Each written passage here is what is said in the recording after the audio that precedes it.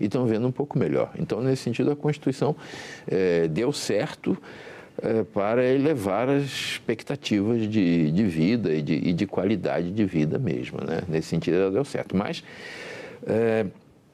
se você vai comparar em termos proporcionais, a Constituição se preocupa mais de um modo geral, né? Com os adultos em idade produtiva, com as crianças e com crianças e adolescentes, e só depois vem as pessoas idosas. Não é que ela não se preocupe, eu digo que ela, em proporção, né, dedica menos palavras ou artigos às pessoas idosas. Ela, inclusive, trabalha a pessoa idosa, a única vez, né, que é uma referência etária aparece na Constituição, é transporte coletivo gratuito aos 65 anos. Inclusive, o Estatuto da Pessoa Idosa fala em 60 anos para, vamos dizer assim, aqui adquirir os direitos que ele próprio prevê para as pessoas idosas. Mas nós temos, então, essa digamos assim, essa ambiguidade. A Constituição se refere à pessoa idosa como tendo 65 anos, como a partir de 65 anos.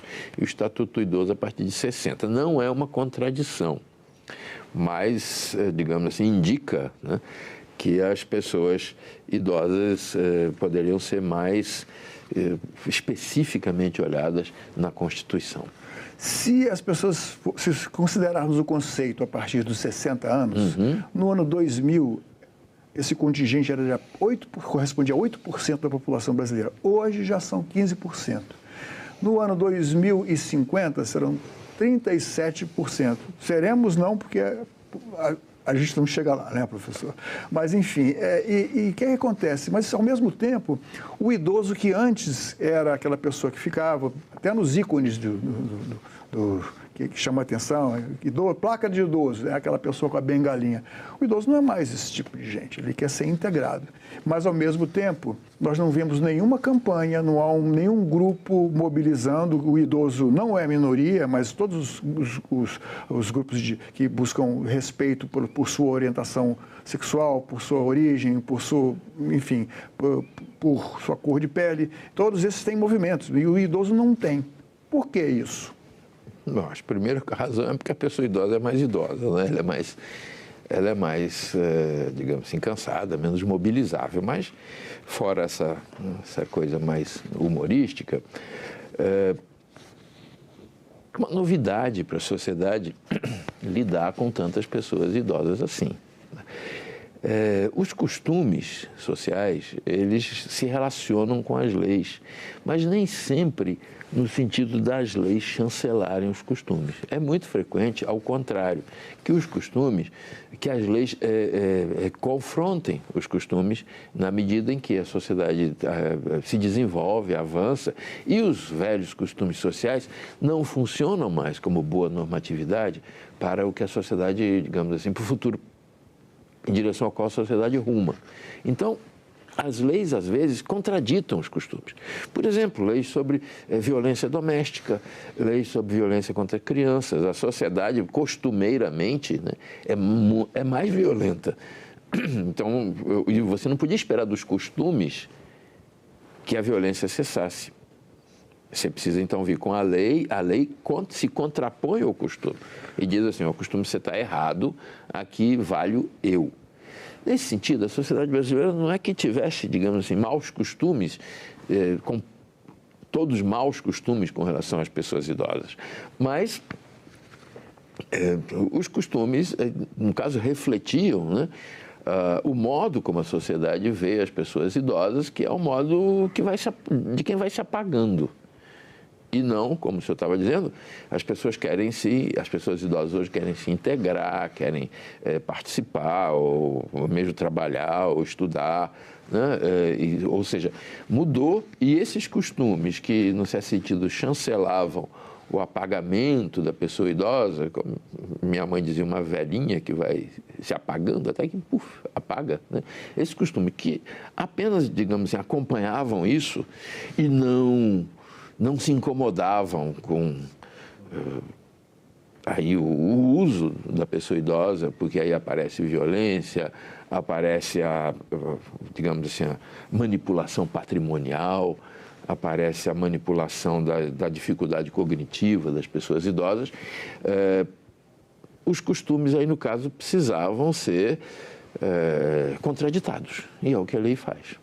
Mas determinados costumes são chancelados pela lei, por exemplo, a lei do divórcio, Isso, enfim, claro.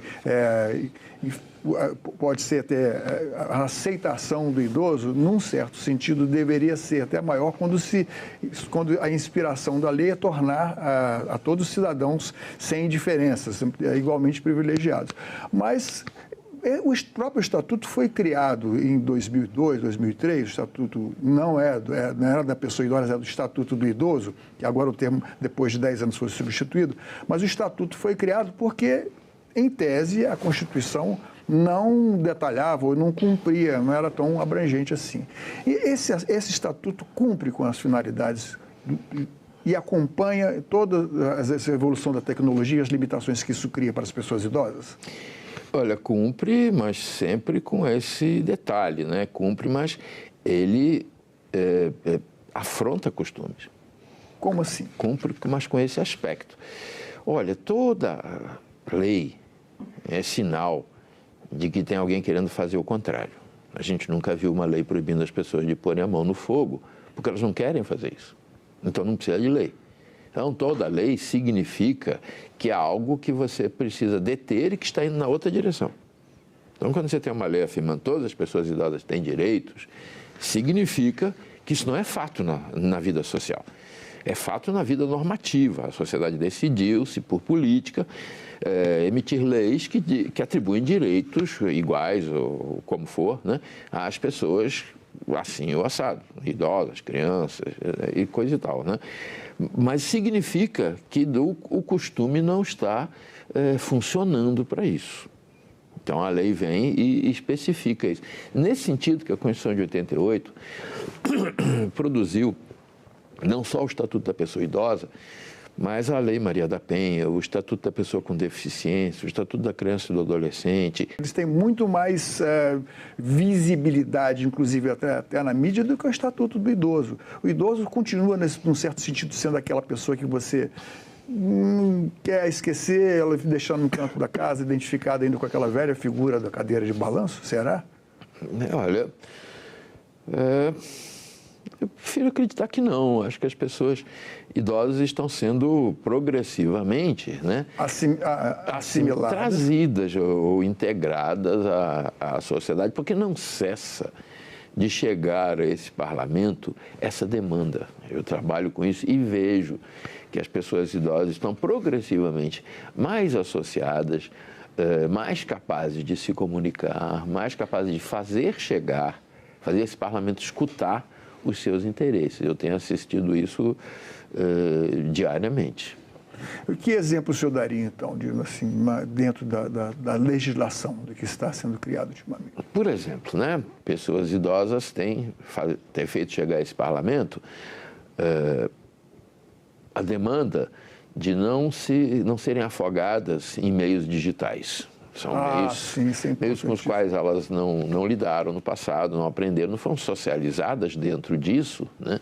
E ao mesmo tempo, a vida social, econômica, né, está se digitalizando. Está se digitalizando. O analógico está sendo deixado de lado. Tem o tal do analfabetismo digital e coisa e tal, né? Então, as pessoas já têm feito chegar a gente. Isso, olha, não está bom, eu quero assinar as coisas de papel, eu estou me endividando demais, né? Essas demandas todas têm acontecido. Também demandas por formação, também demandas por educação, também estão chegando a esse parlamento. A Universidade de São Paulo e agora mais recentemente a UNB abriram vagas no vestibular para idosos. Isso. Idosos, ou seja, pessoas com mais de 60 anos. Algumas vagas, não são muitas, mas foi até bastante procurado. A versão de janeiro, não sei, janeiro de 2024. Mas, enfim, muitas pessoas concorreram e eles alegam que isso é para integrar o idoso, mas eu suspeito que é muito mais para educar a estudantada jovem que está lá do que Não, eu acho que é mais para integrar as pessoas idosas mesmo. Mas o que a gente tem que perceber, né, é que isso nós ainda vamos ver os desdobramentos disso, né, é que esses estatutos, né, criança, adolescente, pessoa idosa, pessoa com deficiência, aí não é bem um estatuto, né, mas a Lei Maria da Penha olha para um problema específico, que é mais visível, né, da condição feminina. Essas leis específicas todas, elas estão fazendo a sociedade perceber que essas condições existem, que pessoas idosas existem, que crianças e adolescentes têm direitos, que pessoas com deficiência têm direitos, que mulheres têm direitos. E isso é uma espécie de despertar de um mundo de costumes que lidava com esses grupos de modo a ocultá-los ou a torná-los indiferentes da percepção da sociedade. Isso é uma coisa ótima, porque quer dizer que a sociedade está amadurecendo e está mentindo menos para si mesma, porque essas pessoas existem, né? Existem pessoas com deficiência, existem pessoas idosas, essas pessoas existem, a sociedade então está explicitando isso, está trazendo a sua consciência que existem esses grupos sociais. Isso só pode tornar a vida social mais variada, mais interessante, mais rica, enfim. Pessoas idosas são ativos, valiosos de sociedades que precisam, por exemplo, resolver os problemas do modo mais fácil, que precisam ter visão de conjunto dos problemas. Pessoas idosas, pela sua biografia, naturalmente têm aptidão para fazer isso. É claro que elas têm outras características funcionais que você, em pessoas jovens ou em adultos, você vai encontrar mais bem dispostas. Mas a sociedade está, na verdade, recebendo de presente essas competências, vamos dizer assim, né, mais amadurecidas, mas que resolvem problemas bem pra caramba, né? A sociedade está apenas recebendo a possibilidade de usar essas competências. Então vai ter que ter um aprendizado ainda aí, né? Eu acho isso muito teórico, assim, porque, na verdade, a gente ouve falar assim, o idoso, isso depende de uma iniciativa que vem de dentro de casa, né? A criança aprende com exemplo. Os núcleos familiares são cada vez mais dispersos, as famílias são pequenas, com convívio é pouco, enfim. Isso aqui não é machismo, as mulheres, graças a Deus, foram trabalhar, entraram para o mercado de trabalho, mas aquela educação que era de casa ficou muito mais legada para os professores na escola. Enfim, isso implode um pouco essa questão da educação básica que faria o respeito que nós, por exemplo, que somos idosos, tínhamos pelos nossos pais, pelos nossos avós. Isso praticamente não se diluiu dentro da sociedade brasileira. No sentido também de que a sociedade fica mais conflitiva, porque se, como o senhor está dizendo, né, diminuiu de alguma forma o respeito, né, aumentou a capacidade das pessoas idosas cobrarem o respeito. Então a gente tem visto muito conflito na sociedade, né? Mas eu diria que boa parte desses conflitos é o processo, é uma espécie de dor de crescimento, é o processo de você incorporar novos grupos sociais na consideração geral da sociedade. O que o senhor estava dizendo que é teórico, mas é uma visão de conjunto. E aqui, desse parlamento, que legisla para 200 milhões de pessoas em 8 milhões de quilômetros quadrados, se você não tiver alguma ideia geral, você não consegue fazer o trabalho, nesse sentido que é teórico. O Estatuto é sempre um nível abaixo da Constituição, mais um detalhamento, não é? Ele é uma declaração de princípios, mas ele também tem que estabelecer punições. E ele faz isso no caso do Estatuto dos Idosos? O Estatuto é uma lei ordinária, né? Como só tem esse nome de Estatuto porque ele tem a característica de, vamos dizer assim, estabelecer um conjunto de direitos. Nesse sentido, ele estatui coisas. Mas é uma lei ordinária federal como todas as outras. Nesse sentido, o que ele dispõe é lei. Um projeto de lei em andamento aqui, que está tramitando aqui no Senado no momento, ainda não foi pautado, ele prevê para os idosos as mesmas medidas protetivas que são previstas e são executadas para as mulheres, no caso da Lei Maria da Penha. Em princípio, isso é algo positivo, né?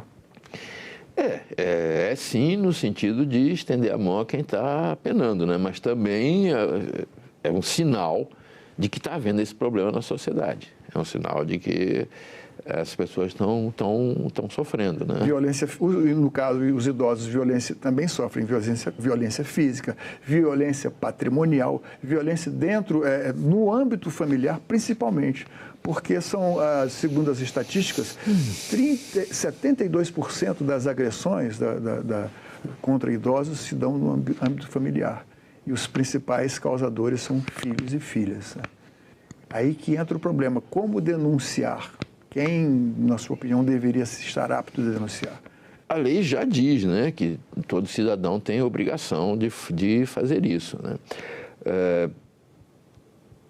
Eu acho isso, na verdade, são problemas que historicamente você resolvia com os costumes. Isso... Não vamos mexer com isso, que é coisa da família. Pois é, né? Não se mete a colher e coisa e tal, briga disso, briga daquilo, né? Mas é típico da modernidade a lei vir e desdizer o costume. Por isso que está lá no artigo 5º da Constituição. Ninguém será obrigado a fazer ou deixar de fazer nada, senão em virtude de lei. Então, a lei é uma espécie de não deixar de fazer nada, senão em virtude de lei. Então, a lei é uma espécie de revogadora de costumes natural, é do seu modo natural de ser, chegar revogando costumes. Porque leis são formas normativas mais modernas, elas são formas normativas mais capazes de coordenar diferentes setores, mais capazes de recepcionar pretensões de desenvolvimento que as sociedades tenham. Leis fazem isso melhor do que costumes. Todos têm direito, todo mundo é igual, ótimo. Muito, como princípio, tudo muito bonito, né? Não é só como princípio, não. É uma coisa poderosa também. Porque é uma coisa que vai... A partir dessa ideia, por exemplo, nós temos uma sociedade de 200 milhões de habitantes que pode mobilizar, né, para a sua força de trabalho e para a sua força política, para a sua força cultural. Você pode mobilizar 40 milhões de pessoas, 60 milhões de pessoas, 80 milhões de pessoas, 120 milhões de pessoas, conforme essas pessoas, esses grupos sociais sejam reconhecidos, sejam atribuídos direitos a eles e eles possam viver melhor, né? Participar da comunhão nacional. Mas no caso... De vez em quando a gente tem leis, por exemplo, o Estatuto do Índio, que coloca isso de forma mais explícita. É preciso trazer o índio para a comunhão nacional. As leis mais recentes sobre o reconhecimento dos índios, ainda que não pensem nesses termos, né, elas também estão apontando para o fato de que, olha, as pessoas existem, as pessoas são capazes, de modo que a sociedade vai, aos poucos, né, sendo capaz de incorporar as capacidades dessas pessoas, que, como o senhor bem disse, são minorias apenas no sentido retórico, né? Vai sendo capaz de incorporar as capacidades dessas pessoas. Agora, isso demora. O sistema de saúde, ele tem uma série já existem leis que obrigam o tratamento do câncer e prioridade aos idosos, mas as intervenções jurídicas necessárias se fazem cada vez mais frequentes. E também um problema sério que se encontra agora nos planos de saúde privados.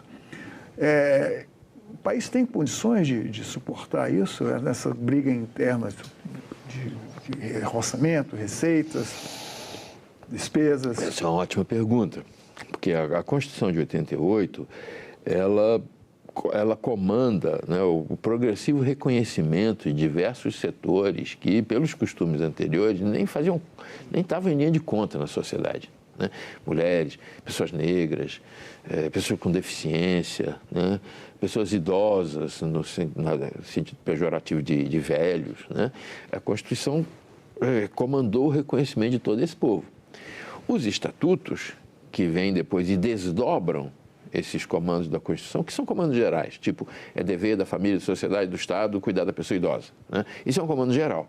Agora, isso se desdobra em aspectos de saúde, de educação, de segurança pública, econômicos, etc. e tal, né? Quando esses estatutos, né, desdobram os direitos dessas pessoas, isso gera custos para o Estado. Quando você diz, olha, você tem direito a todo o tratamento de saúde possível, Isso vai gerar um custo para o Estado. Quem é que tem direito a todo tratamento de saúde possível? Esse todos têm direito é uma coisa que, na realidade, né, depende do quanto aquele grupo social tem reconhecimento, de quanto aquele grupo social tem, por exemplo, reconhecido a necessidade de que haja um posto de saúde perto de onde ele mora.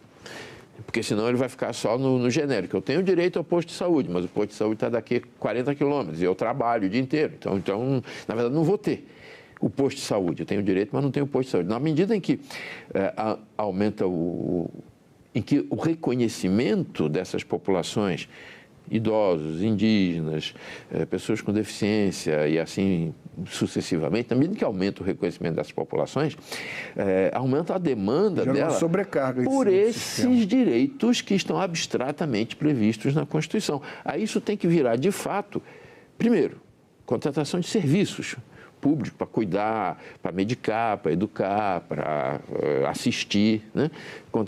Primeiro demanda serviço, depois demanda equipamento físico, delegacias de atendimento à mulher, delegacias de atendimento ao idoso, É uma coisa que você pode pontualmente estabelecer aqui ou ali, mas que quando você pensa, como eu estava dizendo, nos 8 milhões de quilômetros quadrados, nos 200 milhões de pessoas, isso é caro pra caramba. E a gente tem digamos assim, uma conta pós-moderna a pagar com o reconhecimento das minorias sociais, minorias entre aspas, como você disse, que só faz aumentar. Temos dinheiro para isso? Talvez tenhamos. Nós temos consenso para isso.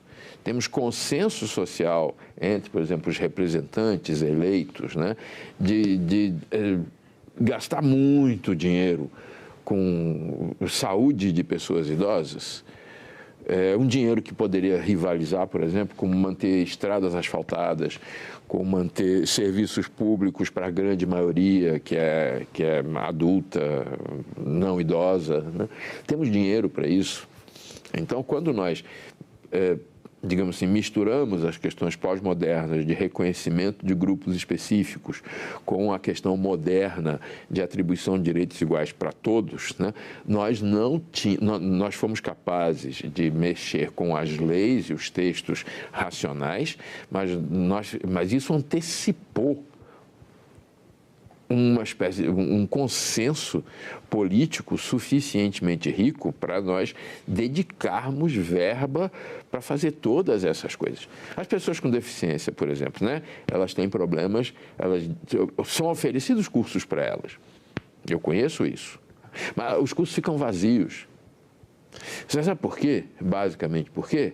A pessoa diz, mas não tem o transporte para isso. Às vezes até tem. Mas o que a gente escuta é que as calçadas são quebradas em todo o trajeto entre o lugar onde a pessoa com deficiência mora e o lugar onde ela vai ter o curso. O curso está arrumado direitinho. A casa da pessoa com deficiência tem rampa. Mas a calçada, os quilômetros de calçada no meio do caminho, então, para você atribuir totalmente o direito a essa pessoa, né, para que a sua ideia de que eduque ela funcione, você tinha que não só equipar a escola, mas acertar todo o piso.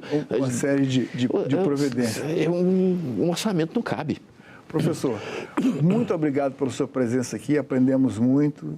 Volte sempre, vamos lhe convidar outra vez para voltar aqui e falar sobre esses assuntos aqui que mexem tanto com a nossa alma, né? Muito obrigado. Agradeço os elogios imerecidos e é um prazer poder colaborar com vocês. Obrigado. Tudo de bom. Esta entrevista e todos os nossos outros programas estão disponíveis para você rever ou compartilhar no nosso site, senado.leg.br/TV, ou então pelo nosso canal no YouTube. Inscreva-se lá e marque o sininho para receber notificações.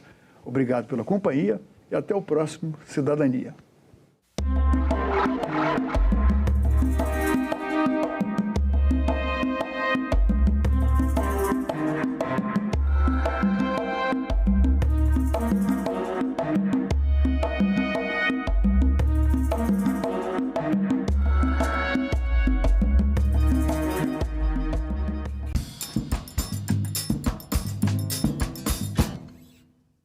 No Ceará, 85%. Em Sobral, 98% das crianças se alfabetizam. O senhor acredita que essas políticas que o senhor desenhou no Ceará, elas são replicáveis e universalizáveis para todo o Brasil? É possível de ser replicada, é possível de ser universalizável. Essas são duas questões fundamentais e o Ceará mostra isso. Salão Nobre, hoje, 8 horas da noite, aqui na TV Senado.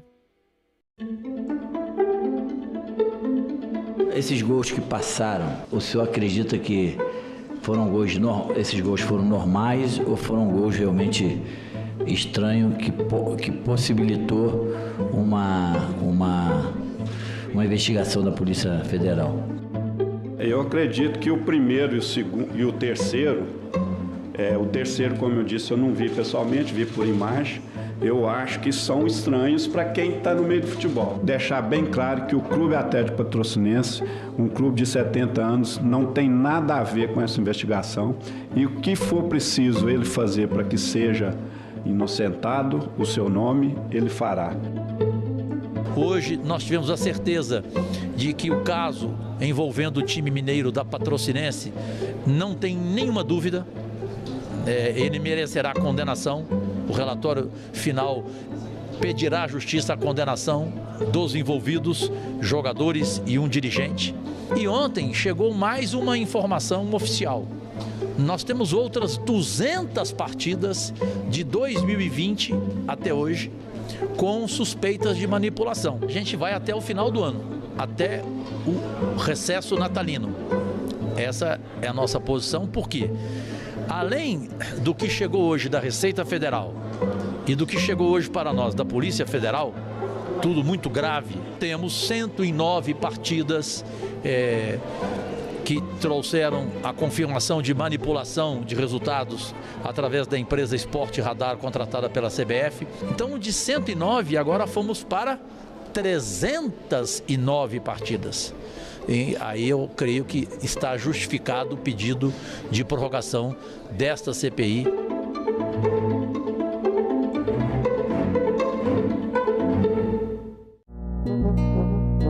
Agora é lei. Mulheres com implante mamário colocado em razão de tratamento de câncer têm direito à troca em hospitais privados ou pelo SUS sempre que houver complicações ou efeitos adversos. A mulher que sofre mutilação total ou parcial de mama em razão do tratamento de câncer também tem direito a acompanhamento psicológico e multidisciplinar. O Senado votou, agora é lei.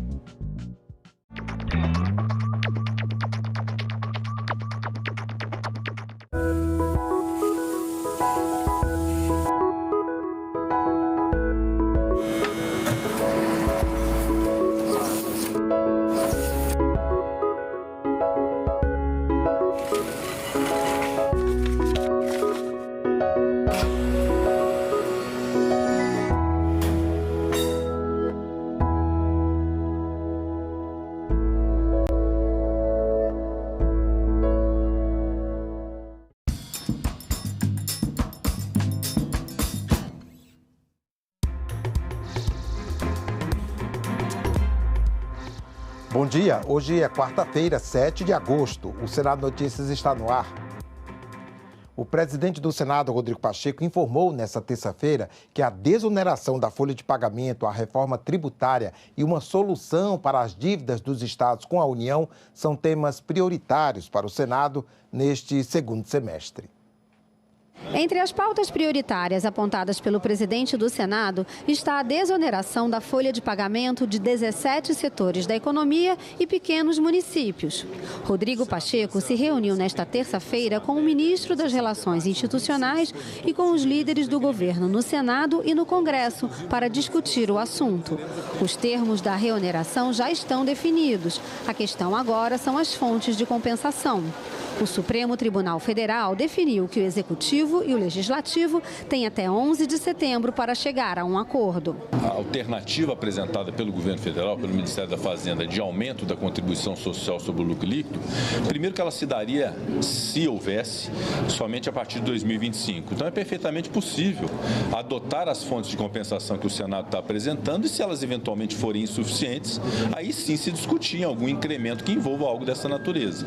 Mas fora isso, descartar as alternativas, pelo menos 10 apresentadas pelo Senado Federal, e considerar apenas uma, que é o aumento de imposto, como a única alternativa, me parece que é a vontade de aumentar imposto e não de solucionar o problema. Outra prioridade é a regulamentação da reforma tributária. Vamos fazer a leitura já essa semana, alinhar com o presidente Davi Alcolumbre para dar início lá à discussão na CCJ. Acho muito importante fazer as audiências públicas, já dispus inclusive a fazer sessões de debates temáticos no plenário do Senado Federal. Também pode ser votado neste semestre o projeto de regulamentação da inteligência artificial. É muito importante ter lei que discipline inteligência artificial, como seria muito importante também ter lei para disciplinar plataformas digitais de rede social. Então, acho que são dois temas que nós temos que nos ocupar, que vai fazer muito bem para o Brasil ter lei que coloque limite a isso. Sobre a proposta de autorização para jogos de azar, Pacheco informou que estará pronta para o plenário após a sessão de debates agendada para esta quinta-feira. Mas os líderes parlamentares serão consultados sobre a melhor data para a votação. Vai depender, obviamente, da vontade dos líderes partidários em relação a isso. Se não puder ser na outra semana, nós ainda teremos semana presencial antes das eleições, onde o projeto poderia ser também apreciado. Outra pauta urgente é a solução para a dívida dos estados, que pode ser votada pelo plenário na próxima semana. Vou receber governadores do estado do Nordeste, foi um pedido da governadora Fátima Bezerra, do estado do Rio Grande do Norte, para poder tratar a respeito desse tema. Há estados que não são endividados, que se valerão daquele fundo que está concebido no projeto e querem, naturalmente, entender melhor isso, como será a distribuição desse recurso proveniente do pagamento dos juros dos estados endividados. O presidente do Senado informou que deve fazer sessões presenciais esta semana e na próxima, e em seguida definir com os líderes o calendário de sessões plenárias até as eleições de outubro. Pacheco reforçou que, apesar de ser um ano eleitoral, há temas relevantes na pauta que podem ser apreciados em sessões semipresenciais. O meu desejo é ter sessão todas as semanas, ou presenciais ou semipresenciais, e, obviamente, resguardado o fato de que nas semipresenciais seria muito bom não colocar projetos mais polêmicos, até para não subtrair o direito parlamentar de poder discutir no plenário temas que sejam mais complexos, mais polêmicos, mais relevantes, né? Então, nós vamos chegar nesse entendimento. O fato é que nós vamos trabalhar normalmente em agosto e setembro, porque, embora haja eleição, nós também temos temas muito relevantes a entregar para o Brasil, mesmo no processo eleitoral. Na sessão plenária de ontem, os senadores aprovaram um projeto de lei que estabelece critérios mínimos para se conceder o título de capital nacional. O texto segue para a sanção presidencial. Também foi aprovado o texto do Acordo de Cooperação e Facilitação de Investimentos entre o Brasil e o Equador. O projeto vai à promulgação. A análise da proposta de emenda à Constituição, que reabre o prazo para o parcelamento de débitos dos municípios com a Previdência Social, foi adiada. A proposta prevê o parcelamento dos débitos em até 20 anos. Durante a sessão, o presidente do Senado, Rodrigo Pacheco, destacou a participação do Brasil nas Olimpíadas de Paris. Eu gostaria de fazer um registro elogioso de reconhecimento à nossa delegação brasileira, majoritariamente composta por mulheres e que tem se desempenhado tão bem nos Jogos Olímpicos, o que é motivo de grande orgulho para o Senado Federal e para todo o povo brasileiro. Destacar o desempenho com medalhas de ouro da Beatriz Souza e da Rebeca Andrade, motivo todas duas de grande orgulho para a nação brasileira, e como nós ainda, e era informado aqui agora, que nós ainda temos a perspectiva de novas medalhas de bronze, de prata e de ouro ao final desse ciclo dos Jogos Olímpicos. Eu espero que seja muito exitosa a participação do Brasil e que possamos fazer aqui um registro de homenagem a todos os nossos atletas, ganhando ou perdendo, a todos os nossos atletas que competiram tão bem, elevando o nome do Brasil mundo afora. O presidente do Senado, Rodrigo Pacheco, reafirmou durante a sessão plenária que a Venezuela precisa demonstrar com transparência o resultado das eleições. O Conselho Nacional Eleitoral do país declarou a reeleição de Maduro no dia 29 de julho, mas a oposição e organismos internacionais contestam o resultado. Se não cabe à presidência do Senado presumir fraude num país vizinho, é exigível que o governo desse país e a justiça desse país demonstrem com clareza, transparência e lisura o resultado eleitoral, sob pena deles poder ser apontado como fraudulento. Portanto, esse registro da presidência do Senado, publicamente aos meus pares, é feito em nome do Senado, da presidência do Senado Federal. Ainda durante a sessão, Beto Martins tomou posse como senador. Ele substitui a senadora Ivete da Silveira como representante de Santa Catarina. O novo senador é empresário e tem experiência na política. Foi suplente de vereador e prefeito de Imbituba, Santa Catarina. Em seu primeiro pronunciamento, disse que pretende debater temas ligados à economia, à logística e à infraestrutura. Tenho vivência e convívio com o setor produtivo do meu estado e com entidades representativas de todo o país, uma das quais já participei como conselheiro, para afirmar de forma categórica que a logística é a espinha dorsal para o desenvolvimento econômico do país. Nossa competitividade internacional, ou talvez nossa falta de competitividade, estão sempre atrelados ao famoso custo Brasil. Se nossa agenda pudesse ser outra, ou seja, na direção de um projeto em favor da eficiência Brasil, afirmo sem medo de errar, seríamos muito além do que já somos, uma grande potência mundial. O ex-presidente da Associação Nacional de Jogos e Loterias, Wesley Cardia, compareceu à CPI da manipulação de jogos e apostas esportivas, acompanhado de advogados e com um habeas corpus preventivo concedido pelo Supremo Tribunal Federal, que assegurou o direito dele de ficar em silêncio. Cardia respondeu a alguns questionamentos dos parlamentares, mas ficou calado quando foi questionado sobre uma suposta propina a um deputado federal. A credibilidade da CBF também foi questionada por alguns parlamentares. Já no início da reunião da CPI da manipulação de jogos e apostas esportivas, o senador Carlos Portinho fez uma série de denúncias contra a Confederação Brasileira de Futebol. Entre elas, a de que a CBF mentiu à CPI. Segundo o senador, ao ser questionada oficialmente, a CBF disse não haver determinação normativa de qualquer natureza que impõe às entidades de administração de futebol a obrigação de ter um oficial de integridade, que é a pessoa responsável por receber e apurar denúncias contra os clubes. Então, como é que a CBF, ela diz que não existe, eu sublinhei, não existe determinação normativa de qualquer natureza? Como não?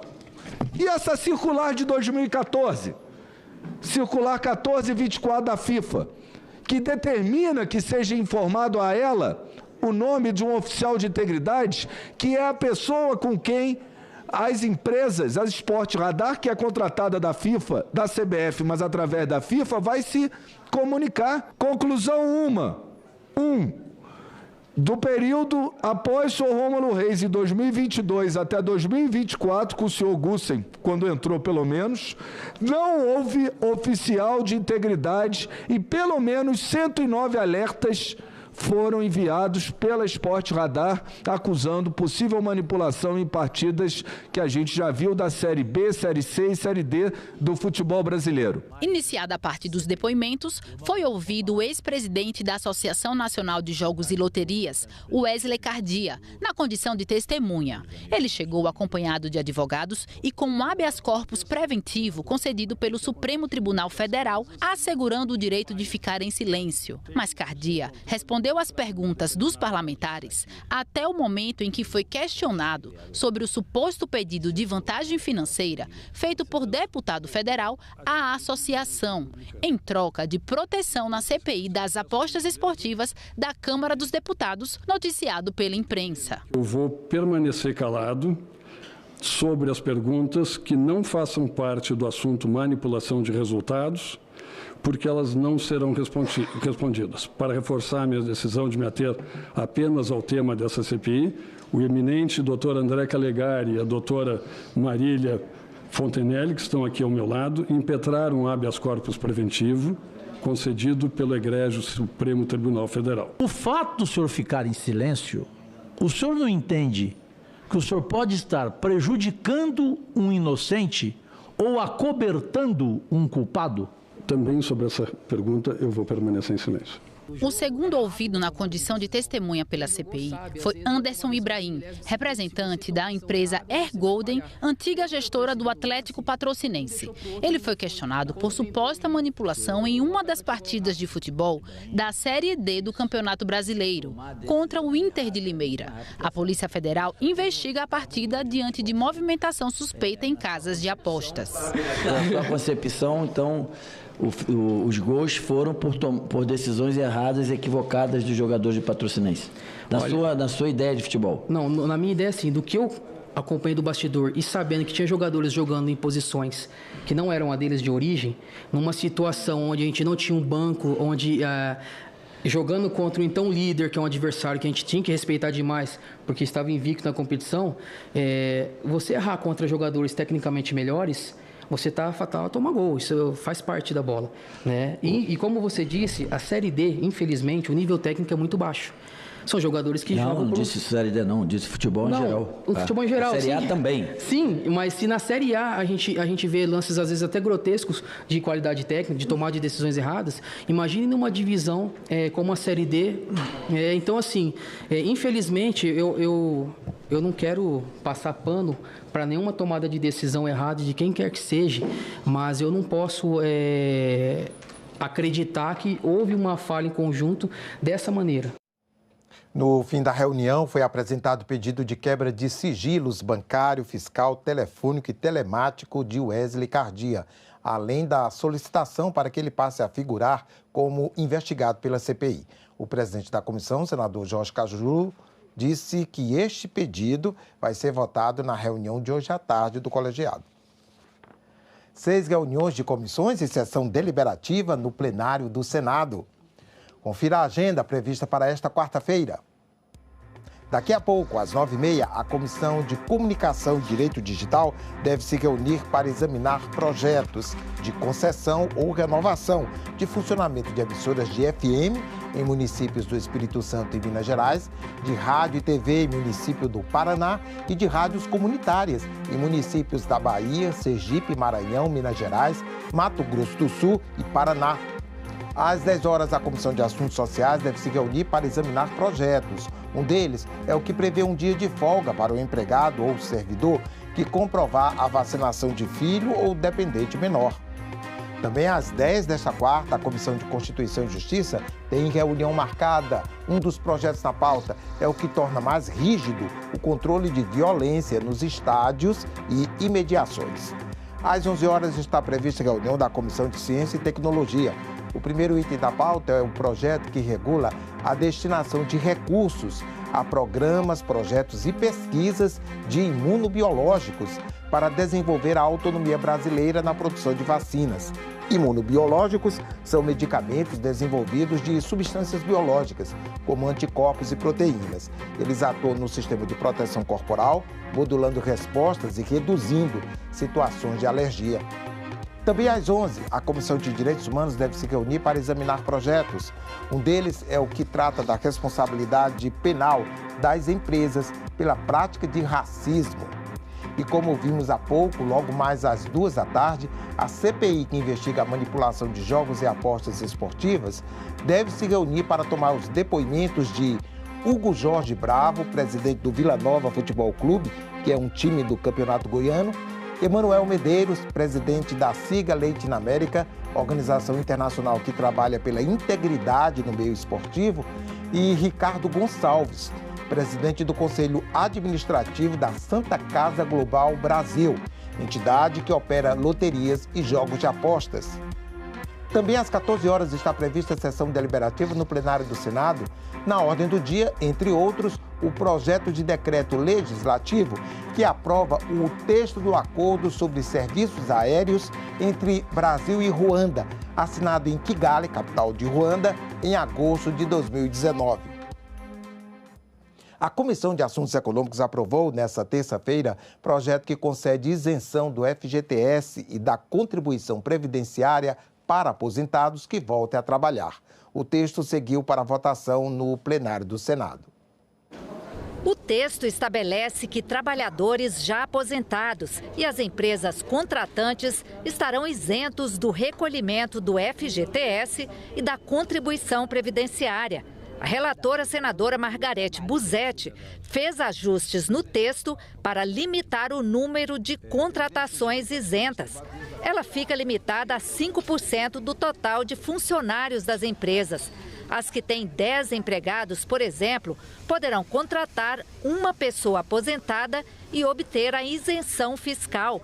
Já as que têm de 11 a 20 trabalhadores terão autorização para contratar até 2 colaboradores aposentados.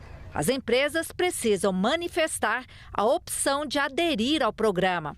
O líder do governo no Senado, o senador Jacques Wagner, citou a taxa de desemprego de pessoas acima de 60 anos, que, segundo o IBGE, é de 3%, enquanto que entre os jovens a taxa chega a 30%, e alertou para o impacto do projeto nas contas da Previdência. Eu só chamo a atenção que, na verdade, nosso problema maior, inclusive do descaminho para caminhos errados, a gente sabe do que eu estou falando, é exatamente na garotada até 24 anos, que tem uma taxa de desemprego que vai de 17% a 30%.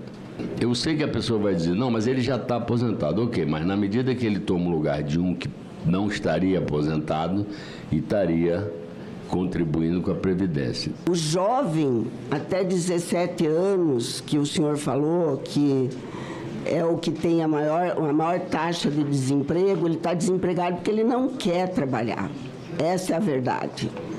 Ele não quer trabalhar, ele está estudando, ele está fazendo informática, ele está trabalhando na informalidade. São 22 milhões, né, de aposentados que nós temos no Brasil e 7 milhões estão na ativa. E só fortalecendo aí o dado da questão da sanidade, com muitos problemas mentais, 30% das pessoas que param de trabalhar, deixam de trabalhar, estão com problema de depressão. Então, acaba onerando o próprio sistema de saúde no INSS.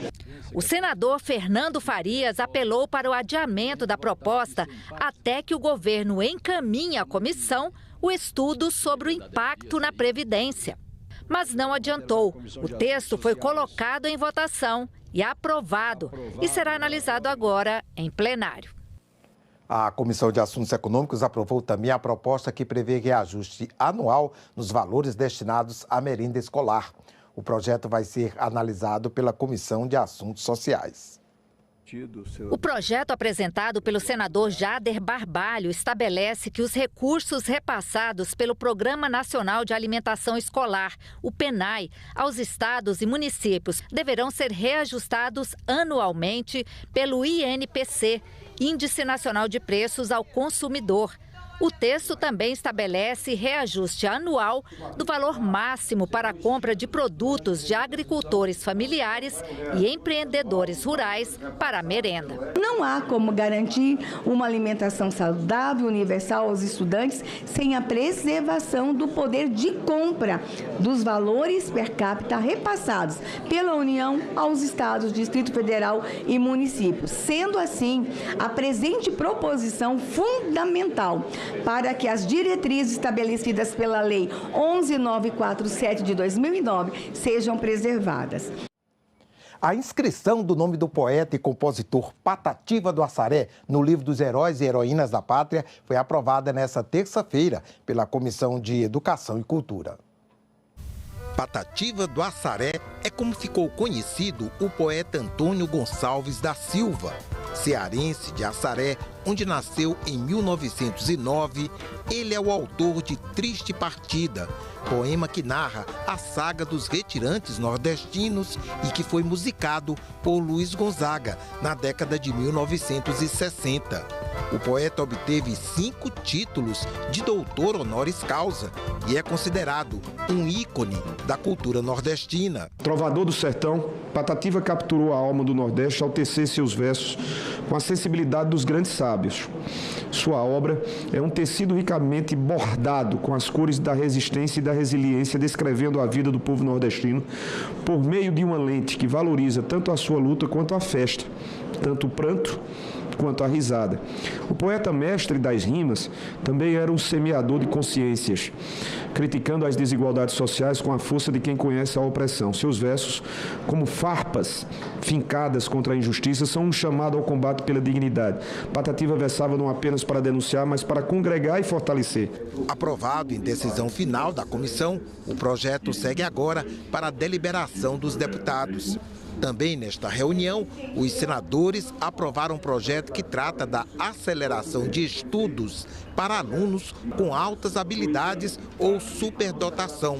A proposta segue para exame da Câmara dos Deputados. Os 27 estudantes do programa Jovem Senador deste ano receberam nesta terça-feira as boas-vindas do presidente do Senado, Rodrigo Pacheco. Até sexta-feira, eles reúnem-se em comissões temáticas para apresentar e discutir sugestões que podem ser transformadas em projetos de lei. Os jovens senadores foram recepcionados pelo presidente do Senado, Rodrigo Pacheco, em um evento no Salão Negro da Casa. O programa Jovem Senador seleciona 27 alunos de escolas públicas de todo o país, um de cada estado e do Distrito Federal, para vivenciar uma semana como senadores da República. Durante o evento, o presidente ressaltou a importância do programa para a juventude brasileira e destacou os projetos que já foram aprovados de sugestão dos estudantes. A presença de vocês aqui representa uma oxigenação, sobretudo a oxigenação de ideias e de iniciativas que contribuem para a formulação de melhores políticas públicas para o país.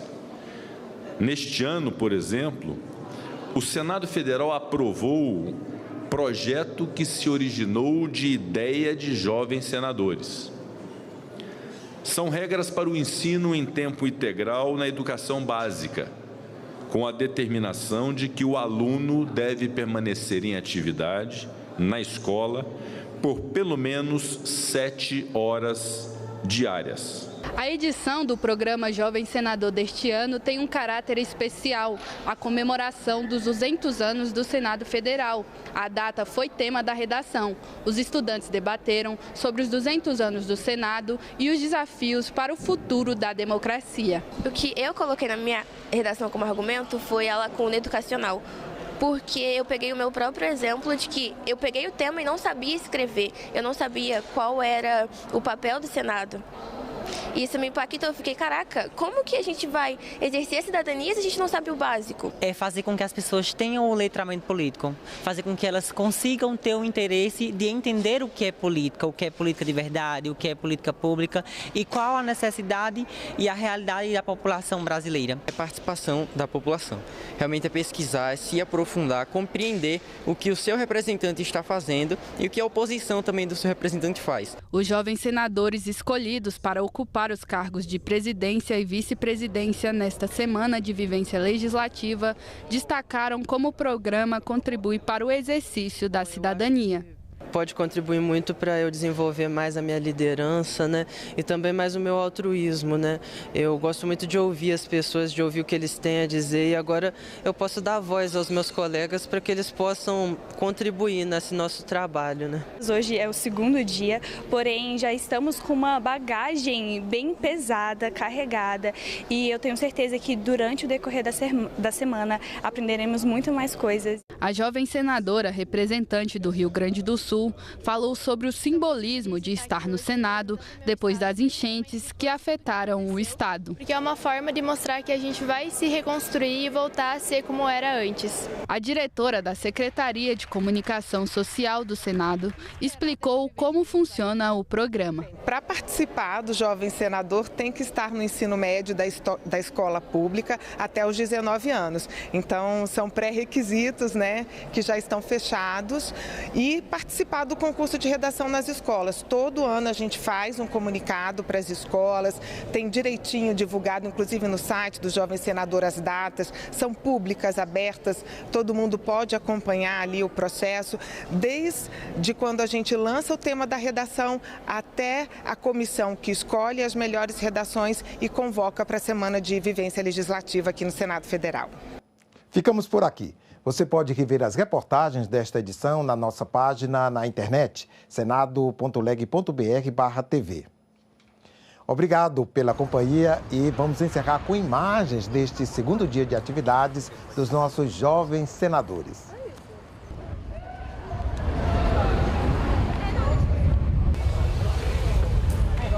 Na frente, hein?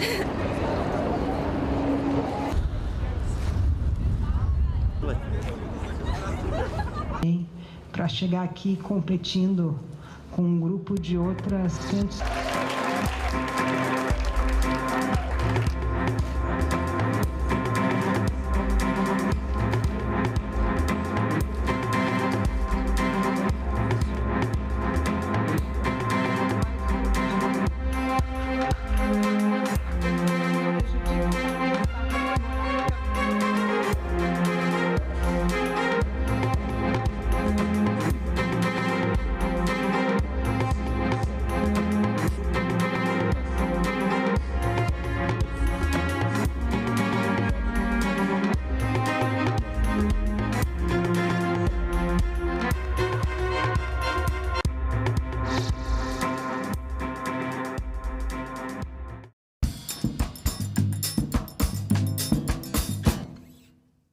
No Ceará, 85%. Em Sobral, 98% das crianças se alfabetizam. O senhor acredita que essas políticas que o senhor desenhou no Ceará, elas são replicáveis e universalizáveis para todo o Brasil? É possível de ser replicada, é possível de ser universalizável. Essas são duas questões fundamentais e o Ceará mostra isso. Salão Nobre, hoje, 8 horas da noite, aqui na TV Senado.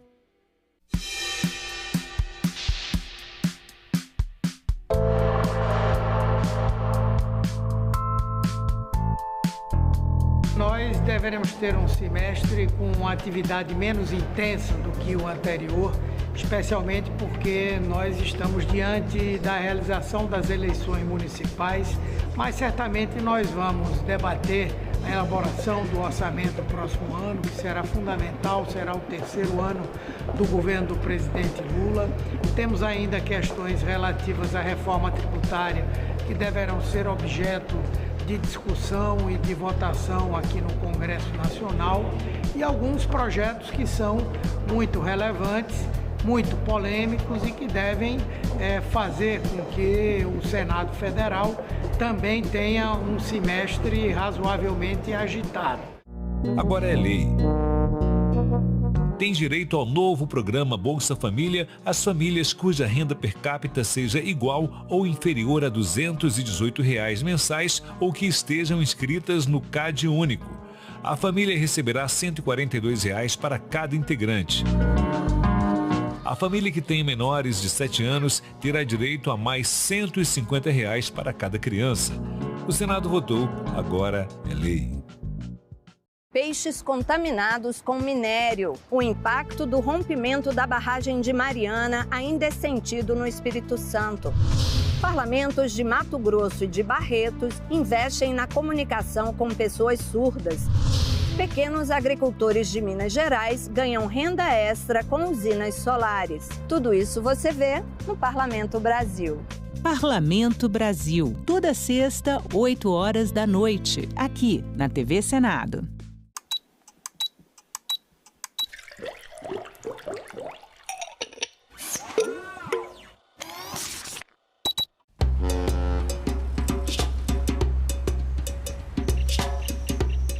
Eu sou a primeira mulher diretora do Instituto e não médica. E também, na verdade, eu sou a primeira mulher negra.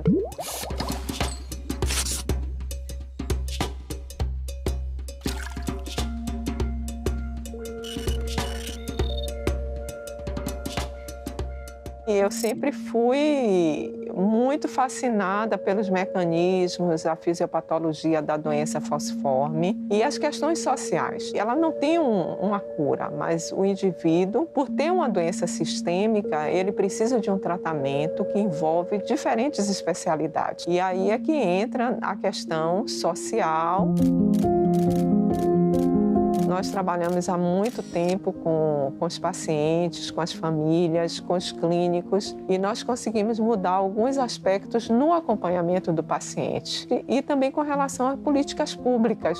A criança que vai para a escola, ela tem uma alteração, uma doença que faz com que às vezes eles precisem ser internados. Se ele é internado, ele precisa de classe hospitalar, precisa de um acompanhamento clínico adequado e precisa de uma compreensão também por parte dos educadores. Então, todo cuidado ele tem que ser mantido desde o nascimento da criança, com acompanhamento pediátrico e também com as várias especialidades. Então, o governo tem que se preparar para fazer esse aporte, já que nós fazemos o diagnóstico da doença no teste do pezinho. Aqui na Bahia, pelo teste do pezinho, a cada 640 nascimentos você tem uma pessoa com doença falciforme. Nós temos uma prevalência mundial elevada da doença falciforme, principalmente no continente africano. E essa prevalência elevada da doença terminou também ocorrendo em determinados países e continentes. Nós tivemos uma imigração forçada de indivíduos da África. O Brasil tem uma prevalência grande, uma incidência grande de doença falciforme e o estado da Bahia é o estado que tem a maior prevalência e incidência da doença.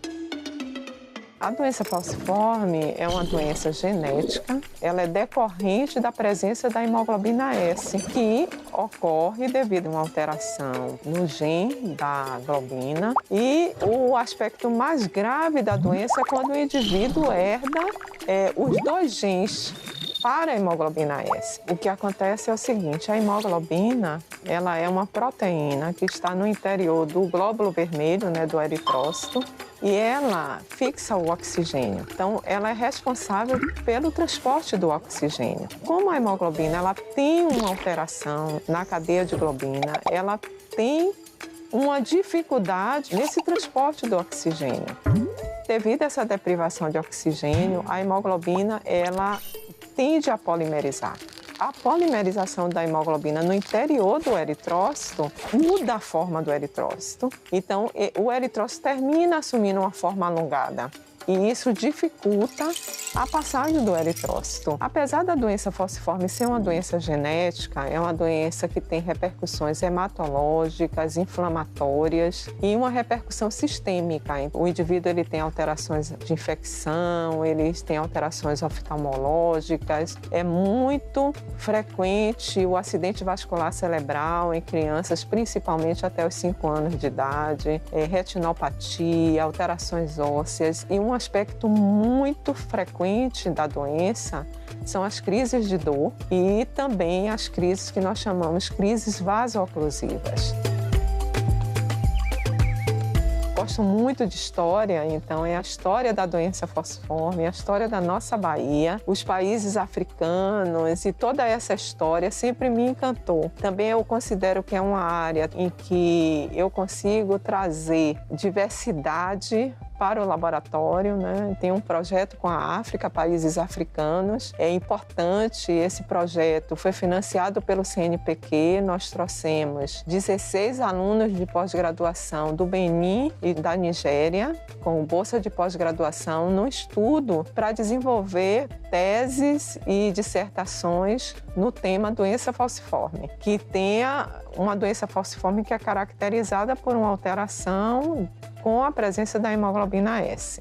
Nós trabalhamos com aspectos genéticos da doença, aspectos inflamatórios da doença e também os aspectos laboratoriais, aspectos bioquímicos, a busca de biomarcadores de prognóstico com relação a cada um dessas alterações clínicas que o indivíduo apresenta.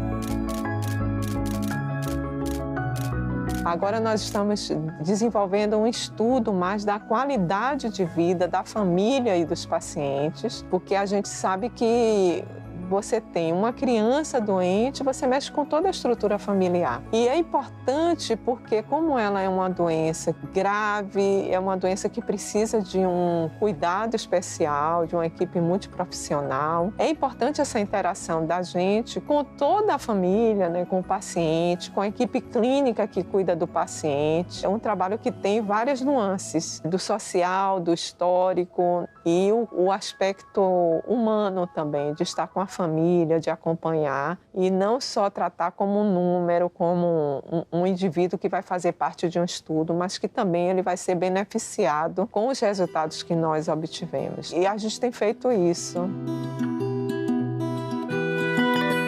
A pessoa que eu me transformei, ela é reflexo do trabalho que eu desenvolvi ao longo dos anos. Eu tenho um cuidado muito especial com a pessoa, com o ser humano. Isso me ajudou. O que eu desenvolvo no laboratório, com os pacientes, com as famílias, eu levei para a gestão na diretoria do Instituto. Eu conheci o Instituto, eu ainda era aluna da graduação, então quando eu venho trabalhar aqui, eu penso na comunidade que hoje eu estou dirigindo. Então eu termino que eu sei da vida de cada uma das pessoas que estão aqui, porque eu acho importante que você administre com amor.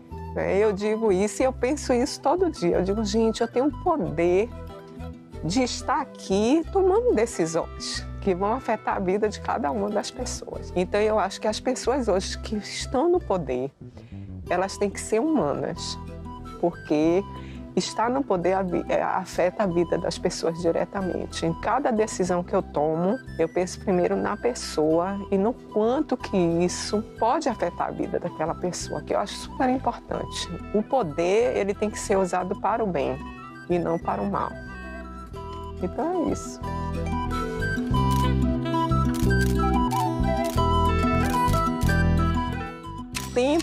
O tempo, todos nós somos passageiros e a gente tem que aproveitar a nossa estadia aqui para deixar o melhor. Dentro do meu coração, eu tenho que fazer o que é melhor para as pessoas. Isso é você, na verdade, pensar no tempo. O quanto que nós somos frágeis. Vida é para ser vivida, é para ser feliz e é para a gente fazer tudo que a gente gosta. E deixar muitas pessoas que realmente, quando você for, sintam falta de você, mas que também tenham um sorriso e que digam, olha, ela fez diferença.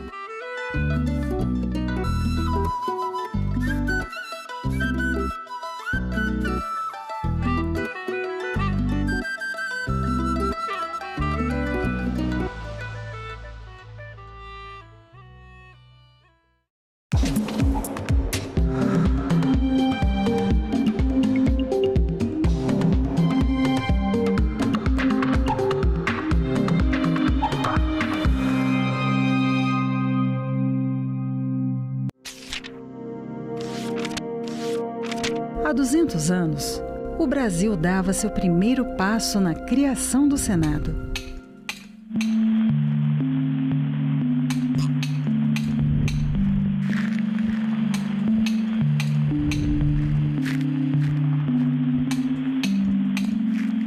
E começava a pavimentar o caminho para uma democracia representativa.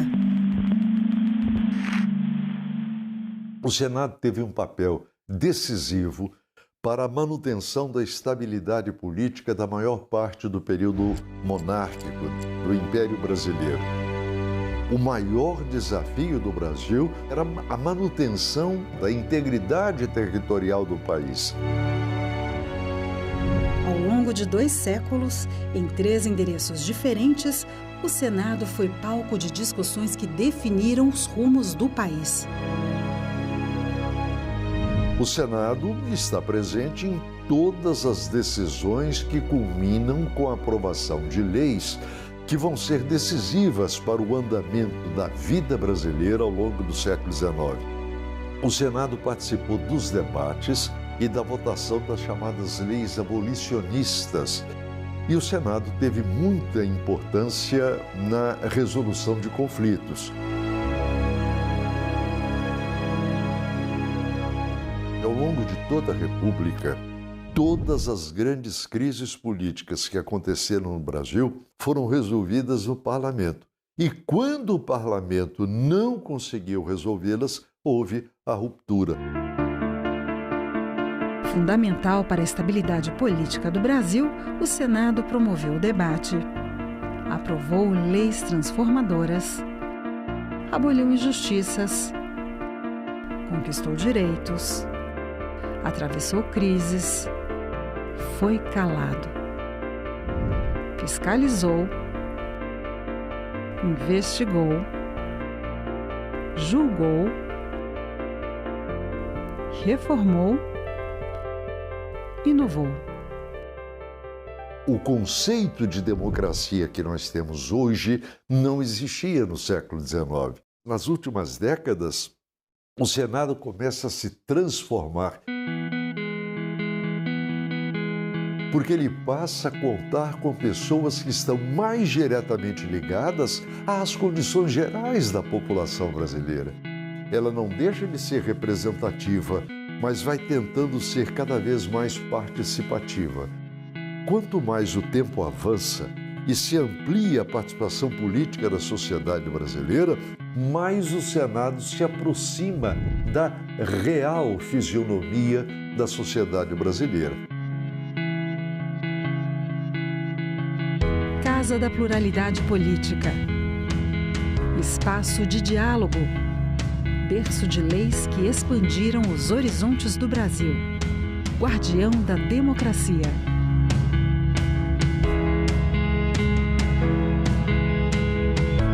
Senado Federal. 200 anos de história.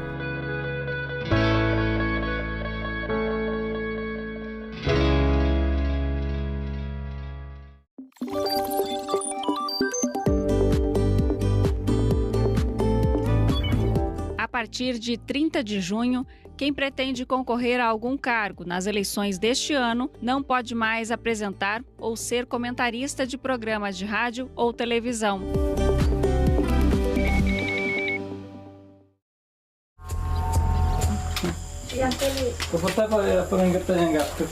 Esse engatu, os brancos é tupi-guarani. Engatu tupi é tchaco, página. O que a senhora mãe também a senhora não é estudante, fez esposa, perto um bipinha caiu ainda. Mas eu não é estudante, tanto quanto tem gato. Senadoc, neste sábado, 9 horas da noite, aqui na TV Senado. A violência contra as mulheres é um problema social e também um problema de saúde pública. Uma lei que passou pelo Senado alterou o Código Penal brasileiro e mudou a forma de proteger as mulheres e, principalmente, de punir os agressores. Lei Maria da Penha. Um marco histórico, né? Olá, meu nome é Lavínia Rocha, sou professora de História, criadora de conteúdo e escritora, e hoje a gente vai falar sobre a Lei Maria da Penha. A Lei Maria da Penha não protege a mulher apenas contra a violência física, existem outros tipos de violência. A sexual, patrimonial, psicológica, moral, são vários tipos de violência. E tudo isso está dentro da lei. Está dentro da lei. E a gente não pode esquecer a luta para essa lei existir, né? Tem um consórcio de ONGs feministas que se uniram para poder fazer um anteprojeto para essa lei hoje existir. A Lei Maria da Penha entrou em vigor em agosto de 2006 e ganhou esse nome em homenagem a Maria da Penha, uma mulher que foi vítima por 6 anos de violência doméstica do seu marido. A lei agora determina a prisão em flagrante e também a prisão preventiva. Ela determina essas punições, mas ela também tem a ideia de prevenção e acolhimento da vítima. Então ela vai determinar também que uma mulher que esteja sofrendo, ela tenha isolamento, né, que o marido saia de casa, não possa ver os filhos. E a partir da lei, a violência doméstica passa a ser considerada violação dos direitos humanos. A violência contra a mulher, ela tem em todas as classes sociais, ela acontece em todas as classes classes sociais. A violência doméstica ela está em todas as classes, raças, religiões, mas ela tem uma prevalência. Das 18 milhões de mulheres que sofrem violência, 12 milhões são mulheres negras, pretas e pardas. Toda mulher tem o direito de viver em segurança, de ter o seu valor reconhecido. É um esforço de todo dia, de toda a sociedade.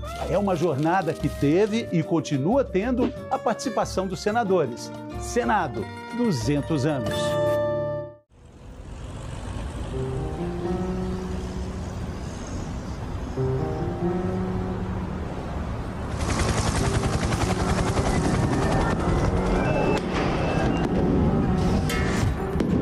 No dia 8 de janeiro de 2023, a democracia brasileira foi atacada.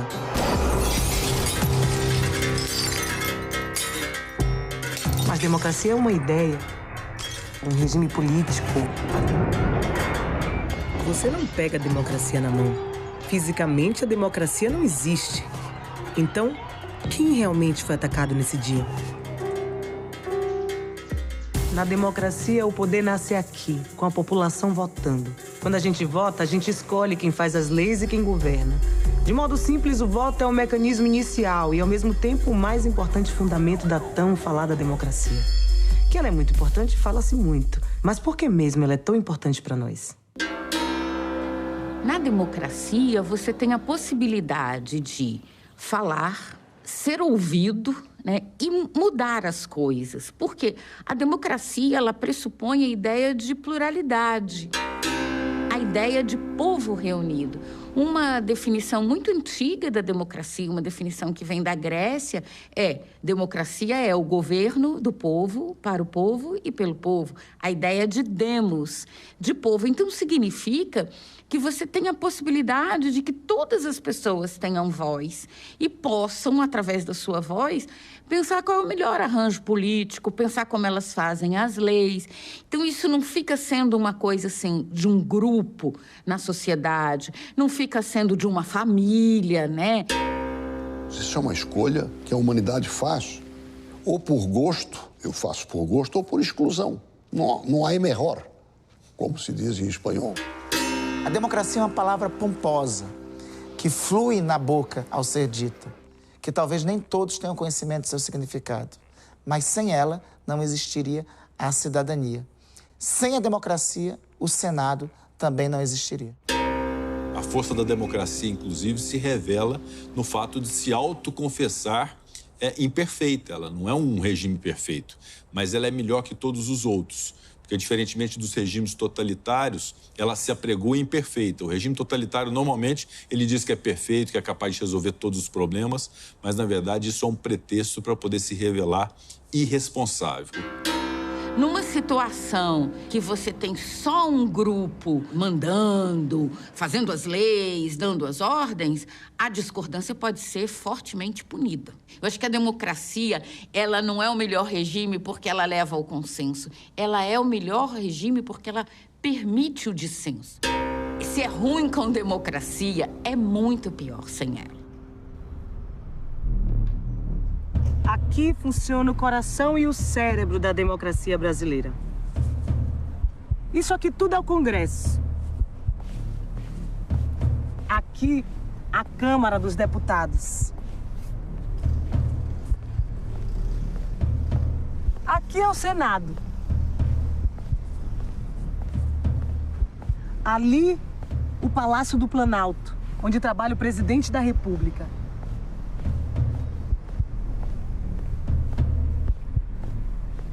E ali, o STF, a instância máxima da justiça.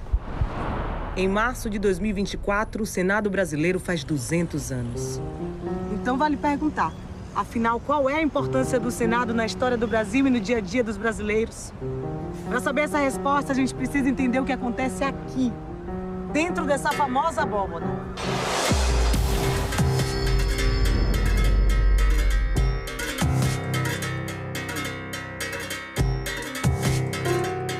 O projeto de lei que aqui é discutido votado e aprovado na Câmara, no Senado, muitas vezes vai e volta, né? Ele muda a vida do cidadão. Ele pode mudar significativamente. A lei que o senador aprova, né, o que ele propõe, o que ele disputa, ou quando ele chama uma audiência pública para ouvir contribuições, ela muda porque ela pode garantir melhores condições de vida. Você pode dizer, mas na hora de implementar o prefeito não fez, não, aí é uma outra conversa. Mas é novamente o papel da lei. A lei, ela enuncia, ela dá, vamos dizer assim, o pano de fundo para que você possa exercer o seu direito. Aqui se decide tudo. O pão que você recebe, a educação que chega para os seus filhos, o transporte, a roupa, a tua casa, a infraestrutura, a segurança pública, tudo passa aqui dentro do Senado da República. Nós somos todos a República Federativa do Brasil e o papel dos senadores é essa defesa com base no que está lá, no conjunto de coisas que estão definidas na Constituição. Aqui é uma casa de bons generalistas. Aqui você precisa aprender economia, aqui você precisa entender de saúde, entender de educação, entender de meio ambiente. O fato de ser 8 anos esse mandato, ele não precisa agradar o governo novo. Ele pode se comprometer com a sociedade, ele pode se comprometer com a população brasileira a longo prazo. E ele vai estar ali podendo construir não uma política, uma lei simples, né, de uma página. Ele pode estar ali se preparando para construir um estatuto. Esse é o plenário do Senado. Aqui a história do Brasil se transforma. Como? Os avós dos meus avós eram escravizados. Apesar de ser uma violência extrema e inaceitável, muita gente defendia a escravidão no fim do século XIX. Muitos comerciantes, jornalistas, fazendeiros, economistas, políticos diziam que a escravidão era fundamental para as exportações e para a economia do país. Os impostos sobre transporte e vendas de gente escravizada eram uma importante receita para os cofres do Império. Vocês sabem o que está acontecendo nessa foto? O Senado está debatendo e aprovando uma lei que proibia a escravidão no Brasil. A proposta da Lei Áurea foi apresentada ao Senado pela princesa Isabel. Por ser filha do imperador, ela era senadora.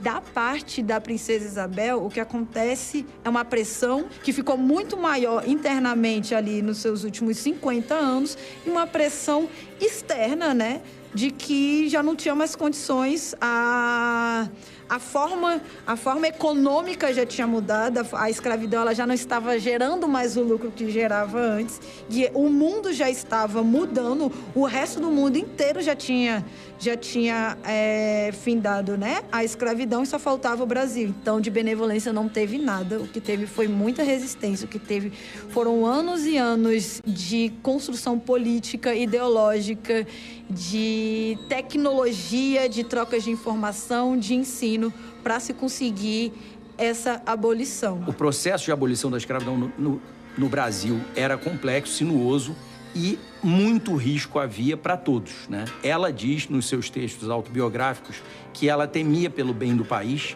porque se temia muito a guerra civil. Muito. Nessas mesas e cadeiras foi analisado e debatido o projeto da Lei Áurea, a pedido da princesa Isabel pelos senadores. Entre os dias 8 e 13 de maio de 1888. O clima era tenso, os debates eram quentes. Ninguém tinha certeza que a Lei Áurea ia ser aprovada. Inclusive, tinha uma bancada que era a favor da escravidão. Olha o que disse o senador Barão de Cotegipe. Tenho conhecimento da nossa lavoura e afianço que a crise será medonha. A verdade é que haverá uma perturbação enorme no país durante muitos anos se a abolição for aprovada. A Constituição, as leis civis, as eleitorais, as de impostos, tudo reconhece o escravo como propriedade. Mas, de um traço de pena, legisla-se que não existe mais tal propriedade, que tudo pode ser destruído por meio de uma lei, sem atenção aos direitos adquiridos. Mas tinha também uma fortíssima bancada a favor do fim da escravidão. Olha o que disse o senador Dantas, representante da Bahia. Nos últimos 17 anos, por força da lei do ventre livre e da lei dos sexagenários, 800 mil escravos deixaram tal condição.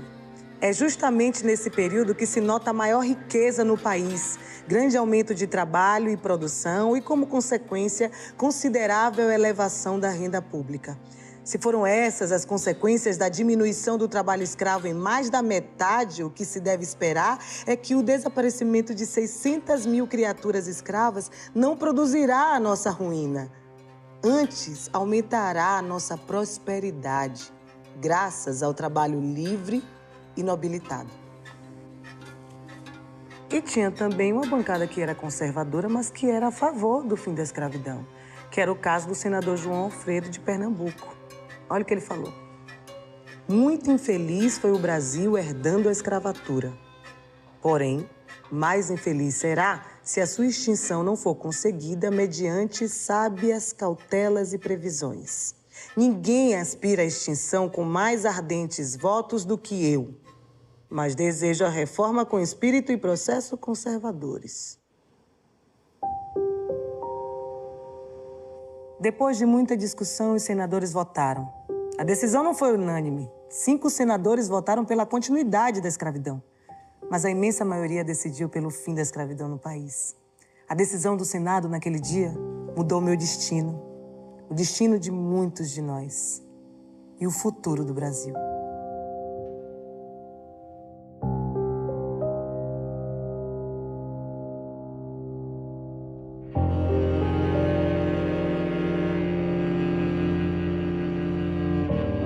A gente não consegue dizer que a abolição ela garantiu direitos. Antes mesmo dela acontecer, já lhes eram negados, já lhes foram criados mecanismos para não acessar. E quando se vem a abolição, não se é criado política pública nenhuma. Eles não passaram de ex-escravizados para mão de obra, porque eles não foram permitidos. Nessas categorias, né, de classe, os negros e os povos originários, eles não eram a mão de obra barata, eles estavam abaixo da mão de obra barata. O que se tem é que, por mais que, quando a gente fala muito de escravidão, de exploração, do massacre que eles passaram, a gente também tem que pontuar que houve resistência. Quando a gente fala muito em revolta, parece que esses povos eles conquistaram apenas na luta física, que foi mesmo, mas eles também disputaram intelectualmente essa vitória. Eles disputaram fazendo promessas, falando filosoficamente, falando da questão religiosa, trazendo ao ponto de assim, você tem certeza que essas pessoas não são seres humanos? O que fez passar essa lei com tantas contraposições, né, dos conservadores, fossem eles do Partido Liberal, fossem os conservadores de estrito senso, foi a pressão popular, que foi absurda sobre a Câmara e o Senado do Império. Havia um establishment que justificava, além do tempo médio da humanidade, que a escravidão existisse no Brasil. E houve uma solução que hoje nós criticamos porque não foi abrangente em matéria de solução para as pessoas cujos danos, cujas deficiências nós estamos procurando reduzir. Uma dívida que nós estamos tentando reduzir através de vários expedientes que a legislação brasileira tem criado. O Senado, nesse período, nos últimos 5 anos, nunca aprovou tantas leis contra o racismo e preconceito como aprovou. De minha autoria, porque eu fui autor ou relator, foi em torno de 20. Isso não aconteceu durante séculos. No último censo do IBGE, 112 milhões e 700 mil brasileiros se autodeclararam pardos ou pretos, ou seja, descendentes de escravizados. 55% da população brasileira. Por aí você já pode imaginar a importância e o impacto que uma lei votada no Senado tem no cotidiano de cada um de nós. Esse trailer é apenas um aperitivo da série Senado, a história que transformou o Brasil. Você vai ver que o destino do país passa por aqui. Coisas fundamentais do seu dia a dia foram debatidas e decididas no Senado. Além do fim da escravidão e inclusão racial, o voto feminino e questões sobre igualdade de direitos entre homens e mulheres, educação obrigatória e acessível a todos. Aposentadoria, por exemplo. Você acha importante? Pois é. O Código de Defesa do Consumidor, A saúde gratuita para todos os brasileiros, que atende hoje mais de 150 milhões de pessoas.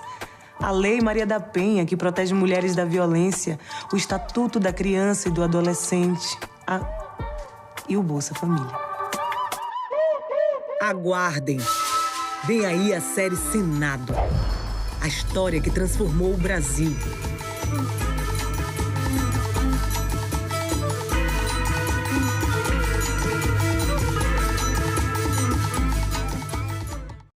No Ceará, 85%. Em Sobral, 98% das crianças se alfabetizam.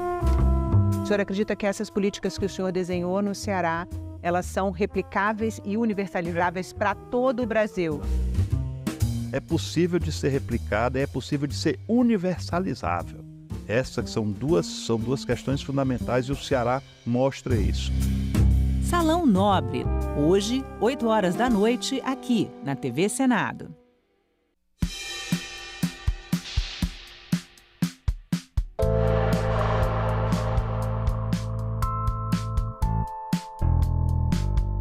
De muito trabalho, nós vamos aliar a rotina aqui do Senado com as eleições municipais, então tem que ter um equilíbrio no trabalho democrático, nas candidaturas, mas também tem temas importantes que precisam ser tratados. Eu coloco o andamento em relação à reforma tributária, projetos de regulamentação que serão discutidos e debatidos.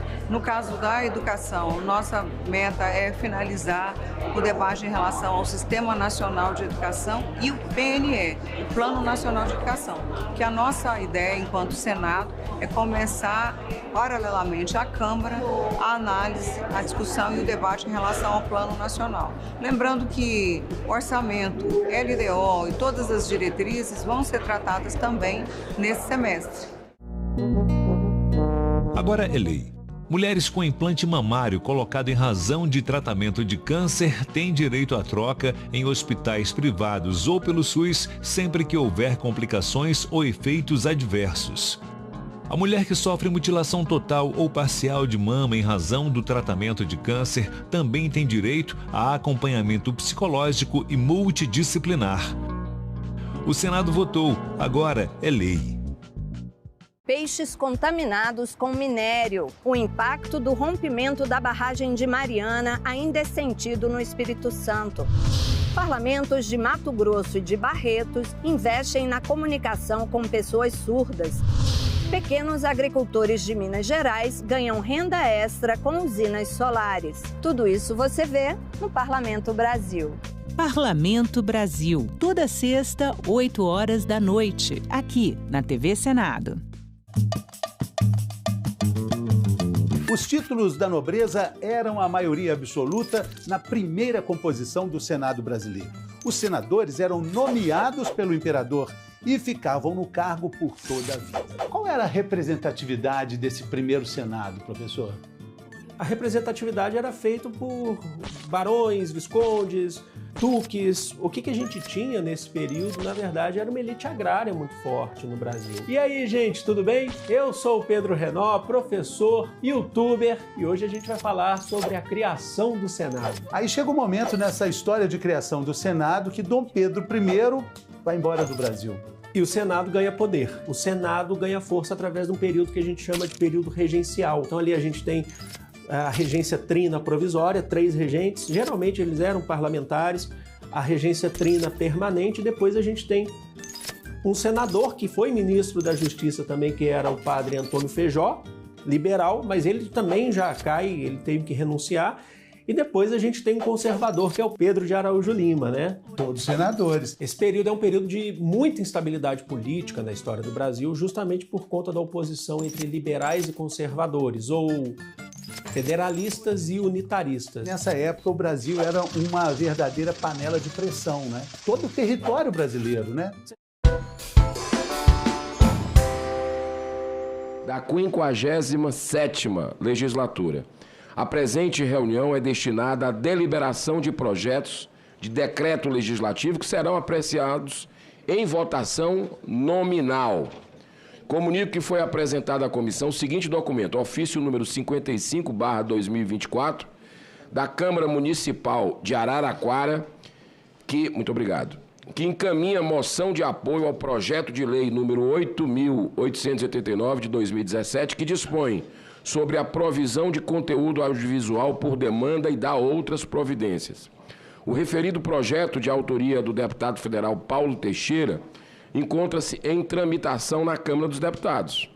O documento, nos termos da Instrução Normativa número 12 de 2019 da Secretaria-Geral da Mesa do Senado Federal, estará disponível para consulta no site dessa comissão pelo prazo de 15 dias, podendo qualquer membro desse colegiado solicitar a autuação nesse período. Informo que o senador Rogério Carvalho, relator do item 2, PDL número 497 de 2021, solicitou sua retirada. Assim, a pauta passa a ser composta por 15 projetos de decreto legislativo. Todos os itens da pauta possuem relatório com voto de aprovação.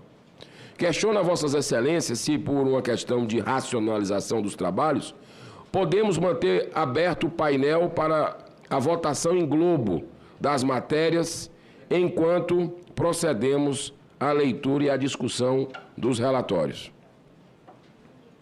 Com a aquiescência do plenário, solicito à Secretaria que abra o painel de votação. Os senadores que votam com os relatores votam sim. Aqueles que têm um voto contrário a algum projeto, solicito que informem a Secretaria da Comissão para que o item seja retirado da votação em globo e seja feita a sua votação individual. Anuncio o item 1 da pauta. Informo que o senador Eduardo Girão, que vos fala, solicitou a inclusão do requerimento número 68 de 2024 como item extra pauta. Consulto as senhoras senadores e os senhores senadores se podemos efetuar a inclusão extra pauta da matéria. Com a aquiescência do plenário, está incluído como item extra pauta. Obrigado. Item 1, projeto de decreto legislativo número 255 de 2029, terminativo. Aprova o ato que renova a autorização outorgada à Associação Comunitária e Cultural dos Comunicadores de Gandu e região para executar serviço de radiodifusão comunitária no município de Gandu, estado da Bahia. Relatoria do senador Rogério Carvalho, relatório pela aprovação. Eu concedo a palavra ao senador Flávio Arnes para ser relator ad hoc desse projeto. Muito obrigado.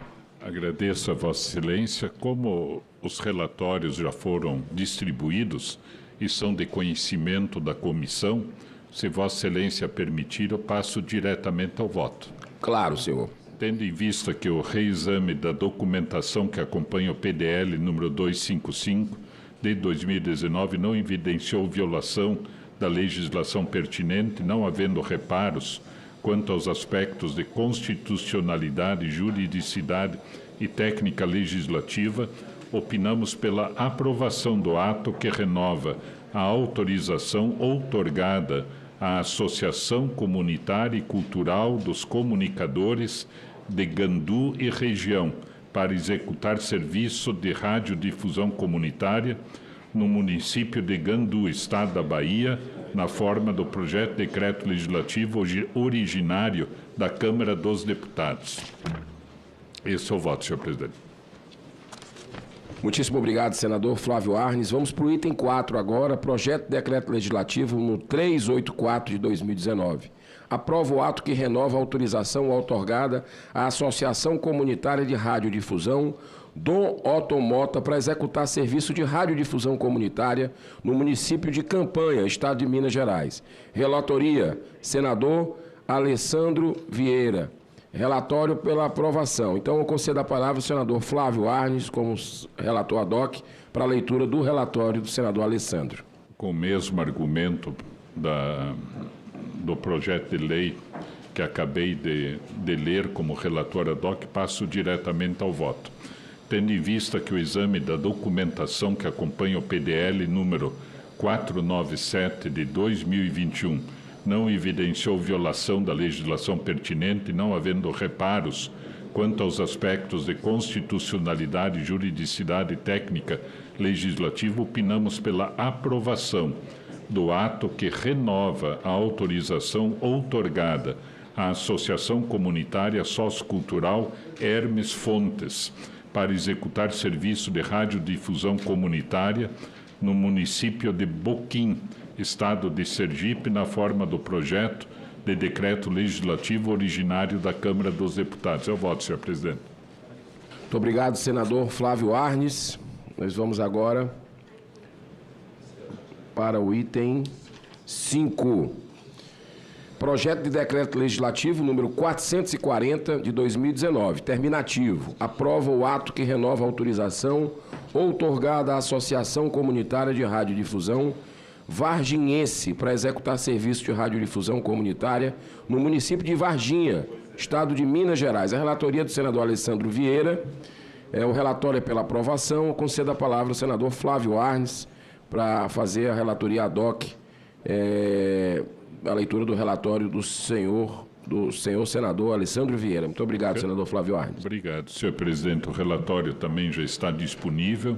O voto é o seguinte: tendo em vista que o exame da documentação que acompanha o PDL número 440 de 2019 não evidenciou violação da legislação pertinente, não havendo reparos quanto aos aspectos de constitucionalidade, juridicidade e técnica legislativa, opinamos pela aprovação do ato que renova a autorização outorgada à Associação Comunitária de Radiodifusão Varginhense para executar serviço de radiodifusão comunitária no município de Varginha, estado de Minas Gerais, na forma do projeto de decreto legislativo originário da Câmara dos Deputados.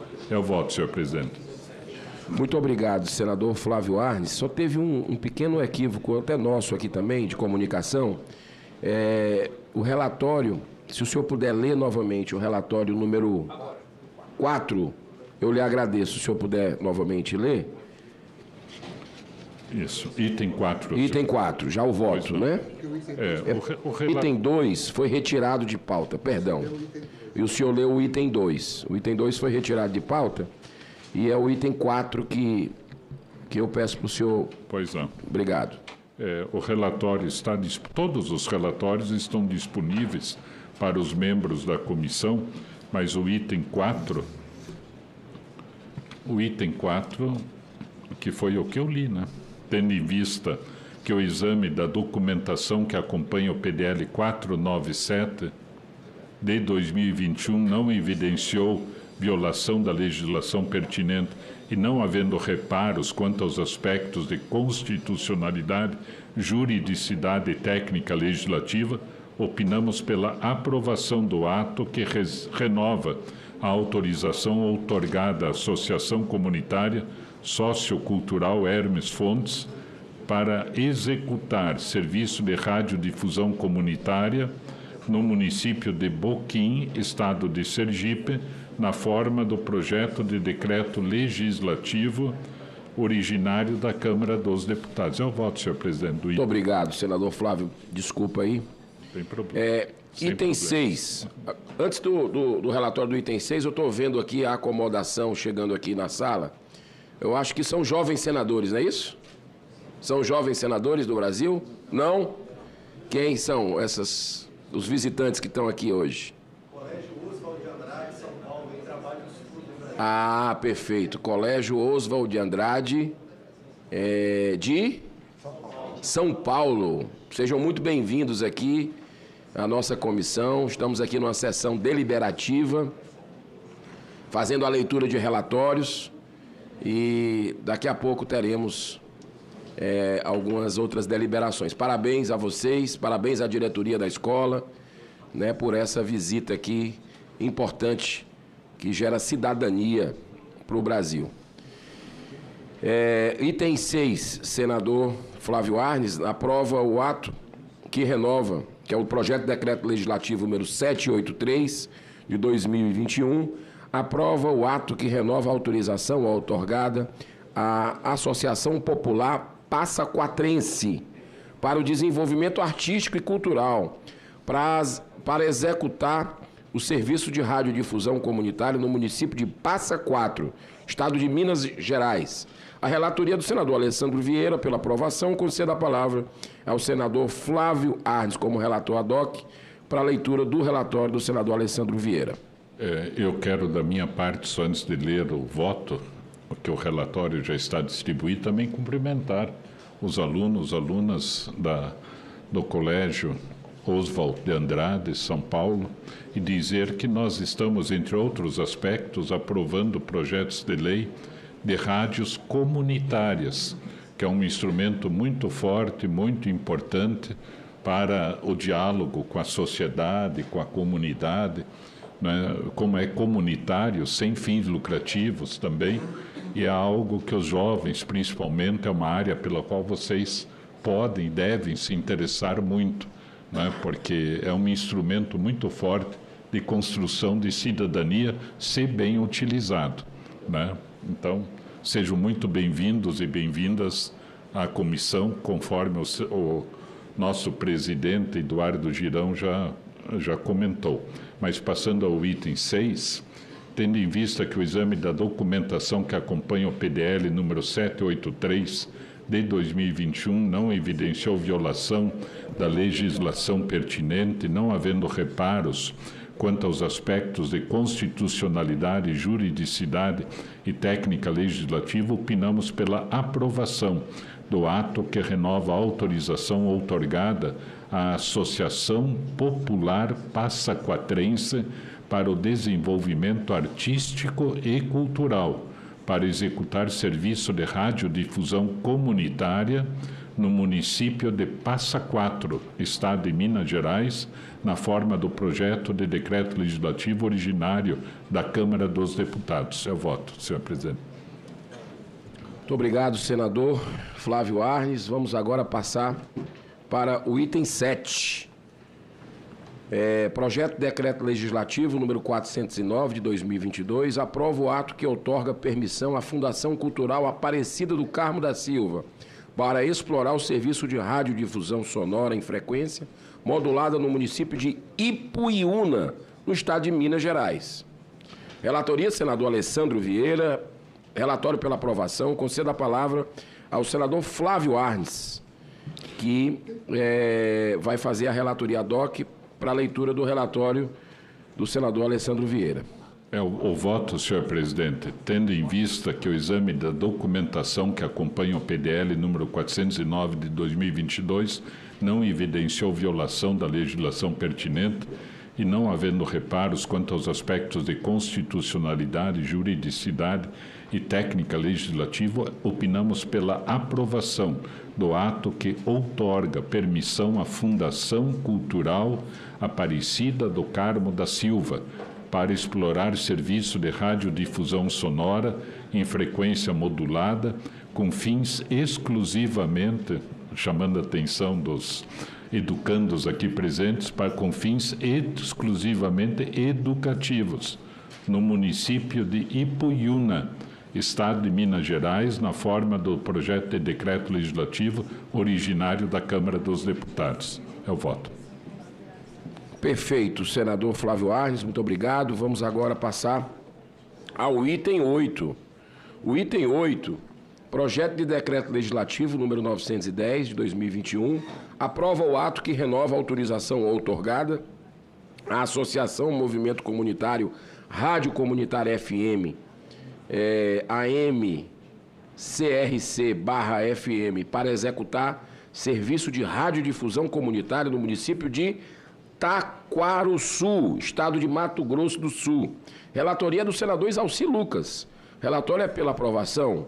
Eu concedo a palavra ao senador Flávio Arnes para fazer aí ad hoc esse relatório. Muito obrigado. Leia o voto, senhor presidente, tendo em vista o exame da documentação que acompanha o PDL número 910 de 2021 não evidenciou violação da legislação pertinente e não havendo reparos quanto aos aspectos de constitucionalidade, juridicidade e técnica legislativa, opinamos pela aprovação do ato que renova a autorização outorgada à Associação Movimento Comunitário Rádio Comunitária FM, AMCRC/FM, para executar serviço de radiodifusão comunitária no município de Taquarussu, estado do Mato Grosso do Sul, na forma do projeto de decreto legislativo originário da Câmara dos Deputados. Eu voto. Muitíssimo obrigado, senador, meu querido irmão, senador Flávio Arnes. Item 9. Vamos agora, projeto de decreto legislativo número 911, de 2021. Aprova o ato que renova a autorização outorgada à Associação de Integração e Difusão Comunitária das Moreninhas para executar serviço de radiodifusão comunitária no município de Campo Grande, estado do Mato Grosso do Sul. Relatoria do senador Isalci Lucas. E o relatório é pela aprovação. Então, concedo a palavra ao senador Flávio Arnes para fazer a relatoria ad hoc aí. E eu agradecendo mais uma vez a sua gentileza. Leio o voto, senhor presidente, tendo em vista que o exame da documentação que acompanha o PDL número 911 de 2021 não evidenciou violação da legislação pertinente e não havendo reparos quanto aos aspectos de constitucionalidade, juridicidade e técnica legislativa, opinamos pela aprovação do ato que renova a autorização outorgada à Associação de Integração e Difusão Comunitária das Moreninhas para executar serviço de radiodifusão comunitária no município de Campo Grande, estado do Mato Grosso do Sul, na forma do projeto de decreto legislativo originário da Câmara dos Deputados. É o voto, senhor presidente. Perfeito. Muitíssimo obrigado, senador Flávio Arnes. Vamos agora para o item 10. Projeto de decreto legislativo número 917 de 2021. Antes, registrando a presença do nobre senador e amigo, senador general Hamilton Mourão. Seja bem-vindo aqui.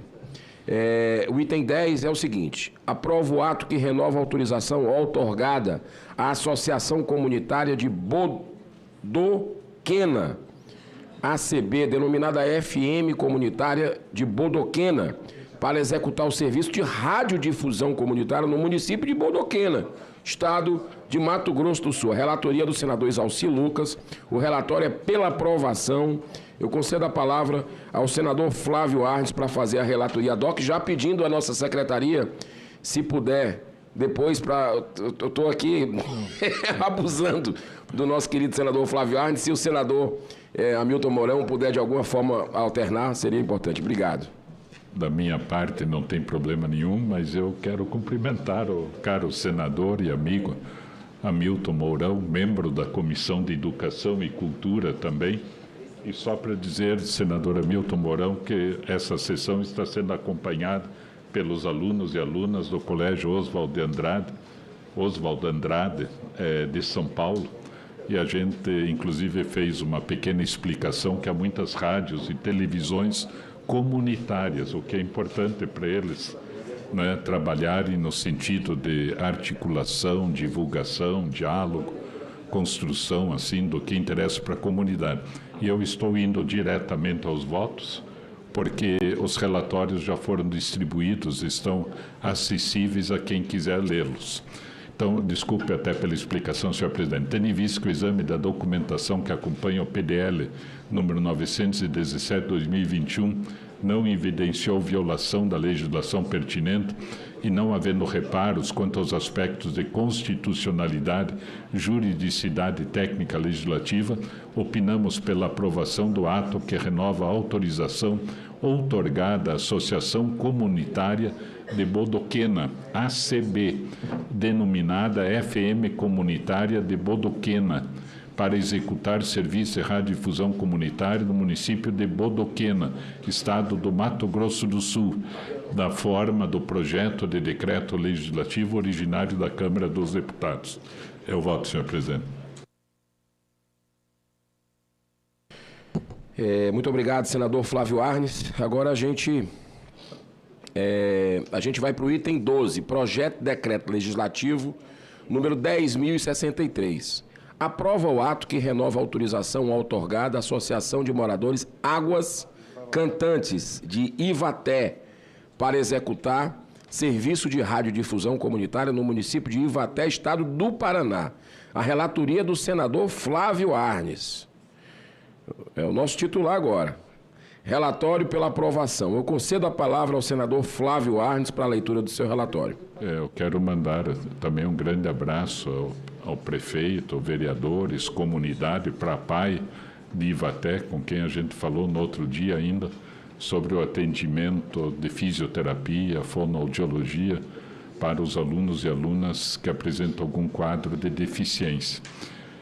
Então, um abraço para Ivaté. Mas tendo em vista que o exame da documentação que acompanha o PDL número 209 de 2022 não evidenciou a violação da legislação pertinente, não havendo reparos quanto aos aspectos de constitucionalidade, juridicidade e técnica legislativa, opinamos pela aprovação do ato que renova a permissão outorgada à SBR Comunicações Limitada para explorar serviço de radiodifusão sonora em frequência modulada no município de Peabiru.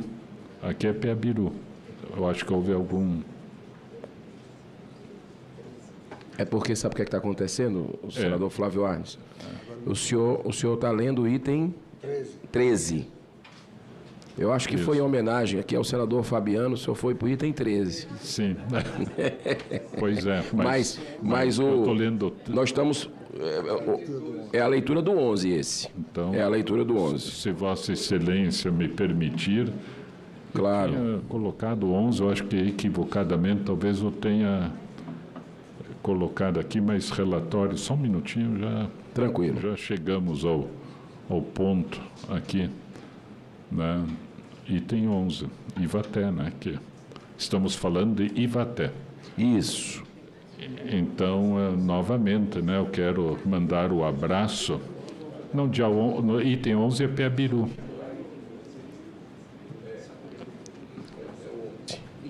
Então, o 11 é Uraí. Não. Então, não é isso? O 11 é Uraí. Não, 11 é Peabiru.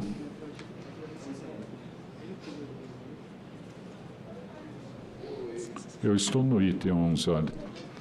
Item 11... Nós estamos aqui no item 13. Só o celular é aqui, ó, item 11. Isso. Ah, de Uraí. O sistema hoje está um pouco... Desculpa, é um problema do sistema, não um problema da leitura. Trocou a... então... É que eu conheço todos esses municípios pessoalmente. Presidente, o senador Flávio, eu vou ter que ler de novo aqui, fui orientado, tá? Então, chamando aqui o item 11, projeto de decreto legislativo número 1038 de 2021. Aprova o ato que renova a autorização outorgada à Associação Comunitária de Desenvolvimento Cultural e Artístico de Uraí para executar serviço de radiodifusão comunitária no município de Uraí, estado do Paraná. Relatoria do senador Flávio Arnes, relatório pela aprovação. Eu concedo a palavra ao senador Flávio Arnes para a leitura do seu relatório. Agradeço, senhor presidente. Estamos juntos aí, sem dificuldades, né? A tecnologia também, às vezes, é complicada, mas ajuda muito também. Quero mandar, em primeiro lugar, o abraço para Uraí, município no norte, entre o Norte Novo e o Norte Velho do Paraná, entre Londrina e Cornélio Procópio. Já estive no município por diversas vezes, e cumprimentar o prefeito, os vereadores, a comunidade, a PAI de Uraí e toda a comunidade, e dizer que nós estamos aprovando, tendo em vista que o exame da documentação que acompanha o PDL número 1038/2021 não evidenciou violação da legislação pertinente e não havendo reparos quanto aos aspectos de constitucionalidade, juridicidade e técnica legislativa, opinamos pela aprovação do ato que renova a autorização outorgada à Associação Comunitária de Desenvolvimento Cultural e Artístico de Uraí, para executar serviço de radiodifusão comunitária no município de Uraí, estado do Paraná, na forma do projeto de decreto legislativo originário da Câmara dos Deputados. Parabéns, Uraí, pela aprovação, né, da autorização outorgada.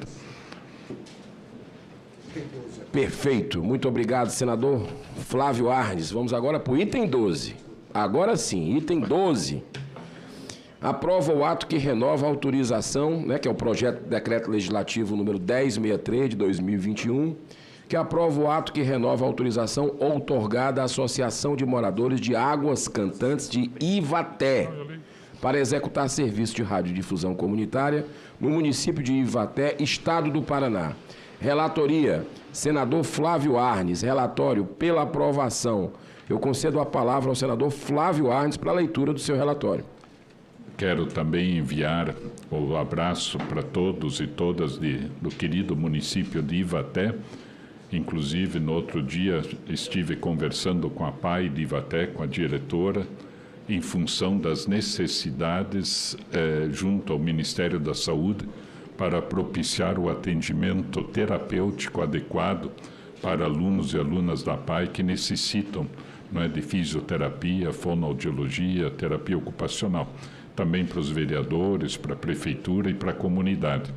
Tendo em vista que o exame da documentação que acompanha o PDL 1063/2021 não evidenciou violação da legislação pertinente e não havendo reparos quanto aos aspectos de constitucionalidade, juridicidade e técnica legislativa, opinamos pela aprovação do ato que renova a autorização outorgada à Associação de Moradores Águas Cantantes de Ivaté para executar serviço de radiodifusão comunitária no município de Ivaté, estado do Paraná, na forma do projeto de decreto legislativo originário da Câmara dos Deputados. Parabéns, Ivaté.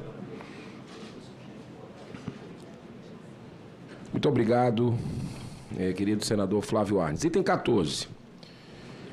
Projeto e decreto legislativo número 288 de 2023. Aprova o ato que renova a concessão outorgada à Rádio e Televisão OM Limitada para explorar o serviço de radiodifusão de sons e imagens no município de Londrina, estado do Paraná. Relatoria, senador Flávio Arnes. Relatório é pela aprovação. Eu concedo a palavra ao senador Flávio Arnes para a leitura do seu relatório. Pois não, senhor presidente. Tendo em vista que o exame da documentação que acompanha o PDL 288/2023 não evidenciou violação da legislação pertinente, não havendo reparos quanto aos aspectos de constitucionalidade, juridicidade e técnica legislativa, opinamos pela aprovação do ato que renova a concessão outorgada à Rádio e Televisão OM Limitada para explorar serviço de radiodifusão de sons e imagens no município de Londrina, estado do Paraná, na forma do projeto de decreto legislativo originário da Câmara dos Deputados. É o voto, senhor presidente.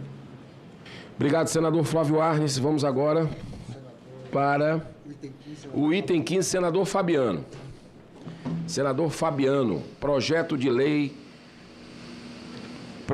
decreto legislativo número 248 de 2023. Aprova o ato que outorga permissão à Fundação Cultural Francisco e Clara de Assis para explorar o serviço de radiodifusão sonora em frequência modulada no município de Nova Venécia, no estado do Espírito Santo. Relatoria, senador Fabiano Contarato. O relatório é pela aprovação. Antes de conceder a palavra ao senador Fabiano Contarato, eu quero dizer uma coincidência. O time que eu presidi, o Fortaleza, foi jogar no seu estado, em Cariacica. Essa semana, segunda-feira. E muitos cearenses foram para lá, para o seu estado, foram muito bem recebidos. Eu tenho um primo que mora lá, em Vitória. E muita gratidão aí pela acolhida do capixaba aos cearenses. Então, eu concedo a palavra ao senador Fabiano Contarato para a leitura do seu relatório. Só antes do senador Fabiano ler o relatório, Vossa Excelência foi presidente do Fortaleza, que é tricolor. Eu peço o apoio também, sempre, durante toda a vida, para o nosso tricolor, pelo qual eu torço no Paraná, que é irmão do Fortaleza, que é o Paraná Clube. Agora subiu para a Série A do Paranaense.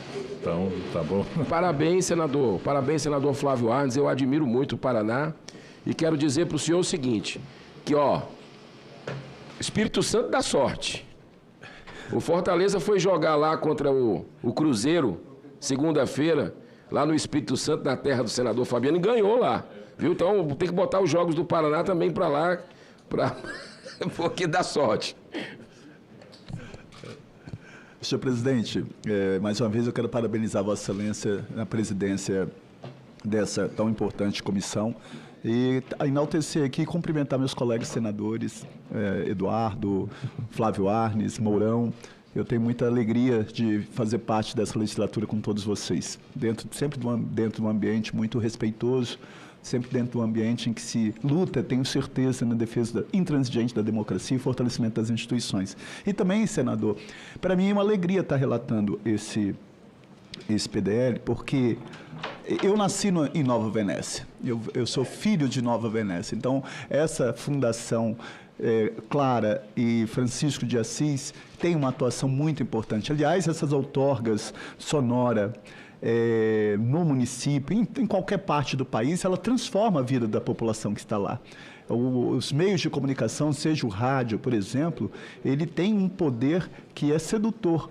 Né? Quantas vezes eu me lembro de uma memória afetiva, minha mãe ouvindo o radinho dela naqueles programas e que aquilo transformava a vida de todos nós. Por isso, de fundamental importância, eu passo direto à leitura do voto, senhor presidente. Só me permite uma parte, até que é Clara e Francisco de Assis, e na religião católica agora estamos no período da novena dedicada a Clara e Francisco de Assis. Então, a outorga, né, da rádio vem no período da novena também. Isso mesmo, senador. Muito obrigado pela lembrança.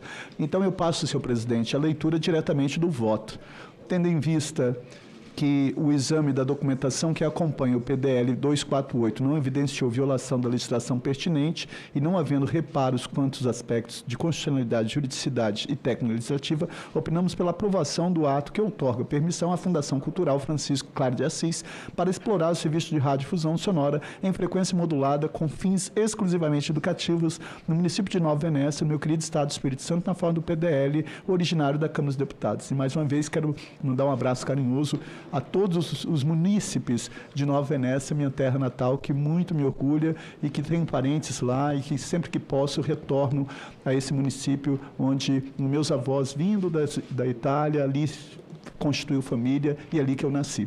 Obrigado, senhor presidente. Esse é o voto. Muito obrigado, senador Contarato, senador Flávio Arnes, senador General Mourão. Bom dia a todos.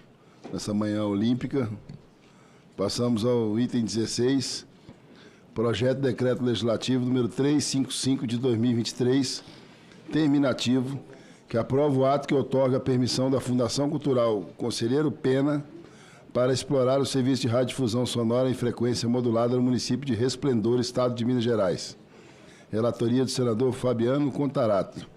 Relatório pela aprovação. Concedo a palavra ao senador Fabiano Contarato para a leitura do seu relatório. Obrigado, senhor presidente. Mais uma vez aqui, minha alegria em vê-lo agora também presidindo essa tão importante comissão. Aliás, dois tão competentes senadores, tanto o senador Eduardo Girão, que acabou de substituí-lo, como Vossa Excelência, que agora assume a presidência dessa comissão. Como o relatório o parecer já foi disponibilizado, eu peço permissão para ler diretamente o voto.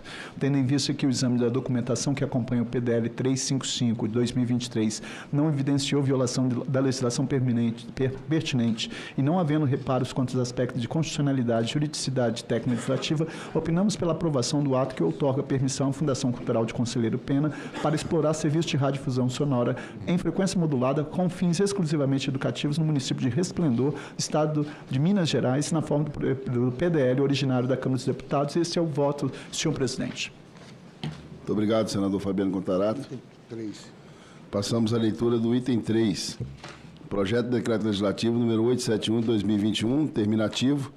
Aprova o ato que renova a autorização da outorga Associação Comunitária Cultural, Terapêutica e Ambiental de Imperatriz para executar o serviço de radiodifusão comunitária no município de Imperatriz, estado do Maranhão. Relatoria do senador Rogério Carvalho, relator ad hoc, senador Hamilton Mourão. Relatório pela aprovação. Passa a palavra ao senador Hamilton Mourão para a leitura do seu relatório. Muito obrigado, senhor presidente. Cumprimento aí os demais colegas aqui presentes e os alunos do Colégio Oswald de Andrade que acompanham essa nossa sessão. Presidente, relatório distribuído, vamos direto ao voto. Tendo em vista que o exame da documentação que acompanha o PDL número 871 de 2021 não evidenciou violação da legislação pertinente e não havendo reparos quanto aos aspectos de constitucionalidade, juridicidade e técnica legislativa, opinamos pela aprovação do ato que renova a autorização outorgada à Associação Comunitária Cultural Terapêutica e Ambiental de Imperatriz para executar serviço de radiodifusão comunitária no município de Imperatriz, estado do Maranhão, na forma do PDL originário da Câmara dos Deputados. Esse é o voto, senhor presidente. Muito obrigado, senador Hamilton Mourão. Passamos ao item 17. Requerimento número 68 de 2024 da CCDD requer, nos termos do artigo 58, parágrafo 2º, inciso 2 da Constituição Federal e do artigo 93, inciso 2 do Regimento Interno do Senado Federal, a realização de audiência pública com o objetivo de esclarecer a queda nos números de audiência dos canais de comunicação da direita e possíveis violações à liberdade de expressão e comunicação. Autoria do senador Eduardo Girão. Conceda a palavra ao senador Eduardo Girão, autor do requerimento. Muitíssimo obrigado, presidente, meu amigo, meu xará, senador Eduardo Gomes. Quero cumprimentar também o senador Flávio Arnes, senador Hamilton Mourão, e dizer que esse requerimento é algo que foi muito amadurecido para eu apresentar, sabe, presidente? Ouvindo as pessoas, sentindo a injustiça, parece que o algoritmo quer privilegiar um lado em detrimento do outro, das big techs, e a gente precisa ouvir para esclarecer exatamente o que é que está por trás disso, ou se são apenas suposições. Mas os números estão aqui, por isso que eu proponho o nome do senhor representante, na verdade, o senhor representante da Meta, o senhor representante do TikTok, o senhor representante do YouTube, o senhor Alexandre Pitoli, locutor e apresentador de rádio e TV da Rádio Auriverde, a senhora Ana Paula Henkel, comentarista política, o senhor Augusto Nunes, jornalista, o senhor Paulo Figueiredo, jornalista, o senhor Alexandre Garcia, também jornalista, porque esse assunto perpassa muito sobre o trabalho desses profissionais que têm feito um trabalho sério e independente de comunicação, de jornalismo. Então, não é incomum relatos de quedas de audiência de canais de comunicação de direita, conservadores, ao abordarem temas que encontram resistência em determinados grupos.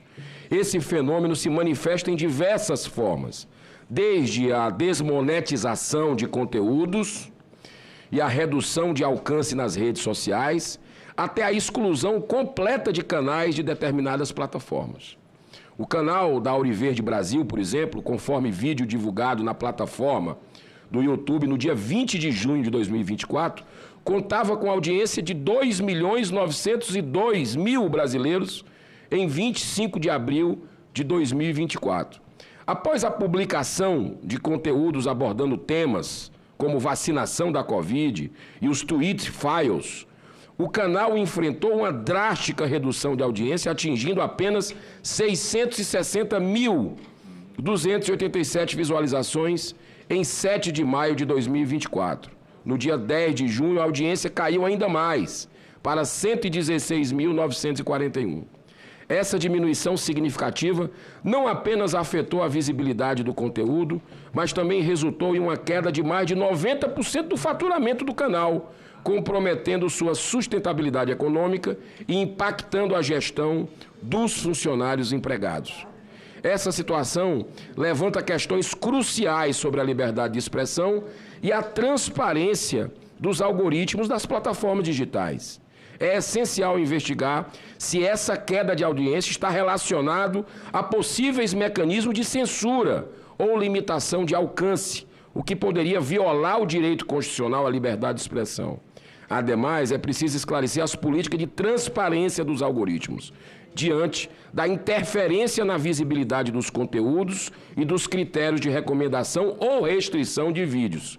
Dessa forma, diante da relevância dos fatos, é imprescindível que esta comissão conduza uma audiência pública para ouvir, para esclarecer a queda brusca na audiência de canais conservadores e de direita e independentes e propor medidas que protejam a liberdade de expressão, promovam a transparência das plataformas e contribuam para o fortalecimento de um ambiente digital justo. Muito obrigado, senhor presidente.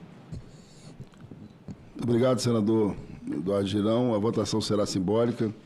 Em votação ao requerimento. Os senhores senadores e senadoras que concordem com o requerimento permaneçam como se encontram. Aprovado. Senhor presidente, só para lhe agradecer, agradecer os colegas, e lhe fazer um pedido. A gente sabe que vai ser esse ano, agora, agosto e setembro, é um ano que meio atípico, por causa da eleição. Das eleições municipais. Então, pelo que o presidente colocou na reunião de líderes, o presidente Pacheco, a próxima semana nós vamos ter um esforço concentrado aqui, e eu queria pedir, se possível, qualquer dia da semana que o senhor puder, para a gente fazer essa audiência pública na próxima semana, a partir de terça-feira. Determina a Secretaria da Comissão que providencie data, entrar em contato com os convidados e solicita a Vossa Excelência que, estando aqui em Brasília, que possa até definir horário para presidir a comissão. Está aberta a discussão dos itens 1 e dos itens 3 a 16 da pauta. Item 1, PDL 225/2019, item 3, PDL 871/2021, item 4, PDL 384/2019, item 5, PDL 440/2019, item 6, PDL 783/2021, item 7, PDL 409/2022, item 8, PDL 910/2021, item 10, PDL 917/2021, item 11, PDL 1038/2021, item 12, PDL 1063 de 2021, item 13, PDL 209/2022, item 14, PDL 288 de 2023, item 15, PDL 248/2023, item 16, PDL 355 de 2023. Não havendo mais quem queira discutir, declaro encerrada a discussão.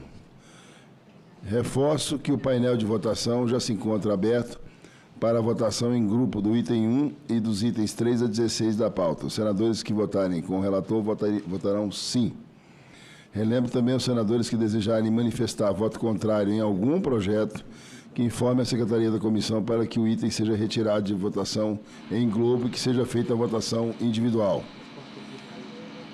Não havendo quem se oponha, está encerrada a votação.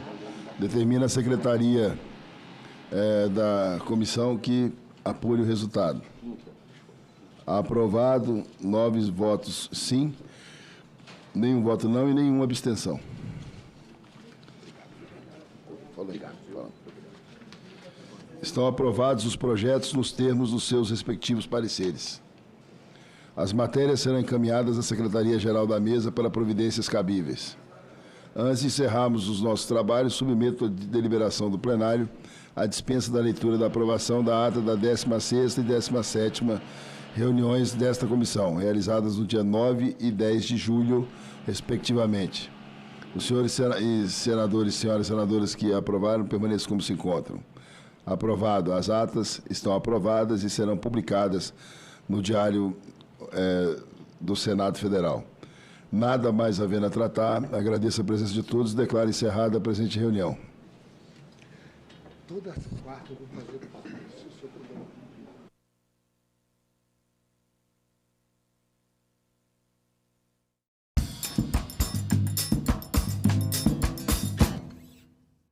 No Ceará, 85%. Em Sobral, 98% das crianças se alfabetizam. O senhor acredita que essas políticas que o senhor desenhou no Ceará, elas são replicáveis e universalizáveis para todo o Brasil? É possível de ser replicada, é possível de ser universalizável. Essas são duas questões fundamentais e o Ceará mostra isso. Salão Nobre, hoje, 8 horas da noite, aqui na TV Senado.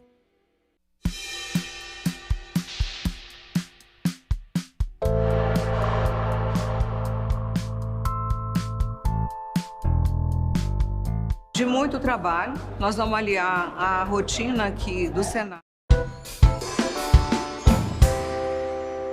Moções de câmaras municipais e assembleias legislativas contendo considerações sobre a Resolução 2378 de 2024 do Conselho Federal de Medicina, que regulamenta o ato médico de assistolia fetal para a interrupção da gravidez nos casos de aborto previsto em lei oriundos de estupro.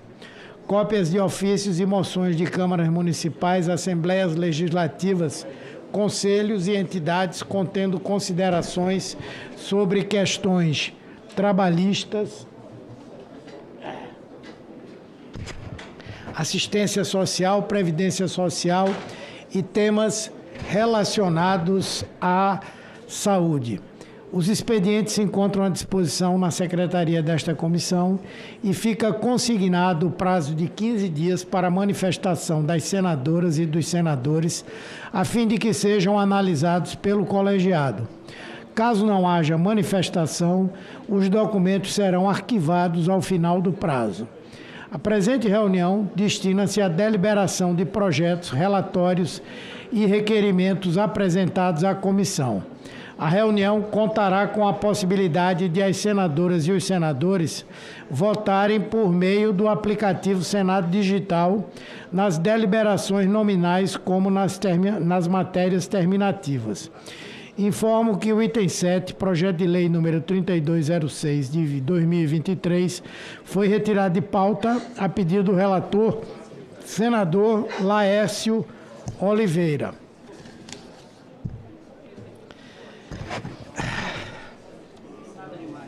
Bom, vamos dar início. Tem senador, a gente tem que aguardar um pouquinho. Temos requerimento.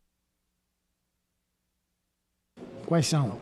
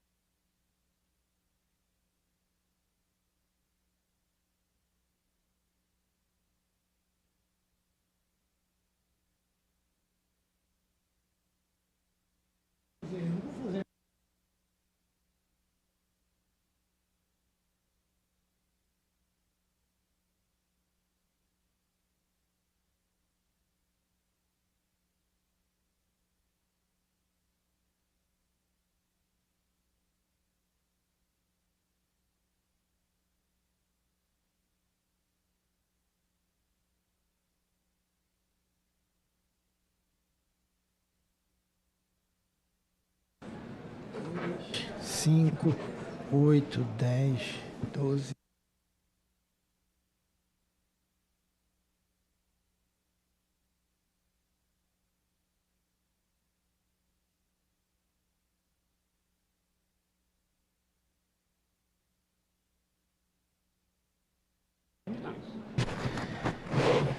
Temos aqui um requerimento, que é um pedido de audiência pública com o objetivo de instruir o projeto de lei 2687 de 2022, que classifica o diabetes mellitus tipo 1 como deficiência para todos os efeitos legais. É um requerimento do senador Alessandro Vieira, que eu endosso, assino também, e há mais dois requerimentos, um da senadora Mara Gabrilli, número 72, que acrescenta 2 pessoas para participar dessa sessão, e o número 77 da senadora Damares Alves, também para essa sessão. Então, nós vamos votar. Agora, eu comunico de antemão que não vou fazer sessão com 15 oradores aqui falando para ninguém. Então, vou dividir em 3 sessões com 5 pessoas, procurando colocar quem é a favor, quem é contra, para nós podermos fazer essa discussão. As senadoras e os senadores que aprovam queiram permanecer como se encontram. Aprovado.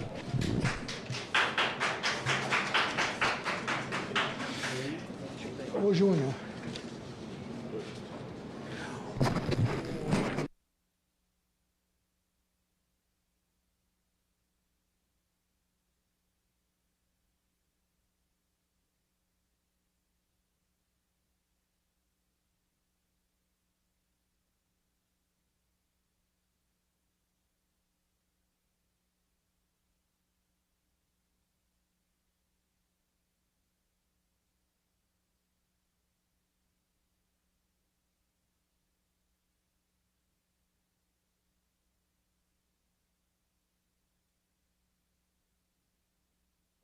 Estamos aguardando aqui a chegada de algum senador para que nós possamos fazer essa sessão do dia de hoje. Começamos a votar a pauta.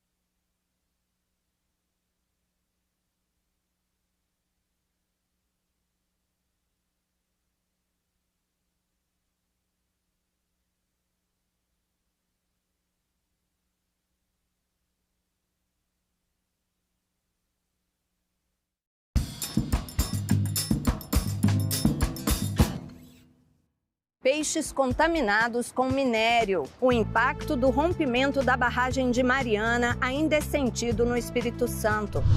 Parlamentos de Mato Grosso e de Barretos investem na comunicação com pessoas surdas.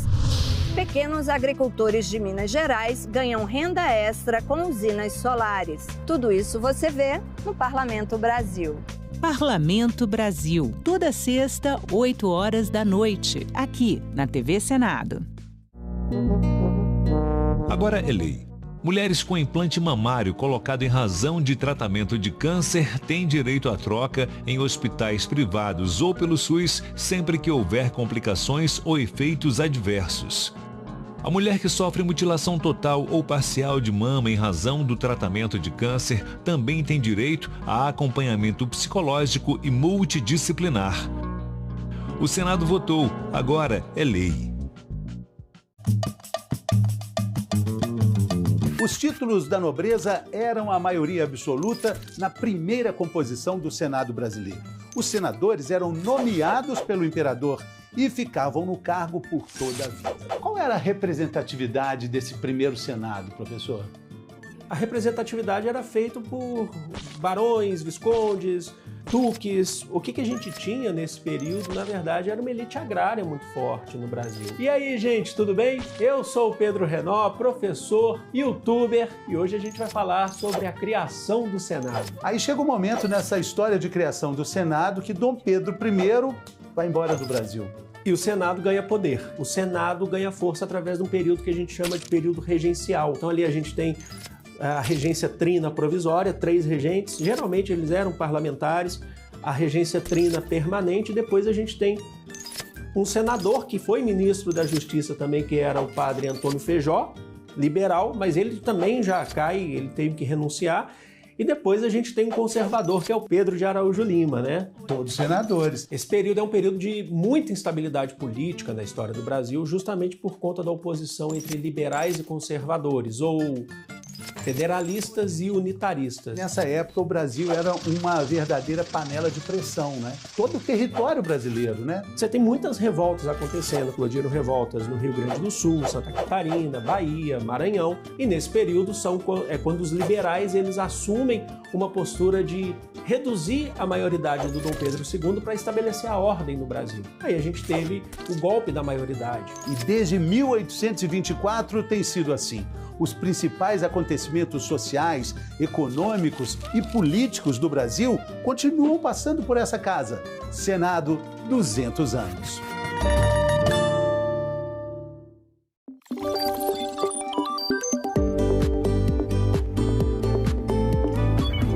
A partir de 30 de junho, quem pretende concorrer a algum cargo nas eleições deste ano não pode mais apresentar ou ser comentarista de programas de rádio ou televisão.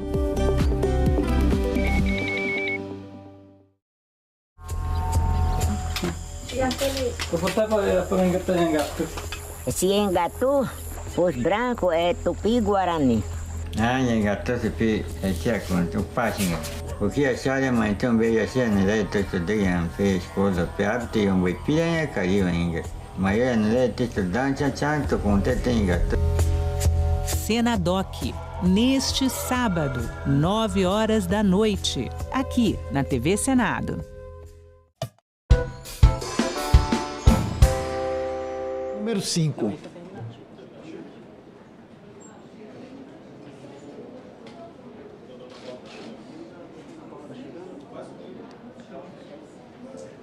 Qual é o meu? Pode ali trocar presidente. Eu tenho 4. Senadora, a senhora pode assumir a presidência para eu relatar o item 4?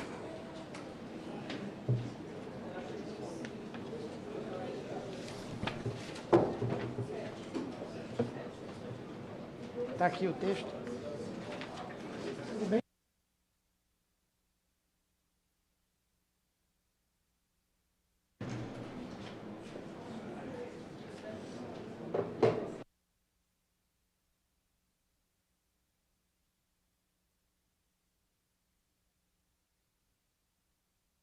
Item 5 da pauta, projeto de lei 4312, não é o 5?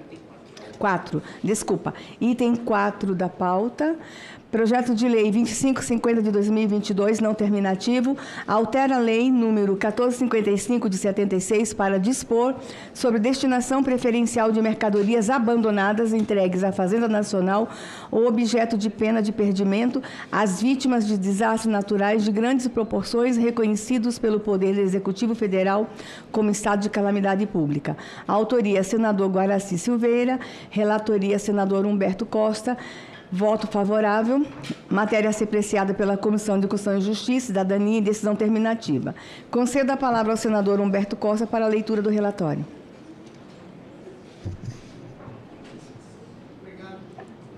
Obrigado, senhora presidente. Relatório. Vem a Comissão de Assuntos Sociais o projeto de lei 2550, de autoria do senador Guaraci Silveira.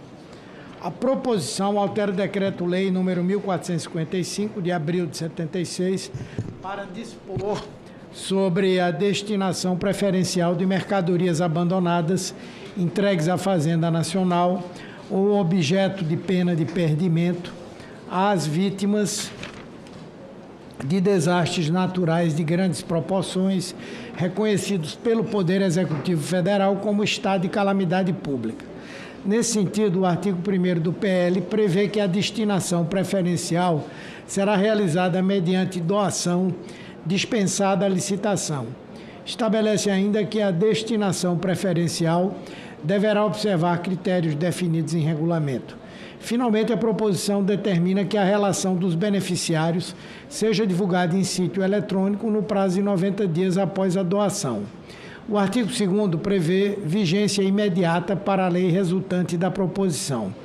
De acordo com a justificação, essas doações de mercadorias às vítimas de desastres naturais já ocorrem, como exemplificado pela doação realizada pela Receita Federal à Prefeitura de Petrópolis, Rio de Janeiro, na qual 25 toneladas de mercadorias apreendidas foram destinadas à cidade, que estava em estado de calamidade pública.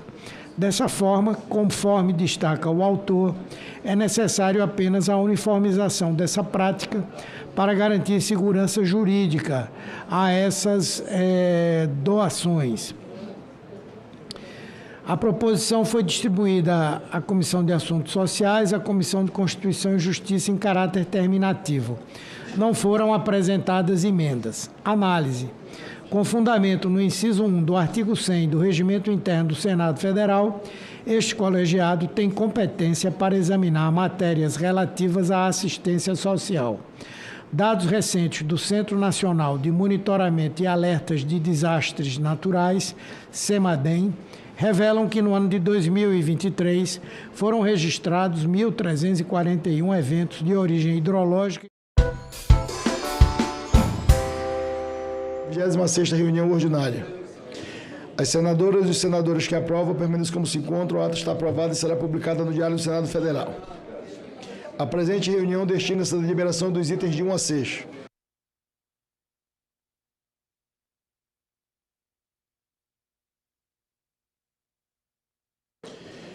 Turno suplementar do substitutivo oferecido ao projeto de lei número 2695 de 2019, terminativo.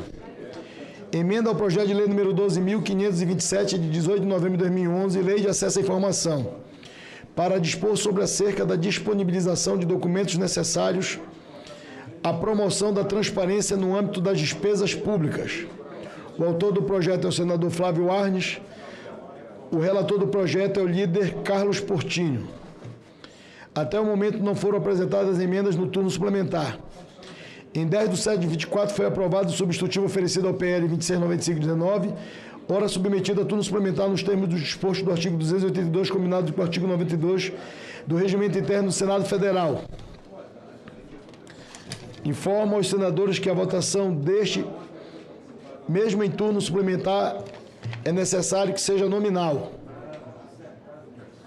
Coloco em discussão a matéria, esclarecendo que poderão ser oferecidas emendas ao substitutivo até o encerramento da discussão, vedada a apresentação de novo substitutivo integral. Em discussão. Não há senadores inscritos, está encerrada a discussão. Não tendo sido oferecido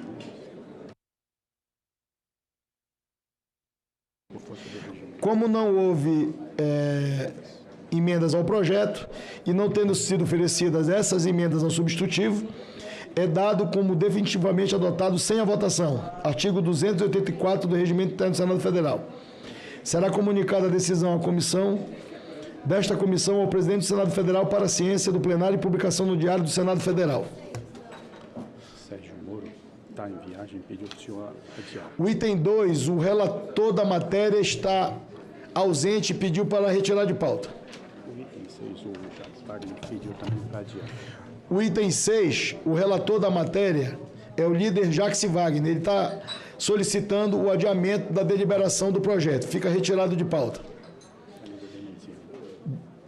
Concedo a palavra ao senador veneziano Vital do Rego, nosso vice-presidente. Presidente, eu gostaria, ouvindo e, obviamente, ao colegiado, se nós poderíamos inserir, até porque, visto que a pauta não está tão extensa, se nós poderíamos incluir, por força de ser uma matéria, a mim me parece, em razão daquilo que nós conseguimos extrair consensualizada, o projeto de lei 2258. Se Vossa Excelência se permitir a incluir, ouvindo o nosso colegiado, eu muito ficaria grato. Edinaldo? Deixa eu fazer uma consulta aqui. O senador presidente veneziano Vital do Rego está solicitando para a inclusão extra-pauta de um substitutivo da Câmara dos Deputados ao projeto de lei do Senado Federal número 92 de 2000. Ele também não é terminativo, que ele dispõe sobre as normas gerais relativas a concursos públicos. A autoria é a Câmara dos Deputados.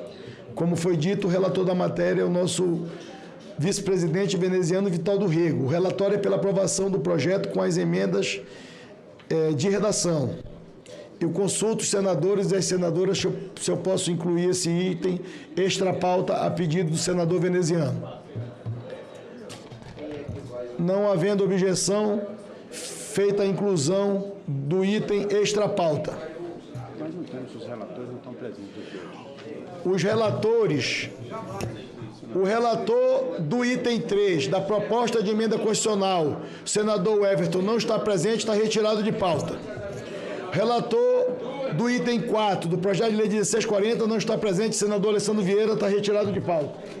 O relator, o senador Alan Henrique, do item 5, não está presente, está retirado de pauta.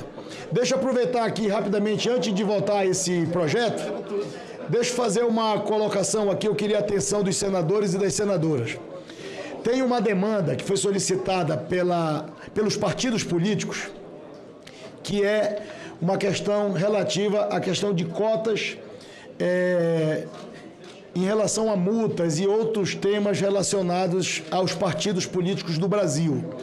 É uma demanda de todos os partidos políticos e eu fiz um compromisso antes do recesso parlamentar, porque se cria uma polêmica muito fácil. Está muito fácil ofender a política, está muito fácil agredir a política, está muito fácil agredir os partidos políticos e nós vivemos numa democracia. Todo mundo se acha no direito de ofender qualquer tema que seja relacionado a uma reforma eleitoral, a uma proposta de emenda constitucional, e eu entendi a solicitação dos partidos, foi uma PEC aprovada na Câmara dos Deputados, e eu fiz um compromisso antes do recesso que eu não ia colocar extra pauta. Vossas Excelências lembram. Mas eu estou voltando hoje aqui na volta do recesso para avisar que esta matéria estará incluída na pauta da próxima quarta-feira para deliberação da comissão e eu vou apresentar pessoalmente um requerimento de urgência para que a gente possa na própria quarta-feira levar essa matéria para o plenário para resolver, porque esse impasse vai se dar no processo eleitoral para a candidatura de 5.570 prefeitos, de centenas de milhares de vereadores, e essa matéria é muito importante para a gente regularizar a situação dos partidos políticos do Brasil e, ao final do dia, para regularizar a situação da votação e da eleição municipal no Brasil. Então, eu fiz o compromisso de não incluir esta pauta, mas estou avisando hoje que vai ser deliberado na quarta-feira que vem. Eu vou apresentar um requerimento de urgência de minha autoria para levar na mesma quarta-feira para o plenário e eu vou solicitar ao presidente Rodrigo Pacheco que faça a votação no mesmo dia, em 2 turnos, desta proposta no plenário do Senado Federal. Para que se possa fazer uma profunda reflexão sobre a matéria. Com a observação, eu incorporo a observação de Vossa Excelência e vai ficar consignado como uma parte da minha manifestação do líder Eduardo. Item extra pauta, projeto de lei número 2258 de 2022, não terminativo, dispõe sobre as normas gerais e faço a designação do senador Marcelo Castro, meu presidente, relator da proposta de emenda constitucional. Número 9. Concedo a palavra ao senador veneziano Vital do Rego para proferir o relatório. Presidente, devo eu primeiro agradecer a Vossa Excelência a compreensão e o alcance da importância dessa matéria. Ela teve como iniciativa primeira o então senador Jorge Bornhausen, ou seja, passados mais de 2 décadas. Foi à Câmara e a Câmara apreciou na forma de substitutivo, voltando ao Senado Federal. E por ter no seu escopo itens de importância, afinal de contas, trataremos sobre questões que envolvem concursos públicos, são razões que para mim sobejam o pedido que lhe fiz, evidentemente, Vossa Excelência, como de costume, é seu perfil, ouviu o colegiado que não se opôs. Pediria a Vossa Excelência a sua permissão para ir à análise. Vossa Excelência pode ir direto à análise e ao voto. Está publicado. Não foi publicado, é melhor. É melhor.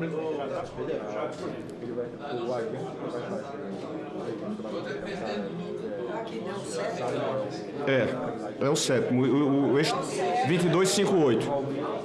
É o item 7, como extra pauta. Ainda não veio da mesa, está na mesa. Presidente, a análise, senhores e senhoras companheiros, cabe a esta comissão manifestar sobre constitucionalidade, juridicidade e regimentalidade do projeto de lei 2258 de 2022, além do seu próprio mérito, em consonância com o disposto no artigo 101 do nosso regimento interno, nos seus incisos 1 e 2. Compete à União, nos termos do artigo 37, inciso 2 da Carta Maior, legislar sobre a investidura em cargos ou empregos públicos federais, cabendo ao Congresso Nacional, com a sanção presidencial, dispor sobre todas as matérias de competência da União.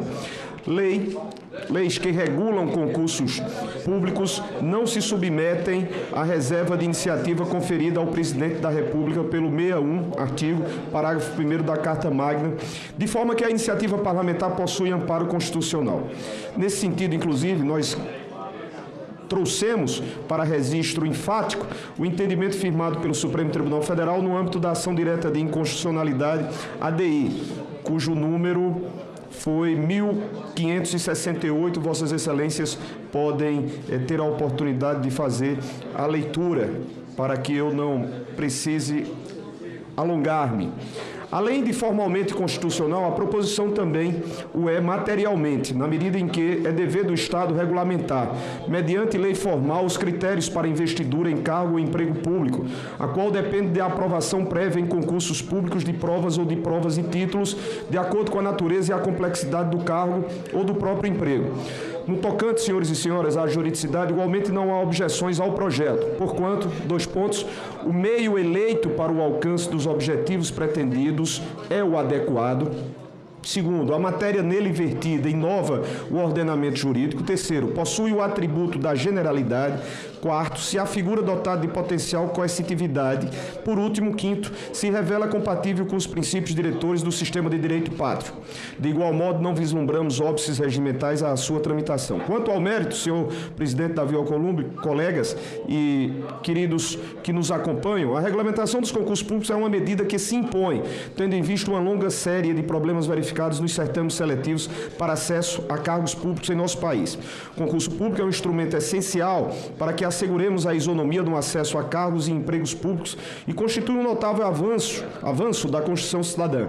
Contudo, transcorridos mais de 25 anos da promulgação da Emenda Constitucional número 19 de 1998, que exigiu a regulamentação da matéria, mediante lei formal, este Congresso Nacional ainda não aprovou proposição com o objetivo de dispor de forma ampla sobre os mesmos, concursos públicos. O PL 2258 de 2022 supre essa inaceitável lacuna e confere maior segurança jurídica à realização dos concursos públicos, em benefício não apenas dos próprios candidatos, mas de toda a população destinatária dos serviços públicos. A proposição inova ao prever regras relativas à realização à distância do concurso público, o que certamente contribuirá para a ampla competitividade nos respectivos certames. O PL também inova ao prever regras sobre a autorização para abertura de concurso público, em homenagem à responsabilidade fiscal, dentre as quais destacamos a adequação do provimento dos postos em face das necessidades e possibilidades de toda a administração pública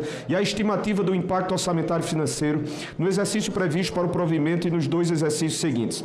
Trata-se, assim, de proposição que aperfeiçoa o processo de seleção de servidores e empregados públicos em benefício de toda a sociedade brasileira. Com o objetivo de aperfeiçoar a redação do PL, acolhemos algumas sugestões apresentadas pelo Ministério da Gestão e da Inovação em Serviços Públicos relativas aos artigos 2º, 6º, 7º e 11. Assim, substituímos a expressão aspectos comportamentais por habilidades e competências, a qual é mais condizente com o objetivo da proposição. Substituímos também o vocábulo postos a técnico por cargos e empregos públicos. Relativamente ao inciso 2 do parágrafo 1º e do artigo 2º, suprimimos a expressão intelectual ou física com o objetivo de não definir ou restringir as espécies de aptidões exigidas para o exercício da função pública. Por fim, no que concerne ao parágrafo 5º do artigo 11, preservamos a disposição no sentido de que a duração do programa ou curso de formação será definida em regulamento ou edital do concurso, de forma proporcional ao necessário para atingimento de seus objetivos. Não deve ser mantida, porém, a previsão de prazos mínimo e máximo, pois compete aos órgãos e entidades do poder público definir com liberdade os prazos considerados necessários e suficientes para o alcance das finalidades dos programas ou cursos de formação. Senhoras e senhores, o voto. Ante o que expusemos, o voto é no sentido da sua constitucionalidade, juridicidade, regimentalidade e no mérito favorável ao PL 2258 do ano de 2022, promovidas as seguintes adequações redacionais, que a mim me parece não serem necessárias as suas leituras, porque Vossas Excelências, para que nós não nos estendamos, podem ter acesso. O voto é nesse sentido, presidente Davi Alcolumbre. Obrigado, presidente veneziano. Em discussão a matéria. Com a palavra o senador Flávio Azevedo. Ele está do lado do Flávio Bolsonaro ali, então tem que identificar. Presidente, até onde eu posso perceber, essa matéria chegou hoje ou ontem da Câmara, né? Isso é uma matéria importantíssima, visto que é através do concurso público que se consegue regular muitas vezes os excessos de contratação por parte das entidades públicas, aumentando o valor de folha de pagamento, aumentando despesas num país já tão depauperado pelo aumento dos custos do serviço público.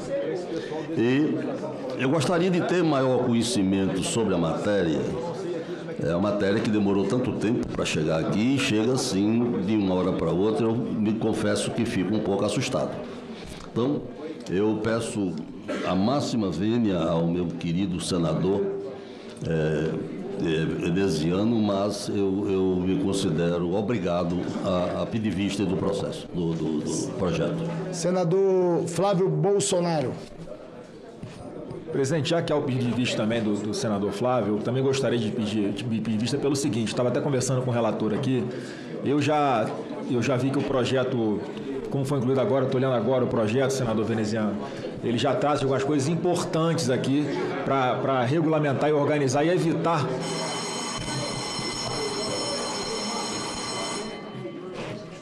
uma série de ilegalidades que se arrastam na justiça e prejudicam o bom fluxo de reposição de servidores públicos em várias áreas. Eu estou dando exemplo, senador Davi, que em 2003, no Rio de Janeiro, houve um concurso público para agente penitenciário. Eu entrei com uma ação popular, 11 anos depois, eu consegui êxito nessa ação popular, e as pessoas que fizeram concurso público 11 anos atrás eram solteiras, magras, tinham cabelo, né, tinham preparo físico para isso, portanto fizeram o teste de aptidão física mais de 11 anos depois.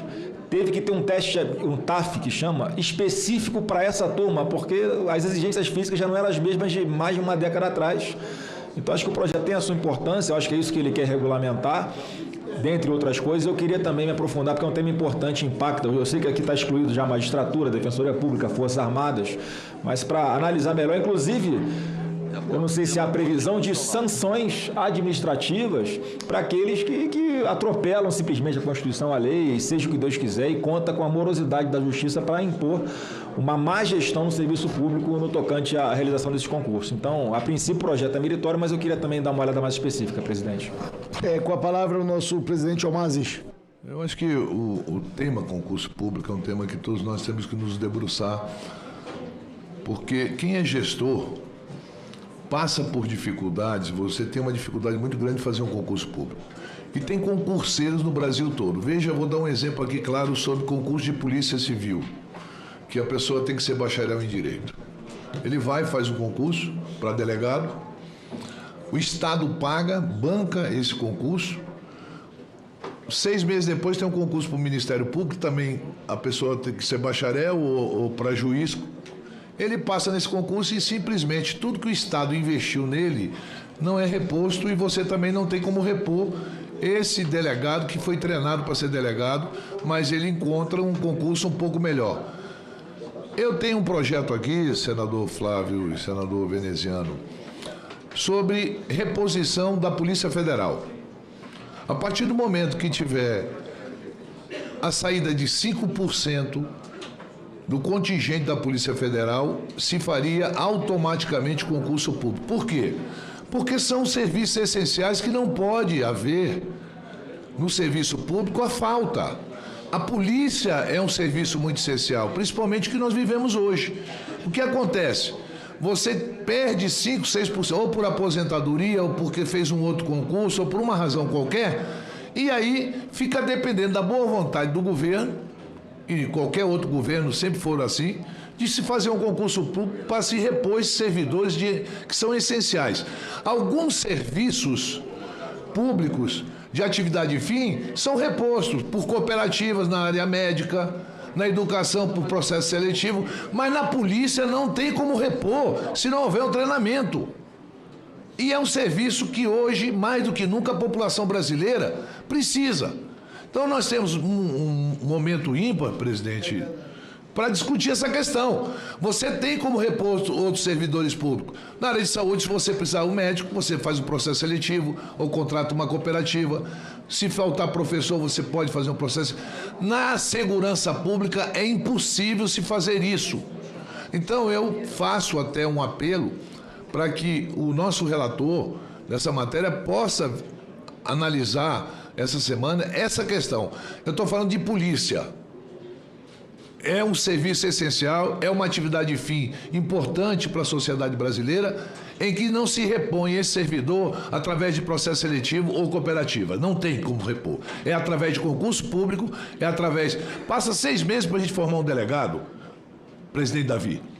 E um mês depois ele faz um outro concurso em outro estado, abandona a carga de delegado e o estado investiu nele, porque se paga, você paga o salário, parte do salário nesses 6 meses de treinamento e paga para treinar esse policial para ele se tornar um delegado, investigador e tudo mais. E você perde. Qualquer governador já passou por esse tipo de problema, então eu acho que nós temos que ver essas questões, senhor presidente, e o Senado tem um momento para discutir isso, até para que a gente ajude a população a ter uma atividade fim dos servidores públicos que possa servir cada vez melhor à sociedade brasileira. Fica concedido vista coletiva do projeto de lei. O nosso querido senador Alan Rick chegou e como o projeto dele não tem polêmica, porque trata de doação de alimentos de supermercados e estabelecimentos similares, eu vou colocar... querido Alan, se Vossa Excelência puder ir direto... projeto de lei 2874, informo que esse projeto é terminativo. Então nós vamos precisar de votação nominal e o autor do projeto é o nosso querido ministro Ciro Nogueira. Dispõe sobre a doação de alimentos por supermercados e estabelecimentos similares. É pela aprovação nos termos do substitutivo que apresenta. Essa matéria também foi apreciada pela Comissão de Agricultura e Reforma Agrária. Se aprovado, o substitutivo será submetido a turno suplementar nos termos do artigo 282 do Regimento Interno do Senado Federal. Concedo a palavra ao senador presidente da CRA, Alan Rick. Senhor presidente Davi Alcolumbre, muito grato pela disposição de Vossa Excelência de colocar em votação uma matéria tão importante e os desígnios de Deus são insondáveis, né? O autor da matéria que é ao meu lado, o senador Ciro Nogueira, esse grande líder que o Brasil tem no Senado da República, e me foi dada a missão de relatar uma matéria de suma importância para dar segurança jurídica às instituições, aos supermercados, a todos aqueles que querem doar alimentos no Brasil, de forma segura, com respeito à legislação e, obviamente, garantindo o combate à insegurança alimentar no Brasil. Eu estava lendo, senador Ciro, antes de ir direto à nossa análise, o dado do Mapa da Fome, que foi publicado agora no último dia 24 de julho, aponta que 14 milhões de brasileiros enfrentam insegurança alimentar severa. 8 milhões de brasileiros com subnutrição grave.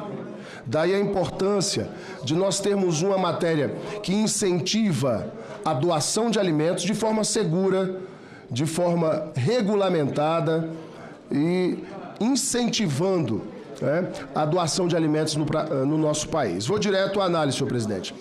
Nos termos do artigo 101, inciso 1 do Regimento Interno do Senado Federal, cabe a este colegiado opinar sobre a constitucionalidade, juridicidade e regimentalidade da proposição ora sob exame. Primeiramente, no exame de constitucionalidade formal do projeto, entendemos que o PL ora em análise configura norma de direito civil, matéria de competência legislativa privativa da União, a teor do artigo 22, inciso 1 da Constituição Federal. Afinal, a proposição dispõe sobre doações e responsabilização civil de estabelecimentos. A matéria, por sua vez, deve ser objeto de lei, em sentido formal, editada pelo Congresso Nacional, a teor do artigo 48 da nossa lei maior, inexistindo no contexto constitucional exigência de espécie normativa diversa sobre ela. Além disso, não recai sobre a proposição qualquer reserva de iniciativa, podendo o processo legislativo ser deflagrado por parlamentar, como no caso em tela. No tocante à juridicidade, o PL inova no ordenamento jurídico e é dotado de generalidade e abstração. Sob o prisma da constitucionalidade material, contudo, cabe ressalva sobre a obrigatoriedade de doação prevista no PL ora sob exame. A doação possui em si um elemento subjetivo, o interesse de doar, constituindo um ato de liberalidade. Essa liberalidade deriva dos atributos inerentes ao direito de propriedade: usar, fruir, dispor e reivindicar. Assim, pode-se entender que o artigo 1º do projeto, sem previsão de qualquer contrapartida ao proprietário dos bens, afronta o artigo 5º, caput e inciso 22 da Constituição Federal. Esse entendimento, inclusive, foi confirmado pelo Supremo Tribunal Federal, STF, em julgamento de ação direta de inconstitucionalidade contra a lei do Distrito Federal, que obrigava que supermercados destinassem produtos próximos do vencimento a instituições beneficentes. Quanto ao substitutivo, no plano da constitucionalidade formal, ele ingressa em outras matérias além do direito civil, todas elas de competência legislativa privativa da União. Em primeiro lugar, ao dispor sobre deduções do imposto de renda, no artigo 13 da Lei 9.249 de 1995, o substitutivo versa sobre o tributo de competência da União, a teor do artigo 153.3 da Constituição Federal. Tampouco recai sobre o substitutivo da CRA qualquer mácula sob os prismas da juridicidade e da constitucionalidade material. No entanto, entendemos que o substitutivo pode ser aprimorado. Segundo o artigo 12, inciso 1 da Lei Complementar número 95 de 98, a alteração da lei será feita mediante reprodução integral em novo texto, quando se tratar de alteração considerável, o que é o caso. Diante disso, entendemos que, em vez de modificar a Lei 14.016 de 2020 na íntegra, a melhor técnica legislativa recomendada à edição é justamente uma norma inteiramente nova, com revogação da lei em vigor. No mérito, consideramos pertinente e urgente a adoção de uma política de doação de alimentos que, ao mesmo tempo, combata o desperdício, incentive a participação ativa de segmentos que lidam com produtos alimentícios, aumente com segurança a oferta de alimentos à sociedade, estimule a população a praticar doações e adquirir produtos que, embora apresentem pequenas imperfeições estéticas, mantenham suas propriedades nutricionais e sejam seguros para o consumo, e promova o reaproveitamento dos produtos orgânicos impróprios para o consumo humano em outros setores, reduzindo assim o grande volume de resíduos sólidos que hoje são um grave problema ambiental. Precisamos urgentemente enfrentar estes desafios e eliminar os entraves à doação de alimentos no Brasil, garantindo o fortalecimento de um sistema eficaz para a redistribuição de alimentos e a consequente diminuição dos indicadores da fome e da insegurança alimentar. A fome ainda é um problema grave no Brasil. De acordo com o módulo Segurança Alimentar da Pesquisa Nacional por Amostra de Domicílios, o PNAD do IBGE, no quarto trimestre de 2023, 27,6%, ou seja, 21,6 milhões de domicílios no Brasil estavam com algum grau de insegurança alimentar. sendo 18,2%, ou seja, 14,3 milhões, em nível leve, quando há incerteza da manutenção do acesso futuro aos alimentos.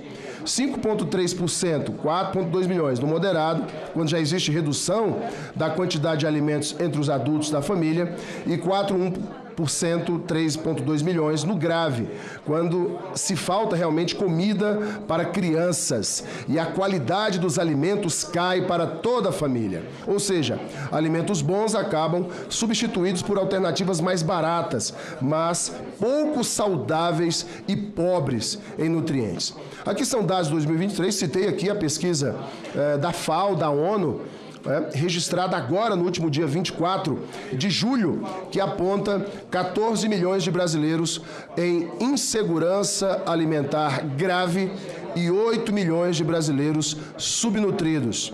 Senhoras e senhores senadores, a fome ainda é um problema grave no Brasil. De acordo com o módulo Segurança Alimentar, já citamos, o fim do desperdício pode se tornar a mais eficaz ferramenta de combate à fome em todo o mundo, ao disponibilizar para a população alimentos que hoje, mesmo em perfeitas condições de consumo, são jogados fora. E aqui nós citamos novamente os dados da FAO. O Brasil está entre os 10 países que mais desperdiçam alimentos no mundo. Números mostram que mais de 1,3 bilhão de reais em frutas, legumes e verduras vão para o lixo anualmente nos supermercados brasileiros. E cada brasileiro descarta em média por ano, senador Ciro, 60 quilos de alimentos bons para o consumo. É um absurdo. O estudo inédito, O Alimento que Jogamos Fora, Causas, Consequências e Soluções para uma Prática Insustentável, feito em 2023 pela Mind Miners, em parceria com a Nestlé, demonstra que mais de 90% do desperdício alimentar no Brasil acontece, primeiro, durante a cadeia produtiva. 90% do desperdício, 50% somente durante o manuseio e transporte. O levantamento mostra que apenas 4% das empresas do ramo alimentício nunca descartam alimentos, reaproveitando-os de maneira correta.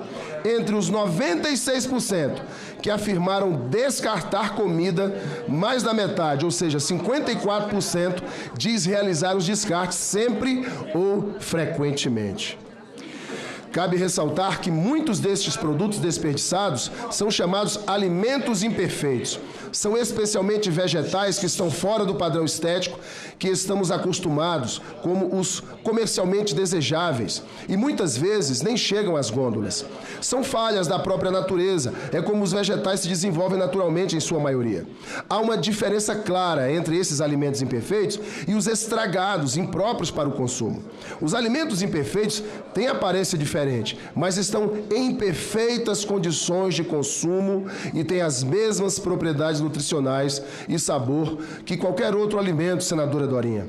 É a cenoura que cresce com 2 raízes, uma vez de uma, o pimentão um pouco distorcido, retorcido, a maçã que não tem uma forma perfeita, é a banana ou a uva que se separam do cacho e terminam no lixo. Já existem várias experiências internacionais de alertar a população para o grau de desperdício causado por esse padrão estético dos alimentos e iniciativas para promover sua comercialização, mesmo que a um preço menor que os ditos alimentos tradicionais. Acreditamos que essa discussão é necessária no Brasil e que devemos nos empenhar em mudar essa cultura.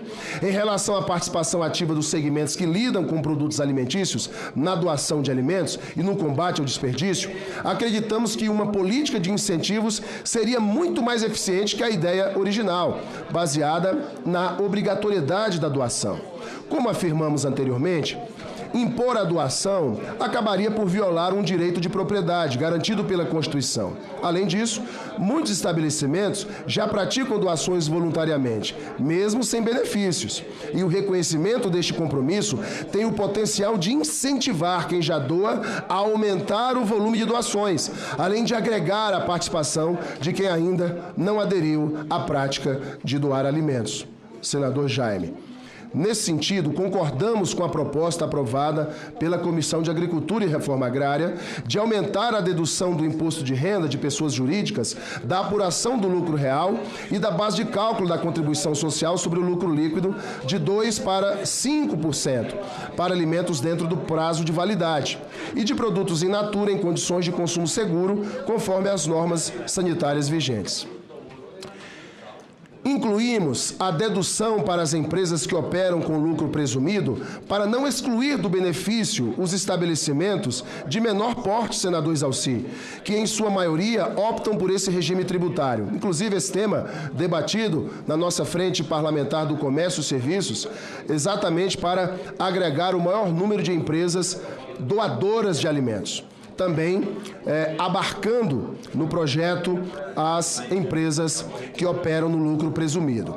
Também trouxemos para a política a permissão para que os estados do Distrito Federal criem medidas locais para estimular as doações, por meio de uma redução ou isenção do ICMS a critério de cada ente, ou seja, de forma autorizativa e não impositiva.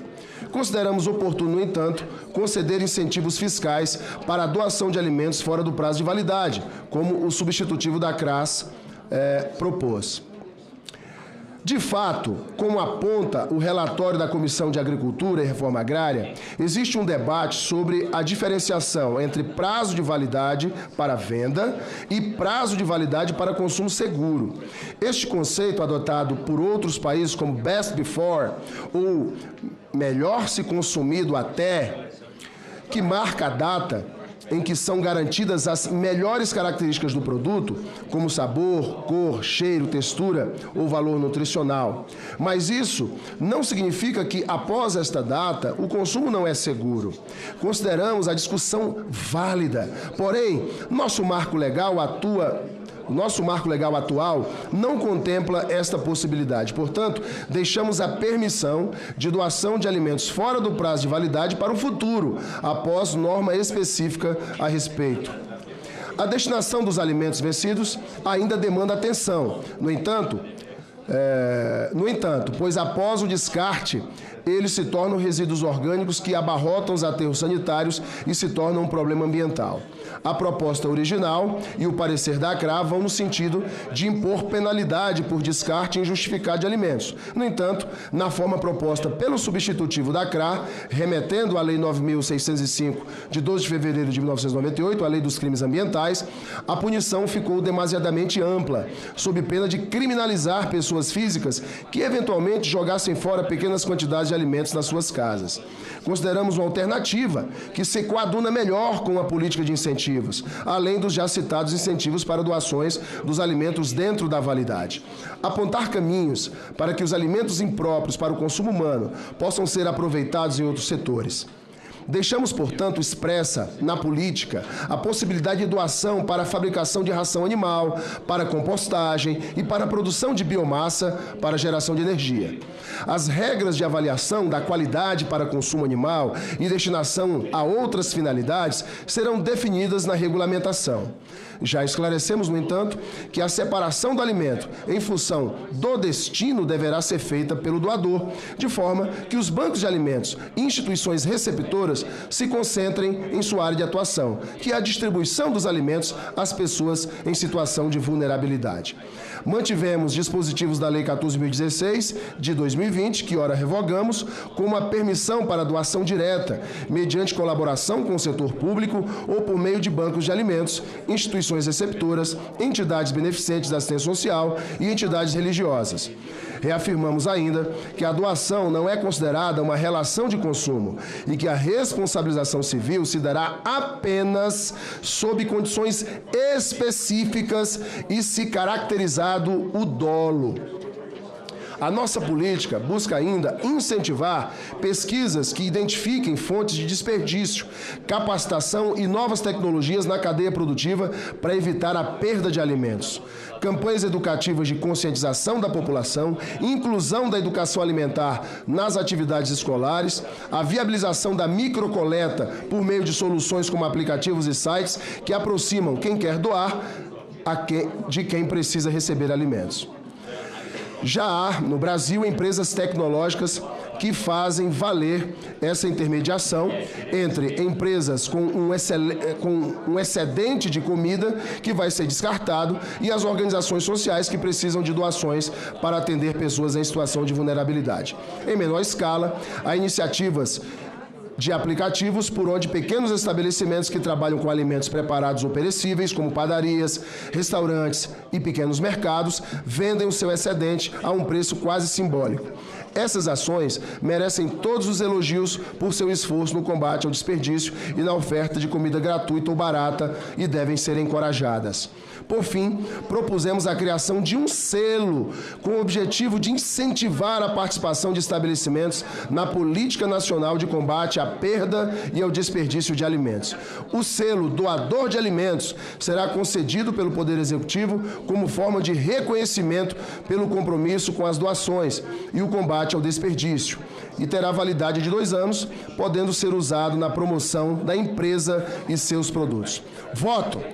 Ante o exposto, nosso voto é pela constitucionalidade, juridicidade e regimentalidade do projeto de lei 2.874 de 2019 e no mérito pela sua aprovação na forma do substitutivo a seguir, com consequente prejudicialidade formal da emenda número 1 da CRA do substitutivo. Senhor presidente, portanto, o substitutivo já está no sistema para a leitura de todos os senhores e senhoras senadores. Este é o voto pela aprovação da matéria, senhor presidente. Coloca em discussão a matéria. Presidente, eu queria pedir vistas, apesar de concordar com o tema e o mérito, nós não estamos tratando aqui simplesmente de um projeto que regulamenta e que organiza a doação, mas de um projeto em que, na verdade, está dando mais isenção e aumentando, na verdade, está pagando para que esse alimento seja doado. Então não é uma doação. Então a gente precisa, quero pedir vistas para que a gente possa discutir com mais... Oi? Exatamente. Então é uma situação que a gente precisa... Por isso que eu estou pedindo vistas. Tá bom, conceda a palavra ao líder Wagner. Não, era na mesma linha do senador Rogério, porém estava tentando uma solução mais imediata. Se o relator... Rogério, é só para saber se o relator aceitaria retirar esse aumento de isenção, porque, na verdade, o entrave é o aumento de isenção fiscal para o supermercadista. E é um artigo específico? Não estava no projeto original. Já existe uma previsão de isenção de 2%. O projeto ele estabelece uma isenção de 5% somente sobre aquilo que é o lucro da empresa. A base de cálculo, ao invés de ser, exemplo, a empresa tem um lucro final de R$1.000. A base de cálculo sobre o imposto de renda fica 950, ok? É a base de cálculo para o imposto. Portanto, é somente estabelecendo um critério de incentivo à doação, porque hoje, se uma empresa, por exemplo, doar um alimento, ela inclusive, conforme o que está na legislação atual, ela pode até sofrer punições se houver algum tipo de alimento que houve estragado, houver algum tipo de situação que alguém diga, olha, eu recebi um alimento e tal. Então, há um desincentivo hoje à doação de alimentos, por uma série de fatores. Por isso que, inclusive, no nosso relatório, senador Jacques, nós retiramos a doação de alimentos fora da validade para que nós possamos debater o best before, que é um processo que hoje já existe nos Estados Unidos, na Europa, que é diferente do nosso sistema de prazo de validade. Então, o objetivo era apenas que nós deixássemos de criminalizar o doador, que inclusive havia penalidade no projeto original, e nós entendemos que seria muito ruim para aquele que doa sofrer alguma penalidade, mas apenas a busca do incentivo. Mas, senhor presidente, nós estamos abertos a discutir o tema com o governo. Está aqui o autor da matéria. O objetivo da matéria é simplesmente criar uma segurança jurídica para a doação de alimentos, evitar a punição ao doador e criar um modelo com o selo doador de alimentos para o incentivo de doação segura no Brasil. Você dá a palavra ao líder Jacques Wagner. Então, presidente, eu acho que vai ter que ir para a vista. A gente pode trazer o projeto depois de conversar com o relator semana que vem, porque eu acho que tem detalhes aí que não vai dar para só tiro ou bota. Aí acaba fazendo pior ainda. A iniciativa do projeto, ela é válida, é lógico, mas veja bem, nós estamos falando em doação de coisas que já estão praticamente vencidas. Ainda você vai dar incentivo para essas pessoas, peraí, eles vão jogar fora? Aí, por maldade, porque nós não damos incentivo, joga fora. Eu acho que isso vai muito mais. Essa questão de supermercado, essa brincadeira que essa pseudo-desoneração da cesta básica, que nunca chega ao consumidor, é uma mentira muito grande isso. Não chega. Não chega, só aumenta o lucro do dono do supermercado. E a gente fica nessa onda de achar que nós estamos desonorando a cesta básica em tantos por cento e o consumidor num bairro, numa comunidade ou num município está recebendo esse benefício. Isso é mentira. Isso é onda política. Até porque no Brasil os preços não são tabelados. Você vai comprar arroz tipo 1 é um preço, arroz tipo 2 é outro, arroz tipo não sei o que é outro. O povo não sabe o valor de quando chega no mercado, quanto custa, e vai perguntar, olha, você tirou 17% disso aqui, desonerou aqui o imposto de renda. Isso é balela. A desoneração da cesta básica no Brasil é a maior mentira que é empregada para dizer, olha, o povo está sendo beneficiado. É mentira isso. É mentira. Até porque quando eu assumi o governo, tinha essa desoneração de 18% no ICMS. Eu acabei com isso e o preço não aumentou. Sabe por quê? Porque a concorrência que não faz o preço aumentar. Não é a desoneração que faz o preço aumentar. É a demanda. Se há uma produção grande, o preço vai ser mais barato. Se não há produção, o preço vai ser mais caro. Agora, a iniciativa não tem que ser de supermercado. A iniciativa tem que ser do produtor. O produtor, quando vende uma maçã que ela não está com a forma correta, quem produz essa maçã, esse daí, sim, pode ser direto para as instituições, sei lá, para quem precisa nesse momento. Porque nós temos hoje a PAI, institutos de câncer, instituto de crianças com HIV, que passam dificuldade para pagar a conta de água, de luz e para alimentar essas pessoas. Então, o projeto é bom. É bom, é um bom projeto para dizer, olha, fiz um projeto que vai beneficiar. Não vai. Vocês me desculpem, o empresário foi feito para ganhar dinheiro e quando ele faz um benefício, ele sempre quer alguma coisa em troca. Não adianta a gente achar que nós estamos tratando aqui. Eu trabalho, você trabalha com coreano, por exemplo. Coreano não faz benefício, é totalmente diferente do japonês. Conheço as empresas, estão instaladas no distrito, eu sei o que é isso. É incapaz de dar um copo de água para alguém. Mas são tudo parecido. Mas todas têm incentivo. Não, sim, é outra coisa. Eu não vou entrar nessa, porque isso aí, eu não sei nem se é politicamente correto falar isso. Mas eu estou dizendo na prática. Então, o projeto, a iniciativa é boa e vamos analisar. Isso, olha, quem estiver me ouvindo pode acreditar no que eu estou dizendo. Desoneração da cesta básica, o consumidor, a pessoa humilde não recebe esses benefícios. É mentira isso. Isso é a maior mentira que foi criada em achar. Só vai ter esse benefício se o governo conseguir tabelar, que ninguém vai tabelar preço. E o preço no Brasil todo é tanto. Nem a gasolina, rapaz, a gente consegue fazer isso. Tem cartel? Então acabou. A gente ficar aqui batendo boca que nós vamos ser os bonzinhos e os empresários entraram agora numa. Eu não estou aqui numa disputa rico e pobre, eu não entro nessa discussão. Empresário, ele gera emprego e se ele gera emprego é para ganhar dinheiro, não é contra não. Você está me entendendo? Não sou contra, eu acho que tem que ganhar. Agora a gente achar que vai desonerar e a pessoa vai virar bonzinho e vai vender o preço da com a desoneração, isso aí não vai acontecer. Só um minuto aqui. Eu quero fazer uma Tem 4 senadores inscritos para discutir a matéria, mas a matéria foi concedida vista coletiva. Então, é melhor a gente discutir na próxima reunião quando ela voltar, ou é melhor a gente continuar o... Eu quero só fazer um adendo às palavras do senador Omar. Então, vou colocar os 4 inscritos para falar. Um segundo, presidente. Eu quero só fazer coro com o senador Omar. Vossa Excelência tem toda a razão. Esse tal de desoneração, ou seja, não chega na ponta. E eu vi há poucos dias atrás, na própria reforma tributária, a questão da exoneração da cesta básica. Então, querem inserir a carne, ou seja, a carne estava fora da cesta básica. Agora querem colocar mais a carne, mas não chega na ponta. Se você for no supermercado hoje, de qualquer parte desse país aqui, que quem que é o grande distribuidor da carne no Brasil? É o supermercadista, as grandes redes que tem no Brasil. Mas, infelizmente, o que acontece? Se você vê o preço que o pecuarista vende, o frigorífico que abate e, naturalmente, faz suas vendas, não só das exportações, mas, sobretudo, no mercado interno. Não tem cabimento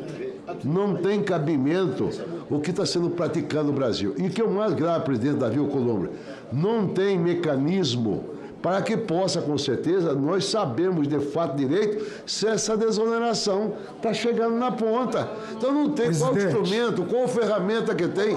De fato, eu quero só falar, senador, você tem toda a razão. Está de parabéns, sua fala foi cirúrgica, pertinente. Não sei se é só com você, mas essa aqui foi para valer.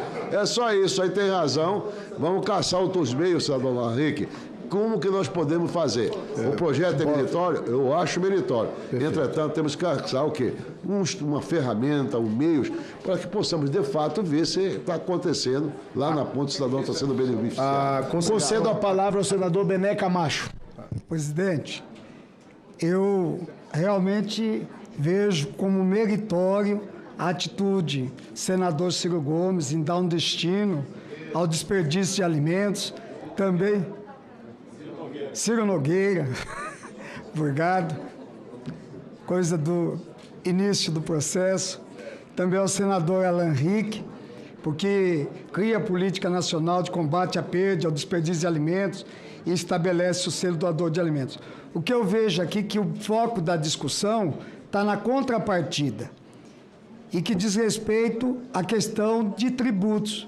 Mas estamos, às vezes, talvez esquecendo uma ferramenta que já está presente, já está prevista.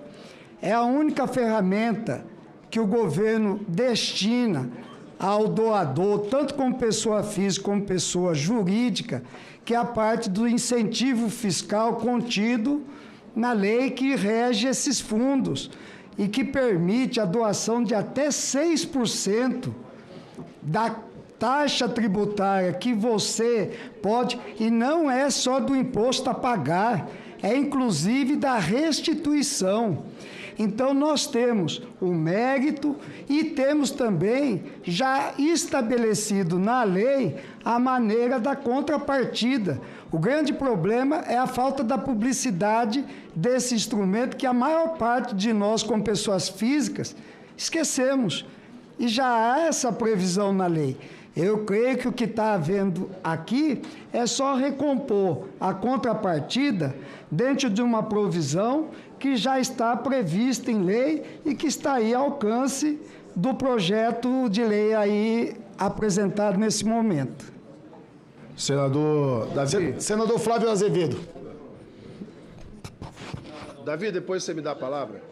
É nesse mesmo sentido, presidente, eu assisto razão, inteira razão aqui o senador Aziz acabou de falar. E, acima de tudo, para ser muito rápido, você não precisa premiar uma obrigação. Um produto que está vencido não tem por que ser premiado, né? Então, ele ou joga fora de má fé, tá certo? E não tem por que premiar o que é a obrigação dele fazer.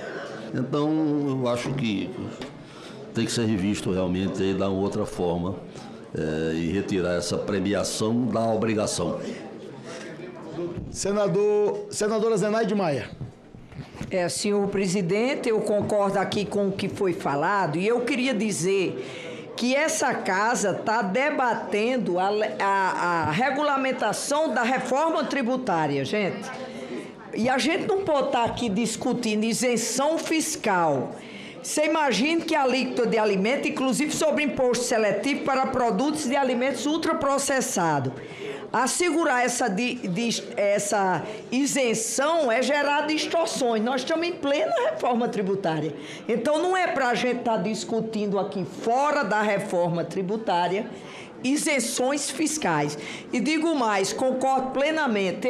Quem faço minha feira, a isenção fiscal da cesta básica Não funciona, não tem. E as pessoas ainda diziam assim, cadê a isenção, senadora? Está tudo caro.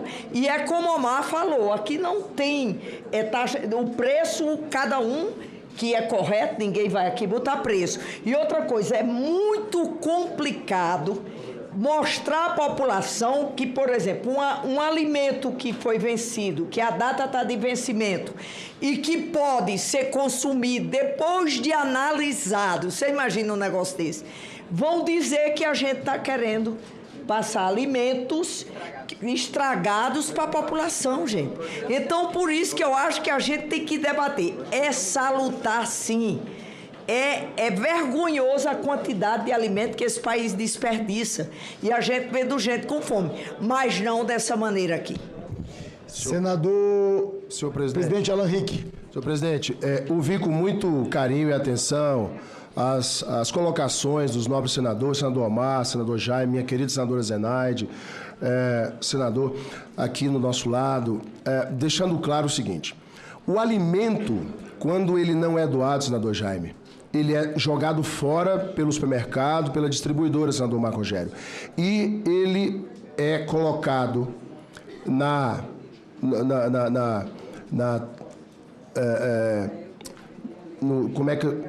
no final, quando esse alimento é jogado fora, a empresa o coloca como desperdício, como prejuízo. Ele não é tributado.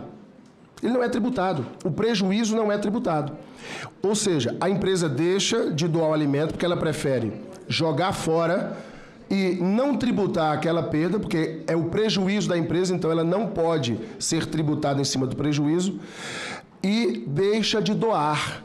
O objetivo do projeto é criar um incentivo, senador Jaime, para doação, porque já existe a previsão legal de 2%. Quando o setor nos procurou e nós fizemos um amplo debate com o setor supermercadista, eles disseram, olha, muitos ainda preferem jogar fora, porque os 2% não abarcam o volume de doações. Seria muito melhor nós termos um incentivo que pelo menos empatasse com aquilo que nós jogaríamos fora, porque é melhor jogar fora, do ponto de vista tributário para a empresa, de pagamento de imposto, do que doar. Então, o projeto, quando ele estabelece a possibilidade de se ter até 5%, né, você estabelece um incentivo para a doação e evita que a empresa jogue fora o alimento, que ela deixaria de atender as entidades, a população vulnerável em segurança alimentar, né? Então, nós estamos simplesmente empatando, não há perda do governo. O governo não perde nada. E são os estudos, inclusive, de todos os segmentos do setor. E outra, respondendo também ao senador Omar, o produtor de alimento, o senador Marco Rogério, como citou o senador Omar, ele também pode fazer a doação. Não é só o setor supermercadista. O senhor, na sua casa, o senhor pode fazer a doação de alimentos. O senhor tem lá na sua dispensa, está perto do vencimento. Rapaz, não vou comer isso aqui não, eu quero doar. O senhor vai lá e entrega na instituição receptora, um banco de alimentos, uma instituição religiosa reconhecida, uma instituição do seu estado de Rondônia, querido estado de Rondônia, e esse alimento será depois destinado às pessoas em vulnerabilidade, às comunidades de vulnerabilidade. Então, senador Jaime, o que nós estamos fazendo é justamente incentivando todo o segmento, seja o produtor rural, seja o distribuidor, o supermercadista, o cidadão, senador Davi, a doar ao invés de jogar fora. Porque quando ele joga fora, é um prejuízo, então ele não tributa, ele não vai pagar imposto sobre o prejuízo, mas quando ele doa, ele tem um incentivo. Então, o objetivo é muito claro. Se a gente continuar com uma política que não traz nenhum incentivo para a doação, o Brasil vai continuar jogando alimento fora. Essa é a grande realidade da matéria. Então, como ainda vai ser discutido, eu acho que o tema é relevante e estamos abertos aqui, o senador Ciro, que é o autor da matéria. Então, quando todos os estudos foram feitos para o relatório, nós levamos em consideração exatamente esse ponto. Se nós não criarmos uma política de incentivo que empate, aquele que vende o alimento vai continuar jogando fora. Deixa eu, senador, nosso vice-presidente Marco Rogério. Senhor presidente, muito sucintamente, eu confesso que quando eu ouvi aqui os primeiros argumentos com relação a essa matéria, eu não estudei o tema profundamente, me me convenci de que a preocupação dos que pediram vista estava correta. Mas ouvindo o senador Alan Rick trazendo aqui esses detalhes, essas informações, de que esse alimento, nessa condição, ele é descartado para que o empresário, o comerciante, não tenha que recolher o tributo sobre ele, ora, oferecer essa condição legislativa para a doação não representa nenhum prejuízo do ponto de vista fiscal. Então, eu acho que na próxima sessão nós vamos ter a oportunidade de debater com mais profundidade. Parabenizo Vossa Excelência pelos esclarecimentos que traz, que nos dá, inclusive, a oportunidade de trazer argumentos nessa direção. E concluo aqui em relação ao que o Omar falou, sobre a questão da reforma tributária e a isenção de cesta básica. Né? Primeiro que a proposta como está hoje, ela atende todas as classes sociais, do rico ao pobre, do jeito que está. Mas eu concordo com o que ele está dizendo com relação, né, assim, o comerciante vai ter lá a isenção, mas o preço final que fica na prateleira para o consumidor, né, não se sabe se houve ali abatimento, se está abaixo, ou se aquele é o preço e aumentou-se apenas o lucro. Então, é preciso ter um cuidado com relação a isso aqui. Hoje nós temos diversos programas de comércios, que com pontuação, farmácias, mesmo supermercados e outros, que você vai acumulando pontos e depois você pode ir no comércio e esses pontos são créditos que você paga com ele. Então, por que não pensar um modelo em que o produto está lá tributado naturalmente, mas esses produtos você tem, quando passa no caixa, você cria ali um crédito que você vai poder utilizar na próxima compra com abatimento real, porque aí não tem como burlar. Aí você não permite o aumento do lucro de alguém ao argumento de que é apenas a isenção que está ali. Então eu acho que nós vamos ter que observar com muito cuidado essas concessões que o parlamento está fazendo com relação à reforma tributária, para que o benefício de fato chegue a quem precisa chegar. E não crie, através desses instrumentos, um mecanismo para aumentar o lucro de alguém que está lá na ponta. Eu não estou falando isso aqui como regra, mas o que o Omar traz como preocupação me chama a atenção e nós temos que observar. Agora, não dá simplesmente para retirar. Não, vamos acabar aqui com a isenção. Não, nós podemos criar um instrumento melhor para impedir que alguém se valha, né, dessa ausência de controle para lucrar mais. O benefício tem que chegar aos brasileiros de verdade. Senador, eu quero fazer uma indagação a Vossa Excelência, senador Alan Rick. O senhor disse na sua fala aí, desse material descartável, vamos chamar assim, que quando o supermercado não doa, ele descarta. O senhor disse que tem já um instrumento dentro do Código Tributário que diz que 2%, quando um estabelecimento comercial como o supermercado, todos nós sabemos que já tem uma perca normalmente. Principalmente o número de roubos em supermercados é enorme e de vários e vários produtos que muitas vezes é só semanalmente, se você não vender, você tem que descartar, tem que jogar fora aí lá. Se na questão tributária já tem 2% que é normal de perca, isso aí já, com certeza, já você não paga o tributo sobre isso, não paga o SMS, que vamos chamar aqui os supermercados, a maior carga tributária do supermercado é a questão do SMS. Se esse instrumento de 2% já existe, está resolvido. Até porque nós estamos aqui nesse caso, o argumento foi muito forte, a didática que o senhor fez aqui foi 10. Deixou muito bem claro aqui os seus argumentos de como, de fato, é que vai ser feito esse descarte. Vamos imaginar esse incentivo que vai ser proporcionado às redes e os supermercadistas do Brasil. De forma, eu faço a indagação, se existe na questão tributária já esse ponto 2%. É o caso de banco. O banco tem aquela velha história, né? Que quando vai arrecadar, ele entra no lucros e perde, já fica consignado nos balanços de qualquer instituição financeira do Brasil. Essa é a minha indagação, se de fato Vossa Excelência tem conhecimento, se 2% já está. Caso contrário, Vanderlei, você que é empresário do setor, tem a entrada e saída da mercadoria. Se você descarta, não tiver um instrumento para dizer que está descartando, ele vai aumentar no quê? Vai aumentar no seu estoque. lá na frente, o fisco vem e vai fazer uma atuação, porque de fato está no seu estoque lá, né, em termos de contabilidade, entretanto, ele não existe de forma palpável lá no estoque de você. Essa é a minha indagação que eu tenho que fazer. Senhor presidente, artigo 14, foi citado. Mas foi positivamente. Sim, mas eu fui citado. Mas o artigo 14... É 14 mesmo? É 14, mas é só então, quando pronto. há... Mas olha, só para afirmar o seguinte, olha. Presidente Davi, eu estou acompanhando a discussão pelo rádio, pela TV Senado, e é tão absurdo o que acontece hoje. Aqui fala de supermercados, mas para Vossa Excelência ter uma ideia, as indústrias, no caso da minha indústria, nós temos lá uma quantidade, senadora Dorinha, de biscoitos, que às vezes por um probleminha não passa no controle de qualidade. O jurídico da empresa, devido às leis severas que existem hoje, recomenda que jogue fora, que destrua esses produtos. Então, aqui, creio que vai ser também para as indústrias, isso é seríssimo. E as empresas são penalizadas. Depois, aqui eu quero fazer uma questão de ordem. Obrigado, senhor presidente. Senador líder Flávio Bolsonaro. Presidente, eu queria chamar a atenção nessa discussão para uma coisa interessante. Como é que a narrativa mentirosa ela encaixa quando você quer ficar contra alguma matéria, né? Não estamos tratando de produto estragado. Exatamente. Estamos tratando de produto dentro da validade, em condição de consumo. Aí você é contra o projeto, o Senado vai aprovar uma lei para dar produto estragado para os outros. Não é isso, cara. E olha que contradição. Todo mundo preocupado com relação à fome que milhões de brasileiros passam, as dificuldades de se alimentar.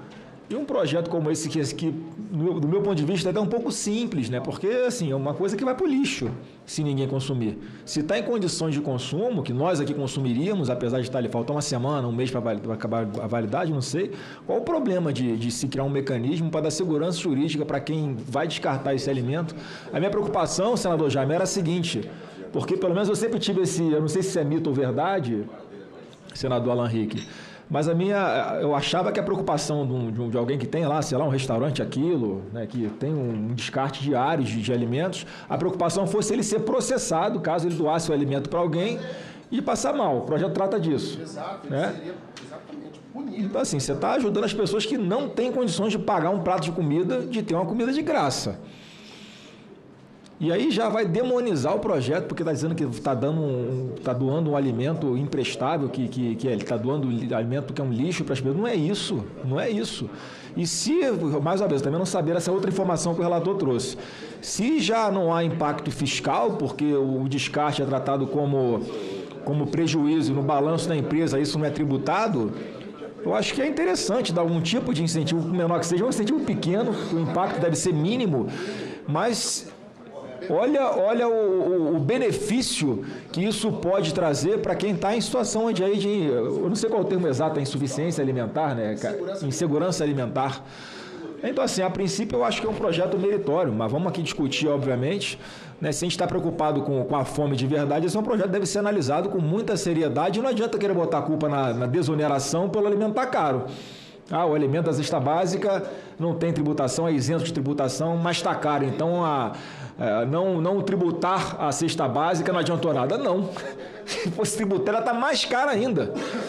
Não dá para prometer uma coisa na campanha, chega na prática que não faz dever de casa, descontrole das contas públicas, insegurança jurídica, falta de financiamento para quem produz alimento nesse país com uma taxa barata e dizer que a taxa zero de tributação da cesta básica não funciona de nada, não. Funciona sim. Então, presidente, só para deixar registrado aqui que a princípio é um projeto meritório, vamos ficar atentos para falsas narrativas. Eu queria agradecer o debate aqui. Nós fizemos um debate prévio e eu vou assumir um compromisso com o senador Alan e com o autor do projeto, com o senador Ciro Nogueira, que foi levantado várias questões em relação a esse projeto, todas pertinentes.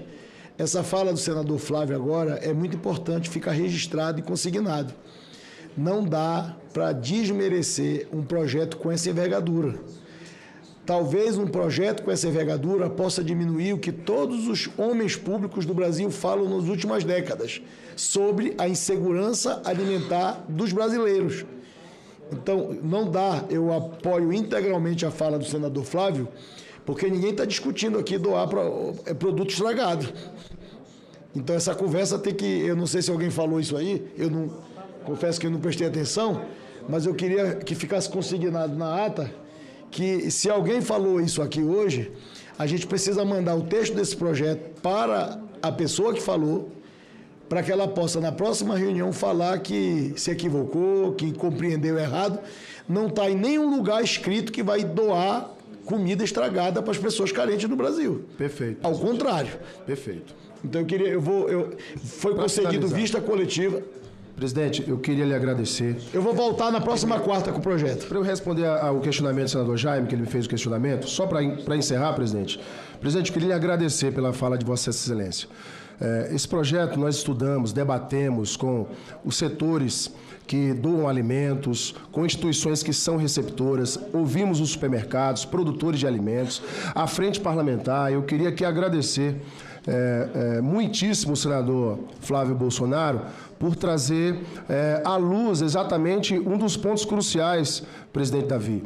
A matéria, e Vossa Excelência reiterou isso, a matéria, senador Flávio, não trata de alimento estragado. Doação de alimentos dentro do prazo de validade. Alimentos que, por alguma situação, a embalagem está amassada, uma fruta que está feia, mas são todos próprios para o consumo. Outro ponto.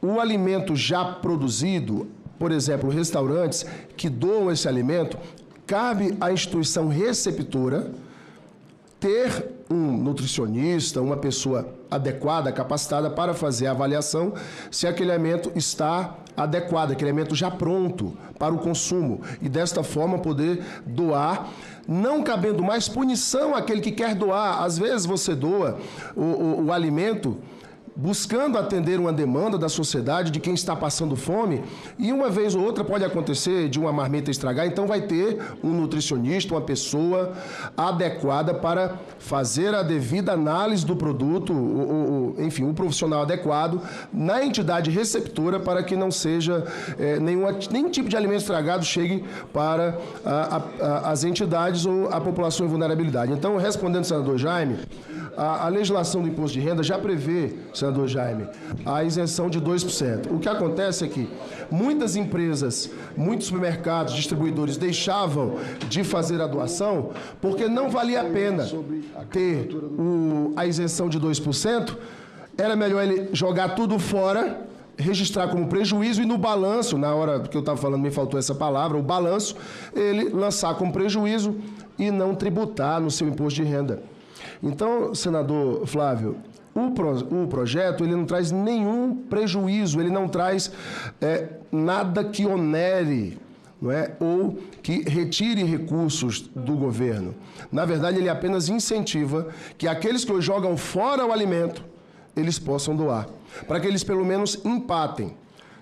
Ora, se eu tenho um incentivo de 5% só sobre o meu lucro, no final de tudo, do imposto sobre o lucro, imposto de renda da pessoa jurídica, eu vou deixar de jogar fora porque vale a pena eu ter essa pequena isenção e garantir que pessoas em insegurança alimentar possam receber o alimento. Então, senador Jaime, foi aumentada essa alíquota justamente para que haja um incentivo, senão não vale a pena para a empresa doar. Nós estamos criando, portanto, um projeto que incentiva a doação. 96% das empresas que têm alimento no Brasil desperdiçam o alimento, jogam fora por causa disso. Muito obrigado, senhor presidente. Obrigado, senador Alan Rick. Presidente, em adição ao que o senhor falou há pouco tempo, é preciso ficar patente que o projeto diz: item D, afasta a possibilidade de concessão de incentivos fiscais para doação de alimentos fora do prazo de validade.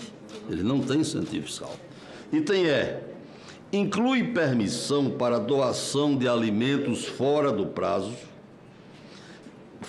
de validade para o futuro, após norma de validade. Então, esse item D, ele é peremptório. Não se trata, como o senador Flávio Bolsonaro disse, de dar incentivo fiscal para alimento fora do prazo de validade. Mas, talvez para facilitar a matéria, eu me permito sugerir, senador, que se tire esse item E, inclui permissão de doação de alimentos fora do prazo de validade para o futuro, porque a pessoa muitas vezes lê o principal da frase, esquece a palavrinha para o futuro e pode gerar acusações para o Senado, que o Senado está favorável a conceder incentivo fiscal para a matéria fora do prazo de validade. Então, fique atento para esse item, talvez a supressão dele possa facilitar a nossa discussão. Senador, está acatada a sua sugestão, é importante. Nós só deixamos esse item no texto para que nós pudéssemos fazer no futuro debate do Best Before, que já é um tema que vem sendo levantado por vários segmentos, mas isso é para o futuro. É importante a sua sugestão e naturalmente nós podemos suprimir. Muito obrigado. Eu queria agradecer e, ao mesmo tempo, fazer um registro aqui, que mesmo feito o pedido de vista, foi tão importante o debate, porque regimentalmente era para suspender a discussão da matéria.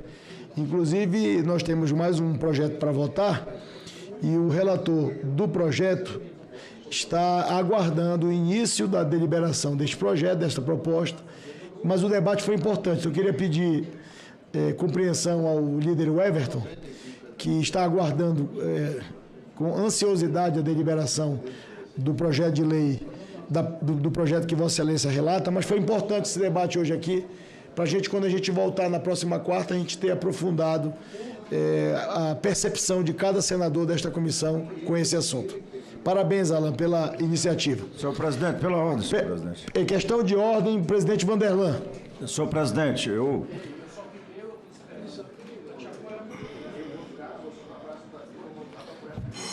Senhor presidente, eu gostaria de consultar a Vossa Excelência e os nobres pares aqui, se há condições de colocar o projeto, é um PDL 206, extra-pauta. Esse PDL ele foi aprovado na Câmara do deputado Ismael Alexandrino e foi feito por acordo na Câmara, inclusive com o governo. Se Vossa Excelência concordar, ele vem... Qual é o número? PDL 206 de 2024. Eu sou o relator, o relatório já está pronto e apresentado. A gente pode fazer o item do senador Everton? Porque, como é um item extra-pauta, eu vou consultar os senadores e as senadoras. Qual é o projeto? O PDL 206... O meu ou dele? O seu. 206 de 2024. Deixa eu fazer uma consulta aqui, eu vou incluir extra pauta, mas eu vou primeiro fazer a consulta à comissão, mas vou votar o do Everton primeiro, que está na frente. E é um projeto simples, são só 2 artigos e foi aprovado por acordo na Câmara dos Deputados. Tudo bem, mas eu vou fazer a consulta aqui, mas vou votar primeiro, caso a gente faça a inclusão extra pauta, eu vou votar primeiro do senador Everton. Eu vou fazer a leitura aqui. Projeto de Decreto Legislativo 206 de 2024, autoria Câmara dos Deputados, iniciativa do deputado federal Ismael Alexandrino, susta parcialmente o Decreto 11.615, de 21 de julho de 2023, que regulamenta a Lei nº 10.826, de 22 de dezembro de 2003, a qual dispõe sobre registro, posse e comercialização de armas de fogo e munição. O relator é o senador Vanderlan. Solicito os senadores e senadoras da comissão se posso incluir como item extra pauta este projeto. Não havendo objeção, está incluído extra pauta o projeto. Proposta de emenda à Constituição número 28 de 2023, não terminativo. Altera o artigo 132 da Constituição Federal para incluir os procuradores dos municípios entre os que compõem a advocacia pública e dá outras providências. O autor é o senador Veneziano Vital do Rego e outros. Relator é o líder Everton. Favorável à proposta nos termos do substitutivo que apresenta. Em 20/6 foi realizada audiência pública para a instrução da matéria. Foi apresentada em 24/5 a emenda de número 1 de autoria do líder Jorge Cajuru, posteriormente retirada pelo próprio autor. Em 7/8 de 24 foi apresentada a emenda número 2 de autoria do senador Rogério Carvalho, esta última dependendo de relatório. Concedo a palavra ao líder Everton para proferir o relatório. Senhor presidente, colegas senadores, eu gostaria de... Presidente Davi, eu gostaria, antes de iniciar aqui a leitura do meu relatório, juntamente com o meu amigo deputado Vicente, do querido Tocantins, parabenizar aqui essa casa, ainda na sua gestão como presidente do Congresso, agora o presidente Rodrigo Pacheco, nós temos esse programa importante dos jovens senadores. E esse ano agora nessa edição, foram 171 mil inscritos e foram selecionados 81 jovens senadores, um de cada estado. A representação de cada estado, né, os 3 de cada estado. E hoje nós estamos aqui com a Emily. Ela é lá de Grajaú, do Maranhão, e passou aí nesse crivo. Hoje está participando a semana toda aqui das atividades do Senado Federal. Ela é estudante do Centro de Ensino Professor Dimas Simas Lima. Não é isso, Emily? E eu quero aqui desejar, em nome dela, né, boas-vindas aqui junto com o meu Bené Camacho, senador Bené Camacho, que é também do Maranhão, de Imperatriz. Aqui a bancada, a maioria do Maranhão é Imperatriz. Eu e o Camacho somos lá de Imperatriz do Maranhão. Então seja bem-vindo a todos os jovens senadores que estão aqui presentes na casa e que participem cada vez mais para estimular essa juventude a entrar na política, porque eu tenho certeza que eles vão ajudar a fazer a diferença. Presidente, a PEC 28... ela vem à análise dessa comissão de Constituição e Justiça. O signatário dela é o senador veneziano Vital do Rego. Eu vou aqui na análise. Os termos do artigo 356 do Regimento Interno do Senado Federal, cabe a esta comissão emitir parecer sobre a proposição abrangendo aspectos não apenas de admissibilidade, no artigo 101, inciso 1 do nosso Regimento Interno do Senado Federal, mas também de mérito, haja vista que a matéria ela não se sujeita ao crivo de outras comissões. E aqui eu coloco os artigos, passando, portanto, a analisá-lo. A proposição é dotada em plena juridicidade, na medida em que se tem força cogente e inova o ordenamento jurídico, com efeito. O Supremo Tribunal Federal tem o entendimento de que, ante o silêncio do texto constitucional, a existência de procuradorias municipais é mera faculdade, não sendo as normas relativas à União e aos Estados de reprodução obrigatória. Nesse sentido, já se manifestou o plenário daquele colendo tribunal do recurso extraordinário 225.777, julgado em 2011, em orientação posteriormente reafirmada pela segunda turma, e também pela primeira turma. Aí a gente coloca aqui os números dos recursos. Mais recentemente, em 2024, na ação direta de inconstitucionalidade, a ADI 6.331, no plenário, voltou a adotar o posicionamento similar, como trataremos adiante. Uma PEC é, portanto, a via adequada para inovar sobre essa matéria. No que tange à constitucionalidade, consignamos quanto ao aspecto formal, que a proposição reuniu o número de apoiamentos necessários.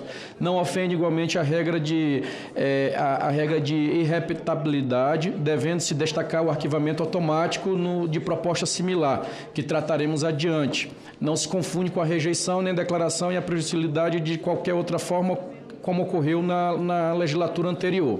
Já quanto ao aspecto material de início, é importante ressaltar que esta não seria a primeira vez que uma norma constitucional derivada impõe a criação de órgãos a entes subnacionais, com efeito a emenda constitucional 104, de dezembro de 2019, quando adicionou o inciso 6º do artigo 144 da Constituição Federal, para incluir entre os órgãos de segurança pública as então polícias penais federal, estadual e distrital, modificação que foi muito bem recebida pela comunidade jurídica e pela população geral.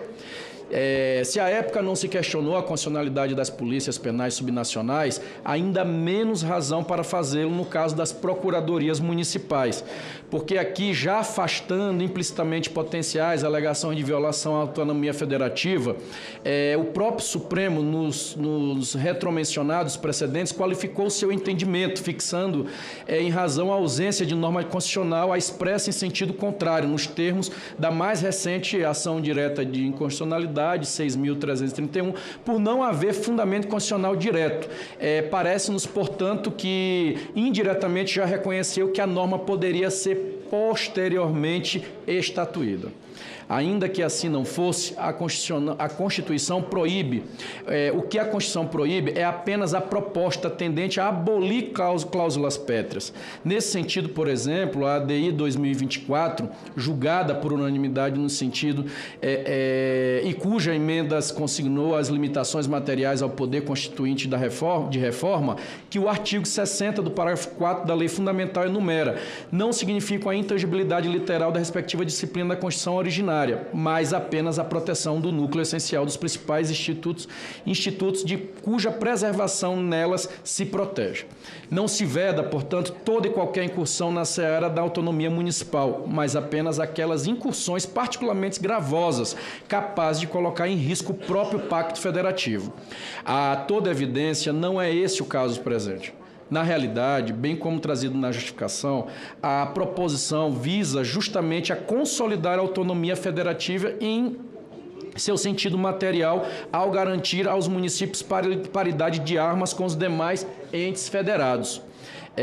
Portanto, meritório, mais do que oportuna, cabendo pontuar que a proposta muito similar, a saber, a PEC 17 de 2012, já havia sido aprovada na Câmara dos Deputados. Anteriormente, a unificação de numeração entre as casas, como a PEC 153 de 2003, e recebeu parecer favorável desta CCJ, muito embora tenha sido arquivada em virtude do término da legislatura. Em 2021, de dezembro de 2022, feitas essas considerações, fica o registro de que a criação das procuradorias municipais não impedirá que as câmaras de vereadores continuem a contar com seu próprio corpo de procuradores legislativos. A esse respeito, em caso análogos referente aos estados, o STF tem a oportunidade de, recentemente, reafirmar seu entendimento acerca da capacidade das Assembleias Legislativas de estar em juízo, notadamente para a defesa de suas prerrogativas inconstitucionais frente aos demais poderes, podendo igualmente a consultoria jurídica ser realizada por corpo próprio de procuradores. Convém apenas ressalvar expressamente as atribuições conferidas aos chefes de poder executivo, homenageando o importante papel que desempenham na defesa da ordem constitucional, exemplo particularmente difundido, e o de representação da inconstitucionalidade perante o tribunal, que várias constituições estaduais facultam expressamente ao prefeito propor sem a necessidade da assistência como relevante mecanismo de controle e de validade da legislação local. Fixamos, senhor presidente, o termo inicial da contagem de prazo de transição na base da aferição dos quantitativos populacionais. Resumindo, municípios acima de 60 mil habitantes. Finalmente, acatamos a emenda 2, pois clarifica e adequa a redação do artigo 132A, dos demais artigos regentes dentro da advocacia pública. Então, ante ao exposto, somos pela constitucionalidade, juridicidade, regimentalidade, no mérito pela aprovação da PEC 28 de 2023 e da emenda 2 na forma do seguinte substitutivo. Aí eu coloco aqui todo ele, já está publicado, como não é terminativo, eu já deixo aqui para os demais dúvidas mais na frente a gente poder tirar. E falar também, presidente, que a audiência pública que nós fizemos antes do recesso, contou aqui total contribuição da OAB, da Confederação Nacional dos Municípios, da Advocacia Geral da União e da Associação Nacional dos Procuradores Municipais. Então, há total contribuição de todos eles e eu tenho certeza que esse entendimento que foi criado, ele foi na melhor convergência possível. Então, é esse o parecer, senhor presidente. Obrigado, senador líder Everton. Coloco em discussão o relatório apresentado. Concedo a palavra ao vice-presidente Marcos Rogério. Senhor presidente, eu queria apenas consignar, quando eu fui abordado sobre esse projeto, eu confesso que tive algumas preocupações considerando a realidade dos municípios brasileiros, né? Tem municípios de menor porte que isso implicaria em uma mudança que teria impacto lá na ponta. Mas quando fui observar os termos do projeto, a construção feita, ela me parece muito razoável, muito pertinente, né? Além de você estabelecer 2 critérios a partir de 100 mil habitantes ou de 60 mil habitantes, você ainda estabelece um prazo, né, para essa para essa adequação. Até 8 anos. Né, 6 anos para os municípios com mais de 100 mil e 8 anos para municípios com acima de 60 mil habitantes. Então, não tenho nenhuma objeção a essa matéria, pelo contrário, reputo como uma atualização necessária aos municípios brasileiros. Cumprimento o autor e o relator da matéria.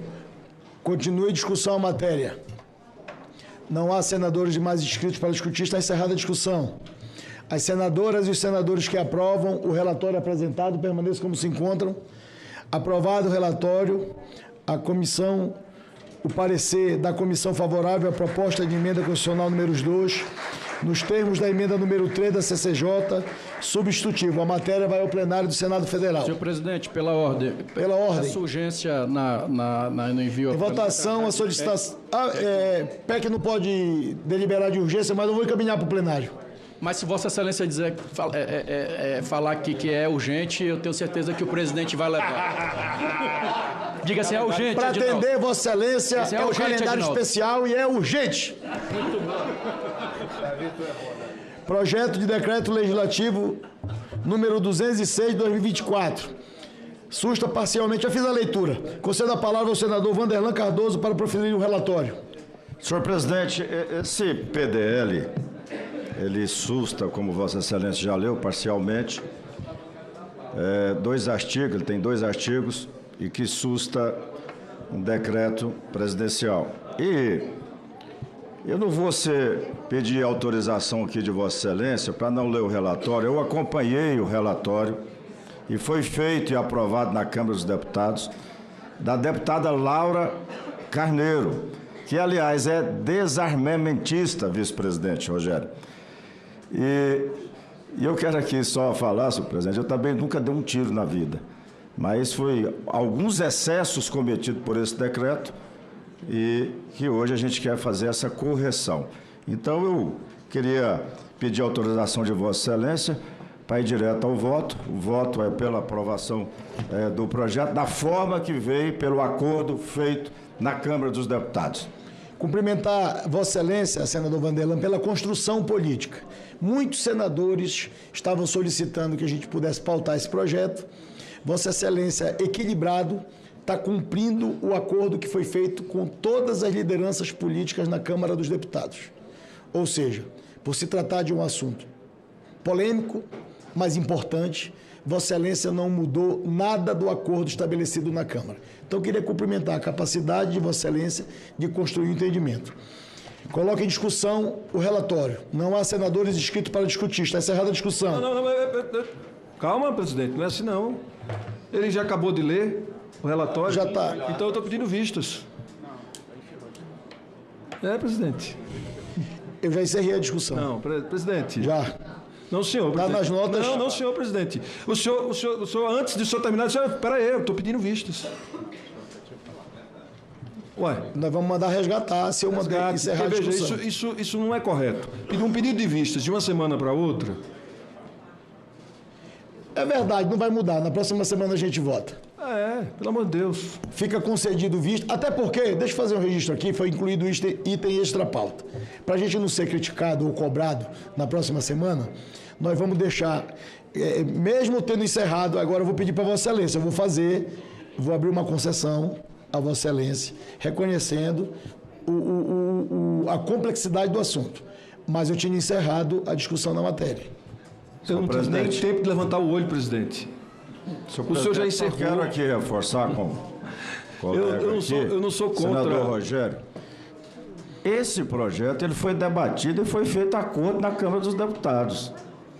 E, inclusive, com a orientação do governo favorável. E nós temos que, às vezes, parar nessa situação que é discutido lá, feito o acordo, e a gente mudar acordo aqui. Mas, veja só, não tem intenção de mudar acordo nenhum. Veja só, o decreto chegou agora. Não tem problema da gente crer que nós vamos votar e todo mundo vai votar. Não vai ter quebra de acordo, se teve acordo. Semana que vem a gente vota, não tem problema. Tá bom, eu vou atender a solicitação em parte, foi atendida em parte a inclusão extra-pauta e atender em parte uma semana a mais. Mas eu queria dizer a Vossa Excelência que... Vista coletiva, senhor presidente. Vista coletiva concedida. O projeto vai voltar na próxima quarta-feira. Nada mais havendo a tratar, declaro encerrada a presente reunião.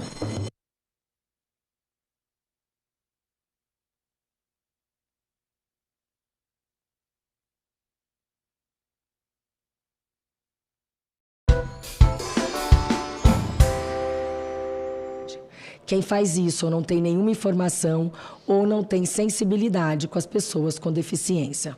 Ana Lúcia esteve presente na ação representando essa associação de mulheres com deficiência do Mato Grosso do Sul.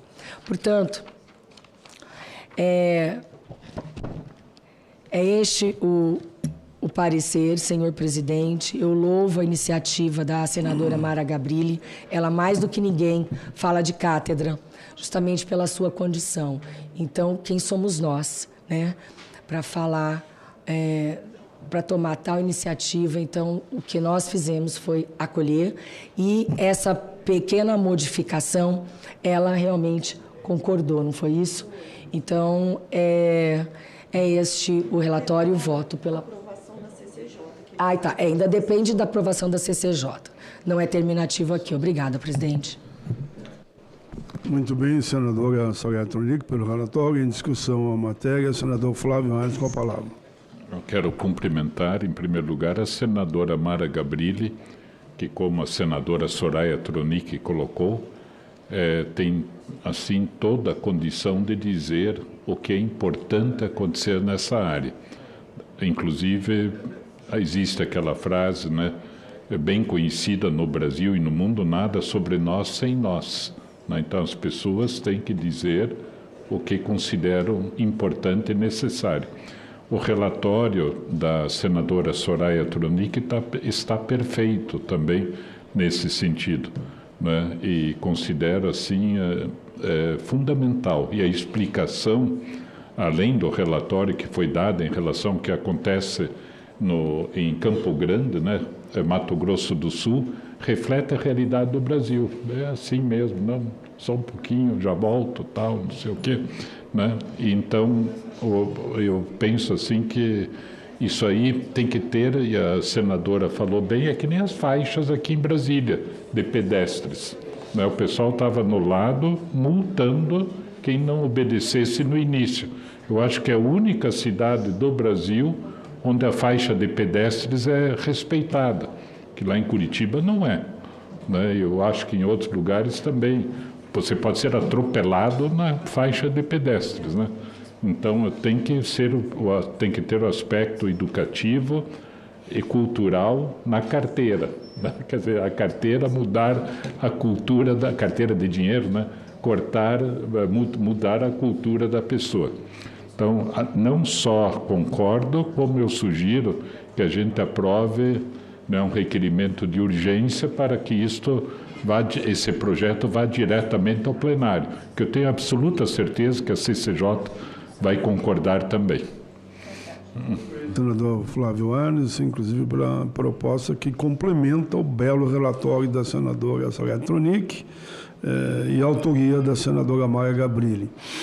Em discussão a matéria, não havendo mais quem quer discutir, encerro a discussão, coloco em votação o relatório favorável ao projeto como emenda que apresenta. Aqueles que aprovam, permaneçam como se encontram. Aprovado o relatório, que passa a constituir o parecer desta comissão favorável ao projeto com a emenda número 1. E o requerimento de urgência. Agora. Aqui a minha orientação era dizer o seguinte: aqui a orientação era: o projeto segue para análise terminativa na CCJ. Estava certa a orientação, só que nós de imediato vamos colocar em votação o seu requerimento. Aqueles que concordam que seja aprovado um requerimento de urgência para que esse importante projeto vá direto para o plenário, permaneça como se encontra. Aprovado. Então, não tem por que passar lá. Lá está demorando tudo para andar. Acumula um monte de matéria. Aprovado. Fique bem à vontade, a pauta foi concluída. Não, eu gostaria só de aproveitar a ocasião, senhor presidente, que tantas pessoas estiveram presentes hoje aqui na área da psicologia, em função do projeto de lei, através da sugestão legislativa, também a segurança privada, que a gente quer cumprimentar, Mas eu quero cumprimentar duas visitas ilustres que temos hoje aqui na Comissão de Direitos Humanos, né, que estão aqui atrás, a Beatriz Dalcol Zanelato e a Lara. Eu vou pedir que as duas levantem, só para nós. Pimentel. Como é o nome das duas, Flávio, por favor? A Beatriz Dalcol Zanelato e a Lara Barbiero Pimentel, que estão aqui. Sejam bem-vindas. Com uma indicação do Flávio, nós temos que bater palma. Eu só quero dizer que a Beatriz Dalcol Zanelato faz relações internacionais na London School of Economics, em Londres. Está entrando no último ano de faculdade, agora em setembro.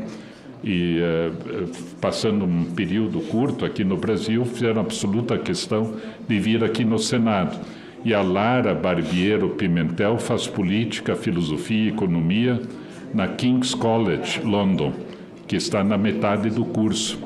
Então, vocês estão aqui, Beatriz e Lara, na Comissão de Direitos Humanos e Legislação Participativa, né? Inclusive as imagens de vocês sendo gravadas e transmitidas para o Brasil todo. E saibam, então, que essa comissão, legislação participativa, significa a própria sociedade participar da legislação, sugerindo, né, legislação a ser elaborada, desde que haja 20 mil assinaturas de apoio àquilo que se propõe pela sociedade. Hoje, por exemplo, aprovamos um projeto de lei oriundo de uma sugestão legislativa na área da psicologia, estabelecendo carga horária semanal de 30 horas e o piso salarial para o profissional psicólogo. Então, sejam muito bem-vindas, sucesso nos cursos em Londres. A Beatriz, particularmente, eu conheço, né, a vida toda, assim como a mãe dela e agora já posso dizer, e a avó dela, e a bisavó também. Quer dizer, eu conheço a mãe, a avó e a bisavó, né? Então, sejam muito bem-vindas, né, para essa sessão e para essa visita ao Senado Federal. Obrigado, senhor presidente. Muito bem, senador Flávio Arnes. Fez a justa homenagem às duas jovens que estão no plenário nesse momento. Eu vou agora para uma questão mais formal aqui do expediente. A pauta está toda ela discutida e aprovada. Expediente. Todos fiquem à vontade agora, viu? Se alguém tiver um compromisso, não vai ter nenhuma votação.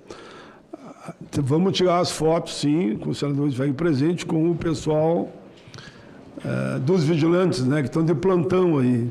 Eu vi que eles não saem daqui sem essa foto. A fotografia também com a Beatriz e com a Lara. Perfeito, perfeito. Mas isso é uma satisfação. Vamos lá, expediente. Denúncia de familiares sobre múltiplas violações de direitos humanos em uma prisão do município de Passos, Minas Gerais, entre elas condições humanas de encarceramento, abusos físicos e psicológicos contra os presos. A prisão não possui meios de comunicação adequados para a reclamação. Denúncia de violação de direitos econômicos e sociais de agricultores familiares que residem em áreas sobrepostas às terras quilombolas não oficialmente tituladas no município de Varzelândia, Minas Gerais.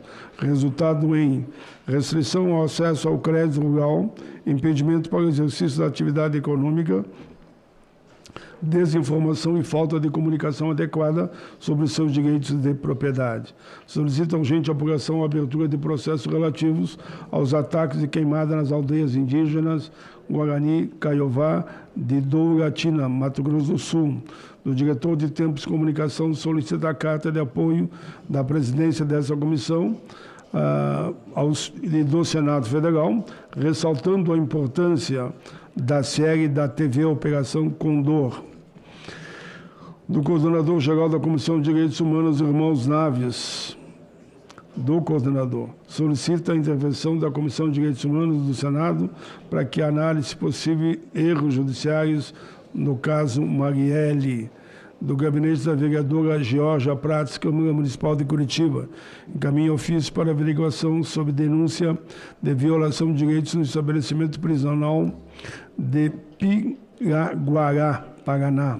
Da Câmara Municipal de Ribeirão Preto, São Paulo, moção de apoio e à solidariedade a Maria da Penha, em decorrência dos ataques que vem sofrendo de grupos extremistas. E moção de apoio à acompanhante do governo federal lançada pelo Ministério das Mulheres, intitulada moção de apoio à campanha do governo federal lançada pelo Ministério das Mulheres, intitulada Mais Mulheres no Poder, Mais Democracia. Do Ministério do Planejamento e Orçamento, ofício circular de entrega de exemplar do relatório da Agenda Transversal Igualdade Racial. Do Conselho Nacional dos Direitos Humanos, encaminha a proposta de pauta 79ª reunião desse Conselho. Informa que nos termos da Instrução Normativa 12 de 2019, os documentos lidos ficam disponíveis na Secretaria ou no portal da CDH para manifestação dos membros dessa comissão pelo período de 15 dias. Terminado o prazo, os documentos serão arquivados. Nestes mesmos termos, comunico o encerramento do prazo dos documentos lidos na 26ª e 27ª, 30ª e 32ª reuniões. Não havendo mais nada a falar, como o meu discurso de abertura era um discurso que eu fiz sobre as Olimpíadas, né, sobre a vitória dos brasileiros, mas falava também da falta de investimento no esporte. Mas como as Olimpíadas terminam domingo, dia 11, e eu estarei aqui amanhã com os jovens senadores, eu farei amanhã com eles aqui, elogiando, inclusive, a participação deles nos esportes, naturalmente a participação do Brasil, e colocando a importância dos esportes em todo sentido para a formação do povo brasileiro. Não havendo mais nada a tratar, encerramos a nossa reunião deliberativa de hoje. Vamos às fotos.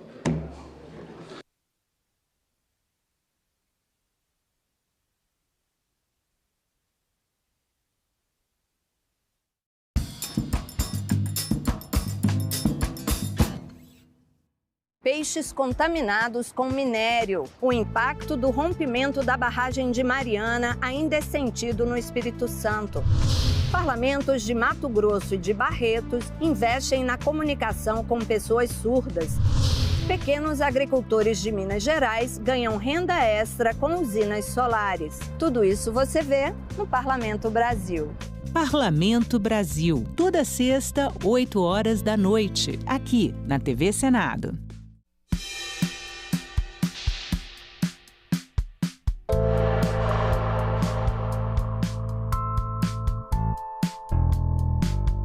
De muito trabalho, nós vamos aliar a rotina aqui do Senado com as eleições municipais, então tem que ter um equilíbrio no trabalho democrático, nas candidaturas, mas também tem temas importantes que precisam ser tratados. Eu coloco o andamento em relação à reforma tributária, projetos de regulamentação que serão discutidos e debatidos. No caso da educação, nossa meta é finalizar o debate em relação ao Sistema Nacional de Educação e o PNE, o Plano Nacional de Educação, que a nossa ideia enquanto Senado é começar paralelamente à Câmara a análise, a discussão e o debate em relação ao Plano Nacional. Lembrando que o orçamento, LDO e todas as diretrizes vão ser tratadas também nesse semestre.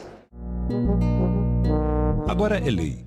Mulheres com implante mamário colocado em razão de tratamento de câncer têm direito à troca em hospitais privados ou pelo SUS sempre que houver complicações ou efeitos adversos. A mulher que sofre mutilação total ou parcial de mama em razão do tratamento de câncer também tem direito a acompanhamento psicológico e multidisciplinar. O Senado votou, agora é lei. Os títulos da nobreza eram a maioria absoluta na primeira composição do Senado brasileiro. Os senadores eram nomeados pelo imperador e ficavam no cargo por toda a vida. Qual era a representatividade desse primeiro Senado, professor? a representatividade era feita por barões, viscondes, duques. O que a gente tinha nesse período, na verdade, era uma elite agrária muito forte no Brasil. E aí, gente, tudo bem? Eu sou o Pedro Renó, professor, youtuber, e hoje a gente vai falar sobre a criação do Senado. Aí chega um momento nessa história de criação do Senado que Dom Pedro I vai embora do Brasil. E o Senado ganha poder. O Senado ganha força através de um período que a gente chama de período regencial. Então ali a gente tem a regência trina provisória, 3 regentes, geralmente eles eram parlamentares, a regência trina permanente, e depois a gente tem um senador que foi ministro da Justiça também, que era o padre Antônio Feijó, liberal, mas ele também já cai, ele teve que renunciar. E depois a gente tem um conservador, que é o Pedro de Araújo Lima, né? Todos senadores. Esse período é um período de muita instabilidade política na história do Brasil, justamente por conta da oposição entre liberais e conservadores, ou federalistas e unitaristas. Nessa época, o Brasil era uma verdadeira panela de pressão, né? Todo o território brasileiro, né? Você tem muitas revoltas acontecendo, eclodiram revoltas no Rio Grande do Sul, Santa Catarina, Bahia, Maranhão, e nesse período é quando os liberais eles assumem uma postura de reduzir a maioridade do Dom Pedro II para estabelecer a ordem no Brasil. Aí a gente teve o golpe da maioridade. E desde 1824 tem sido assim. Os principais acontecimentos sociais, econômicos e políticos do Brasil continuam passando por essa casa. Senado, 200 anos. No Ceará, 85%. Em Sobral, 98% das crianças se alfabetizam. O senhor acredita que essas políticas que o senhor desenhou no Ceará, elas são replicáveis e universalizáveis para todo o Brasil? É possível de ser replicada, é possível de ser universalizável. Essas são duas questões fundamentais e o Ceará mostra isso. Salão Nobre, hoje, 8 horas da noite, aqui na TV Senado.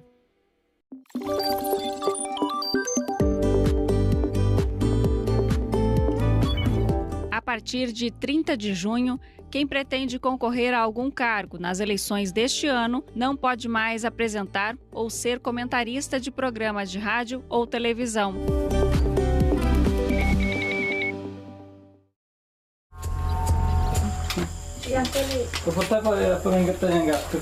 Esse engatu, os brancos, é tupi-guarani. Engatu, tupi, é tchaco, o pachinga. O que a senhora mãe também a senhora não é estudante, fez escola, perto de piranha caiu ainda. Mas eu não é estudante, tanto quanto tem gato. Senadoc, neste sábado, 9 horas da noite, aqui na TV Senado. A violência contra as mulheres é um problema social e também um problema de saúde pública.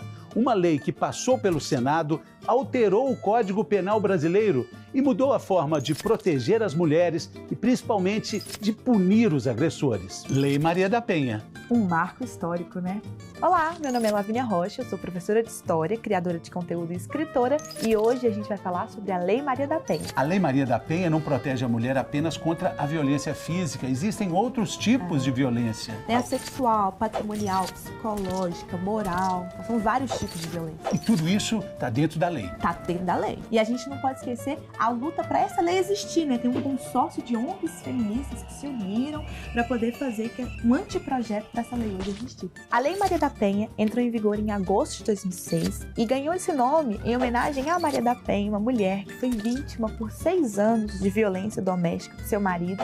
A lei agora determina a prisão em flagrante e também a prisão preventiva. Ela determina essas punições, mas ela também tem a ideia de prevenção e acolhimento da vítima. Então ela vai determinar também que uma mulher que esteja sofrendo, ela tenha isolamento, né, que o marido saia de casa, não possa ver os filhos. E a partir da lei, a violência doméstica passa a ser considerada a violação dos direitos humanos. A violência contra a mulher, ela tem em todas as classes sociais, ela acontece em todas as classes classes sociais. A violência doméstica ela está em todas as classes, raças, religiões, mas ela tem uma prevalência. Das 18 milhões de mulheres que sofrem violência, 12 milhões são mulheres negras, pretas e pardas. Toda mulher tem o direito de viver em segurança, de ter o seu valor reconhecido. É um esforço de todo dia, de toda a sociedade. É uma jornada que teve e continua tendo a participação dos senadores. Senado, 200 anos. O povo indígena tem regado com sangue cada hectare dos 8 milhões de quilômetros quadrados do Brasil. Os senhores são testemunhas disso. Ele expressa para mim todas as lágrimas de 5 milhões de brasileiros índios que morreram nesta terra. Tantas nações indígenas que ainda continuam chorando.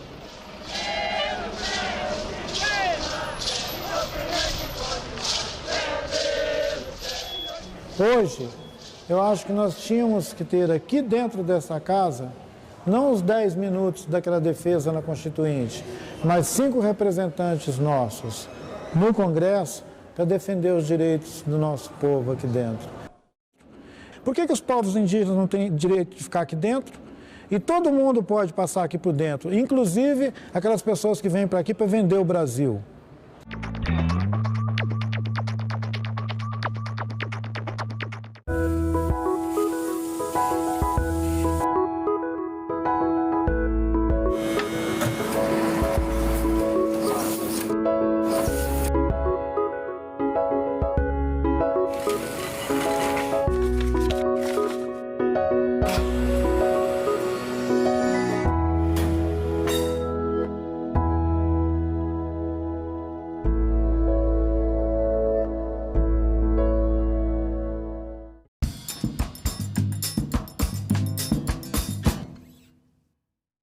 O programa a seguir é livre para todos os públicos. É a valorização da cadeia produtiva popular. É a universalização dos recursos da cultura para todos e para todas. O que muda em relação à utilização da lei de licitações? Ele não é uma negação da lei de licitações. Ele é um procedimento especificamente voltado para o setor cultural.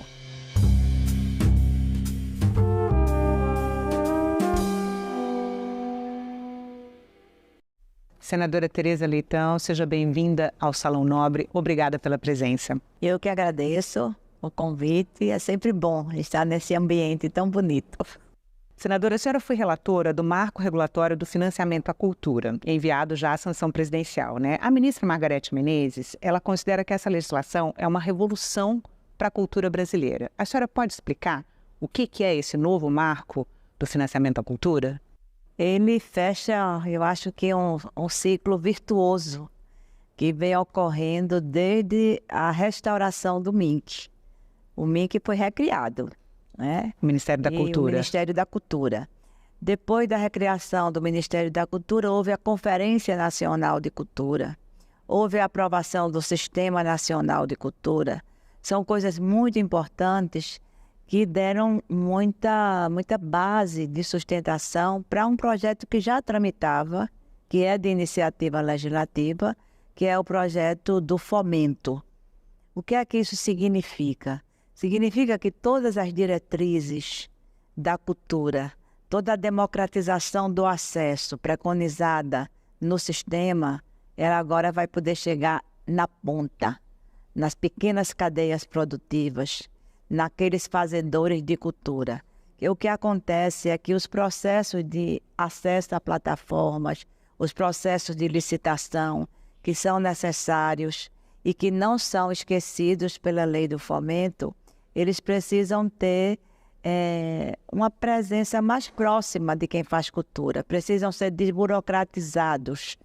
Segue-se a leitura da exigência, os editais são públicos, a licitação, a prestação de contas é feita, mas é um regramento específico. O que muda em relação à utilização da lei de licitações? É que é uma licitação e um regramento voltado especialmente para a cultura, considerando a diversidade regional, considerando as grandes cadeias, mas também as cadeias menores dos fazedores de cultura. E nessa diversidade, você também atinge indígenas, quilombolas, comunidades de mulheres, a cultura popular, não apenas os grandes shows, né? Então, isso está previsto como acesso democratizado à cultura e essa lei do fomento propicia isso. Senadora, só para esclarecer, o marco do fomento, ele vai substituir a lei de licitações para o setor, é isso? É especificamente para o setor da cultura, mas não colide. Não se choca uma coisa com a outra. Ele não é uma negação da lei de licitações. Ele é um procedimento especificamente voltado para o setor cultural. E por que o setor cultural considerou que a lei de licitações era inadequada para as suas especificidades? Por conta da sua própria natureza, por conta da sua diversidade, por conta de, às vezes, não ter um contador disponível. Quem tem são as grandes empresas. As exigências burocráticas da lei de licitações? Sobretudo as exigências burocráticas. Sobretudo essas. Isso demandava mais tempo, dificuldade de acesso, dificuldade de prestação de contas e uma terceirização desses serviços burocráticos para produtores que às vezes respondiam por vários empreendimentos. É uma forma educativa também de concluir todos os processos, né? Na cadeia produtiva da cultura, você tem os produtores que respondem por essa questão burocrática, você tem os fazedores de cultura, você tem os artistas, você tem os costureiros, as costureiras. Então, essa diversidade, ela não encontrava o abrigo necessário nessa Lei Geral de Licitações. Como é uma lei que é voltada diretamente, inclusive para municípios terem acesso, pequenos municípios, então ela já contempla essas especificidades. É bom deixar bem claro que ninguém está fraquejando ou tornando mais leve ou menos rigoroso o processo de licitação, de forma nenhuma. Tanto que os editais são públicos, com critérios e com exigências. O que está sendo facilitado é a desburocratização, que tem como consequência o acesso mais fácil. Senadora, o Marco Legal, ele vai criar 5 instrumentos jurídicos novos, né? E eu queria que a senhora explicasse inicialmente, né? O que é um termo de execução cultural? Como é que ele vai ser usado? Ele vai ser usado na hora que for feito a parceria, o convênio, né? É um termo de compromisso, né? É um instrumento contratual. E por que ele facilita o acesso a recursos públicos? Porque a execução vai ser feita mediante aquele critério. Uma das coisas que a gente requer muito em ambiente de contratação é a real execução. Então, esse termo de acesso à execução, ele prevê a comprovação disso. A senhora pode dar um exemplo? Esses grandes shows, né? Ou essas terceirizações, ou empreendimentos que são feitos sem detalhar muito onde é que ele vai ser executado, quem é que vai estar executando, quais são os itens dessa execução, se tem palco, se não tem palco, se tem banda, se não tem banda, se é uma atividade da cultura popular. Então, essas questões serão, de fato, explicitadas. Então, o que a lei traz é como se fossem novos modelos de contrato. Novos modelos mais simplificados. De contratos. E mais do que isso, Renata, eles são voltados para a especificidade da cultura. Então, o fomento que é necessário, sobretudo para esses pequenos empreendimentos e para a cultura popular, o fomento vai chegar na ponta, não será terceirizado. Eu acho que isso é um grande salto desse marco.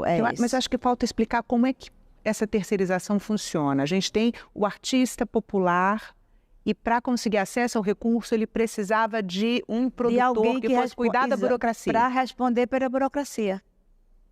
Exatamente. E isso já demandava uma parcela do recurso. Não é nada ilícito, entendeu? Não é nada ilícito. Porque a pessoa estava trabalhando, não é? Mas agora vai haver uma relação mais equânime, eu diria, entre quem produz, quem executa, né? Isso é importante. Eu acho que isso enriquece a cadeia produtiva. Mas, senadora, a inadimplência e a devolução de recursos de projetos culturais foi um dos motivadores da apresentação do projeto lá na Câmara. Foi. A senhora acredita que o novo marco legal ele pode mudar realmente essa realidade? Pode, porque as regras são mais explícitas, são mais diretas, né? E a inadimplência, por que aconteceu a inadimplência?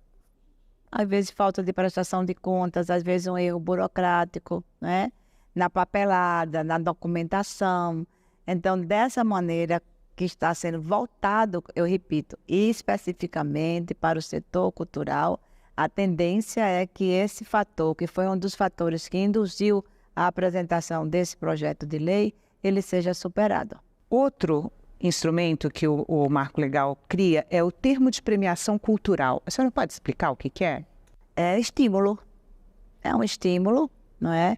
Que é feito e as premiações que a gente tem hoje são premiações públicas, né? E o termo vai detalhar um pouco melhor. Outro instrumento criado é o termo de Bolsa Cultural, que também é um estímulo, né? Mas aí ele é um estímulo contínuo. Como que vai funcionar? Tem muita coisa que fica muito, Renata, na esfera dos estados e dos municípios. Mas a ideia é que a palavra fomento, né, ela seja, de fato, atingida em toda a sua plenitude. Esses instrumentos, eles visam isso. Em última instância, eles visam isso. A proposta também, a legislação também vai mudar a forma de monitorar os projetos que recebem financiamento. A senhora pode explicar? Essa é uma das questões, inclusive até no plenário, a gente até pensava que isso fosse ser levantado, sabia?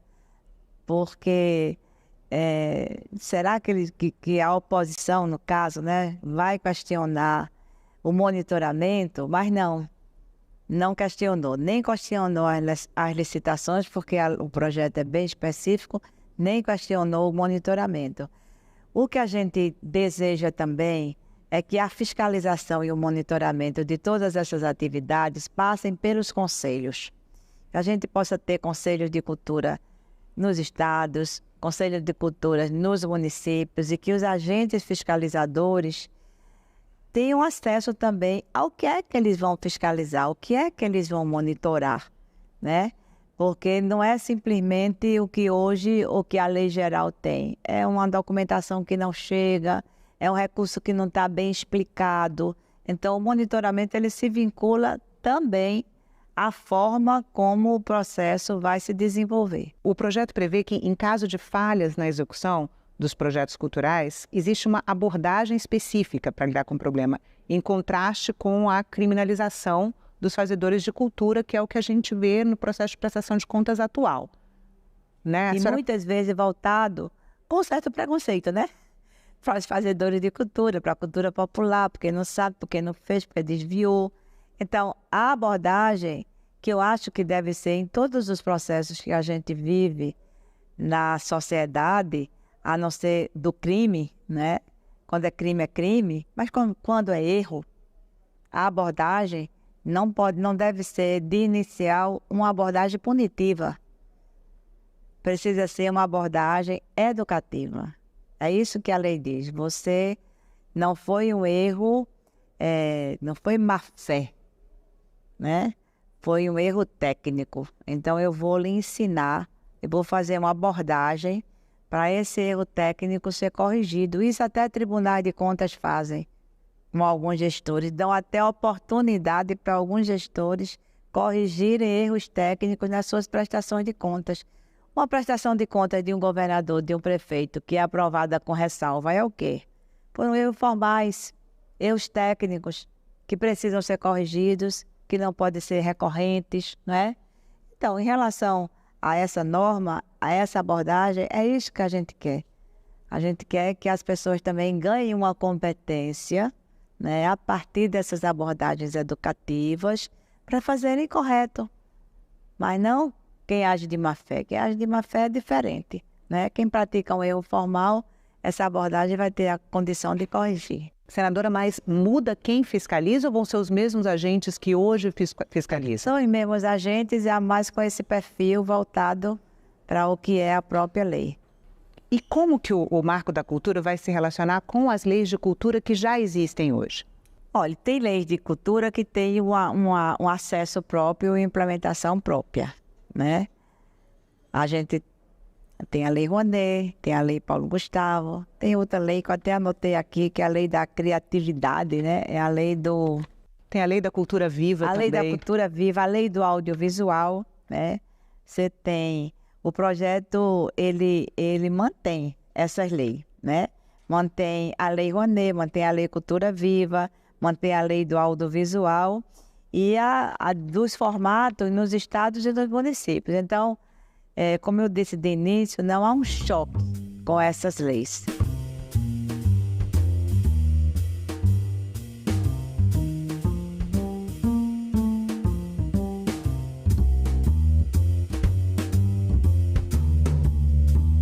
Não há um choque. O fomento vai determinar para quê e quais são os produtos, quais são as plataformas acessíveis, de modo que quem não tem acesso a essas leis que eu falei agora, possa ter acesso a outras produções. Então, a palavra mais significativa, Renata, para essa lei, além da desburocratização, eu acho que é a valorização da cadeia produtiva popular. É a universalização dos recursos da cultura para todos e para todas, respeitando essa diversidade que o Brasil tem. Eu acho que esse é o salto de qualidade mais significativo dessa lei. Um Brasil e um país que é um celeiro cultural. É um celeiro cultural, não é verdade? Agora mesmo aqui a gente está vivendo uma época de muita cultura no Nordeste, que é o ciclo junino, né? Às vezes você vê um grande palco feito pela prefeitura, que contrata artistas, até de outros estados, né? É uma disputa de palco, de atrações, o maior São João do mundo, o melhor São João do mundo. E aquele trio Pé de Serra? E aquela quadrilha genuinamente junina? E aquele arraial que mobiliza uma comunidade? Aquele arraial que mobiliza as comidas, as costureiras que fazem as roupas da quadrilha, aquela comunidade. Como é que a gente pode profissionalizar essa cadeia produtiva corretamente, né? Para ter acesso também a esse fomento. Existe muita coisa boa, bonita no Brasil que precisa desse estímulo. Mas, senadora, é também uma mudança cultural? Eu acho que é, no sentido de você não desprezar as grandes leis, né? Nem os grandes espetáculos, nem os grandes investimentos. A gente tem coisa belíssima no Brasil, em termos de audiovisual, daqueles projetos que a Lei Rouanet subsidia, são coisas importantíssimas, mas na realidade brasileira tem também esse outro lado, né? Tem também essa outra produção, que é uma produção que precisa desse fomento e que precisa desse estímulo. É organizado, de uma certa maneira. Essa lei do fomento ela vai também propiciar, né? Um nível de organização que hoje a gente ainda não tem, mas que é uma fagulha. Como já existe muito potencial, né?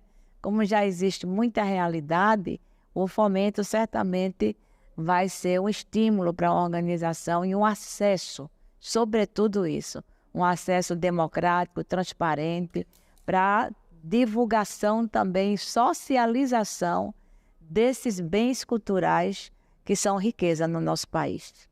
É também uma resposta à crítica que a política pública inaugurada pela Lei Rouanet fez ao longo desses anos e acabou concentrando muitos recursos no eixo Rio-São Paulo? Não vejo tanto quanto uma crítica, mas talvez uma alternativa, não é?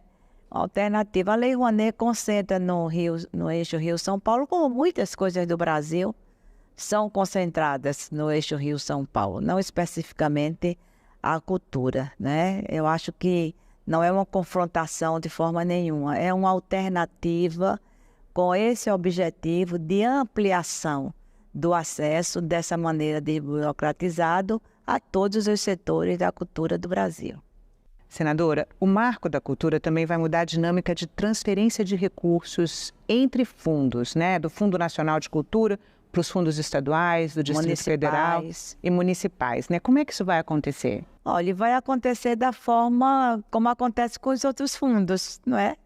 É uma transferência direta e os projetos serão aprovados, serão escolhidos pelas plataformas, elencados pelos municípios, né, que receberão esse subsídio para a implementação monitoradamente daqueles projetos.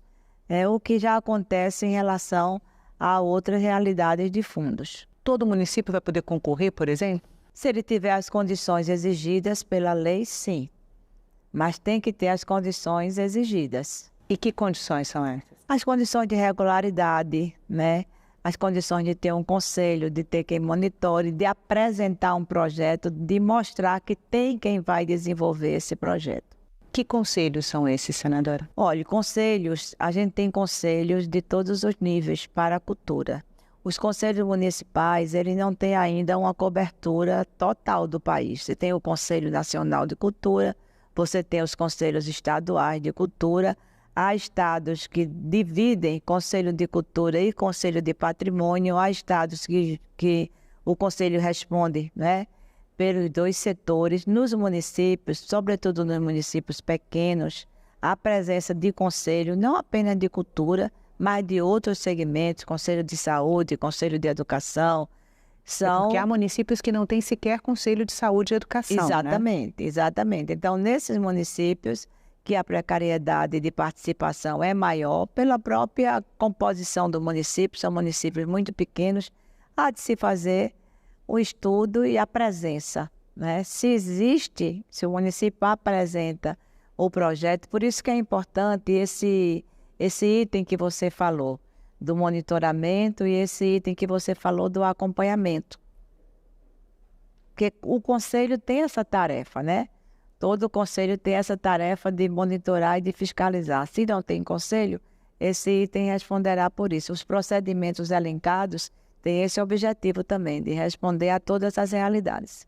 Senadora, e o que vai acontecer com os convênios? Eles estão previstos, né? Como é que eles vão acontecer? Com a modelagem que está prevista na lei. Mas muda alguma coisa em relação ao que existe hoje? Depende do ente. Depende de para quem o convênio está sendo destinado, se o mediador vai ser o município, se o mediador vai ser o Estado. Captar recursos para um projeto cultural que não envolva renúncia fiscal nunca foi proibido, né? Como é que o Marco da Cultura facilita a captação de recursos privados sem incentivo fiscal? Que inovação ele traz em relação a isso? É a desburocratização que eu citei para você, não é? Eu acho que a gente está vivendo uma nova sistemática de cultura no nosso país. Eu acho que os antecedentes ao marco regulatório, como a conferência, como o sistema, eles dão um direcionamento, né? Essa questão de incentivos fiscais na cultura, ela está sendo muito balizada pelo próprio Ministério da Cultura, né? Pequenos empreendimentos é uma coisa, pequenas ações, plataformas que requerem um aporte menor, né? É bem diferente, por exemplo, de uma Lei Rouanet. Então, isso não nos assusta no marco do fomento, não. Senadora, a senhora acreditava que o projeto receberia críticas da oposição em relação ao monitoramento, mas a crítica que recebeu foi em relação ao que eles consideram privilegiar ações identitárias, né? Como que a senhora vê essa questão? Eu, inclusive, respondi a isso. Eu me surpreendi, sinceramente, porque nas opiniões de corredor, né? O projeto primeiro, ele foi aprovado por unanimidade na Comissão de Educação e Cultura. Do jeito que ele veio da Câmara, não é? Algumas falas, inclusive, de reforço, né? A importância do projeto. E o que se bochichava era isso. Não, eles vão reclamar disso. Reclamar de que esse projeto faz parte também dessa linha de priorizar uma matriz identitária, né? Eu acho que a gente nem pode considerar isso como uma crítica, porque o projeto, ele trata das diversas identidades. O que a gente tem feito como um marco desse governo é tirar da invisibilidade determinadas identidades. Os indígenas, os quilombolas, as mulheres negras, a população negra de modo geral, a população LGBTQIA+, as pessoas com deficiência. Ora, esse povo todo não faz cultura? Então, a crítica de ser um projeto identitário, eu respondi dizendo que não é. Ele é um projeto que contempla e que respeita toda a diversidade do povo brasileiro. A diversidade regional, a diversidade de gênero, de raça, de etnia, a situação de quem vive na zona rural, a situação de quem vive nos quilombos, a situação de quem vive nas grandes cidades. Essa é a nossa realidade. Uma das expressões culturais mais fortes do meu estado, por exemplo, é o maracatu rural. Ele vem da onde? Da zona da Mata Canavieira. Ele é feito por trabalhadores do corte da cana. Hoje, lá em Pernambuco, é reconhecidíssimo como uma expressão identitária do nosso povo. Então, identitário não é somente o que eles pensam quando dizem isso, né? É a nossa identidade. E a gente tem essa riqueza, Renata, justamente porque o nosso país, ele produz isso. Um país de extensão territorial, um território de extensão continental, que consegue falar a mesma língua. A gente só tem sotaques diferentes, né? Mas a gente consegue falar a mesma língua. Você vê países menores que falam dialetos ou falam 2 línguas ou 3 línguas. Isso é uma riqueza, isso é coisa para estudo. É uma riqueza cultural muito grande. Então você tem as expressões culturais do norte, do sul. Foi muito bonito na abertura da conferência, inclusive, que houve essa Conferência Nacional de Cultura. Da Conferência Nacional de Cultura, apresentações, né, de diferentes regiões. Uma é melhor do que a outra? Não. Elas são apenas diferentes, né? São apenas diferentes, cada uma com seu peso, cada uma com seu valor, com sua beleza. Então é isso que a linha política, cultural do nosso governo quer privilegiar e priorizar. E veja que esse projeto nem é de autoria do Executivo. Eu estou até aqui com o nome dos deputados federais, vou pedir para ler para não errar, que desde 2021 estão lutando pela aprovação dessa lei. A ex-deputada Áurea Carolina, do PSOL, tendo sido assinado esse projeto por 16 parlamentares, sejam do PT, do PCdoB, do PSOL, da Rede, e cito o meu conterrâneo pernambucano da Rede, o deputado Túlio Gadelha. Então, até no Nascedouro, o projeto teve múltiplos apoios, né? Então, é muito desse vigor da cultura nacional que o projeto trata. Senadora, muito obrigada pela entrevista. Eu que agradeço.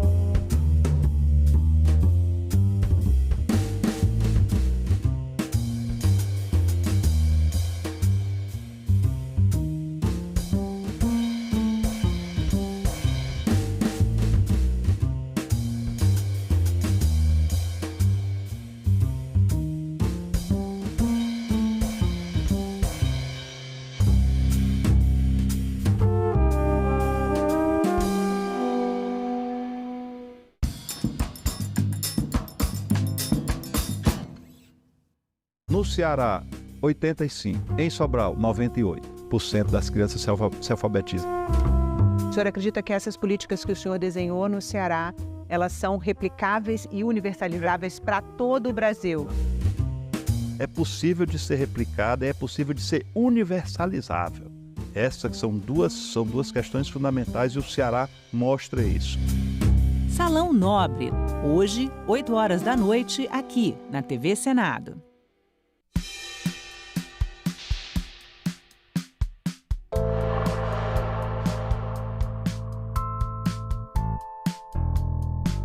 Nós temos temas como o da reforma tributária, a sua regulamentação, fazendo força para reduzir ao máximo a carga tributária e os projetos e processos relacionados à saúde, à segurança pública, que é hoje uma prioridade nacional, ao desenvolvimento pela educação. Isto é, nós temos uma agenda forte ainda para o segundo semestre. Agora é lei. Foi sancionada a lei que garante ecocardiograma e ultrassonografias para gestante na rede pública de saúde. A lei inclui o ecocardiograma fetal no pré-natal e exige exames de ultrassonografia transvaginal nos primeiros 4 meses de gestação. Em caso de risco à gestação, o médico deverá encaminhar a gestante para tratamento adequado. O Senado votou. Agora é lei.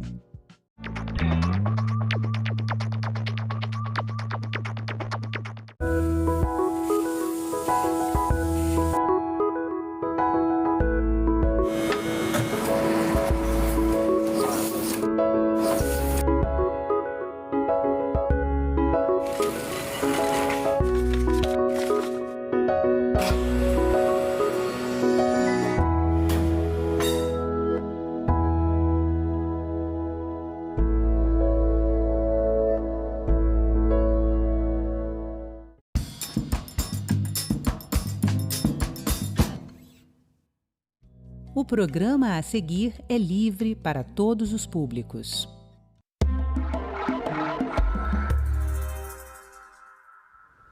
A mentira é um instrumento que todos usamos socialmente. Mas existem pessoas que têm uma compulsão por mentir, os mitomaníacos. Esse hábito aparentemente inofensivo pode levar a situações dolorosas e também graves e precisa ser tratado por terapeutas profissionais.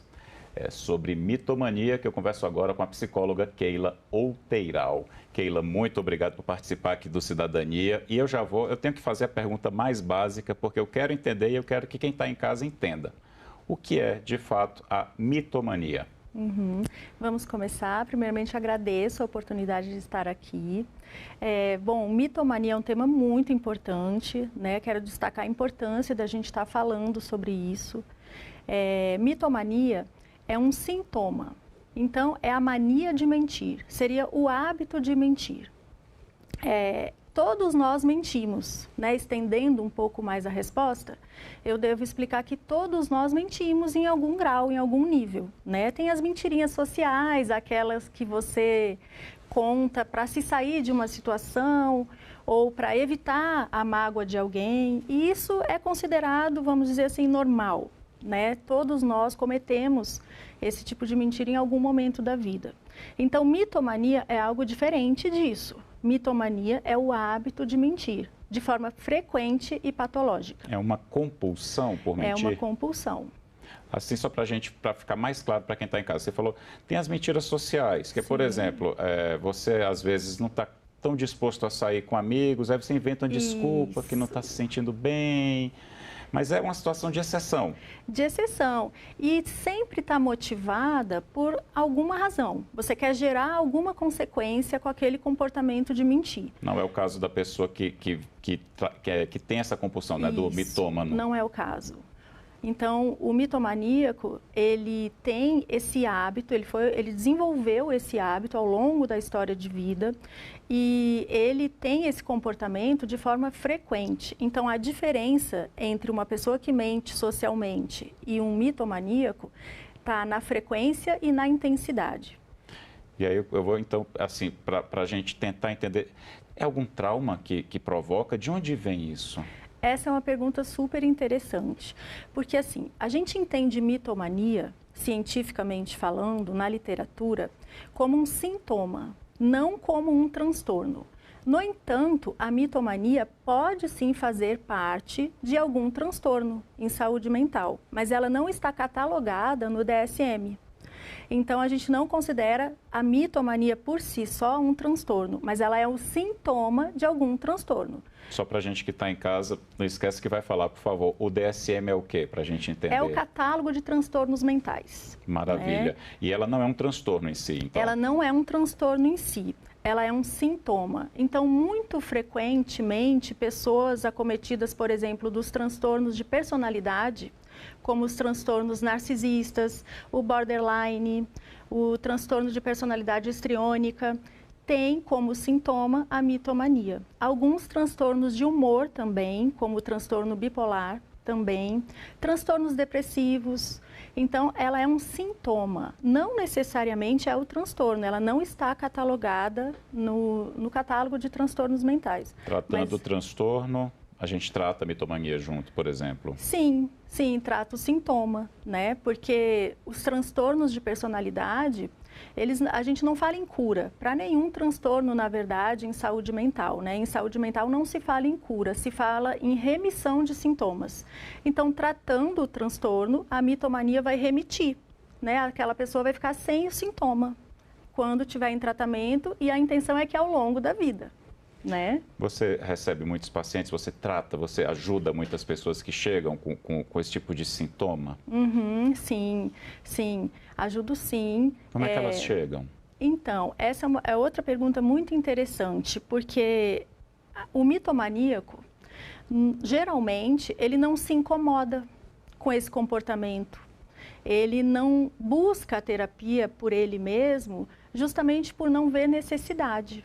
Né? Ele está sim em sofrimento, é importante que a gente entenda que o mitomaníaco sofre sim, ele não é só o vilão da história, ele está em sofrimento, ele está adoecido, mas dificilmente ele procura o tratamento. Normalmente ele vem para a clínica indicado por algum familiar, alguém que se relaciona com ele, vê essa necessidade, aí num trabalho de convencimento faz com que ele procure a psicoterapia. E é muito importante que essa pessoa procure, muito importante mesmo, porque como eu falei, eu repito, ele está em sofrimento. Então ele sofre por não se aceitar, né? E já eu gostaria de explicar mais essa não aceitação de si mesmo. Então ele sofre por isso, mas ele faz as pessoas ao redor dele sofrerem também. Então é importante o tratamento. Vamos falar então um pouquinho desse ponto que você já quer explorar, Keila, por favor. Esse sofrimento dele, não se aceitar, é como se ele quisesse criar uma identidade que ele acha que vai ser melhor recebida, é isso? Isso. É como se ele forjasse uma realidade para ele que não condiz com a realidade que existe na vida. Então ele forja um personagem que não existe, né? Então, por trás desse comportamento, a gente pode pensar em vários motivos, como, por exemplo, não se aceitar, achar que para ter a aceitação e o amor dos outros é preciso forjar uma outra personalidade, uma outra realidade, senão ele não vai ser aceito. Então, tudo isso é um sofrimento que passa por baixa autoestima. Na história de vida desses indivíduos, a gente encontra muitos fatores, né? Porque o comportamento de mentir, ele começa na infância de forma natural, sabe, Hermes? A criança, durante seu desenvolvimento, ela mente, né? Todo mundo que tem contato com criança sabe, tem aquela fasezinha ali dos 4, 5 anos que a criança mente. É necessário isso para que ela se desenvolva, então esse comportamento lúdico, esse comportamento fantasioso da criança é muito natural, porém ele passa. E aí o que acontece muitas vezes na história de vida é que aquele indivíduo vai crescendo e ele vai entendendo que ele consegue consequências boas a partir da mentira. E ele não consegue as mesmas consequências falando a verdade. Então, a comunidade verbal não o reforça da mesma forma quando ele é ele mesmo. E aí a gente tem um prato cheio para o comportamento de mentir ser instalado, né? Esse é um dos fatores, um fator bem importante da história de vida, né? No entanto, só fazendo um parêntese sobre transtornos mentais, a gente nunca pode atribuir uma causa só a transtornos mentais. Então, embora a mitomania não seja considerada um transtorno, ela é um sintoma, pode ser um sintoma de algum transtorno. Então, quando a gente fala em transtornos mentais, a gente tem que pensar como uma receita de bolo. Quando você vai fazer um bolo, você coloca o fermento, a farinha, o leite, os ovos, e aí você mistura tudo, leva para o forno e pronto, o seu bolo está pronto. Diagnósticos em saúde mental funcionam da mesma forma. A causa é multifatorial. Então, a gente não pode entender que, então porque aconteceu isso na infância, ele foi reforçado pela mentira dele, ele virou um mitomaníaco e talvez desenvolveu um transtorno de personalidade. Não, não é assim. Não é uma resposta simples, Não é né? uma resposta simples, exatamente. Keila, a gente vive um momento de grande força das redes sociais. E muita gente mostra o que quer ali. Sim. E muita gente mente. Isso reforça a mitomania, isso reforça essa tentativa de viver uma mentira para ter uma resposta positiva? Reforça, Hermes. Assim, as redes sociais, elas possibilitam que aquela pessoa não mostre a realidade, né? Que ela viva ali numa vitrine. Então, ela mostra os melhores momentos, ela não mostra o que acontece na vida dela e ela acaba gostando disso. Então, às vezes, ela tem dificuldade de se mostrar nas relações interpessoais da forma que ela é. Porque criou-se uma persona, né, que não existe, na verdade. Então, as redes sociais estão contribuindo, sim, para isso. A gente precisa ficar muito atento a isso, né? Então, as postagens, os filtros, os momentos que você coloca ali no seu Instagram, no seu Facebook, você precisa cuidar para ser você mesmo, né? Porque senão a vida te rouba isso, essa situação de rede social, especialmente pós-pandemia, as pessoas estão muito, né, online, muito nas redes, e isso não pode nos tirar de nós mesmos, né? A gente precisa manter essa preocupação de ser quem a gente é e trabalhar para gostar disso, para aceitar a nossa história, para aceitar quem a gente é, porque muitas vezes outra causa da mentira é quando a pessoa quer forjar uma aceitação, né? Às vezes até num relacionamento amoroso, num trabalho, e isso não é sustentável, concorda comigo? Ela não vai sustentar isso o resto da vida. Uma hora a casa cai, né? Vou aproveitar esse gancho, tem dois ganchos aqui, mas eu vou primeiro nesse. Os riscos de não tratar esse sintoma, eu queria que você falasse um pouquinho, porque me parece uma coisa perigosa a médio prazo. Sim, sim. É um sofrimento para a própria pessoa e para as pessoas ao redor, né? Como eu disse. E os riscos de não tratar são vários, porque a pessoa pode piorar esse sintoma, ela pode se perder totalmente dela mesma, então ela perde as relações, as pessoas se afastam dela, às vezes ela perde trabalhos importantes, oportunidades importantes, justamente porque ela não está conseguindo se relacionar de forma honesta, minimamente honesta. Então é muito, muito perigoso. É preciso tratar, é preciso que quem se identifique com esse comportamento saiba que tem como buscar ajuda sem julgamento. Porque muitas vezes a pessoa não busca ajuda com medo de ser julgada. Só que na psicoterapia isso não existe, né? A gente está aqui para ajudar e a gente está aqui para entender aquela pessoa em toda a natureza dela. Nas circunstâncias dela. Nas circunstâncias, né? Então, é muito importante buscar o tratamento para preservar as relações interpessoais, o trabalho, o próprio conforto consigo mesmo. Ser quem se é a maior dádiva que tem, concorda? É verdade, a gente só tem essa vida para a gente ser quem a gente é. Exatamente, a gente só tem essa vida para sermos quem nós somos, para ter essa autenticidade, assumir a nossa história, de onde viemos, quem somos, onde trabalhamos, nossa condição social, e todos nós somos lindos da forma que somos, não é verdade? Exatamente. A gente não precisa montar nenhum personagem para sermos amados. Vou pegar o outro gancho que eu tinha te falado, a gente estava falando de redes sociais. Recentemente foi muito divulgado, virou até série, a questão do golpista do Tinder, que ele criava uma persona para aplicar, né, no Tinder, para aplicar golpes em mulheres. A gente pode dizer que ele era mitômano ou é uma coisa completamente diferente? A pessoa que usa da mentira para aplicar golpes? Sim, a gente pode dizer que ele tinha esse sintoma, mas eu não vi a pessoa, então eu não posso diagnosticar aqui. Mas é possível, existe a probabilidade, existe a chance de que tenha aí um transtorno mental envolvido também, né? Perfeito. E com relação você falou rapidamente, agora eu vou explorar um pouquinho sobre isso, Keila. Como as pessoas chegam no consultório? Como é que elas chegam para serem atendidas? Não precisa dizer nome, claro, mas assim, elas assumem de cara, olha, eu minto, eu não consigo parar, eu não sei o que fazer, ou elas tentam negar. Como é que elas chegam no consultório?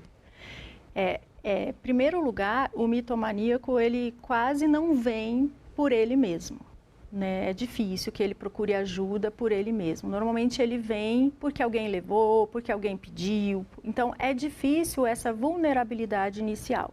Mas o que acontece na psicoterapia? Há o estabelecimento de um vínculo muito grande entre o psicólogo e o paciente. Então, o início do tratamento é sempre com formação desse vínculo. E uma vez que o vínculo foi formado, aí a pessoa se entrega para aquele processo terapêutico.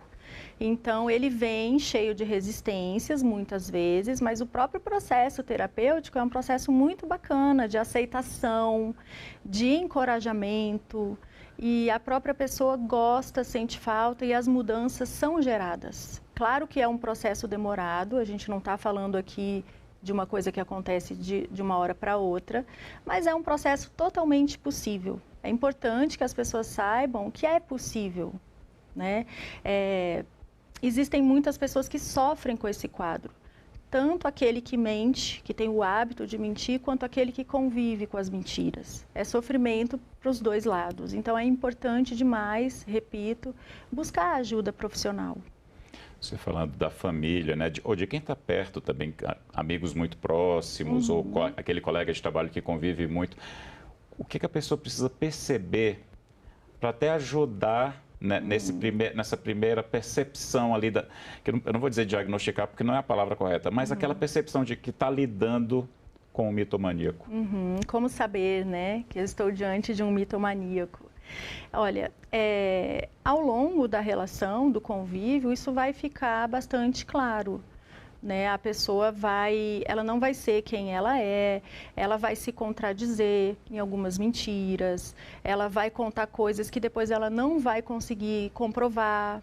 Então, ao longo de um convívio, isso aparece. Só que o que acontece é que as pessoas se afastam, precisa ter uma relação de um vínculo muito forte para que a pessoa se mantenha na relação com o mitomaníaco.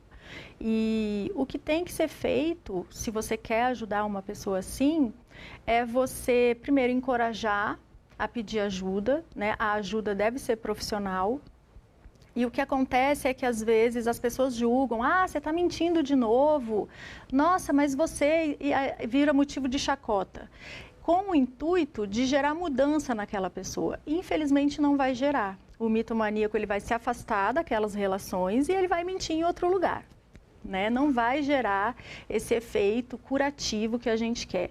Então, a melhor coisa é entendê-lo, acolhê-lo naquela condição de sofrimento para ele também e encorajá-lo a buscar ajuda profissional.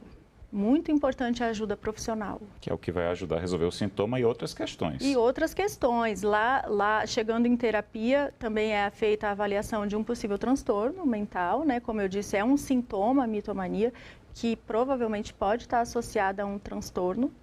Então, o tratamento começa com esse diagnóstico.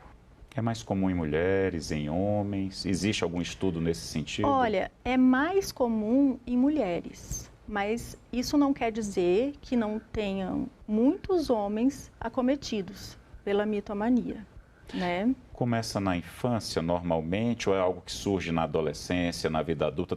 Tem um momento em que ela se torna mais presente? Tem sim. como eu disse, na infância é natural a criança fantasiar. A criança é lúdica, então ela acha que ela é a Cinderela, ela conta histórias que não aconteceram. Ah, a vovó hoje quebrou a perna. Você vai ver, a vovó está inteirinha. Não, a vovó não quebrou a perna, mas era uma fantasia infantil. Isso é normal, natural. Porém, a idade que começa a chamar a atenção é na pré-adolescência. Isso precisa ter passado na pré-adolescência, lá pelos 9, 10, 11, 12 anos, isso precisa ter passado. Se não passou, se aquele pré-adolescente continua mentindo, inventando, pode ter uma atenção aí para esse quadro. Esse é o momento, então, que os pais devem prestar atenção. Sim. E já levar para um psicoterapeuta. E já levar para uma né? avaliação, né? É muito importante. O que acontece também com o comportamento de mentir, agora, trazendo um pouquinho para a teoria da análise do comportamento, é que a gente sabe que todo comportamento humano, quando ele é reforçado positivamente, ou seja, quando ele gera uma consequência positiva no ambiente, ele aumenta a frequência. Então, se eu estou com sede, eu pego esse copo, bebo, isso gerou uma consequência positiva para mim. Vai aumentar a frequência de toda vez que eu sentir sede, pegar esse copo e beber, ou qualquer outro copo. Porque o comportamento humano aumenta de frequência quando ele é reforçado positivamente. Ao mesmo tempo em que, quando eu me comporto e gero uma consequência negativa, a tendência é que esse comportamento vá sendo suprimido. Então, em relação à mentira, uma grande problemática que a gente precisa entender é que, muitas vezes, quando eu minto, eu gero uma consequência positiva. Ou eu ganho alguma coisa, ou eu me esquivo, evito algo aversivo. E isso vai reforçar o comportamento de mentir, porque o meu cérebro entende que deu certo. Então, é um perigo, porque aí eu tenho esse comportamento de mentir estabelecido. E aí a gente precisa ter esse nível de autoconhecimento. Isso é muito adquirido em terapia, mas qualquer pessoa também pode fazer esse questionamento. Por que eu estou mentindo? O que eu estou ganhando com isso? O que eu consegui? E aí você começa a entender o seu próprio comportamento. O que fez você mentir? É muito importante que a gente esteja atento, né, a essa análise, porque isso pode ajudar bastante. Em casa mesmo, está dirigindo, acabou de mentir, por que eu menti? Eu queria evitar alguma coisa? Eu queria ganhar alguma coisa? Né? E aí eu posso ter reduzido esse comportamento. Então, nesse caso, eu não estou falando daquela pessoa que já é um mitomaníaco, mas aquela pessoa assim que sabe que está mentindo muito, né? Que já está percebendo que não é ele mesmo. Que está passando do ponto, né? Que está passando do ponto. Então, essa análise é importante. Por que eu estou mentindo? O que eu estou conseguindo? No comportamento humano, a gente vê que, normalmente, a gente consegue duas coisas. Ou a gente consegue evitar algo ruim, ou a gente consegue ganhar algo bom. Então, eu minto para ganhar uma promoção. Ou eu minto para não ter que conversar com fulano que eu não gosto. Então, ou eu evito algo ruim, ou eu ganho algo bom. Normalmente, os motivos pelos quais eu minto conversam com essas duas situações. Você está falando, eu estou me lembrando que na infância eu ouvia muito dos meus pais que mentira tem consequência. Sim. Para o mitomaníaco, esse conceito não existe? Assim, eles não temem essas consequências dessa mentira compulsiva? Não temem. Aquilo se tornou tão frequente e tão corriqueiro, tão normal, faz parte da personalidade da pessoa. Então, ela não teme as consequências. Ela nem consegue ser de outra forma. Né? Aquela é a forma dela ser e estar no mundo. Até pegando aquele gancho que você falou da pré-adolescência, né? Nesse momento a educação dos pais e a percepção desse momento é importante. É né? muito. Educação e terapia. É muito importante que os pais percebam assim, nossa, peraí, meu filho está contando muitas coisas que não aconteceram, ele está mentindo, ele está forjando uma realidade que não existe e de forma muito frequente. Como eu disse no início, É natural que todos nós mentamos, a gente mente, o ser humano mente, né? Mas isso não pode acontecer de forma frequente, de forma a prejudicar a si mesma ou prejudicar aos outros. Não pode ser a regra da nossa convivência social. Não pode ser a regra, exatamente. Então, a mitomania é o hábito de mentir. Eu acordo todos os dias e todos os dias eu minto. Muitas vezes, Muitas vezes. Eu forjo uma realidade que eu não vivo, né? Então, eu não sou quem eu conto ser. Eu sou outra pessoa e eu não me mostro da forma que eu sou. Eu forjo um personagem. Então, eu falo que eu fui viajar para Paris, que eu fiz doutorado em Harvard, que eu um monte de coisa que não aconteceu, né? E até coisas simples também, não precisa ser algo assim tão grandioso, né? O mitomaníaco, ele mente porque mente. Às vezes não tem uma função tão explícita, né? Às vezes a própria mentira é o próprio reforço do comportamento. Se torna parte da identidade da pessoa. Se torna parte da personalidade. Se torna, por isso é uma coisa perigosa. É um sintoma, na verdade. Quando a pessoa se liberta dessa parte da personalidade durante a terapia, como é que ela reage? O que é que ela te diz? Olha, é um processo muito bonito, porque para você tratar esse sintoma, você precisa passar por uma aceitação de si mesmo, né? Você precisa perceber que você não precisa forjar uma outra personalidade, que a sua personalidade basta.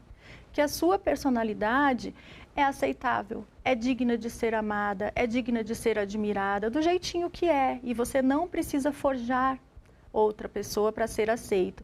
Então, é um processo muito bonito, difícil, mas totalmente possível.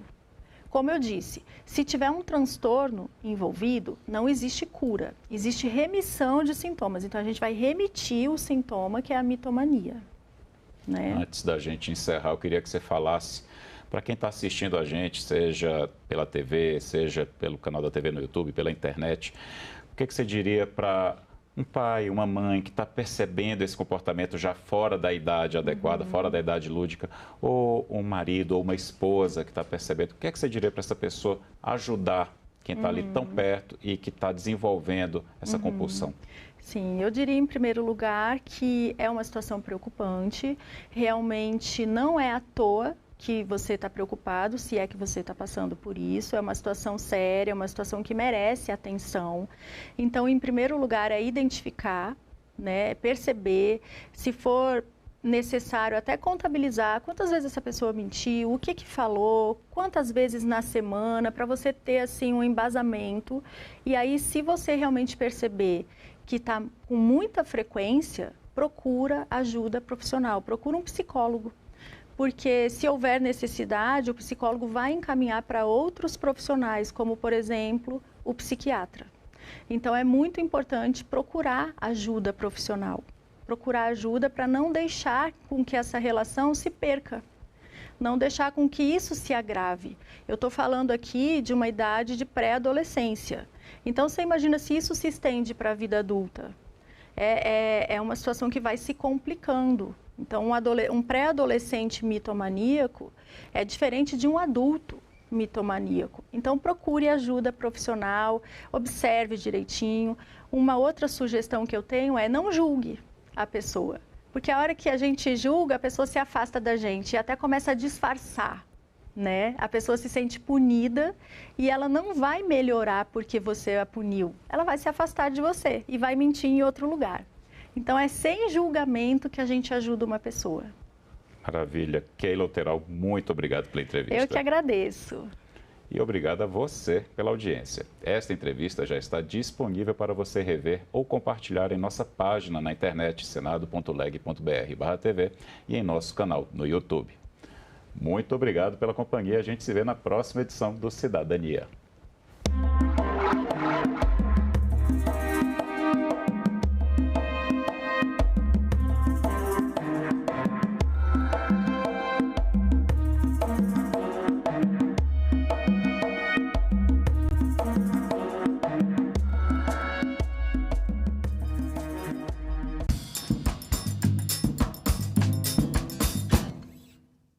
Peixes contaminados com minério. O impacto do rompimento da barragem de Mariana ainda é sentido no Espírito Santo.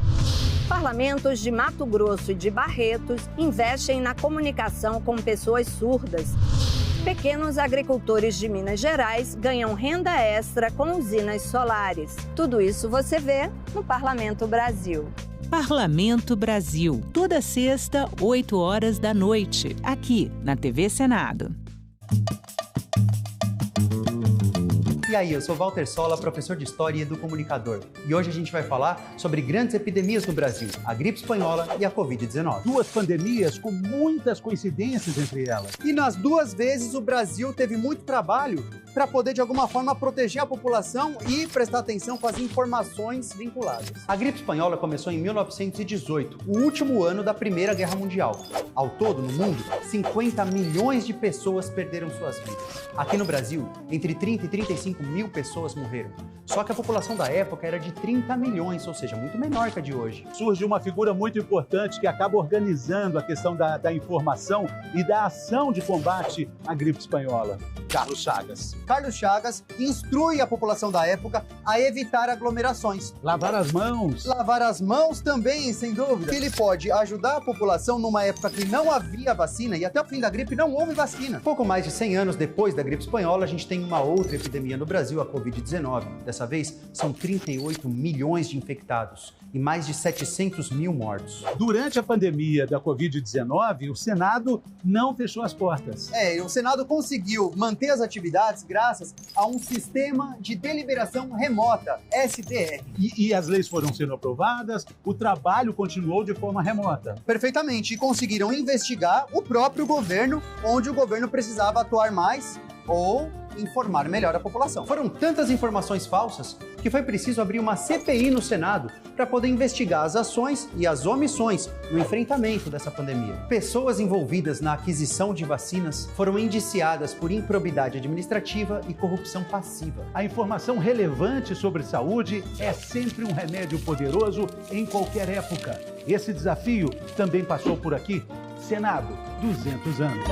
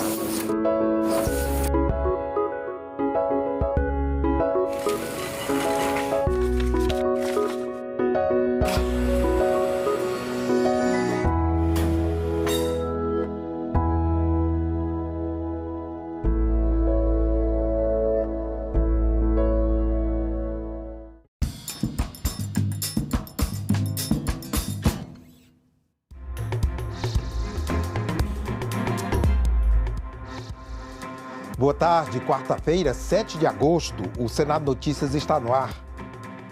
A solução para a dívida dos estados com a União está entre as pautas do Senado que podem ser votadas ainda este mês. São Paulo, Rio de Janeiro, Minas Gerais e Rio Grande do Sul respondem por quase 90% da dívida. O presidente do Senado, Rodrigo Pacheco, apresentou em julho um projeto de lei complementar para sanar essas dívidas. Um dos pontos do texto é a criação de um fundo de equalização, que vai atender a todos os estados e ao Distrito Federal, mesmo os que não têm dívida.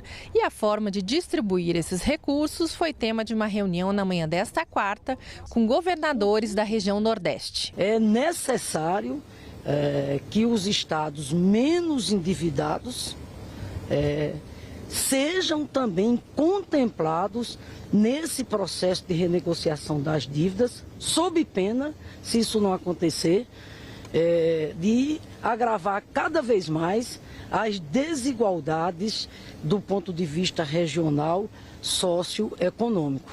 Ou seja, o que nós temos enfatizado é que esse tema precisa ser encarado, precisa ser tratado, olhando a realidade do Brasil como um todo. Não é justo, não é desejável, né, que os estados menos endividados, inclusive que fizeram o seu dever de casa, como os estados do Nordeste, no processo de renegociação dessas dívidas, eles não sejam exatamente contemplados. Alguns estados que não têm dívidas com a União têm débitos com bancos públicos, como a Caixa, Banco do Brasil e BNDES. Os governadores trouxeram uma proposta para que essas dívidas também possam ser renegociadas. É importante possibilitar que essas dívidas bancárias também sejam renegociadas, seja com a carência, seja com o alongamento no tempo, seja com a redução da taxa. Então, a gente vai propor um texto para que ele possa avaliar, junto com os consultores do Senado e com os pares do Senado Federal, para possibilitar também essa questão de isonomia. Dado que vai ser feito um esforço da União para alongar e diminuir os encargos da dívida dos estados com a União, que também seja feito um esforço da União para reduzir taxa, alongar prazo e aumentar a carência das dívidas bancárias que os estados têm com as instituições do Sistema Financeiro Nacional. Em nota, o presidente do Senado disse que recebeu sugestões dos governadores e que houve um avanço na discussão em relação ao fundo de equalização previsto no projeto para beneficiar também os estados que não possuem dívidas com a União. O Senado deve votar a proposta na próxima semana. Ele finalizou a nota dizendo que, abre aspas, estamos trabalhando em um cenário no qual haja consenso entre os senadores para apreciação do projeto antes do início das campanhas eleitorais. Fecha aspas. A Comissão de Constituição e Justiça aprovou proposta que inclui os procuradores municipais na carreira da advocacia pública. O plenário vai analisar o texto. O projeto muda a Constituição para equiparar as carreiras dos procuradores dos municípios às procuradorias estaduais e distrital. De acordo com a proposta, cidades com 60 mil habitantes ou mais criarão procuradorias com servidores concursados. Os municípios com população menor do que 60 mil terão liberdade para selecionar procuradores de carreira ou contratação dos serviços jurídicos por meio de licitações. O relator incluiu no projeto a garantia de que a PEC não vai influenciar na contratação de advogados particulares pelos municípios nos mesmos casos permitidos aos estados e à União. A construção feita, ela me parece muito razoável, muito pertinente. Além de você estabelecer 2 critérios a partir de 100 mil habitantes, ou de 60 mil habitantes, você ainda estabelece um prazo, para essa adequação. Até 8 anos. 6 anos para os municípios com mais de 100 mil e 8 anos para municípios com acima de 60 mil habitantes. A Comissão de Constituição e Justiça debateu hoje o projeto que cria a Política Nacional de Combate à Perda e ao Desperdício de Alimentos. A votação foi adiada, mas já nós mostramos essa matéria.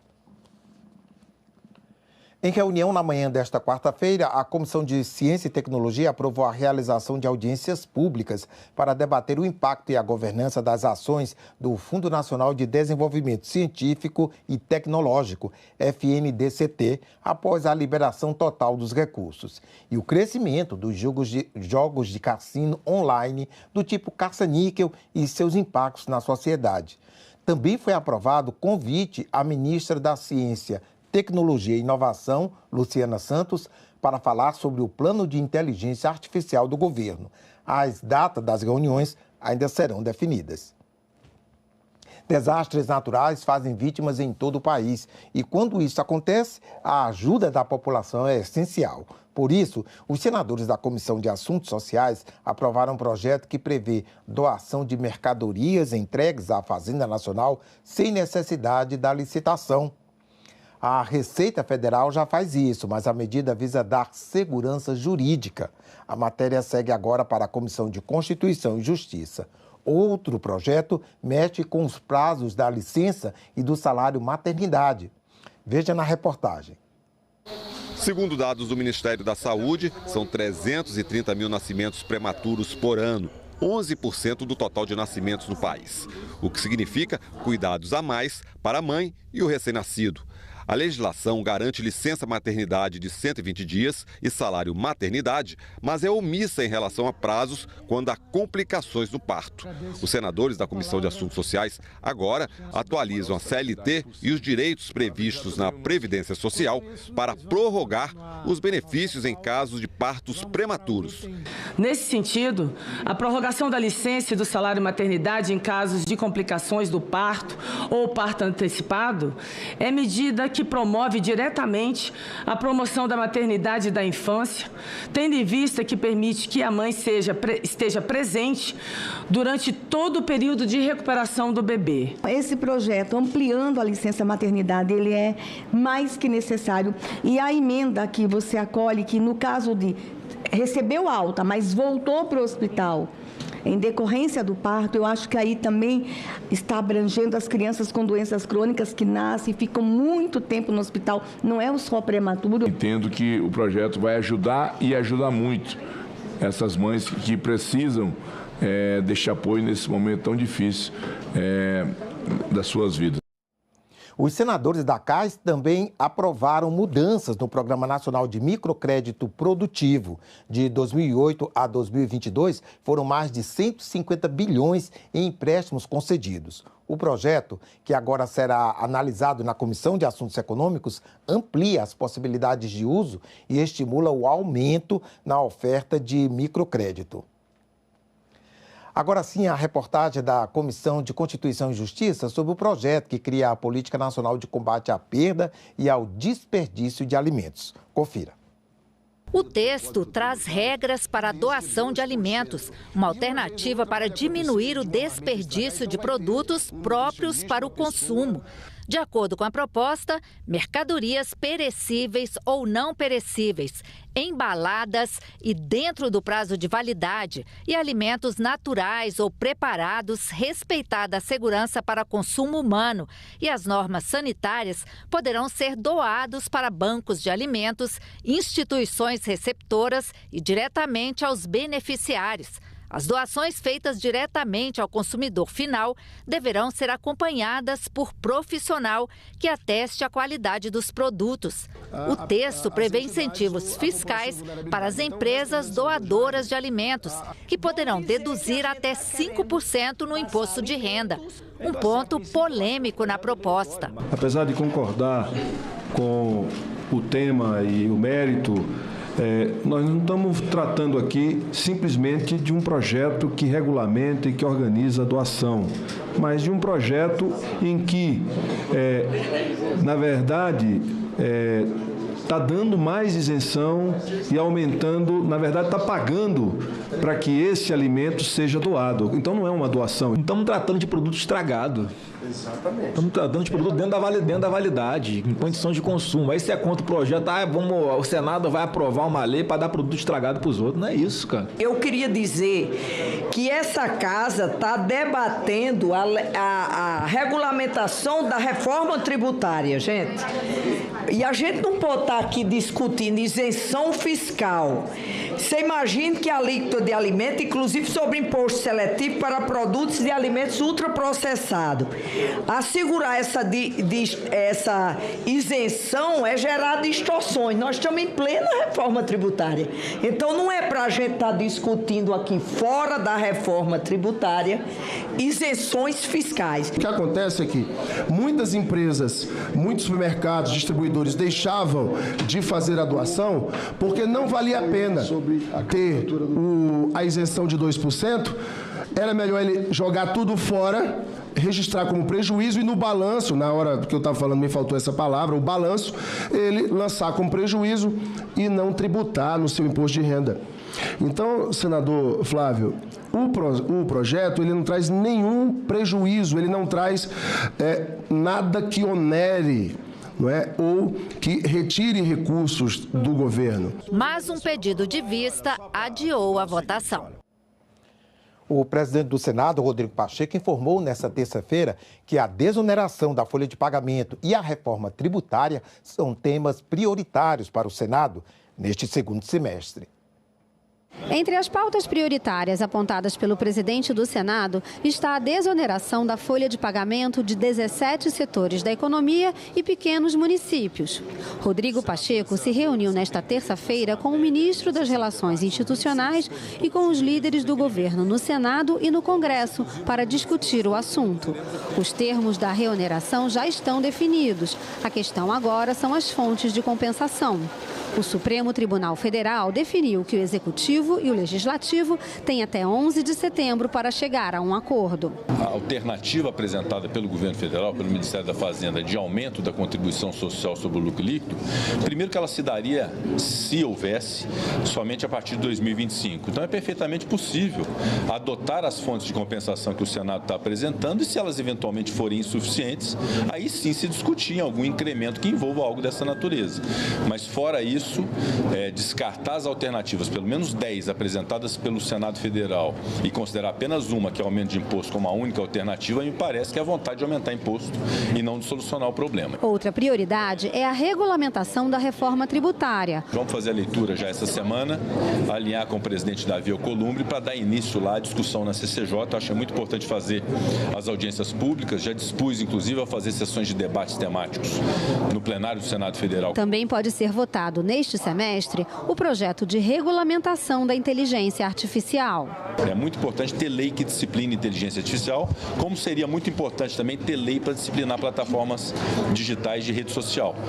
Então, acho que são dois temas que nós temos que nos ocupar, que vai fazer muito bem para o Brasil ter lei que coloque limite a isso. Sobre a proposta de autorização para jogos de azar, Pacheco informou que estará pronta para o plenário após a sessão de debates agendada para esta quinta-feira. Mas os líderes parlamentares serão consultados sobre a melhor data para a votação. Vai depender, obviamente, da vontade dos líderes partidários em relação a isso. Se não puder ser na outra semana, nós ainda teremos semana presencial antes das eleições, onde o projeto poderia ser também apreciado. O presidente do Senado informou que deve fazer sessões presenciais esta semana e na próxima, e em seguida definir com os líderes o calendário de sessões plenárias até as eleições de outubro. Pacheco reforçou que, apesar de ser um ano eleitoral, há temas relevantes na pauta que podem ser apreciados em sessões semipresenciais. O meu desejo é ter sessão todas as semanas, ou presenciais ou semipresenciais, e obviamente resguardado o fato de que nas semipresenciais seria muito bom não colocar projetos mais polêmicos, até para não subtrair o direito parlamentar de poder discutir no plenário temas que sejam mais complexos, mais polêmicos, mais relevantes, né? Então, nós vamos chegar nesse entendimento. O fato é que nós vamos trabalhar normalmente em agosto e setembro, porque, embora haja eleição, nós também temos temas muito relevantes a entregar para o Brasil, mesmo no processo eleitoral. Na sessão plenária de ontem, os senadores aprovaram um projeto de lei que estabelece critérios mínimos para se conceder o título de capital nacional. O texto segue para a sanção presidencial. Também foi aprovado o texto do Acordo de Cooperação e Facilitação de Investimentos entre o Brasil e o Equador. O projeto vai à promulgação. A análise da proposta de emenda à Constituição que reabre o prazo para o parcelamento de débitos dos municípios com a Previdência Social foi adiada. A proposta prevê o parcelamento dos débitos em até 20 anos. Durante a sessão desta terça, o presidente do Senado, Rodrigo Pacheco, destacou a participação do Brasil nas Olimpíadas de Paris. Eu gostaria de fazer um registro elogioso de reconhecimento à nossa delegação brasileira, majoritariamente composta por mulheres e que tem se desempenhado tão bem nos Jogos Olímpicos, o que é motivo de grande orgulho para o Senado Federal e para todo o povo brasileiro. Destacar o desempenho com medalhas de ouro da Beatriz Souza e da Rebeca Andrade, motivo todas duas de grande orgulho para a nação brasileira, e como nós ainda, e era informado aqui agora, que nós ainda temos a perspectiva de novas medalhas de bronze, de prata e de ouro ao final desse ciclo dos Jogos Olímpicos. Eu espero que seja muito exitosa a participação do Brasil e que possamos fazer aqui um registro de homenagem a todos os nossos atletas, ganhando ou perdendo, a todos os nossos atletas que competiram tão bem, elevando o nome do Brasil mundo afora. O presidente do Senado, Rodrigo Pacheco, reafirmou durante a sessão plenária de ontem que a Venezuela precisa demonstrar com transparência o resultado das eleições. O Conselho Nacional Eleitoral do país declarou a reeleição de Maduro no dia 29 de julho, mas a oposição e organismos internacionais contestam o resultado. Se não cabe à presidência do Senado presumir fraude num país vizinho, é exigível que o governo desse país e a justiça desse país demonstrem com clareza, transparência e lisura o resultado eleitoral, sob pena deles poder ser apontado como fraudulento. Portanto, esse registro da presidência do Senado, publicamente aos meus pares, é feito em nome do Senado, da presidência do Senado Federal. Ainda durante a sessão, Beto Martins tomou posse como senador. Ele substitui a senadora Ivete da Silveira como representante de Santa Catarina. O novo senador é empresário e tem experiência na política. Foi suplente de vereador e prefeito de Imbituba, Santa Catarina. Em seu primeiro pronunciamento, disse que pretende debater temas ligados à economia, à logística e à infraestrutura. Tenho vivência e convívio com o setor produtivo do meu estado e com entidades representativas de todo o país, uma das quais já participei como conselheiro, para afirmar de forma categórica que a logística é a espinha dorsal para o desenvolvimento econômico do país. Nossa competitividade internacional, ou talvez nossa falta de competitividade, estão sempre atrelados ao famoso custo Brasil. Se nossa agenda pudesse ser outra, ou seja, na direção de um projeto em favor da eficiência Brasil, afirmo sem medo de errar, seríamos muito além do que já somos, uma grande potência mundial. O ex-presidente da Associação Nacional de Jogos e Loterias, Wesley Cardia, compareceu à CPI da manipulação de jogos e apostas esportivas, acompanhado de advogados e com um habeas corpus preventivo concedido pelo Supremo Tribunal Federal, que assegurou o direito dele de ficar em silêncio. Cardia respondeu a alguns questionamentos dos parlamentares, mas ficou calado quando foi questionado sobre uma suposta propina a um deputado federal. A credibilidade da CBF também foi questionada por alguns parlamentares. Já no início da reunião da CPI da manipulação de jogos e apostas esportivas, o senador Carlos Portinho fez uma série de denúncias contra a Confederação Brasileira de Futebol. Entre elas, a de que a CBF mentiu à CPI. Segundo o senador, ao ser questionada oficialmente, a CBF disse não haver determinação normativa de qualquer natureza que impõe às entidades de administração de futebol a obrigação de ter um oficial de integridade, que é a pessoa responsável por receber e apurar denúncias contra os clubes. Então, como é que a CBF, ela diz que não existe, eu sublinhei, não existe determinação normativa de qualquer natureza? Como não? E essa circular de 2014, circular 1424 da FIFA, que determina que seja informado a ela o nome de um oficial de integridade, que é a pessoa com quem as empresas, a Sport Radar, que é contratada da FIFA, da CBF, mas através da FIFA, vai se comunicar. Conclusão 1. Do período após o senhor Rômulo Reis, em 2022 até 2024, com o senhor Gussen, quando entrou pelo menos, não houve oficial de integridade e pelo menos 109 alertas foram enviados pela Sport Radar, acusando possível manipulação em partidas que a gente já viu da Série B, Série C e Série D do futebol brasileiro. Iniciada a parte dos depoimentos, foi ouvido o ex-presidente da Associação Nacional de Jogos e Loterias, Wesley Cardia, na condição de testemunha. Ele chegou acompanhado de advogados e com um habeas corpus preventivo concedido pelo Supremo Tribunal Federal, assegurando o direito de ficar em silêncio. Mas Cardia respondeu às perguntas dos parlamentares até o momento em que foi questionado sobre o suposto pedido de vantagem financeira feito por deputado federal à associação, em troca de proteção na CPI das apostas esportivas da Câmara dos Deputados, noticiado pela imprensa. Eu vou permanecer calado sobre as perguntas que não façam parte do assunto manipulação de resultados, porque elas não serão respondidas. Para reforçar minha decisão de me ater apenas ao tema dessa CPI, o eminente doutor André Calegari e a doutora Marília Fontenelle, que estão aqui ao meu lado, impetraram um habeas corpus preventivo concedido pelo egrégio Supremo Tribunal Federal. O fato do senhor ficar em silêncio, o senhor não entende que o senhor pode estar prejudicando um inocente ou acobertando um culpado? Também sobre essa pergunta eu vou permanecer em silêncio.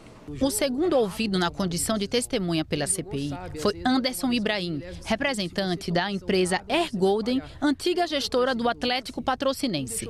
Ele foi questionado por suposta manipulação em uma das partidas de futebol da Série D do Campeonato Brasileiro, contra o Inter de Limeira. A Polícia Federal investiga a partida diante de movimentação suspeita em casas de apostas. Na sua concepção, então, os gols foram por decisões erradas e equivocadas dos jogadores de Patrocinense. Na sua ideia de futebol? Não, na minha ideia, assim, do que eu acompanhei do bastidor e sabendo que tinha jogadores jogando em posições que não eram a deles de origem, numa situação onde a gente não tinha um banco, onde jogando contra o então líder, que é um adversário que a gente tinha que respeitar demais, porque estava invicto na competição, você errar contra jogadores tecnicamente melhores, você está fatal a tomar gol, isso faz parte da bola, né? E como você disse, a Série D, infelizmente, o nível técnico é muito baixo.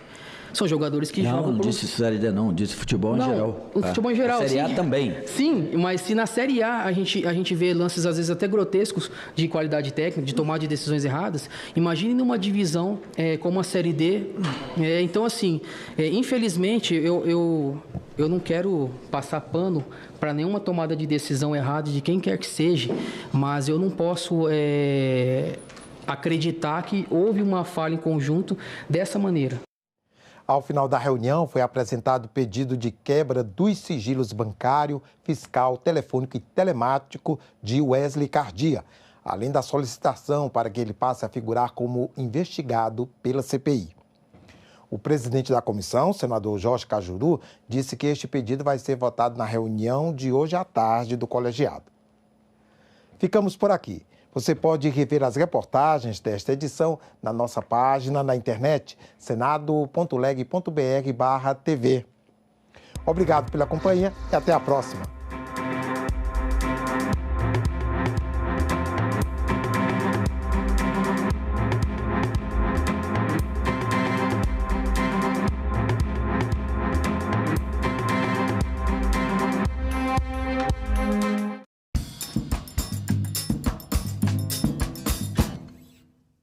No Ceará, 85%. Em Sobral, 98% das crianças se alfabetizam. O senhor acredita que essas políticas que o senhor desenhou no Ceará, elas são replicáveis e universalizáveis para todo o Brasil? É possível de ser replicada e é possível de ser universalizável. Essas são duas questões fundamentais e o Ceará mostra isso. Salão Nobre, hoje, 8 horas da noite, aqui na TV Senado. A ideia da meritocracia eu acho ótima, cara. Mas ela é uma desculpa muito boa para você não ter que resolver alguns problemas, sabe?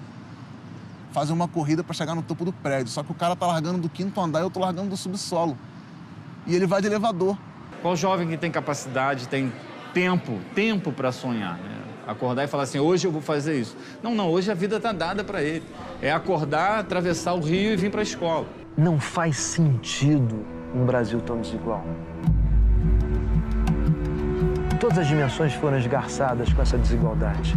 A dimensão cultural, a dimensão ambiental, a dimensão do dia a dia da moradia, a dimensão da circulação urbana, a saúde, a segurança, a educação. A compreensão que os nossos alunos, eles têm uma bagagem antes de vir para a escola, eu acho que é muito importante para qualquer professor conseguir, a partir daí, ensinar algo ou transmitir algo de novo para essa pessoa. Peixes contaminados com minério. O impacto do rompimento da barragem de Mariana ainda é sentido no Espírito Santo. Parlamentos de Mato Grosso e de Barretos investem na comunicação com pessoas surdas. Pequenos agricultores de Minas Gerais ganham renda extra com usinas solares. Tudo isso você vê no Parlamento Brasil. Parlamento Brasil, toda sexta, 8 horas da noite, aqui na TV Senado. Todo mundo tem um talento especial para ser mesário ou mesária. Você pode ser a comunicativa, o atencioso, a prestativa, o detalhista. É colocando essas habilidades em prática que a gente faz a democracia acontecer. Não desperdice seu talento, seja mesário voluntário. Justiça Eleitoral, a justiça da democracia.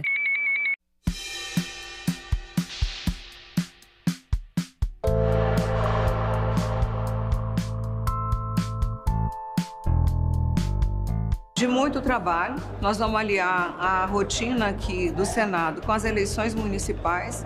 Então, tem que ter um equilíbrio no trabalho democrático, nas candidaturas, mas também tem temas importantes que precisam ser tratados. Eu coloco o andamento em relação à reforma tributária, projetos de regulamentação que serão discutidos e debatidos. No caso da educação, nossa meta é finalizar o debate em relação ao Sistema Nacional de Educação e o PNE, o Plano Nacional de Educação, que a nossa ideia, enquanto Senado, é começar, paralelamente à Câmara, a análise, a discussão e o debate em relação ao Plano Nacional. Lembrando que o orçamento, LDO e todas as diretrizes vão ser tratadas também nesse semestre.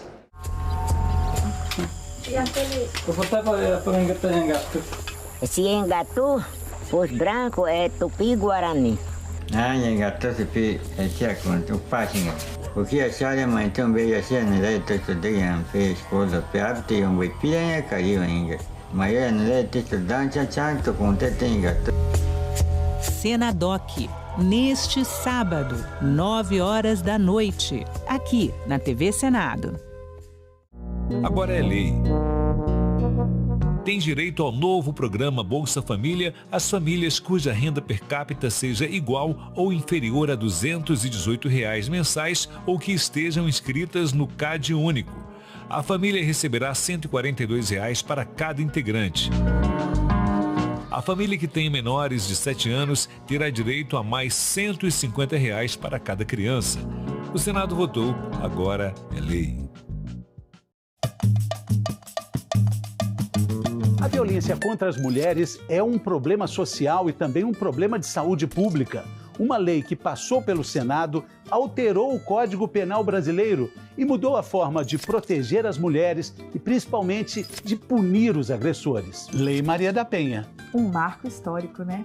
Olá, meu nome é Lavínia Rocha, eu sou professora de História, criadora de conteúdo e escritora, e hoje a gente vai falar sobre a Lei Maria da Penha. A Lei Maria da Penha não protege a mulher apenas contra a violência física, existem outros tipos de violência. É sexual, patrimonial, psicológica, moral, são vários tipos de violência. E tudo isso está dentro da lei. Está dentro da lei. E a gente não pode esquecer a luta para essa lei existir, né? Tem um consórcio de ONGs feministas que se uniram para poder fazer um anteprojeto para essa lei hoje existir. A Lei Maria da Penha entrou em vigor em agosto de 2006 e ganhou esse nome em homenagem a Maria da Penha, uma mulher que foi vítima por 6 anos de violência doméstica do seu marido. A lei agora determina a prisão em flagrante e também a prisão preventiva. Ela determina essas punições, mas ela também tem a ideia de prevenção e acolhimento da vítima. Então ela vai determinar também que uma mulher que esteja sofrendo, ela tenha isolamento, né, que o marido saia de casa, não possa ver os filhos. E a partir da lei, a violência doméstica passa a ser considerada violação dos direitos humanos. A violência contra a mulher, ela tem em todas as classes sociais, ela acontece em todas as classes sociais. A violência doméstica ela está em todas as classes, raças, religiões, mas ela tem uma prevalência. Das 18 milhões de mulheres que sofrem violência, 12 milhões são mulheres negras, pretas e pardas. Toda mulher tem o direito de viver em segurança, de ter o seu valor reconhecido. É um esforço de todo dia, de toda a sociedade. É uma jornada que teve e continua tendo a participação dos senadores. Senado, 200 anos. Nossa tininha diz que é baré, mas esse aí, naqueles tempos, ninguém sabe língua baré. Então, para nós, ficou lugar de língua baré, esse engatu, Os brancos é Tupi-Guarani. Quanto mais a civilização está chegando em cima da gente, a gente não sabe ler, mas a gente vai se civilizando. Então, cuide, eu estou aprendendo aqui frase militar. Cario taenga rupi, yandei assim musassá, yanenga kiti. O que é ler cario taenga rupi guai? Minha mãe é bonita. Então, assim musassá, yanenga rupi, semanha.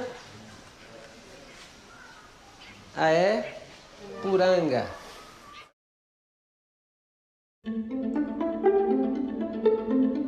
Esses gols que passaram, o senhor acredita que foram gols esses gols foram normais ou foram gols realmente estranhos que possibilitou uma investigação da Polícia Federal?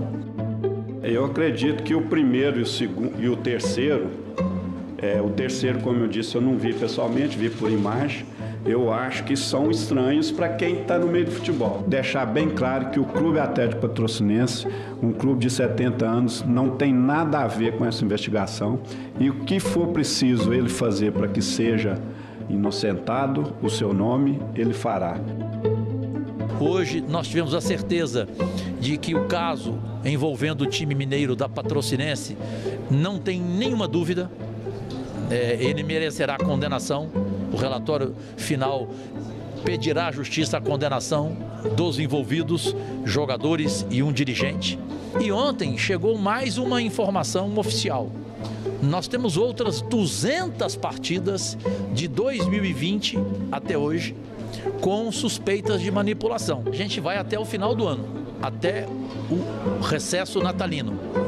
Essa é a nossa posição, porque além do que chegou hoje da Receita Federal e do que chegou hoje para nós da Polícia Federal, tudo muito grave, temos 109 partidas que trouxeram a confirmação de manipulação de resultados através da empresa Esporte Radar contratada pela CBF. Então, de 109, agora fomos para 309 partidas.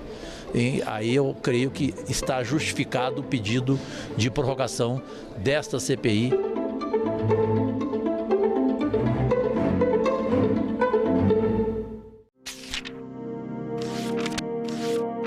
Há 200 anos, o Brasil dava seu primeiro passo na criação do Senado.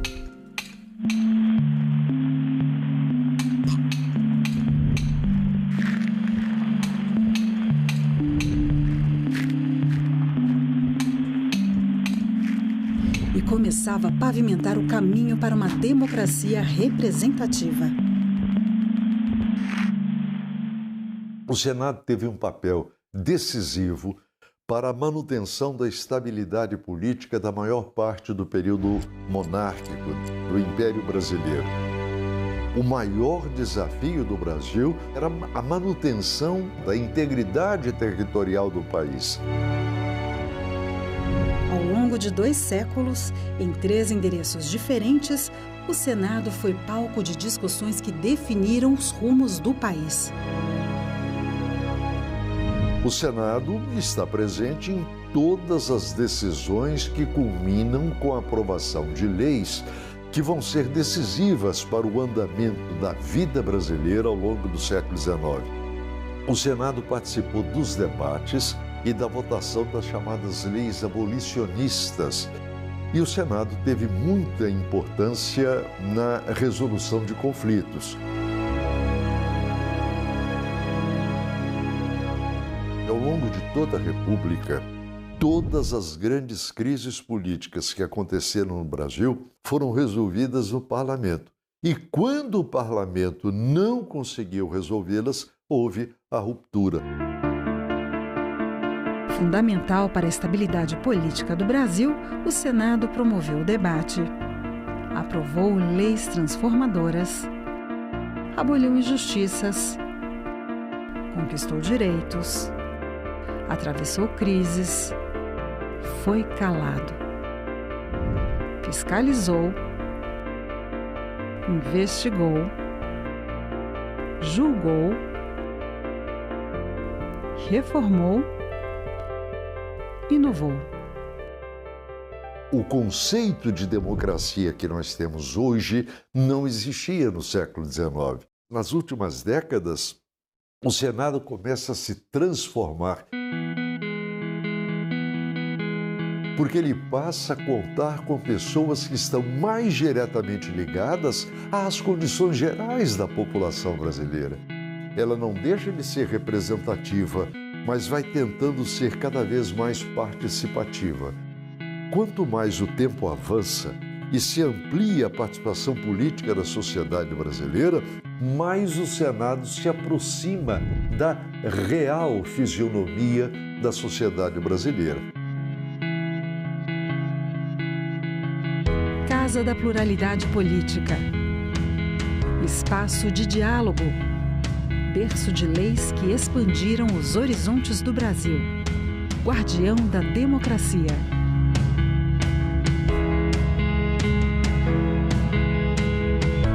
Senado Federal.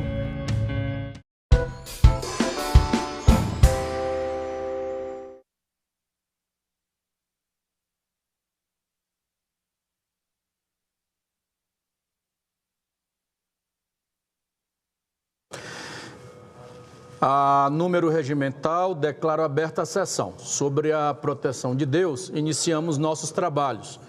As senadoras e os senadores poderão se inscrever para o uso da palavra por meio do aplicativo Senado Digital, por lista de inscrição que se encontra sobre a mesa, ou por intermédio dos totens disponibilizados na casa.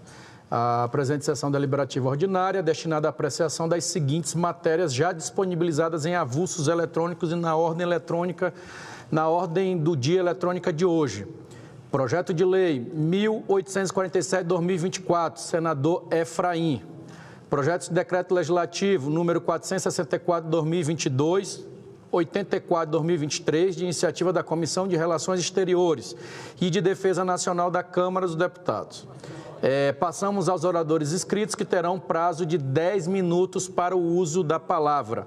Eu convido para utilizar a tribuna colega senador do estado do Goiás, senador Jorge Cajuru. Vossa Excelência tem um tempo de até 10 minutos para utilizar da palavra.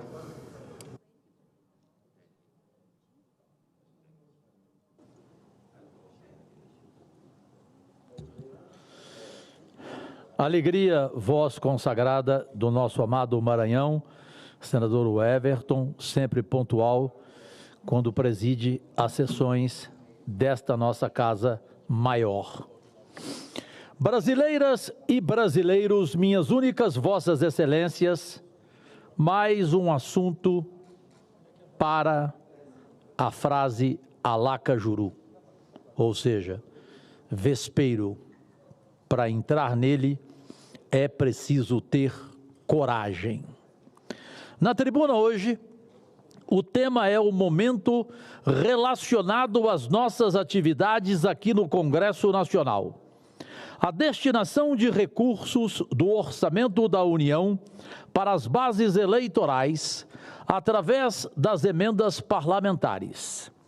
Refiro-me à determinação do ministro do Supremo Tribunal Federal, Flávio Dino, a quem tenho respeito abissal, para que as emendas parlamentares sigam critérios de publicidade, transparência e rastreamento.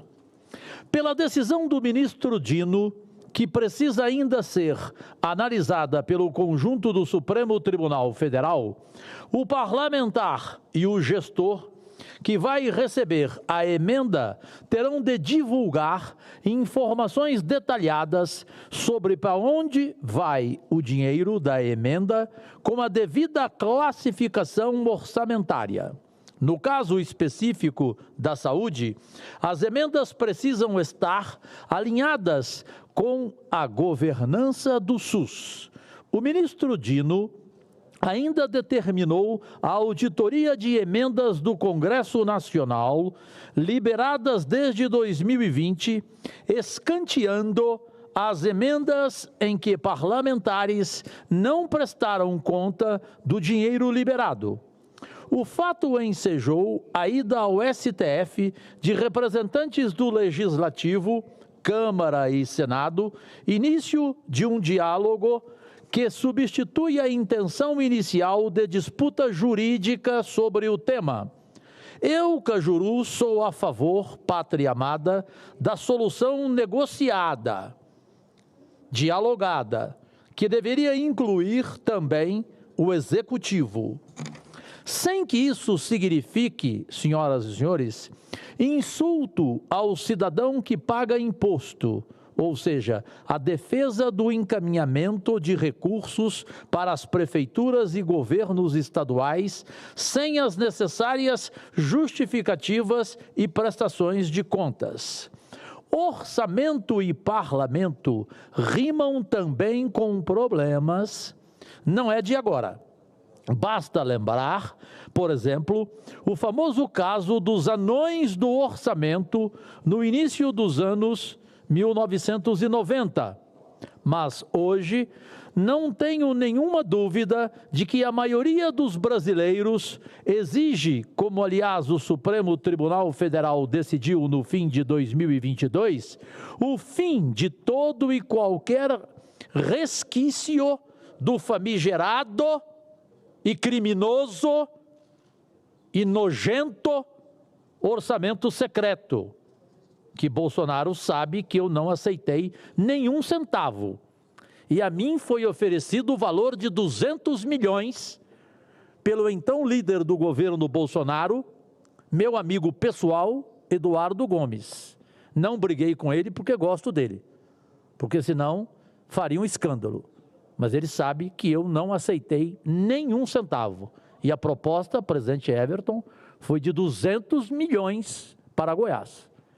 E Goiás compreendeu a minha recusa. Eu abro aqui parênteses para dizer ao meu eleitor e aos cidadãos goianos, em geral, que por meu gabinete não passa dinheiro de emenda sem transparência. Eu sou um dos poucos que uso o compliance, ou seja, exijo dos prefeitos ofícios informando onde eles pretendem aplicar o dinheiro que solicitam e, em alguns casos, até gravações de vídeo, os quais exponho em todas as minhas redes sociais para mais de 5 milhões de seguidores. Tenho também o aval do ministro da Justiça, Lewandowski, dos procuradores do Ministério Público Federal, Mário Lúcio de Avelar, de Fernando Krebs, do Ministério Público Estadual, ambos de Goiás, para que fiscalizem minhas emendas diariamente. Cada prefeito tem que prestar contas aos dois ministérios e também ao Ministério da Justiça, e agora conseguir também o apoio da Polícia Federal. A superintendente Marcela Rodrigues de Goiás convoca prefeitos que não dão satisfação, só em 3 casos em 5 anos e 7 meses de mandato, do dinheiro que enviei para a saúde ou a educação ou para outro segmento. Se o recurso vem dos impostos pagos pelo contribuinte, por que eu deveria esconder dele para onde vai o dinheiro? E qual a justificativa para não cobrar de quem recebe a verba pública a sua aplicação correta, pergunto. Num momento em que se fala tanto de responsabilidade fiscal, imagino que seria extremamente benefício e muito benéfico ao país a união do Executivo, Legislativo e Judiciário em busca de solução tecnológica que permitisse ao cidadão brasileiro acompanhar caminho do dinheiro das emendas parlamentares e de outros recursos públicos. Voltando às decisões do ministro Flávio Dino, merecedor de meu respeito sempre, ele ainda determinou que os recursos das emendas devem ser fiscalizados pelo Tribunal de Contas da União. Se este quiser, pode fazer comigo o que todos já estão fazendo. Polícia Federal, Ministério da Justiça, Ministério Público Federal e Ministério Público Estadual. Eu registrei isto em cartório. E também pela Controladoria Geral da União, por que não? Com a CGU tendo um trabalho extra fazer uma auditoria em repasses que beneficiaram ONGs e entidades do terceiro setor nos últimos 4 anos. Não vejo nenhuma razão para a celeuma. Fiscalizar a aplicação de dinheiro público do contribuinte é obrigação de qualquer um que exerça cargo no setor público. Aliás, cabe aqui destacar que é de competência do Parlamento a ação fiscalizadora. Também é nosso papel trabalhar pela aplicação correta dos recursos públicos. Obrigação é para ser cumprida. Não podemos esquecer do nosso juramento constitucional. Cada parlamentar, é óbvio, tem o dever de fiscalizar a aplicação do dinheiro que destina a prefeituras e ao governo de seu estado. Não fazer isso é prevaricar. Repito, é prevaricar, ou seja, é crime. É cometer crime contra a administração.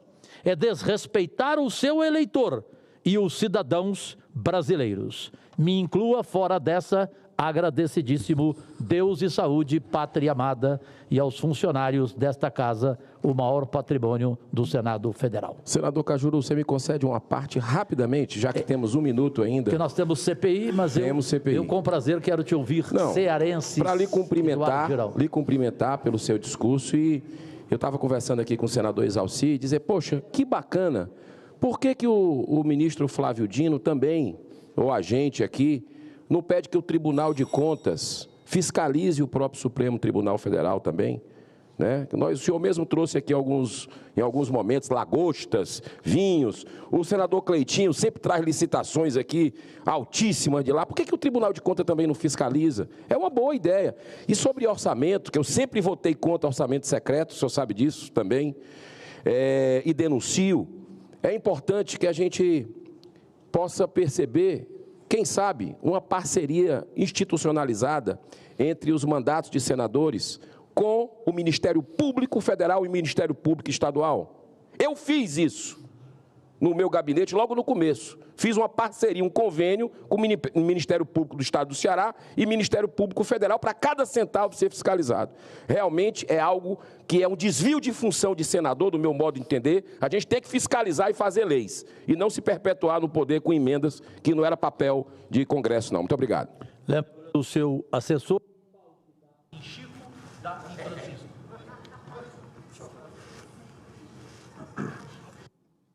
Obrigado, senador Cajuru. Convido para utilizar a tribuna, fazer uso da palavra, nosso colega senador Paulo Paim, ao tempo que também registra a presença aqui no Senado Federal dos servidores da Fundação Oswaldo Cruz, Fiocruz. Sejam todos e todas bem-vindos. Rio de Janeiro. E também, senador Paim, hoje é dia de comemorar essa casa, é dia de comemorar, e o Brasil, uma lei tão importante que, apesar de ainda ter um desafio enorme na sua aplicabilidade, por se tratar de um país ainda que proporcionalmente mais mata no mundo com crimes de feminicídio, mas hoje nós completamos 18 anos da Lei Maria da Penha, né, aprovada aqui no Congresso Nacional. Tem que se ter muito avanço. E claro que todo ano você precisa comemorar o que já se conseguiu e saber dos desafios que nós temos pela frente. Eu sou o autor da lei que aumentou o crime, aumentou a pena para quem comete o crime de feminicídio quando se trata de menores de 14 anos e vulneráveis e maiores de 60 anos, assim como também tenho destinado emendas parlamentares, por exemplo, ano passado, entregues no estado do Maranhão com viaturas, né, específicas para patrulhas, viaturas para patrulhamento de delegacias, de espaços que foram destinados para a Maria da Penha. Então, parabéns ao povo brasileiro e que continuemos reforçando essa luta permanente para que a gente acabe com esses tipos de crime que, infelizmente, ainda envergonham o nosso país. Então, com a palavra, senador Paulo Paim. Eu agradeço a introdução da minha fala, que Vossa Excelência fez, e que é um dos autores da lei, me sinto já contemplado, né? Mas o meu pronunciamento vai exatamente nessa linha. Por isso, senador Iverson, sempre é uma alegria ver o senhor no plenário, ter vindo do plenário da presidência, pois nós temos que falar mesmo, 18 anos da Lei Maria da Penha hoje. A Lei Maria da Penha completa 18 anos de existência. Sancionada em 2006, seu objetivo é combater, Vossa Excelência colocou muito bem, a violência doméstica e familiar contra a mulher, estabelecendo medidas para proteger as vítimas. Entre essas medidas estão a criação de juizados especiais de violência doméstica. Como presidente da Comissão de Direitos Humanos, eu não poderia deixar de estar em parceria com Vossa Excelência nesse dia, né? A concessão de medidas protetivas de urgência e a garantia de assistência às vítimas. Essa lei é uma homenagem à farmacêutica Maria da Penha, que sofreu uma tentativa de homicídio por parte de seu marido. Sem dúvida, a Lei Maria da Penha é um marco divisório na defesa dos direitos das mulheres e dos direitos humanos. No entanto, é importante, muito importante, chamar a atenção para o fato de que a violência contra a mulher vem crescendo nos últimos anos no Brasil. Os números oficiais do DISC, números oficiais do DISC 180, serviço do governo federal, são os seguintes. Em 2021, foram cerca de 83 mil denúncias. Em 2022, foram em torno de 88 mil denúncias. Em 2023, foram para 115 mil denúncias. Vejam como está aumentando. No primeiro semestre de 2024, as denúncias de violência contra a mulher cresceram 36% em relação ao mesmo período do ano passado. Conforme o 18º Anuário Brasileiro de Segurança Pública, do Fórum Brasileiro de Segurança Pública, a situação é preocupante. A violência contra a mulher no Brasil aumenta todos os dias. No ano de 2023, o número de estupros no país cresceu 6,5% em relação a 2022. Ao todo, foram 84 mil casos registrados, que representam um estupro a cada 6 minutos no Brasil. Esse é o maior número da série histórica que começou em 2011. E as principais vítimas são meninas negras de até 13 anos. Destaca-se ainda que 2023 foi o ano com o maior número de feminicídios desde 2015. Segundo o Fórum Brasileiro de Segurança Pública, foram 1.463 vítimas de feminicídio no ano passado no nosso país, ou seja, 1,4 mulheres mortas para cada grupo de 100 mil. Esse número é 1,6% maior que o registrado em 2022, quando foram 1.440 vítimas. A violência contra a mulher assume diversas formas: física, psicológica, moral, sexual e econômica. As mulheres também enfrentam assédio e discriminação em ambiente de trabalho, onde são frequentemente subestimadas e subdesvalorizadas. Aprovamos aqui, inclusive, uma lei dizendo que homem e mulher, na mesma função, o mesmo salário. Na prática, pouco mudou. Significa que, infelizmente, a mulher é discriminada também no mercado de trabalho. E a mulher negra ainda duplamente discriminada. Não tem o mesmo salário que o homem e ainda não tem o mesmo salário se comparar com a sua colega de trabalho que não é negra. Os dados são cada vez mais preocupantes. Nós teremos, mais hoje, mais amanhã, se isso não for cumprido, de aumentar as penas. O país não pode mais se calar diante desse cenário de violência, ódio e opressão contra a mulher. Um cenário de machismo, misoginia, preconceito, discriminação, de repulsa, infelizmente, vergonhosamente, ao universo feminino. Por isso, precisamos talvez rever a Lei Maria da Penha. Eu termino, senhor presidente, essa minha fala, e falava eu que ia falar 6 minutos, senador Girão, senador Isalci, e aqui estou cumprindo a minha parte. Mas assisti o pronunciamento do senador Cajuru. Eu vou dar um depoimento, porque eu estou sendo depoimento com a verdade. Desde que começaram a aplicar o sistema PIX, eu dizia, isso vai dar problema ali na frente. O sistema PIX vai dar problema. Para não ficar só no discurso. E a prática, eu não adoto o sistema PIX. Agora, na emergência do Rio Grande do Sul, disseram que de dia para noite tem que adotar esse sistema. Eu resisti o máximo. Digo, sistema PIX, o cara não explica nada. O prefeito recebe o dinheiro na conta da prefeitura e tudo bem, usa como bem entende. Por isso que nisso também tem que aprofundar o debate. Então, eu quero só dizer que esse debate também tem que ser feito no Congresso Nacional. É isso, presidente. Obrigado pela tolerância. Obrigado, senador Paulo Paim. Convido para utilizar a tribuna o senador Isalci Lucas. Vou fazer a inversão com o Girão. Muito bem. Então, feita a inversão, a permuta, então, senador Girão, muito obrigado. Vossa Excelência. Presidente, eu vou para a tribuna, lhe agradeço, prazer revê-lo novamente. Queria apenas, pela ordem, rapidamente aqui, só para manifestar. Primeiro, nós estamos no momento... Essa sua estratégia regimental está muito boa. Utilize seus 10 minutos, senador. Não, rapidinho. É só porque eu acredito... O senhor sabe que o trabalho nosso aqui é pela justiça, né? Buscar o equilíbrio. E eu só queria registrar algo que me preocupa muito, né? E eu faço um apelo para que a gente tenha um debate muito democrático, muito isonômico no Brasil, porque nós estamos entrando agora, o senhor participou de convenções, eu lhe acompanho pelas redes sociais, eu também.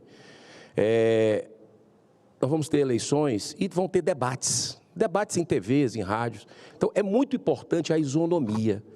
Eu, lá no Ceará, graças a Deus, as pessoas estão me chamando, eu agradeço, inclusive a Band vai ter o debate amanhã. Mas em São Paulo, nós estamos tendo 2 pesos e 2 medidas, né? Então, a representação do Novo, do Partido Novo, são 5 já no Congresso Nacional, que é o que cumpre o regimento, né, as regras para que se possa participar de debates partidos. E a nossa candidata Marina Helena, lá em São Paulo, não foi convidada. Então, isso me parece até algo que transcende uma questão de forma institucional, me parece alguma coisa que não pode acontecer, que é pessoal. Né? A gente precisa, os paulistas também, ter direito de ouvir as ideias da Marina Helena. Só um registro pedindo o bom senso do Grupo Bandeirante de Comunicação também. Muito obrigado.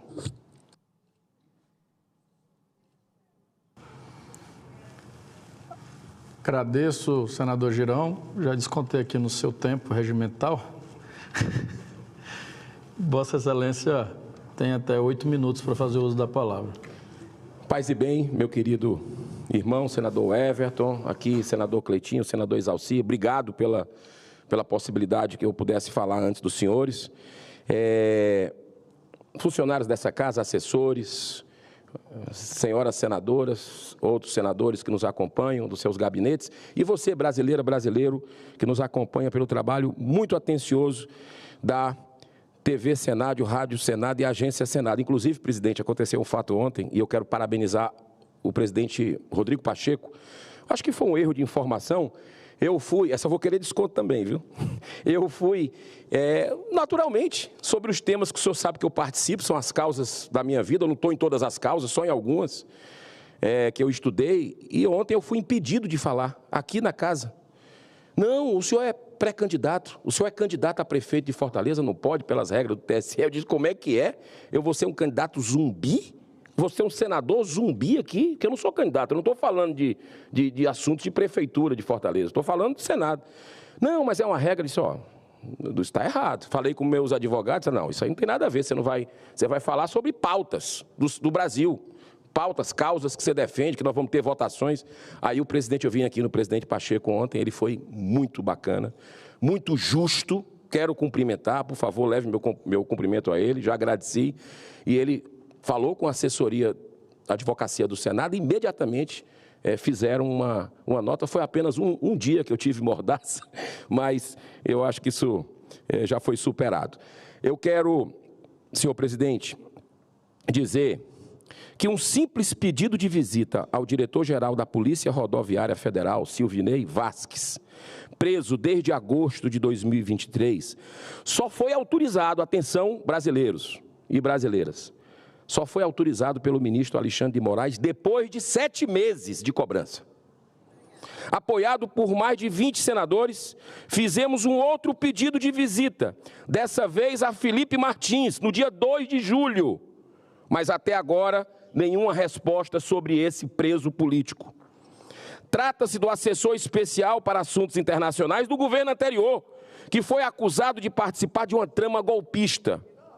Apesar disso, senhor presidente, eu estou novamente coletando assinaturas.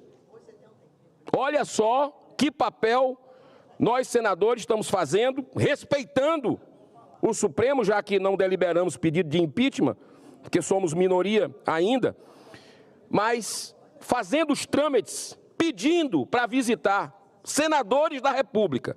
Estamos levando aí chá de cadeira para isso. Mas olha só, já começamos novamente a coletar assinaturas, não vamos desistir, água mole e pedra dura, tanto bate até que fura. Conseguimos coletar já mais de 20 assinaturas para dar entrada num novo pedido de visita, dessa vez com o ex-policial e ex-deputado federal Daniel Silveira, que depois de ter seu mandato cassado, foi condenado pelo STF em abril de 2022 a 8 anos e 9 meses de prisão. A principal acusação que gerou sua condenação foi após ter feito duras declarações públicas contra ministros do STF. Inclusive, eu ressalto que não concordo com a forma que ele fez. Mas a punição tem que ser de acordo com a lei. Tem aí injúria, difamação, calúnia, mas não. O objetivo é a mão pesada. O objetivo é intimidar, é perseguir e não cumprir a Constituição brasileira. A principal acusação que gerou sua condenação, foi, como eu disse, ter feito duras declarações contra ministro do STF. Mas logo após a publicação da sentença, o presidente da República, Jair Bolsonaro, no uso de suas atribuições como presidente, concedeu um indulto, que é um ato de clemência previsto no artigo 84 da Constituição do Brasil, sendo um poder discricionário de uso exclusivo do presidente da República, com o objetivo de promover a justiça, a equidade e a reintegração social dos apenados. O indulto só não pode ser concedido para crimes hediondos, de terrorismo, de tortura. Justamente o que ele está sofrendo com esse arbítrio do STF. Mas mesmo assim, em maio de 2023, mesmo depois do indulto concedido pelo presidente da República, previsto em lei, na Constituição, o STF, extrapolando mais uma vez a sua competência, anulou o indulto, mantendo o ex-deputado preso até hoje. Nas últimas eleições, mesmo preso inelegível, ele recebeu mais de 1,5 milhão de votos para senador pelo Rio de Janeiro, o que representou 20% do eleitorado. Eu não vou entrar, senhor presidente, no mérito das palavras utilizadas por Daniel Silveira, e muito menos na forma empregada. Mas não tenho nenhuma dúvida que suas ações não se enquadram nas condições de terrorismo, tortura e muito menos crime hediondo. Posso discordar de tudo que ele disse, e disse aqui que discordo, mas tenho a obrigação de garantir o seu direito à liberdade de expressão. Esse país tinha que ser livre, e não é.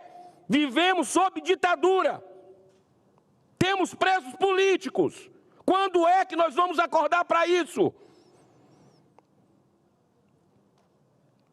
Se ele errou, tinha que arcar com todas as suas consequências daquilo que disse, mas dentro do devido processo legal, um dos pilares do Estado Democrático de Direito. Trata-se, na realidade, senhor presidente, de mais um caso explícito de perseguição, assim como de tantos outros presos políticos, como a emblemática morte do Clezão, Clériston Pereira da Cunha, sob a tutela do Estado, depois do pedido da PGR para soltá-lo. E não soltou o ministro do STF. E ele morreu na prisão. As suas filhas, a sua esposa, é difícil dormir todo dia com o olhar delas que eu já tive em algumas oportunidades. Peço às senhoras senadoras, senhores senadores, coloquem a mão na consciência. Isso está acontecendo no Brasil de hoje. Preso político no Brasil. Tenho certeza que esse caso, quero falar aqui sobre o caso da Débora, senadora. Muito importante, senadora Rosana.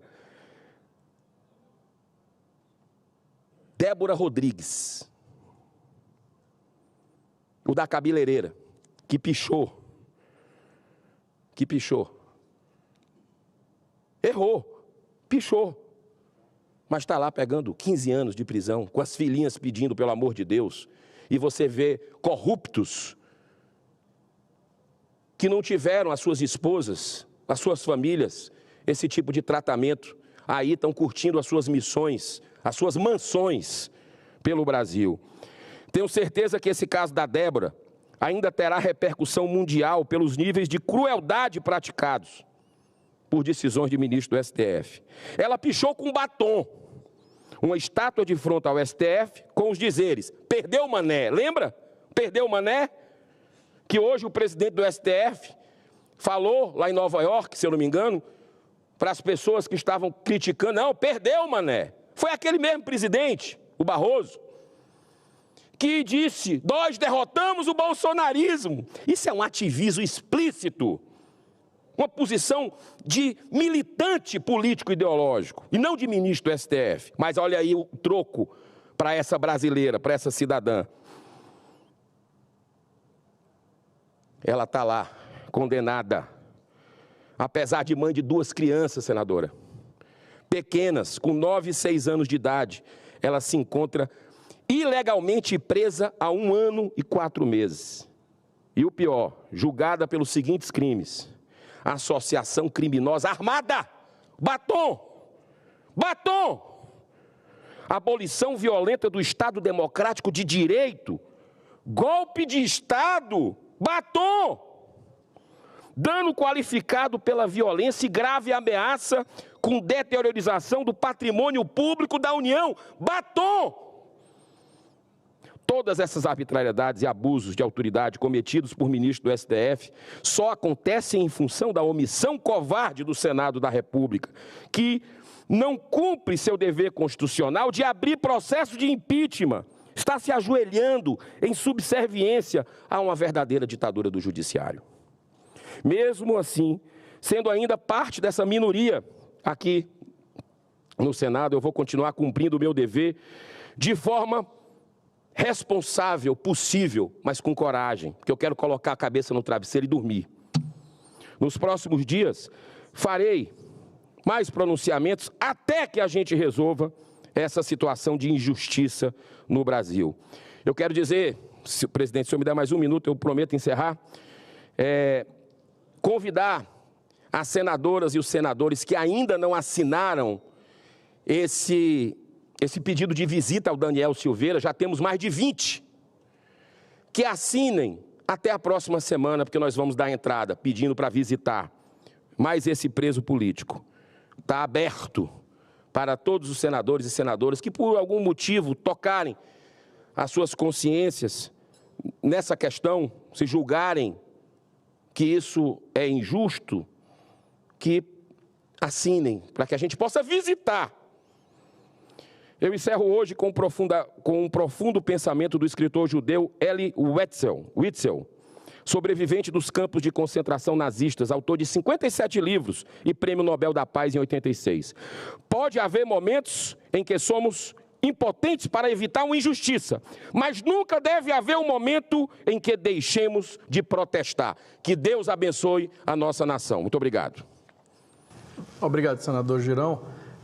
Senadora Rosana, Vossa Excelência está inscrita já agora. Já ia lhe Só ia chamar. contribuir com a fala dele. Então, dando prosseguimento, senador Girão, nós protocolamos já para fazer uma audiência pública nessa comissão, para que possa dar andamento, né? Nós pedimos já anistia, já tem nessa casa esse pedido da anistia aos presos políticos, para justamente aquelas pessoas que tiveram seus direitos violados. Nós não queremos aqui passar pano na cabeça de maneira nenhuma de quem tem culpa e quem fez depredação. Mas, presidente, tem muitas injustiças que foram cometidas. Então, nós temos que dar andamento. E o Senado é responsável. O Senado tem que tomar atitude, olhar para essas pessoas, porque nós somos representantes deles. Eles nos confiaram. E hoje, nós temos que retribuir ajudando, fazendo justiça. O que nós queremos é que seja feita justiça para todos aqueles que tiveram seus direitos violados. Muito obrigado, senador. Parabéns pelo seu posicionamento. Obrigado. Que agradeço, senadora Rosana. Na verdade, é o senador Exalci, aí em seguida a senadora Rosana Martinelli. Então, convido para utilizar a palavra, subir à tribuna, o senador Exalci Lucas e em seguida a senadora Rosana Martinelli. Senhor presidente, senhoras, senhores senadores, senadoras, hoje, senhoras e senhores, é tempo de alegria, de comemorar nossos atletas, suas vidas, suas lutas e tudo aquilo que o fez chegar aonde chegaram para suas glórias. Hoje é o dia de celebrar com ouro de Rebeca Andrade na ginástica, de Beatriz Souza no judô, fora as pratas, bronzes no judô, no atletismo, na marcha atlética, no surf, no skate, masculino e feminino, ginástica feminina, vôlei feminino, canoagem, vôlei de praia, futebol feminino, boxe. Nossos meninos e meninas representaram o Brasil com garra, beleza e vontade. Sem falar de nossos brasilienses, medalhistas, a Kathleen Quadros, aqui da Ceilândia, o Caio Bonfim de Sobradinho e a Gabi, que é lá do Guará, que fez o gol contra a França e ontem fez também um gol contra a Espanha, classificando o Brasil para a final do futebol. Quisera passar assim uma semana inteira só comemorando. Entretanto, mesmo neste momento de celebrar a vida e as vitórias, o mundo continua girando, as coisas continuam acontecendo e precisamos tratar de justiça e solidariedade àqueles que estão presos no Brasil e na Venezuela, por querer um país livre e justo. Senhoras e senhores, não falo hoje daqueles que já foram assassinados ou morreram sob o jugo desses governos nefastos, que se colocam como democratas, mas atuam e se escondem como socialistas, comunistas, cruéis, e fazem de suas propagandas a razão de matar e destruir. Nem falo daqueles que hoje aqui em nosso país colocam um ódio que jamais existiu para apagar um país que sempre viveu em paz, sem preconceitos e que jamais matou pela cor ou pela crença. Isso é a maior mentira sobre o nosso país. Ninguém mata aqui pela cor ou pela pele ou pela crença.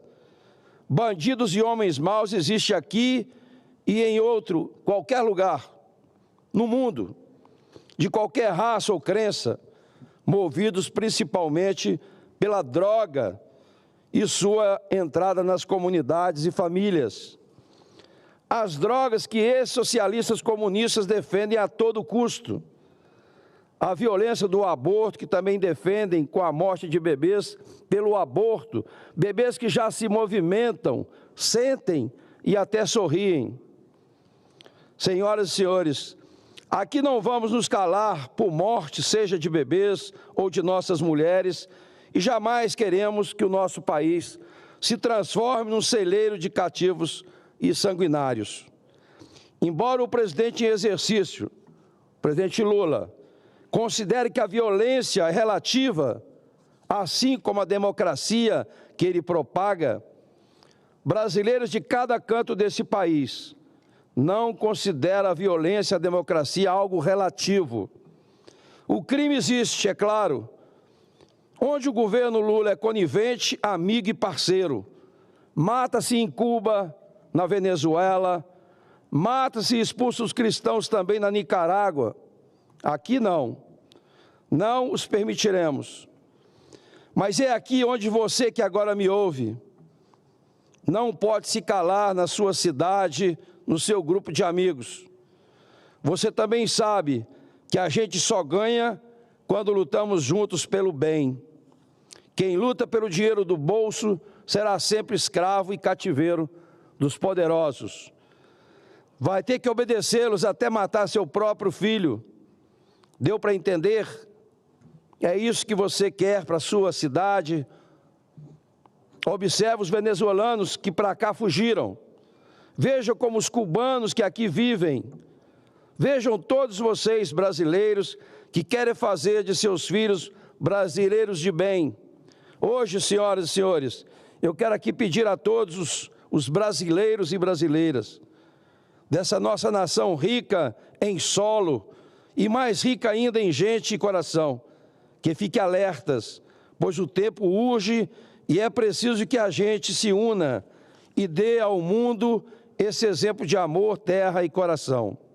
Senhoras e senhores, há tempo de se fazer, mas há sobretudo de se dizer para fazer. E em homenagem aos nossos atletas, que fazem muito pelo país, peço ao Brasil que não se curve, que também lute e faça acontecer, como nossas atletas que fizeram com o corpo e a mente para serem nossos grandes campeões. Quero agradecer mesmo a cada um desses atletas que representaram muito bem o Brasil. E eu tenho aqui, presidente, falado de 4 em 4 anos, como deputado e também como senador. Na última Olimpíada eu disse a mesma coisa. Chega na época, Cleitinho, senador Cleitinho, das Olimpíadas, todo mundo fica esperando a medalha de ouro, medalha de prata e bronze. Depois, durante os 4 anos, esquecem disso. Aí os atletas não têm recurso, não têm dinheiro para passagem, não têm dinheiro para acompanhante, para alimentação, e fazem sacrifícios para representar o Brasil lá fora. Nós já não temos mais esporte nas escolas, já não temos realmente programas, graças ao Exército ainda, naqueles programas antigos ainda, que vários atletas que receberam medalhas estão no programas das Forças Armadas. Mas se não fosse isso, nós estaríamos talvez, não é, com o pires na mão aí, para que eles pudessem ir lá representar o Brasil. Então é muito importante que esse país, na hora de fazer o orçamento, que prestigie realmente o esporte, porque esporte é cultura, esporte é educação, e a gente precisa realmente melhorar, dar melhores condições para os nossos atletas e para os nossos jovens, que pelo esporte também, né, se educa, tem disciplina, trabalho coletivo, isso é muito importante. Mas quero também, presidente, aproveitar a minha fala. Ontem, nós votamos na Comissão de Assuntos Econômicos o grupo de trabalho da reforma tributária. Já apresentamos 11 temas para serem debatidos toda terça-feira à tarde, às 14 horas, quando não tiver sessão deliberativa na CAI. Nós faremos de manhã e, se for necessário, todas as quartas, quintas, mas nós precisamos debater ponto a ponto da reforma tributária. Essa reforma, ela nasceu na academia, na Fundação Getúlio Vargas, teoricamente maravilhosa, mas o mundo real é diferente. Essas pessoas que normalmente escrevem os textos, normalmente fazem nos seus gabinetes, no ar-condicionado, lendo algum livro, ligando para algum colega, mas quando você coloca no mundo real, na ponta do lápis, você vai ver que realmente há um aumento significativo da carga tributária e quem vai pagar essa conta é o contribuinte, não tenha dúvida disso, e é cada segmento. Ah, não, a saúde está com incentivo. Alguns planos de saúde não vão ter aumento porque é fechado, mas o aumento do profissional liberal, dos medicamentos, de tudo aquilo que se emprega no atendimento à saúde vai ser recomposto no equilíbrio econômico do plano de saúde, vai ter aumento para o consumidor. Nós temos distorções imensas. Nós vamos votar hoje aqui o projeto da desoneração. Estão aumentando imposto. Está aumentando a alíquota da contribuição social sobre o lucro. Então, será que vamos aprovar mais aumento de imposto? É incrível como as pessoas votam sem conhecer o mundo real. Nós vimos ontem, conversei com a construção civil. Minha casa, minha vida. É o sonho do cidadão de morar em algum lugar. O Brasil tem um déficit imenso de habitação e a carga tributária aumenta mais de 50%. E com números, dados concretos, não é chute. Acho que nem o governo tem esses dados, porque o número apresentado pelo governo não é os números oficiais, não é o número real. Da mesma forma, quando se fala em simplificação, porque foi vendida uma reforma de simplificação, neutralidade. Simplificação, esquece. Nós vamos passar 10 anos fazendo tudo que a gente já faz hoje, que é esse manicômio tributário, e mais tudo que está sendo acrescentado na reforma tributária. Neutralidade, basta ver o que está acontecendo nos setores.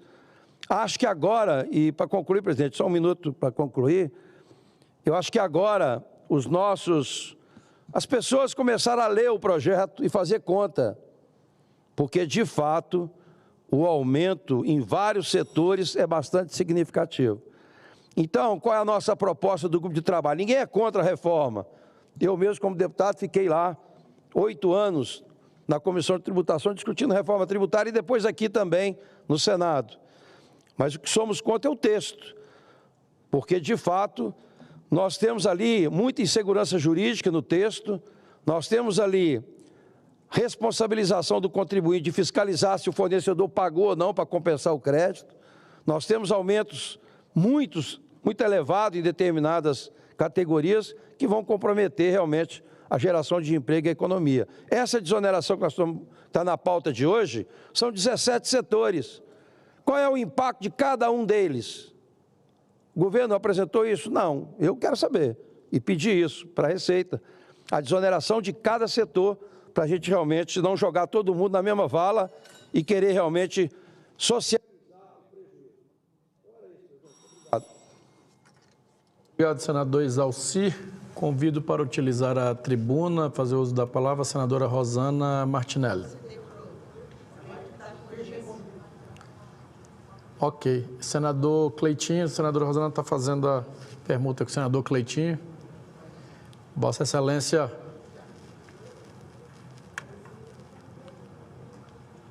Pode fazer uso da palavra.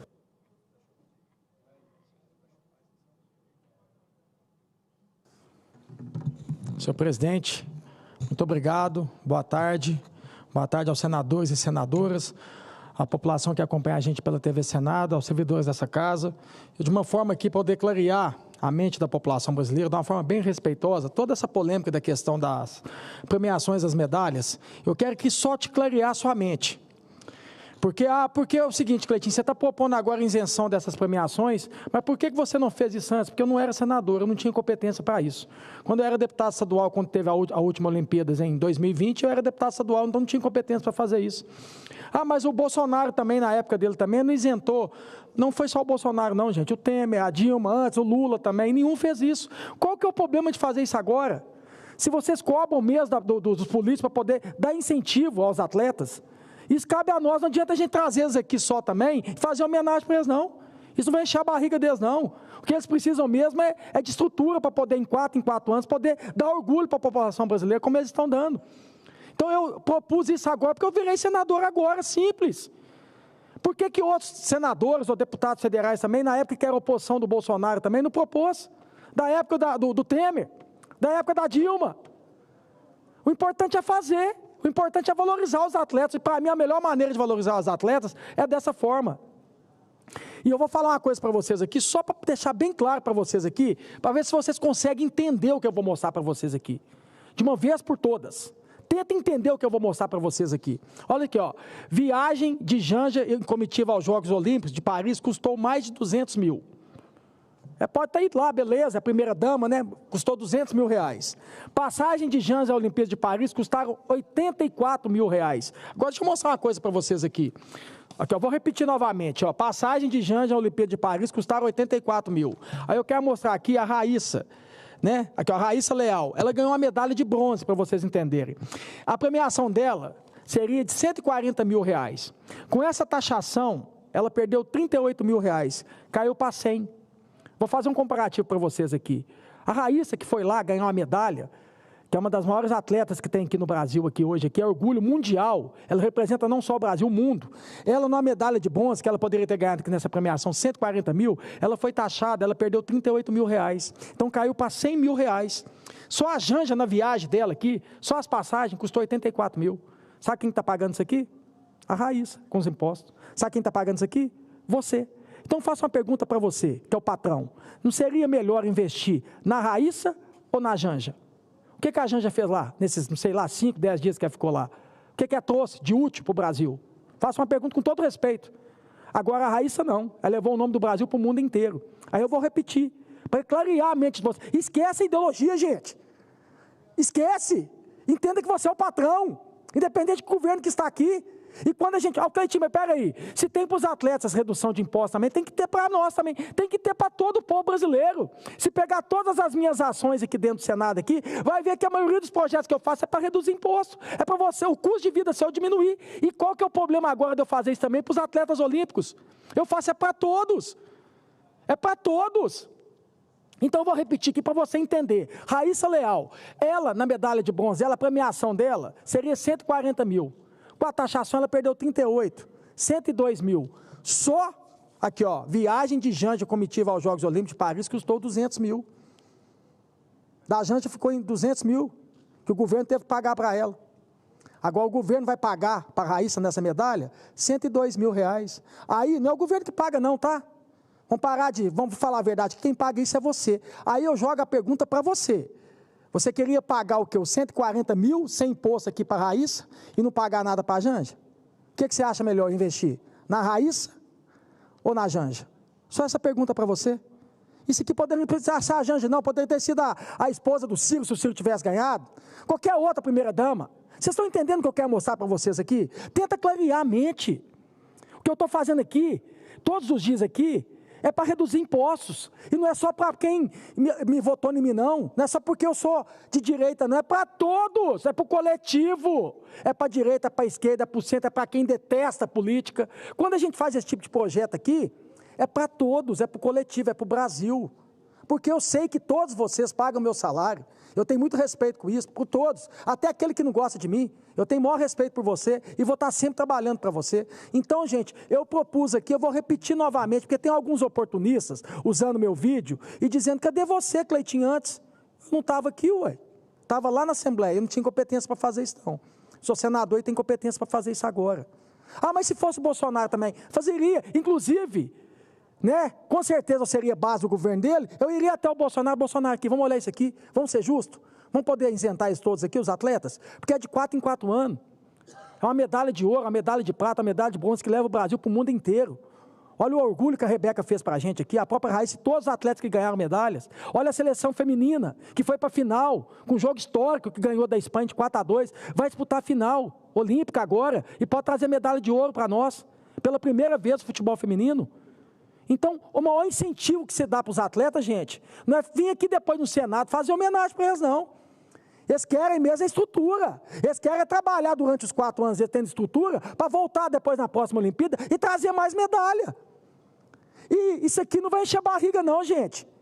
O que faz, no caso, um atleta, né, ganhar uma medalha, é a estrutura que dá para ele, é o que ele tem durante os 4 anos para treinar. Aí eu escuto sempre do povo, mas os atletas brasileiros não têm incentivo nenhum. O que eu estou fazendo aqui é incentivo. É uma maneira que tem. Porque a Raíssa, se não tivesse esses impostos aqui, era 140 mil, ela vai pegar 102. Ela poderia ter pegado 140 mil. Aqui, ó, quero mostrar para vocês aqui, quer ver? A Rebeca, aqui, ó, Rebeca Andrade, 826 mil, bronze na categoria por equipes, prata no individual e no salto e ouro na categoria solo. Sabe quanto que ela foi taxada? A Rebeca? 226 mil. Você já pensou em 226 mil com ela, para ela poder investir durante os 4 anos dela? Olha o fenômeno que é a Rebeca. E é isso que eu queria que você que estiver me vendo agora tivesse empatia, porque a Olimpíada, gente, é de 4 em 4 anos. Ela não vai ganhar essa premiação todos os dias da vida dela, não. É uma vez no ano, em 4 anos. Então, assim, já pensou 226 mil? Em vez de estar com o governo, para poder pagar a viagem para a Janja, está no bolso da Rebeca para ela poder representar mais ainda a população brasileira? Vocês estão entendendo o que eu estou querendo mostrar para vocês aqui? Vocês querem investir mais no atleta, no povo ou nos políticos?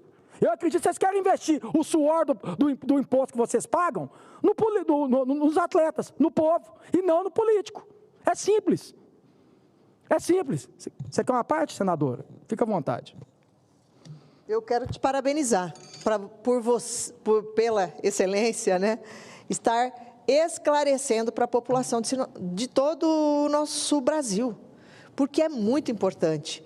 E nós temos que realmente incentivar e não tirar dos atletas, né? Como o senador acabou de falar, a maioria tem bolsa do Exército. Imagina se todos tivessem a oportunidade de estar melhorando. E quando a gente vê uma situação dessa, a gente desanima, né? Desanima o que nós estamos... E nós temos a responsabilidade. Então, parabéns, senador, por mostrar essa realidade para todos nós brasileiros. Você pode ter certeza, nós não sabíamos e a maioria do povo brasileiro não sabe. Tá? Então, e eu tenho certeza, presidente, que todos nós ficaremos e estamos revoltados com isso, né? Porque precisamos incentivar os atletas. É um estímulo, é o mínimo, né, que eles têm de agrado quando ganham. É um trabalho de 4 anos, uma construção de 4 anos. Aí pagar, além disso, desse esforço todo de 4 anos de preparação, que não é fácil, uma Olimpíada, você ganhar uma medalha e ainda você pagar imposto sobre ela. Então, é uma injustiça. Então, parabéns, Cleitinho, e conte conosco. Pessoal, resumindo para vocês, então, para clarear a mente de toda a população brasileira sobre esse projeto que eu fiz de isentar impostos, né, sobre premiação de medalha, quero mostrar para vocês isso aqui, ó, para finalizar. Rebeca Andrade poderia, né, no caso, receber R$826 mil por bons na categoria por equipes, prata no individual geral e no salto e ouro na categoria solo. É recordista de medalha. Ela será taxada R$226 mil. Aí, resumindo para vocês, esses R$226 mil é para poder pagar viagem de Janja e comitiva aos Jogos Olímpicos de Paris, que custou R$200 mil. Quer dizer, essa taxação de 226 mil aqui vai para esse tipo de benefício e privilégio aqui. Aí eu faço uma pergunta para você. Você quer investir na Rebeca para trazer mais e mais medalhas de ouro, de prata e de bronze, ou investir na Janja? Com todo respeito. Fica aqui para você comentar, tá bom? Eu queria finalizar, presidente, dizendo o seguinte... A imprensa está me perguntando sobre a situação, né, assim, que fica aqui o respeito ao ser humano. Ex-presidente do Atlético Mineiro, foi ex-prefeito da cidade de Belo Horizonte, que está indo para o meu partido Republicanos. Quero deixar bem claro aqui meu respeito à pessoa dele, inclusive, sobre esse acordo eu não participei, né, eu não estava presente, e que fique claro também aqui uma situação também, que eu tive uma vez com o ex-prefeito Calil, lá de Belo Horizonte, lá em Belo Horizonte, um dia que eu fui almoçar e eu encontrei com ele, e meu pai me ensinou desde pequeno que a gente tem que ser educado, né, a gente tem que ter educação, e eu cumprimentei ele também foi muito, muito educado comigo e me cumprimentou. Então, o que eu sei do Calil, que eu tive com ele até hoje, foi isso. Então, Cleitinho, o que você acha sobre isso? Imprensa, vamos fazer o seguinte, vamos fazer uma roda viva? Aí vocês vão colocar vão colocar o Calil e vão colocar o presidente do Partido Nacional, o presidente estadual, quem que vocês quiserem que representa o Partido Republicano, porque eu não faço parte de nada e nem quero. De ser presidente, tesoureiro, eu não quero nada. Eu já cansei de falar isso, eu nunca pedi nada para partido. Aí vocês vão fazer uma roda viva, vão de frente com o Gabi, aí vocês vão fazer uma pergunta para o Calil e para o Partido Republicanos. Partido Republicanos, agora nas eleições, vocês vão fazer campanha, né, falando de conservadorismo, sobre defesa da família, que é de direita. Aí você vai fazer uma pergunta para o Calil. Calil, você em 2022, você apoiou o maior líder da esquerda do Brasil, que é o presidente Lula. Aí você pergunta para os republicanos. Republicanos, você convidou o Calil. Você virou de esquerda? Calil, você vai fazer essa pergunta para o Calil. Calil, você aceitou ir para os republicanos. Você virou de direita? Porque aí se me perguntarem nessa roda viva, e Cleitinho, o que você acha disso? Eu continuo sendo o mesmo, Cleitinho, não mudei nada. Então quem tem que resolver isso e responder para vocês não é o Cleitinho, é o partido. É o partido que tem que fazer tem que dar essa resposta para vocês. Por que eles convidaram o Calil? E é o Calil que tem que responder por que ele foi para os republicanos. Não sou eu continuo sendo o mesmo. E se o partido não estiver satisfeito comigo, né, pode me mandar embora. Foi vocês que me convidaram para ir para o partido, não pedi. Inclusive eu faço aqui, ó, campanha direta, aqui tem projeto meu de reforma política aqui, que eu acho que a gente tem que ter candidatura avulsa, independente, não depender de partido. Que fique claro aqui, gente, quando eu questiono e critico o partido, é as atitudes do partido, não são as pessoas, né? Não é a ideologia dos partidos, não é as pessoas. Eu prefiro apoiar pessoas e ideias do que partido. Eu não sou apaixonado por partido, vocês não vão me ver levantando bandeira, não. A bandeira que eu tenho que levantar aqui todos os dias aqui, é essa aqui que está aqui, ó, do meu lado aqui, ó. É a do Brasil. Essa eu faço questão de levantar. A bandeira de Minas Gerais. Essa eu saio, grito e defendo. Agora vocês não vão me ver nunca defender partido. Então, se for uma forma educada de trazer, né, eu falo isso para os líderes do Partido Republicano, uma forma educada, né, de me mandar sair do partido, vocês me convidaram. Não foi eu que pedi para o partido. Então, da mesma forma que vocês me convidaram, me peça para sair. Pode me pedir para sair. Se ter convidado o Calil para ir para o partido foi uma forma educada para me sair, eu vou falar para vocês, sejam homens suficientes de sentarem comigo e falar assim, você não é bem-vindo aqui no Republicanos, não gostamos de você mais aqui, pode se sair que amanhã faz 2 dias e eu saio com o maior prazer do mundo. Tá bom? Então, eu só queria dar esse recado aqui, porque parece que o Partido Republicano ficou chateado comigo sobre a situação da anistia dos partidos, que eu já me posicionei aqui, né, que será votado, acho que parece estar na CCJ e vai chegar em plenário. E eu faço questão de votar contra a anistia de partidos.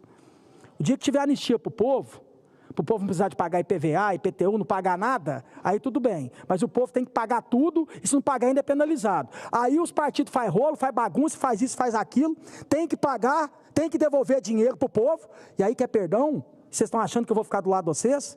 Meu amigo, deixa eu te contar uma coisa para vocês. Quem paga meu salário aqui é o povo. Quem me elegeu foi o povo. Não foi partido, não. Defendo partido aqui não e nunca vou defender. E novamente, vou finalizar, presidente. Da mesma forma que eu sou um homem com vocês, seja um homem comigo. Todos os partidos que eu passei, eu nunca pedi nada. E nunca vou pedir. Vocês sabem disso. A única coisa que eu falei para vocês, deixa eu trabalhar. Vocês não vão ver nada eu dar prejuízo para vocês. Quer nenhum privilégio dentro de partido. Deixa eu trabalhar. Então, se vocês não estão satisfeitos comigo, sejam um homem de olhar na minha cara e falar isso, pedir para sair, que eu saio na hora. Muito obrigado. Muito obrigado, senador Cleitinho. Senadora Rosana. Senadora Rosana Martinelli, com a palavra. Senador Cleitinho.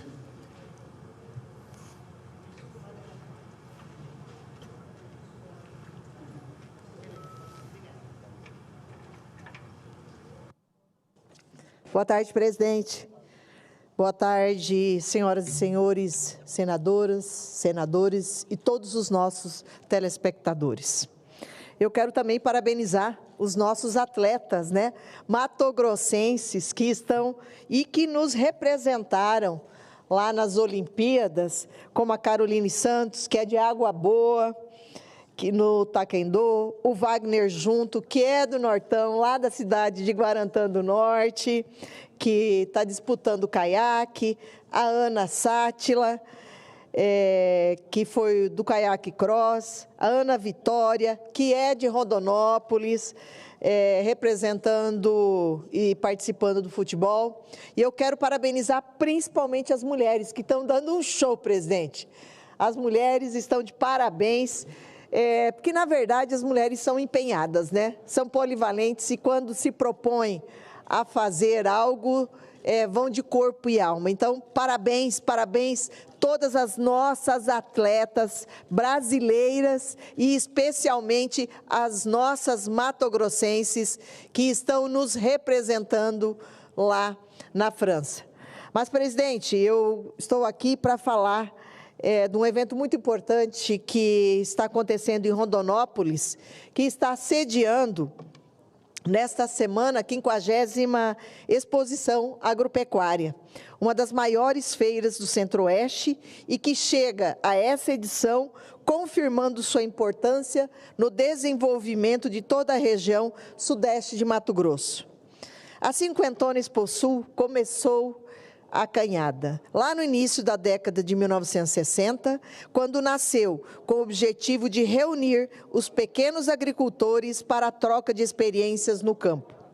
De lá para cá, cresceu, consolidou-se como um dos eventos de inovação e de lazer que envolve centenas de empresas e a participação da população, que prestigia a programação de rodeios e shows de cantores e duplas de todo o Brasil.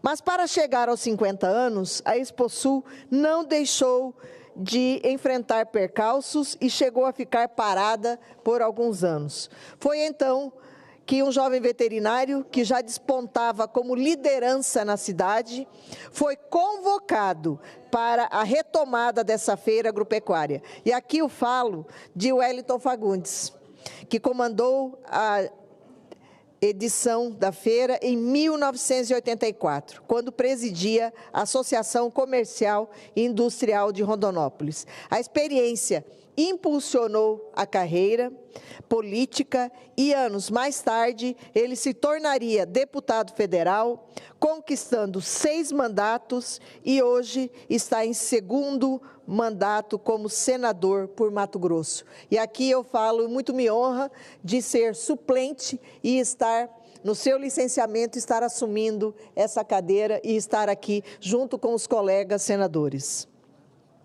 O Wellington retomou a Exposul e lhe deu o brilho que merece, pavimentando o caminho para o sucesso que é hoje. Naquela época de 1960, também atuou junto com outras lideranças na criação da Cavalgada, evento que marca a abertura da Feira Agropecuária e que esse ano chega à 36ª edição. A feira cresceu tanto que precisou sair da área onde era realizada e passou para uma área de 50 hectares, conquistada mediante a atuação do Sindicato Rural, Associação dos Criadores do Sul do Mato Grosso. A Prefeitura e Governo do Estado estão sob o comando de Vilmar Pérez de Farias, que deu o nome ao parque. O Wellington Fagundes teve participação ativa, efetiva disso tudo.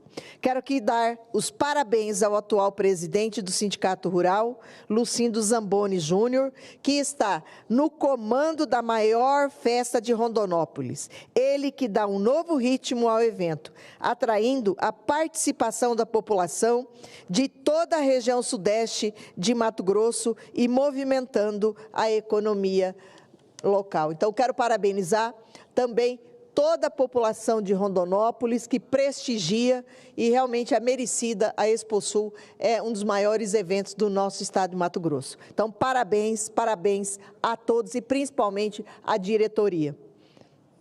Mas, presidente, eu só quero ressaltar que hoje nós estamos celebrando, né, o aniversário da Lei Maria da Penha.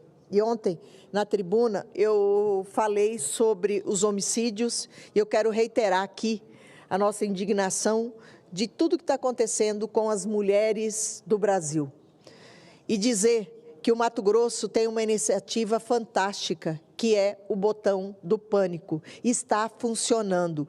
Todos os homicídios, todos os feminicídios, principalmente relacionados a mulheres, os criminosos estão na cadeia. Isso, esse botão do pânico tem contribuído muito. Então, que realmente esse exemplo de Mato Grosso, os outros estados possam seguir, porque nós precisamos dar segurança, principalmente para todas as nossas mulheres, todas nós, mulheres do Brasil. Então, está aí um exemplo fantástico e quero parabenizar aqui novamente ao nosso secretário de Segurança do Estado, Roveri, que tem feito uma brilhante atuação, expandindo tanto para os motoristas de aplicativo e também para os motoristas de caminhões. Então, é uma importante ferramenta que tem que ser divulgada, presidente, e multiplicada por todo o nosso país. Então, parabéns. E a gente hoje complementa nessa questão da Maria da Penha, mas é lamentável que a gente tenha que falar da Maria da Penha, a lei da Maria da Penha, ainda hoje. Muito obrigada. Fiquem todos com Deus. Obrigado, senadora Rosana Martinelli. Convido para utilizar a tribuna senador Humberto Costa.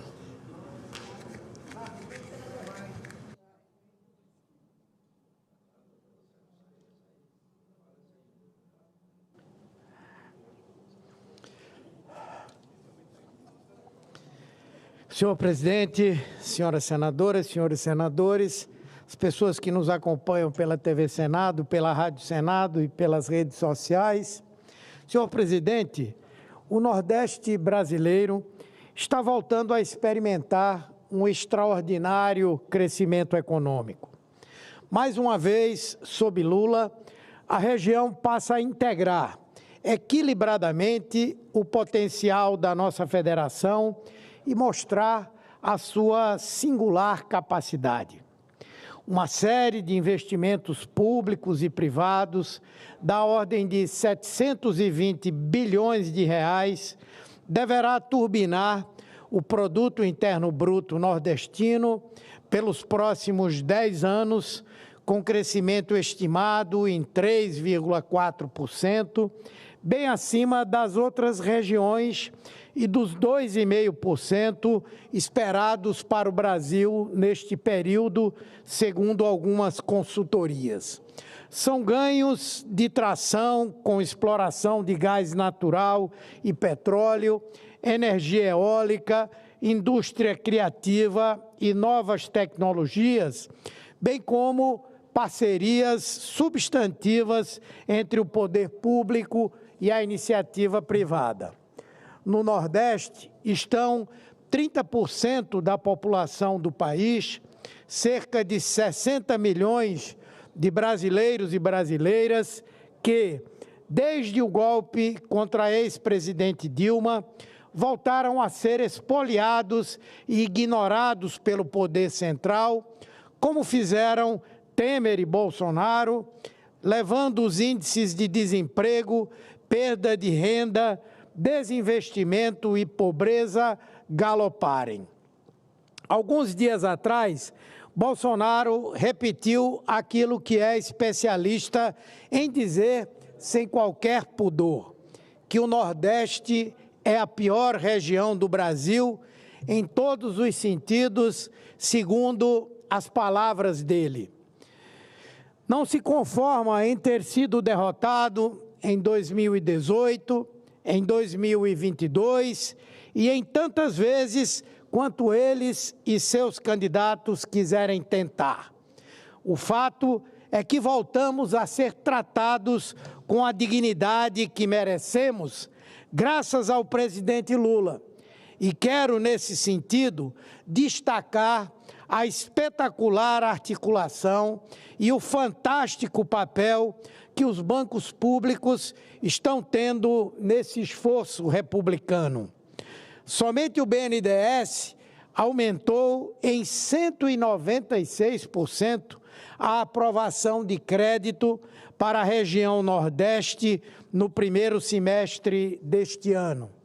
Entre janeiro e junho, mais de 7 bilhões e 700 milhões de reais em crédito foram aprovados para a região e os desembolsos, neste mesmo período, chegaram a quase 7 bilhões de reais, o melhor resultado em 5 anos. Ontem mesmo, uma grande reunião ocorrida em Recife, com o Banco do Nordeste, presidido pelo ex-governador de Pernambuco, Paulo Câmara, o Banco do Brasil, a Caixa Econômica Federal, o BNDES, o Consórcio Nordeste, a Sudene e secretários da região, promoveu um amplo debate sobre a retomada e a ampliação desses investimentos. Estamos identificando e integrando cadeias produtivas que sejam estratégicas para a geração de emprego e renda e articulando a oferta das linhas de crédito para potencializá-las, fomentando o crescimento econômico, com inclusão, sustentabilidade, respeito à questão ambiental e segurança alimentar, um desenvolvimento sustentável de que o povo é o principal beneficiário. Somos uma região de incontáveis oportunidades, de um povo trabalhador e cada vez mais qualificado. Uma região onde a educação tem registrado marcas notáveis e onde o nosso governo tem investido vivamente na expansão da rede, por meio de novos institutos federais e novos campi universitários em todas as áreas, inclusive nas mais afastadas dos grandes centros. Não aceitamos mais a exclusão, a espoliação das nossas riquezas e potencialidades, o menosprezo ao nosso povo. Toda vez que o Nordeste experimenta investimentos de forma justa e equilibrada, como Lula e Dilma fizeram, e Lula agora faz de novo, a resposta é sempre exemplar. A nossa região funcionando como uma locomotiva do país, apresentando índices positivos sempre muito maiores do que a média nacional. Bolsonaro hoje está em Pernambuco. Foi em busca de apoio para seus candidatos. Vai perceber que a única penúria por lá será a dele, a de votos. E que, se há um aspecto em que o Nordeste é a pior região desse país, é para a extrema-direita, porque lá ela não se cria, porque lá ela é sempre derrotada. Já perdeu muitas vezes e vai perder este ano de novo. Ele e seus candidatos. Porque é muito evidente aos nordestinos os avanços substantivos que estamos voltando a experimentar, sem benesses, sem esmolas, com algo que nos é de direito. E que não aceitamos mais a volta de um tempo do atraso, em que fomos relegados por gente que nos desrespeita e nos discrimina, como é o caso do ex-presidente e do seu grupo político. Somos compromissados com um futuro melhor, de paz e de união para a nossa região e para todo o Brasil. Muito obrigado, senhor presidente, senhoras senadores, senhores senadores. Não havendo mais oradores presentes, a presidência suspende a sessão deliberativa e que será reaberta para apreciação das matérias constantes na ordem do dia. Está suspensa a sessão.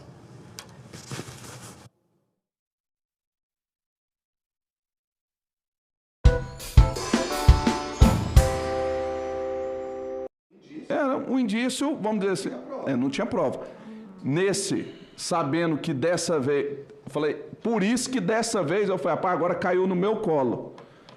Vou tentar aqui de toda forma produzir as provas para que ali facilite uma investigação, porque não é uma investigação fácil. Nenhuma de manipulação. É a prova mais difícil que tem. E essa só deu certo, a do Vila, porque deu errado. Por quê? Porque a hora que o atleta não foi para o jogo, ele não conseguiu cooptar ninguém, o que aconteceu? Desmoronou. Eles tinham feito uma aposta de quase 500 mil para ter ali uma retribuição de quase 2 milhões.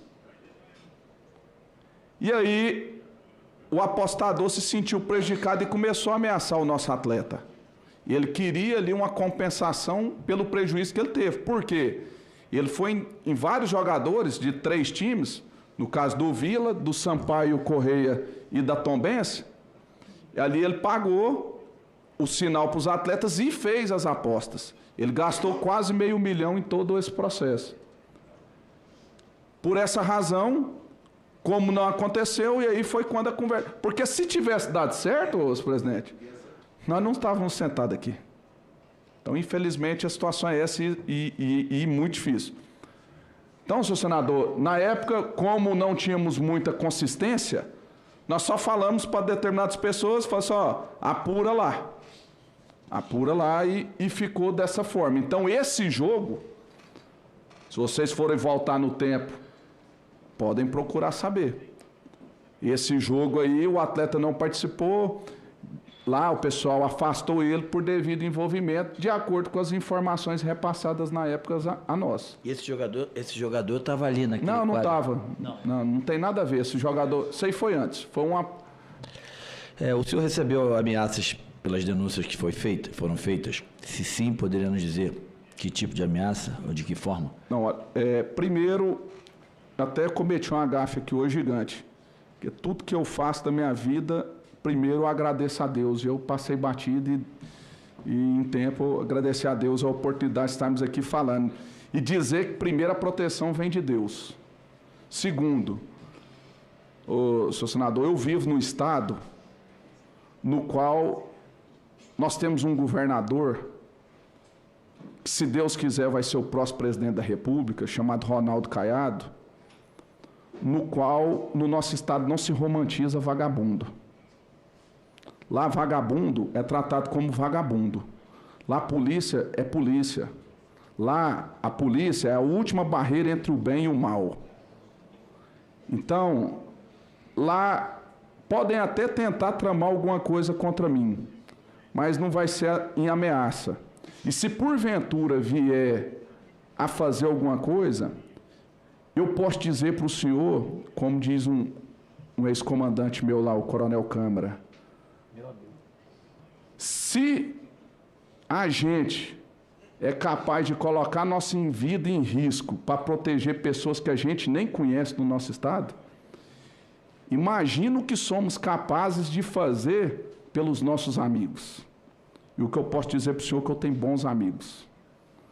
Então, nós não sofremos ameaça, e se porventura um grupo desse criminoso vier a pensar e a tentar alguma coisa, pode vir muito bem preparado, porque terão consequências severas.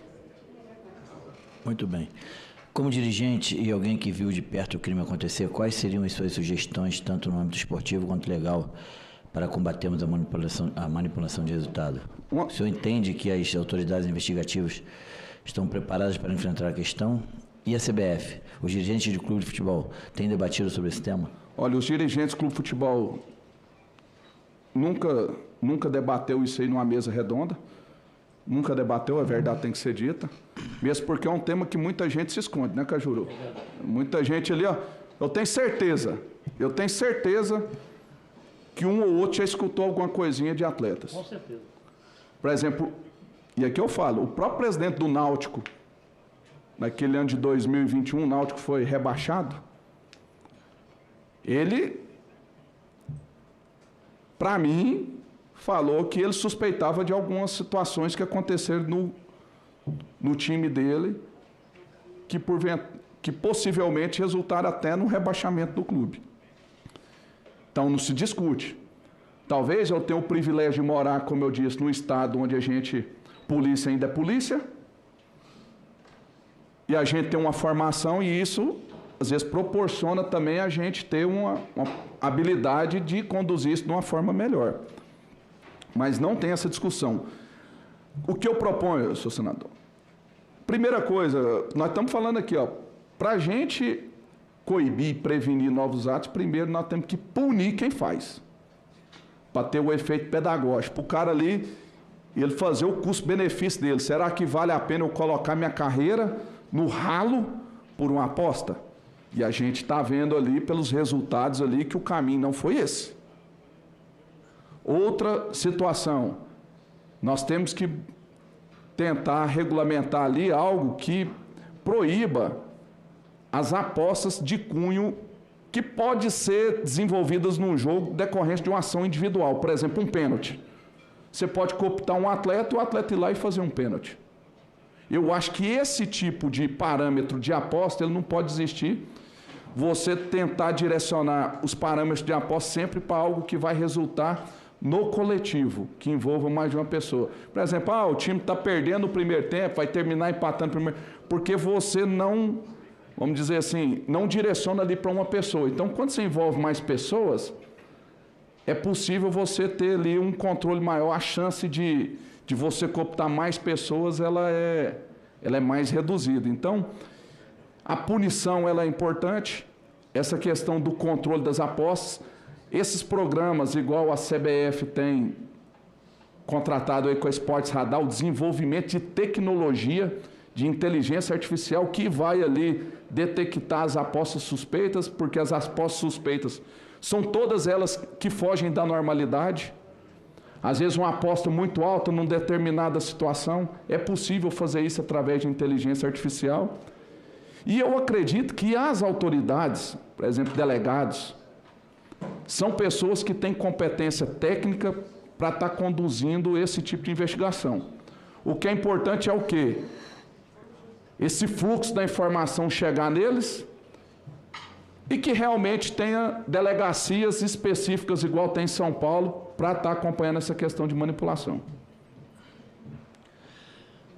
Tudo bem, presidente. Hugo Bravo, muito obrigado aqui pela sua participação, obrigado pela resposta, estou bastante satisfeito, presidente. Obrigado, relator Romário Souza Faria. Dando sequência a essa oitiva, como eu sempre faço, amo quebrar protocolo, seria o segundo como presidente e também pela inscrição, mas sempre fico para o final e priorizo sempre os senadores atuantes desta comissão, entre eles, em especial, o senador carioca, exímio parlamentar, Carlos Portinho, para suas colocações e questionamentos e comentários. À vontade. Muito obrigado, senador Romário. Muito obrigado, presidente Cajuru. Ter aqui presidente do Vila Nova é um privilégio muito grande, Hugo. Primeiro que eu vou confessar, o segundo clube que eu advoguei, o terceiro clube que eu advoguei na minha vida foi o Vila Nova, durante muitos anos.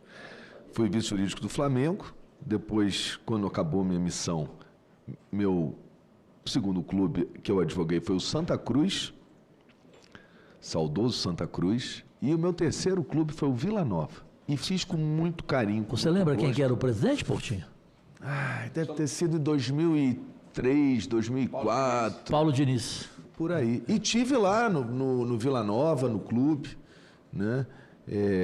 Conheci o centro de treinamento, as instalações. O Vila Nova é um clube importante para a história do futebol brasileiro e você honra o seu clube e honra, Hugo, o futebol brasileiro. Eu estou dizendo isso porque, aliás, sem o conhecer, eu já tinha feito esses elogios, dizendo que você cortou na carne. Você denunciar um atleta seu, você cortou na carne. É o que você falou.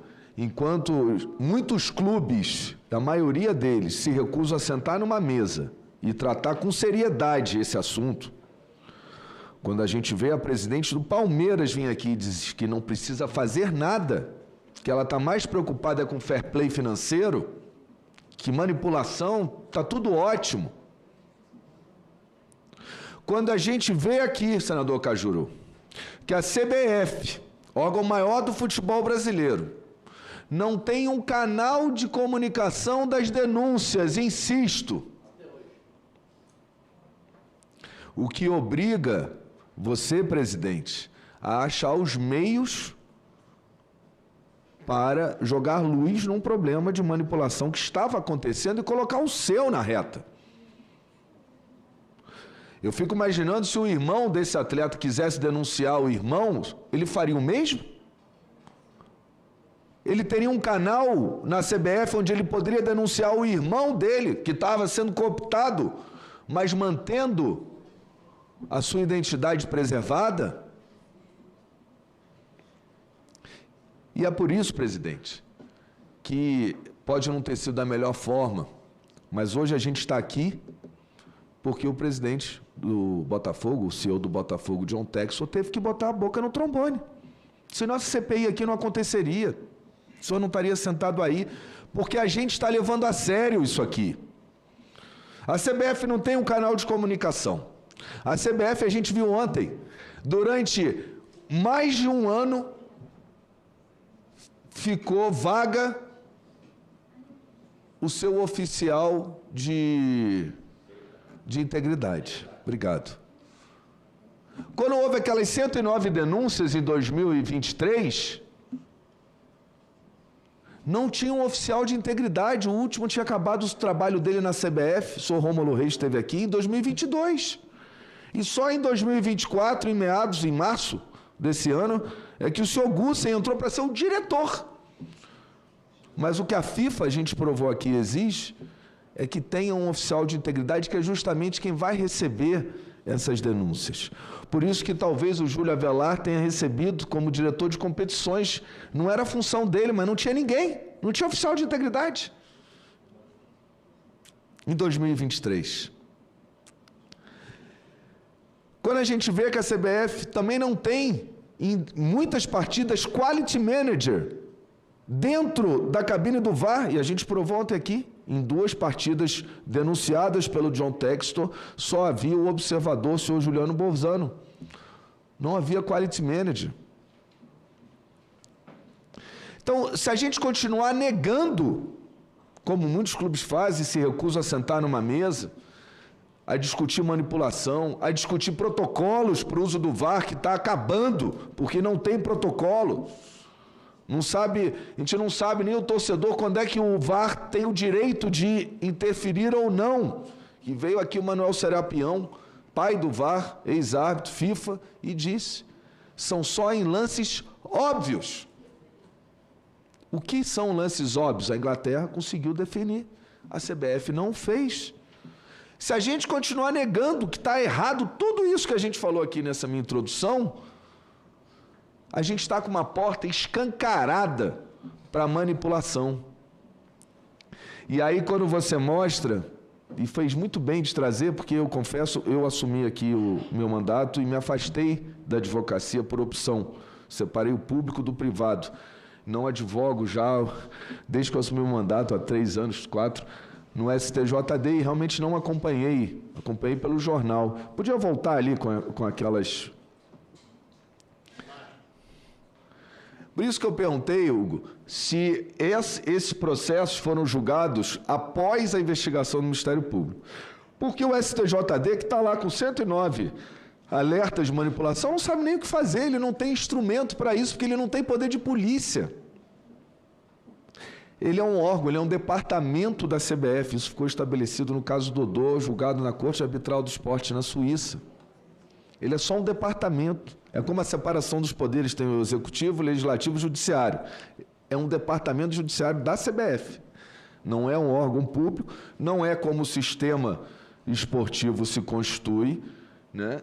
Ele tem essas limitações e muitas outras, a qualificação, a não exigência de auditores que tenham especialização em direito esportivo. Eu tenho especialização, advoguei 30 anos e conheço vários excelentes colegas que não têm a oportunidade de sentar na cadeira lá, tem muito mais qualificação para estar lá do que a maioria dos que sentam lá. Porque não adianta você botar um advogado criminalista lá. Se ele não souber direito esportivo, ele vai errar. Se você botar um advogado trabalhista lá e não souber direito esportivo, ele vai errar. A lei não exige, o senhor tem toda a razão, né? Precisava qualificar melhor. E aí você vê essas penas. Para um caso, Cajuru, em que o MP de Goiás já havia proposto a denúncia, já tinha materialidade, já tinha a prova constituída. Agora, olha só. Estava vendo essas penas aqui. Sabe quanto é? Essas são pessoas que corromperam, corruptos e corruptores, né? Em caso comprovado. Sabe qual é a punição que pediram pelas denúncias do John Textor? Por ele fazer as denúncias que eles alegam infundadas?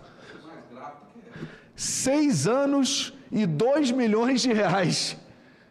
Os corruptos e os corruptores pegaram a pena menor do que o presidente que denunciou. Aí eu pergunto, aí eu chego na pergunta a Vossa Excelência, presidente Vila Nova. Diante de uma pena sugerida ao John Textor de 6 anos e 2 milhões de reais, você, presidente do Vila Nova, que cortou na carne, se fosse hoje, você faria com a mesma segurança ou você ficaria preocupado de tomar uma pena de 6 anos e 2 milhões de reais que você não tem?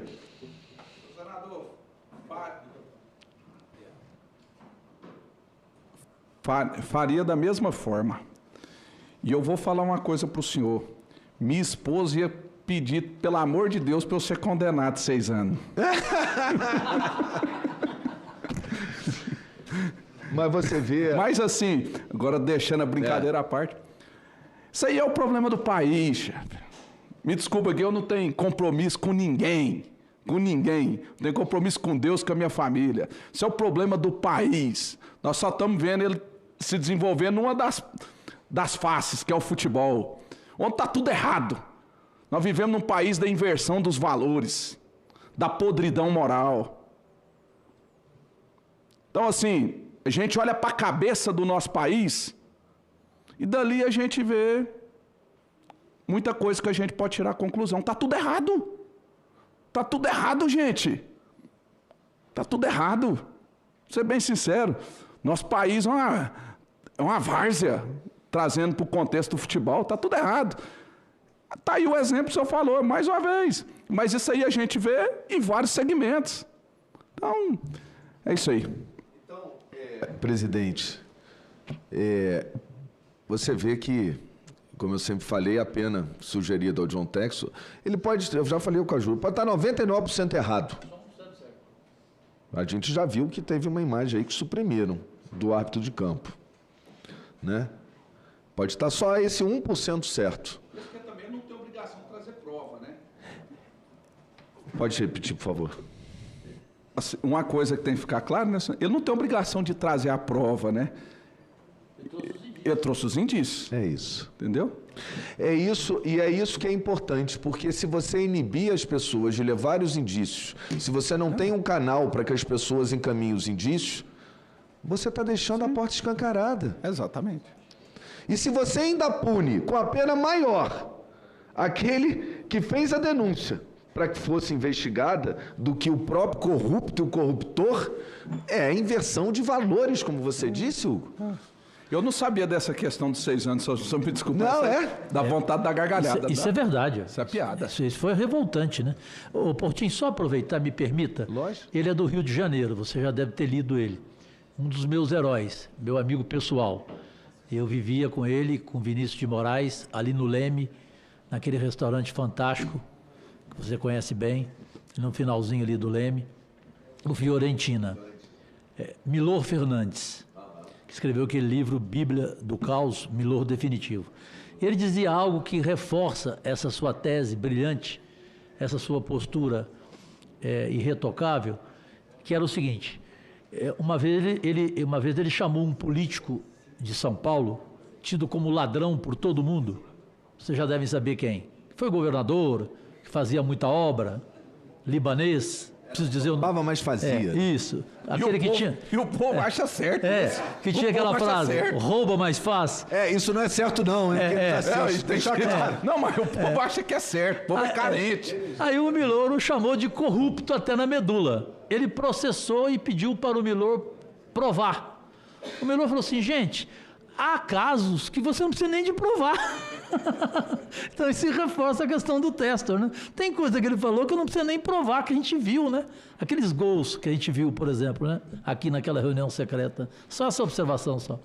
Não, exatamente, Hugo. Então, assim, primeiro, a dificuldade que é você constituir uma prova dessa. Eu fui advogado esportivo. Eu participei de 2 casos que eu tenho certeza que houve manipulação. Na época não era posta, era manipulação por interesse político. Mas a prova era muito difícil. Até leitura labial levaram para o tribunal para tentar mostrar que o zagueiro falou para o outro, para o fulano, o atacante, deixar fazer o gol, o cara fazer o gol. Só como é que você prova isso? Isso é uma prova muito difícil. Principalmente quando envolve, agora, aposta, aonde esse cruzamento de dados é fundamental. Você não tem capacidade de fazer isso, você pode achar, né? Por acaso você foi até mais fundo que deveria, pelo que eu entendi, né? na investigação, talvez pela sua formação como... Na verdade, nós estávamos querendo era botar para derreter mesmo. Aí conquistamos ali aquele elo de confiança, aplicamos a teoria do Salvador. O senhor conhece a teoria do Salvador? Vem aqui que só eu posso te salvar. Só eu posso recuperar o seu dinheiro. Me passa aí o comprovante de depósito que você fez para o jogador Porque aí eu vou cobrar dele, aí por comprovante de depósito. Mas aí vê o risco que você também correu, né? Exatamente. É porque esse é o seu ofício, né? Fora presidente do clube, a como gente policial. se expõe. Agora, se a gente não se expõe, como o senhor bem disse... Não vai provar. Ninguém vai atrás. Ninguém vai atrás. Então... E aí é que tá. Se a gente continuar negando, se a CBF continuar não ouvindo o que está acontecendo aqui nessa CPI e tomando providência para aperfeiçoar os seus instrumentos de controle contra a manipulação, vai ocorrer mais manipulação. E muitos falavam assim... Não, mas, pô, imagina se há 2 anos atrás você falasse que o Paquetá, que joga no maior clube, no maior centro financeiro de futebol, estaria envolvido, seleção brasileira, estaria envolvido numa investigação sobre manipulação. Você ia falar, Portinho, você tá maluco, imagina, o cara tá lá, como? Paquetá nunca. A gente não pode achar que as coisas não acontecem, só acontecem nos outros países. Manipulação vem de 2009. Ontem a gente mostrou que em 2014 a FIFA pediu a todas as federações a indicação de um agente de integridade, um oficial de integridade, para que justamente fosse a pessoa responsável pela interlocução com a FIFA, com a Conmebol, com as Sport Radar, com as empresas de... Em 2014. E a gente viu que ontem aqui, a gente viu que em 2022 a CBF nem tinha um oficial de integridade, ela deixou vago o cargo. Então, como é que a gente pode levar a sério o futebol? As pessoas estão com medo de manchar o produto. Algumas empresas aí de televisão não estão transmitindo aqui a CPI porque elas têm os direitos do campeonato. E elas estão com medo de manchar o produto. Só que é o contrário. Se nada fizer, como disse a presidente Leila, aí é que vai manchar de vez o campeonato. E elas serão prejudicadas. E toda rodada é um clube prejudicado. Não estou dizendo que há manipulação, mas a gente já mostrou os erros do VAR. Diversos. Eu digo as emissoras serão prejudicadas. As emissoras serão prejudicadas. Perderão patrocínio. Vai desvalorizar o futebol. Por causa da credibilidade, né? Eu ando na rua, muita gente me para e fala, pô, Portinho, parabéns por vocês estarem jogando luz nisso. Sabe por quê? Eu não aguento mais ver futebol, parei, cansei. Eu também ouço todo dia isso. Eu escuto muito e é muito ruim, porque eu devo parte da minha vida profissional ao futebol. Foi onde eu comecei como advogado, como atleta antes. Você exerce certamente na presidência do Vila Nova por paixão pelo seu clube. A gente não pode perder a paixão pelo futebol e achar que tudo é manipulação. Então, para isso, tem que ter os canais, tem que ter os agentes de integridade, a CBF tem que levar a sério, os clubes têm que sentar, tem que levar a sério, tem que melhorar os protocolos de VAR. Tem que ter punição. E tem que ter... rigorosa. Tem que ter punição. Não é para quem denuncia pedir 6 anos, não. E 2 milhões, é para aquele jogador ali. Esse bobear, ele ganhou mais na aposta do que ele está pagando para a STJD. Vou te contar um negócio, se o senhor me permitir. Ano passado, nós chegamos na última rodada do Campeonato Brasileiro da Série B. Nosso senador presidente esteve lá pessoalmente. Em Natal. Em Natal, porque é um grande defensor do futebol goiano e sabia o quanto isso era importante para o Vila subir. Nós fizemos um jogo contra o ABC, no qual um dos atletas que está aí denunciado foi o cara que fez 2 gols na partida. Exatamente. E sepultou o nosso sonho do acesso. Engraçado, né? Pelo amor de Deus. Chamado Tony Anderson. Isso. Então, é isso aí. Seria cômico, não fosse trágico. Se não fosse trágico. Bem colocado. Entendeu? Então, assim, pra você ter ideia, assim...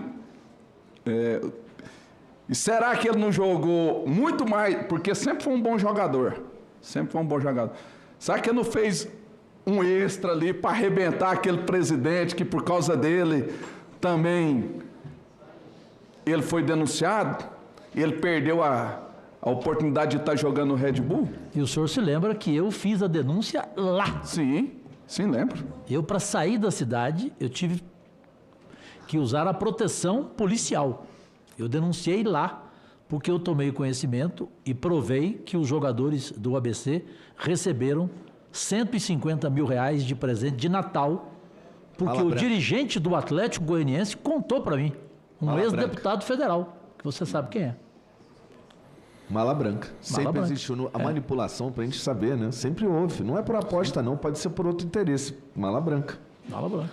Mala preta. Às vezes a mala é preta. Essa é a pior de todas. Quando você falou da manipulação desde quando, eu me lembrei, sabe do quê, Portinho, senador? E presidente Vitor Hugo Bravo. E senhoras e senhores. A minha primeira Copa do Mundo foi em 1978 na Argentina, que eu transmiti ao vivo. Ali houve manipulação naquele jogo Argentina e Peru ou não? E, por final, para encaminhar a minha conclusão, o Vila Nova hoje está na Série C? Na B. Na B? Ah, que bom. Na B. Quarto colocado ao final do primeiro turno. Para o G4. A bênção de Deus. Ontem a gente mostrou aqui, a gente pegou 2 partidas que houve lances polêmicos e pediu um mapa de câmera dessas partidas. Para você saber, porque isso afeta todos os clubes e todos os jogos de futebol. Das câmeras na Série A, imagino na Série B, na Série C. Na Série C a gente viu aqui uma coisa horrorosa. O cara traçando linha no meio da nuvem, porque não dá para enxergar nada dali. Chega mais para o lado, chega mais para o lado. E a gente viu na Série A, apenas num campo que tem diversas câmeras, só 2 são 4K. Todas as outras não têm a máxima resolução, é 4 vezes menor do que uma 4K. Isso importa porque na hora que você vai traçar uma linha de impedimento e você precisa dar o zoom, a imagem distorce, né? Um pixel. Então você vê como é que a gente precisa tratar a sério. E parabéns, encerrando, pela sua postura de cortar na carne, denunciar, correr risco de vida, de ameaça. E ainda bem que você provou, porque senão podia ser um risco de punição de 6 anos e 2 milhões. Aí minha esposa ia achar bom, hein, senador? Mas o seu bolso ia achar ruim. Olha aqui, presidente Hugo Bravo, nessa colocação para liberá-lo, nós temos mais 2 oitivas importantes. A sua é fundamental, eu sei que o senhor iria contribuir muito para o nosso trabalho. O senhor foi o primeiro a denunciar as suspeitas de manipulação de resultados no futebol brasileiro, depois do advento das apostas esportivas, com consequências benéficas para o esporte. Diante desse pioneirismo, o senhor não acha que deveriam ser estimuladas atitudes como a sua? A CBF e as federações de futebol não deveriam criar mecanismos de estímulos financeiros e esportivos para que os clubes se empenhassem na defesa da integridade do nosso futebol, seja criando mecanismos de prevenção, seja agindo para detectar as fraudes? Seria, por exemplo, a criação de algo como um ranking de integridade, como aqui sugerimos nessa CPI a CBF, que ela exigisse de cada clube de futebol, a partir de agora, do advento manipulação, o contrato com os jogadores, uma cláusula de compromisso de honra, caso ele se envolva, para uma punição rigorosa, para ele saber que ele assinou um documento, que se ele fizer uma... Entendeu o que eu quis dizer? A cláusula de não corrupção. Isso, que se ele fizer aquilo que criança faz, entendeu? Se ele fizer uma daquela, ou seja, ele sabe onde ele vai parar. Exemplo da Inglaterra, que hoje tem o que lá? Se o jogador for comprovado lá com provas cabais e refutáveis, ele é banido na Inglaterra. E não é do futebol inglês, não. É de qualquer lugar. Ele tem que mudar de profissão. Ele não pode ser mais jogador de futebol. Então, o que você pensa sobre isso? Porque eu cheguei a propor ao presidente da CBF que fizesse uma reunião com os 40 times, os 20 da Série A, os 20 da Série B, com os árbitros, com as casas de apostas. Eu fiz essa, junto com a Leila do Vôlei, numa entrevista com o presidente da CBF, daquele programa meu, que você vai, inclusive, participar dele, senador Carlos Portinho. É como o canal de denúncia, que até agora nada aconteceu. E ele prometeu por carta aqui para nós que iria imediatamente criar, né? Anunciaram que iam fazer convênio com os Ministérios Público Federal, com a Polícia Federal. Uma reunião dessa com todos esses segmentos que nós falamos aqui, gente, seria fundamental. até periodicamente, mas a primeira para dar um pontapé inicial. O que o senhor pensa sobre isto? Olha, presidente, eu acho que tudo que coincide ali para estimular as denúncias, elas são importantes. Seja ela, às vezes, de um torcedor, seja ela, como o senador falou, às vezes o irmão querendo denunciar o outro irmão. Tem que ter o canal de comunicação para receber essa denúncia e as pessoas terem consciência e confiança de que ali vai ser preservado o anonimato. É isso. Primeiro ponto. E o segundo, meu amigo, tem que ter punição. Tem que ter punição. Se não tiver punição, não adianta. Então, a maior forma de você estimular é melhorar o canal de comunicação, resguardando ali o anonimato, para que a pessoa se sinta confortável de denunciar. Porque são esquemas que pode ter ali organizações criminosas por trás, porque tudo que envolve dinheiro, esse pessoal está metido no meio. Essa pessoa precisa sentir confiança para estar denunciando, então precisa ter esse canal, todo mundo saber. Igual nós temos as corregedorias, essas coisas que hoje elas têm um canal de comunicação com o público de uma forma mais fácil. E também não tem nada melhor do que a certeza da punição. Isso aí é a melhor prevenção que nós temos. E é isso que a gente torce bastante, a gente trouxe esses dados aí das punições.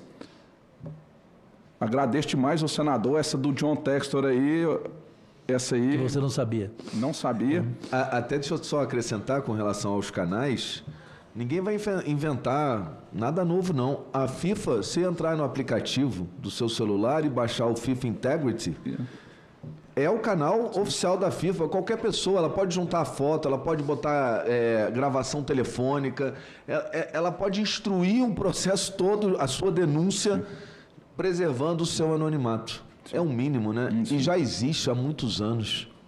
Mas até uma observação, senhor presidente, eu vi que teve uma certa evolução também. Por exemplo, eu tive uma situação que eu achei meio estranha, e aí eu fiz contato com o Júlio Avelar, até pela proximidade que a gente tem, diretor de competições, e prontamente certificou. O Júlio Avelar, né? Isso, certificou e viu que não era nada. Era um negócio que eu vi, achei estranho. Falei, Júlio, dá uma checada, imediatamente ele já fez contato, já verificou ali as questões das apostas, se tinha algo anormal. Falou, não, tá tudo normal. Falei, então vamos dormir tranquilo. Sobre esse canal de denúncias, eu inclusive apresentei uma sugestão ao presidente da CBF para o nome, quando o Portinho achou que o nome era muito longo. Eu criei, como jornalista e homem de marketing, que também fui na televisão brasileira, eu criei CBF versus manipulação.com. Que coisa mais simples que isso? Perfeito? Simples. Isso aí. Para chegar até ela, denúncia. Sim. E aí a questão que eu volto a me lembrar do Milor Fernandes, no seu livro Bíblia do Caos, ele dizia uma frase linda, que é a seguinte: o dinheiro compra o cão, o canil e o abanar do rabo. Frase do Milor. Milor era implacável.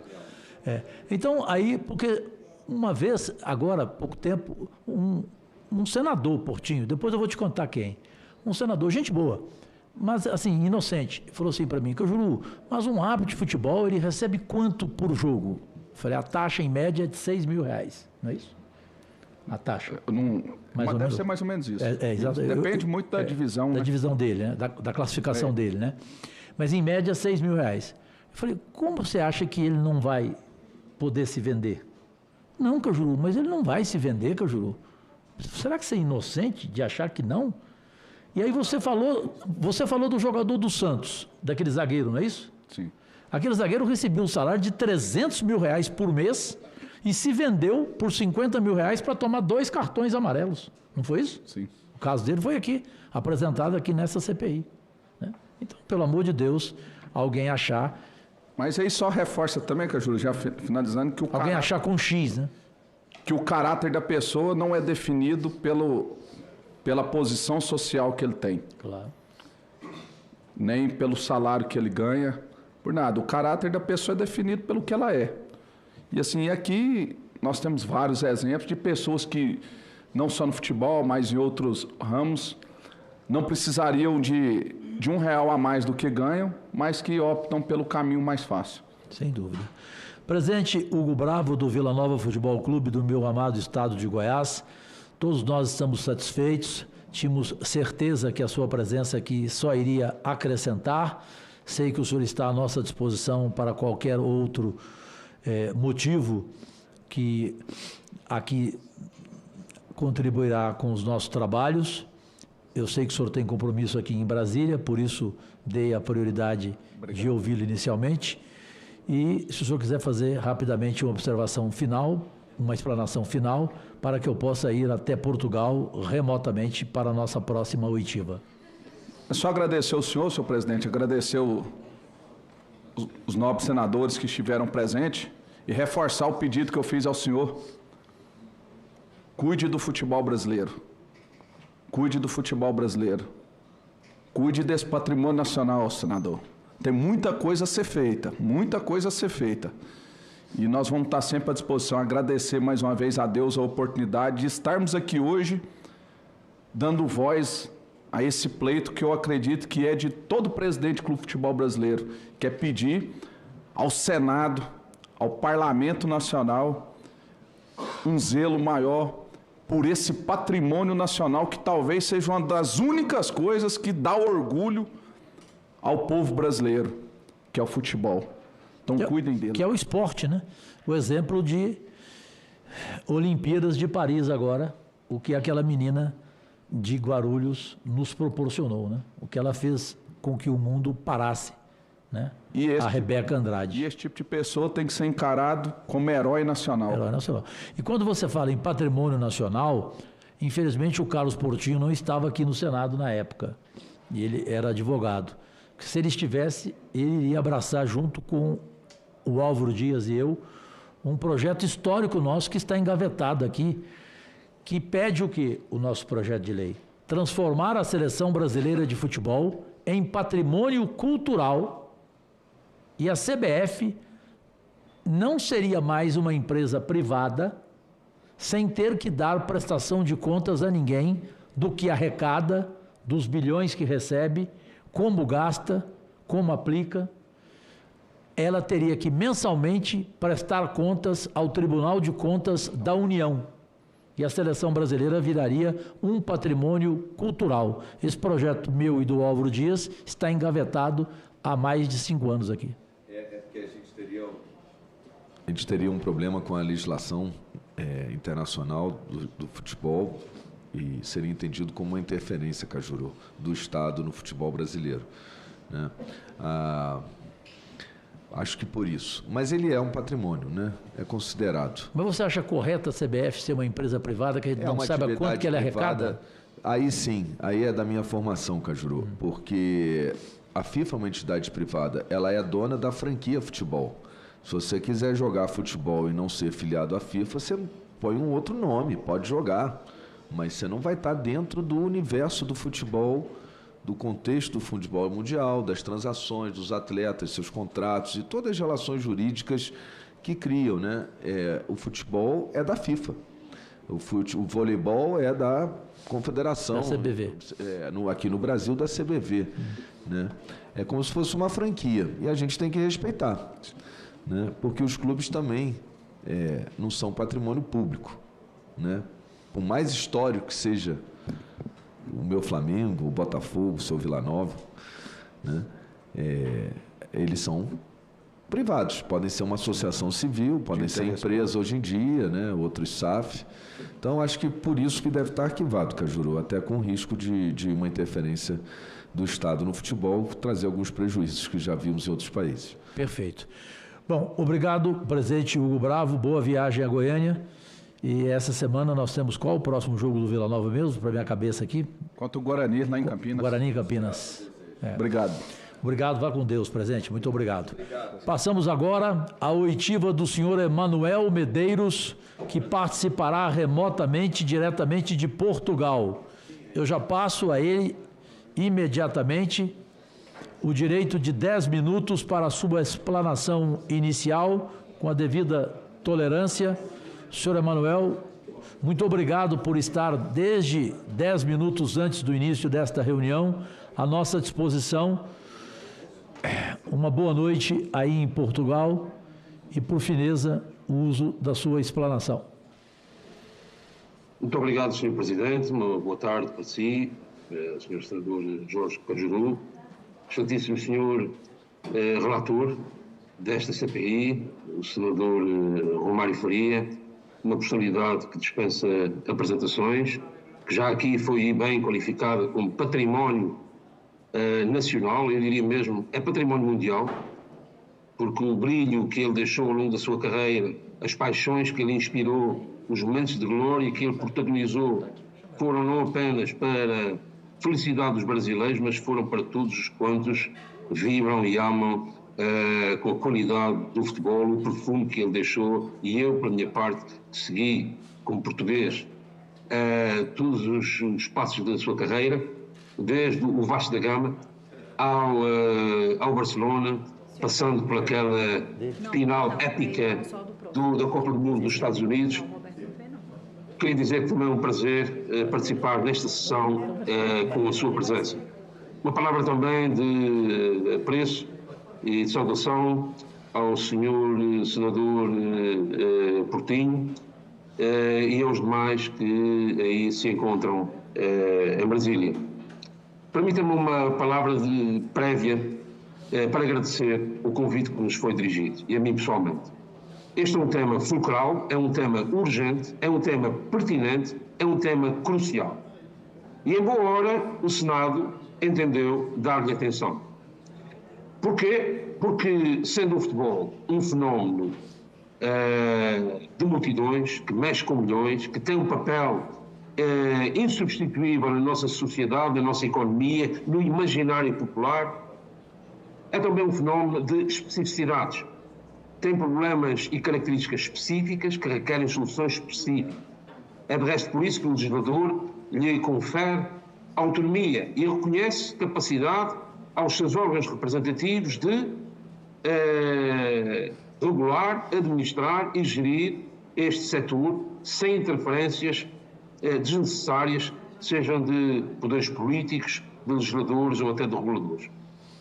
Mas esta autonomia, que é consagrada universalmente, pelo menos em todos os ordenamentos jurídicos que eu conheço, não significa um direito absoluto. Não significa que essa autonomia não careça de um conjunto de requisitos, de princípios, de parâmetros, como seja a boa governança, a integridade, a transparência e aquilo que os ingleses denominam accountability, no fundo, prestar contas. E é isso, de facto, que aqui se trata, prestar contas. Em homenagem e na salvaguarda do interesse público, também cabe ao Senado prosseguir. Dizer também que reconheço a importância desta CPI, do trabalho que está a fazer levado a cabo, e que essa é uma circunstância que o desporto e o futebol em particular devem aproveitar, porque ao futuro desta modalidade, desta indústria, deste cluster, não pode ser concebido sem integridade, sem transparência e sem dúvida. Não pode haver dúvida relativamente à integridade e às práticas que dele fazem parte. Dito isto, gostava também de aproveitar para prestar reconhecimento à frontalidade, ao desassombro e até à coragem do comandante-geral da Polícia Militar, presidente do Vila Nova Futebol Clube, Hugo Bravo. E é caso mesmo para dizer bravo. Um homem que assumiu os riscos e as responsabilidades de presidir aos destinos de um clube e de colocar a salvaguarda e o valor da lei acima de conveniências, acima de clubistas. É de facto um exemplo notável que eu não podia deixar de aqui sublinhar. Porque nesta indústria, como aqui foi dito, não pode haver um mínimo de tolerância para quem não cumpre as regras. Um desporto, um futebol sem integridade não é desporto. É uma vergonha. E isso faz-se com homens e com mulheres que dão o seu melhor, que assumem a coragem do que pensam e das suas ações. E aqui tivemos um exemplo notável, que eu não conhecia pessoalmente, mas que agora fiquei a conhecer. Isto para mim é importante. Eu sou advogado também, há 31 anos, que a minha vida é feita em função do direito e inspirada pelo direito, mas é sabido também que tenho uma ligação antiga, também de 3 décadas, ao desporto e em particular ao futebol. Eu comecei por ser diretor do departamento jurídico de um clube da Primeira Liga em Portugal. Fui presidente e CEO e fundador da Associação das Ligas Europeias, uma organização que representa as maiores 40 ligas na Europa. Criei de raiz, com outros colegas meus, esta associação em 2004. Fui eleito por unanimidade, sempre quis ser eleito, porque não abdico de legitimidade. E em 2007 também criei e submeti-me a eleições para dirigir a Associação das Ligas Mundiais. Isso significa que eu conheço o setor. Eu conheço o setor não de ouvir dizer, não de ler nos jornais, não de ler nos livros, não de cursos aqui e ali, mas de trabalho e de combate nas trincheiras. E os problemas que hoje se verificam no Brasil, eu senti-os em múltiplas circunstâncias. Sei do que se trata, sei da dificuldade, sei da complexidade, sei da sofisticação acrescidas que todos estes problemas acarretam, e sei também que há uma grande parte, talvez uma parte crescente, de infiltração de entidades criminosas que procuram aproveitar-se da debilidade, das vulnerabilidades do futebol e das suas estruturas, desde logo devido à má regulação, à má legislação e devido a um sentimento de impunidade que ainda campeia em muitos países. Tive também responsabilidades na FIFA, na UEFA, na Comissão Europeia, na OCDE, no Fórum Económico Mundial, ainda hoje exerço funções no Tribunal Arbitral do Desporto Internacional em Lausanne. Enfim, uma carreira dedicada ao direito e ao esporte. O que me levou, há 10 anos atrás, a pensar no que podia fazer, como é que podia aproveitar a minha experiência, os conhecimentos que tinha adquirido, porque vivia inconformado com o facto de liderar uma indústria, 90% da riqueza eram geridas pelas ligas, uma indústria pujante, reconhecida, vibrante, capaz de gerar autoestima, mas mais do que isso, capaz de gerar desenvolvimento humano, social e económico, mas uma indústria que, apesar de tudo isto, ainda apresentava enormes debilidades. E num período de trevas, num período em que a reputação do futebol estava pela lama, quando foi o caso FIFA Gate, que teve repercussões bem graves e profundas aí no Brasil, como saberão, eu e outros chegamos à frente, para criar uma frente unida.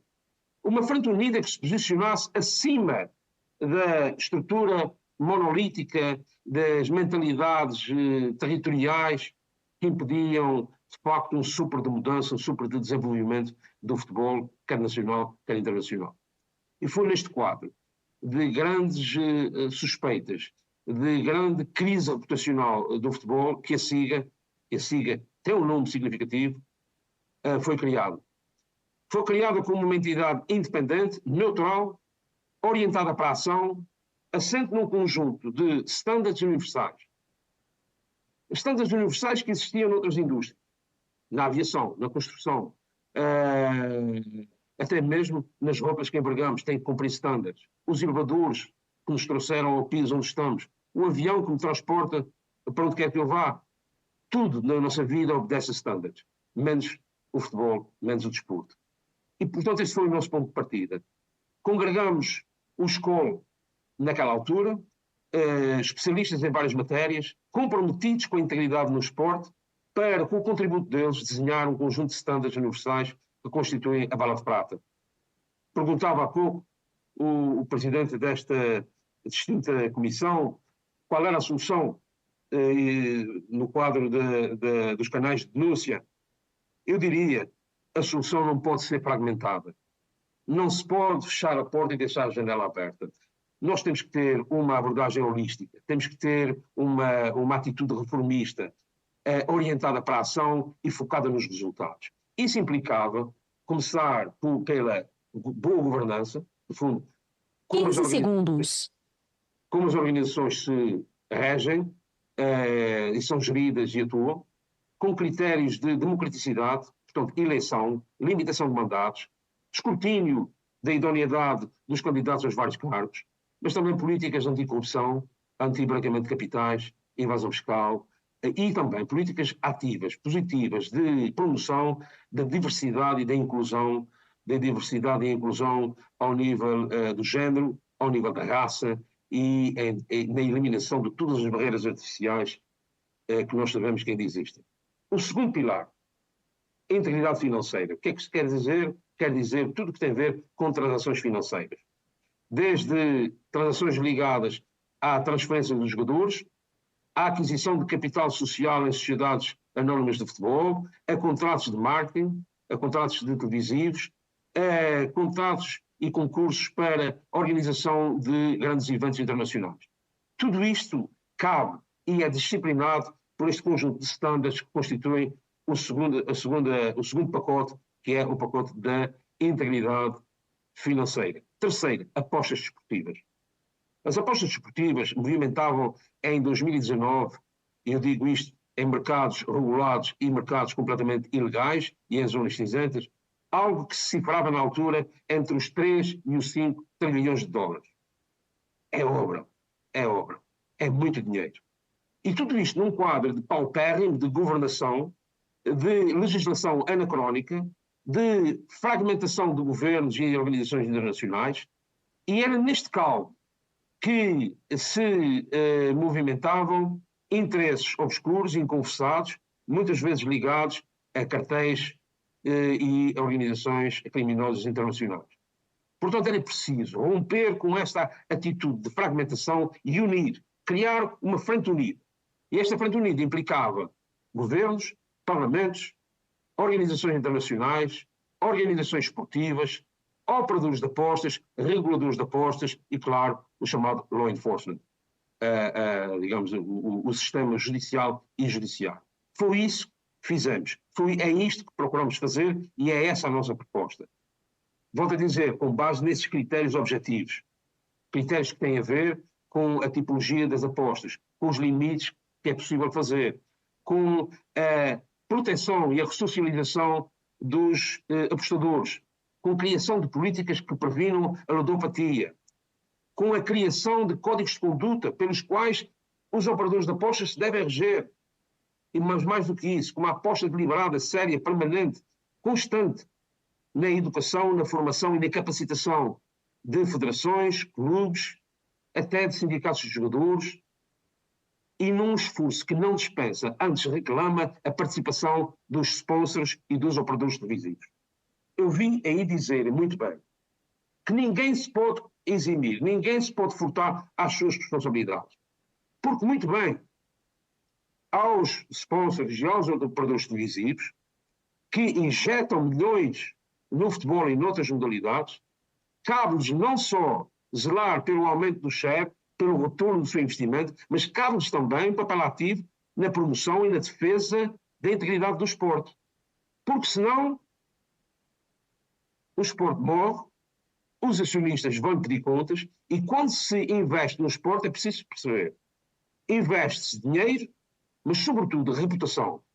E se há algo que não é suscetível de ser recuperado quando quebrado, é a reputação. Por isso eu volto a aproveitar este ensejo para exortar os sponsors do Brasil, os operadores televisivos do Brasil, para que se cheguem à frente e sejam agentes de mudança. O último pilar, para ser muito rápido, é o pilar da formação e da proteção de menores. E tudo isto, prestando contas, com escrutínio independente, que é aquele que nós oferecemos, através do nosso sistema de rating e auditoria da SIGA, operado como uma equipa de elite, independente, experimentada, tarimbada, para que os governos, os torcedores, os investidores, o público em geral e os amantes do fenómeno como eu, possam saber que aquelas organizações são credíveis e merecem a nossa paixão, a nossa confiança e o nosso investimento.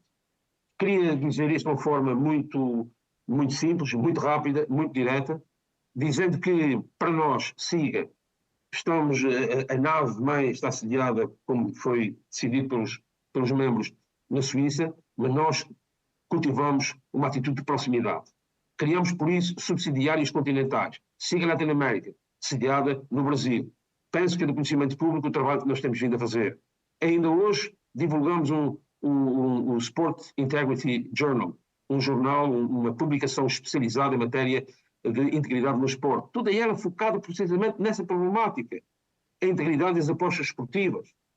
Reconhecendo, como reconheço, tem vindo a ser feito um trabalho positivo pelo Governo, depois do edifício ter sido começado precisamente pelo telhado e não pelas suas fundações, o Governo, nos últimos ano e meio, digamos assim, tem de facto acelerado a dinâmica e procurado trazer a regulamentação que há muito era necessária e que há muito se fazia sentir.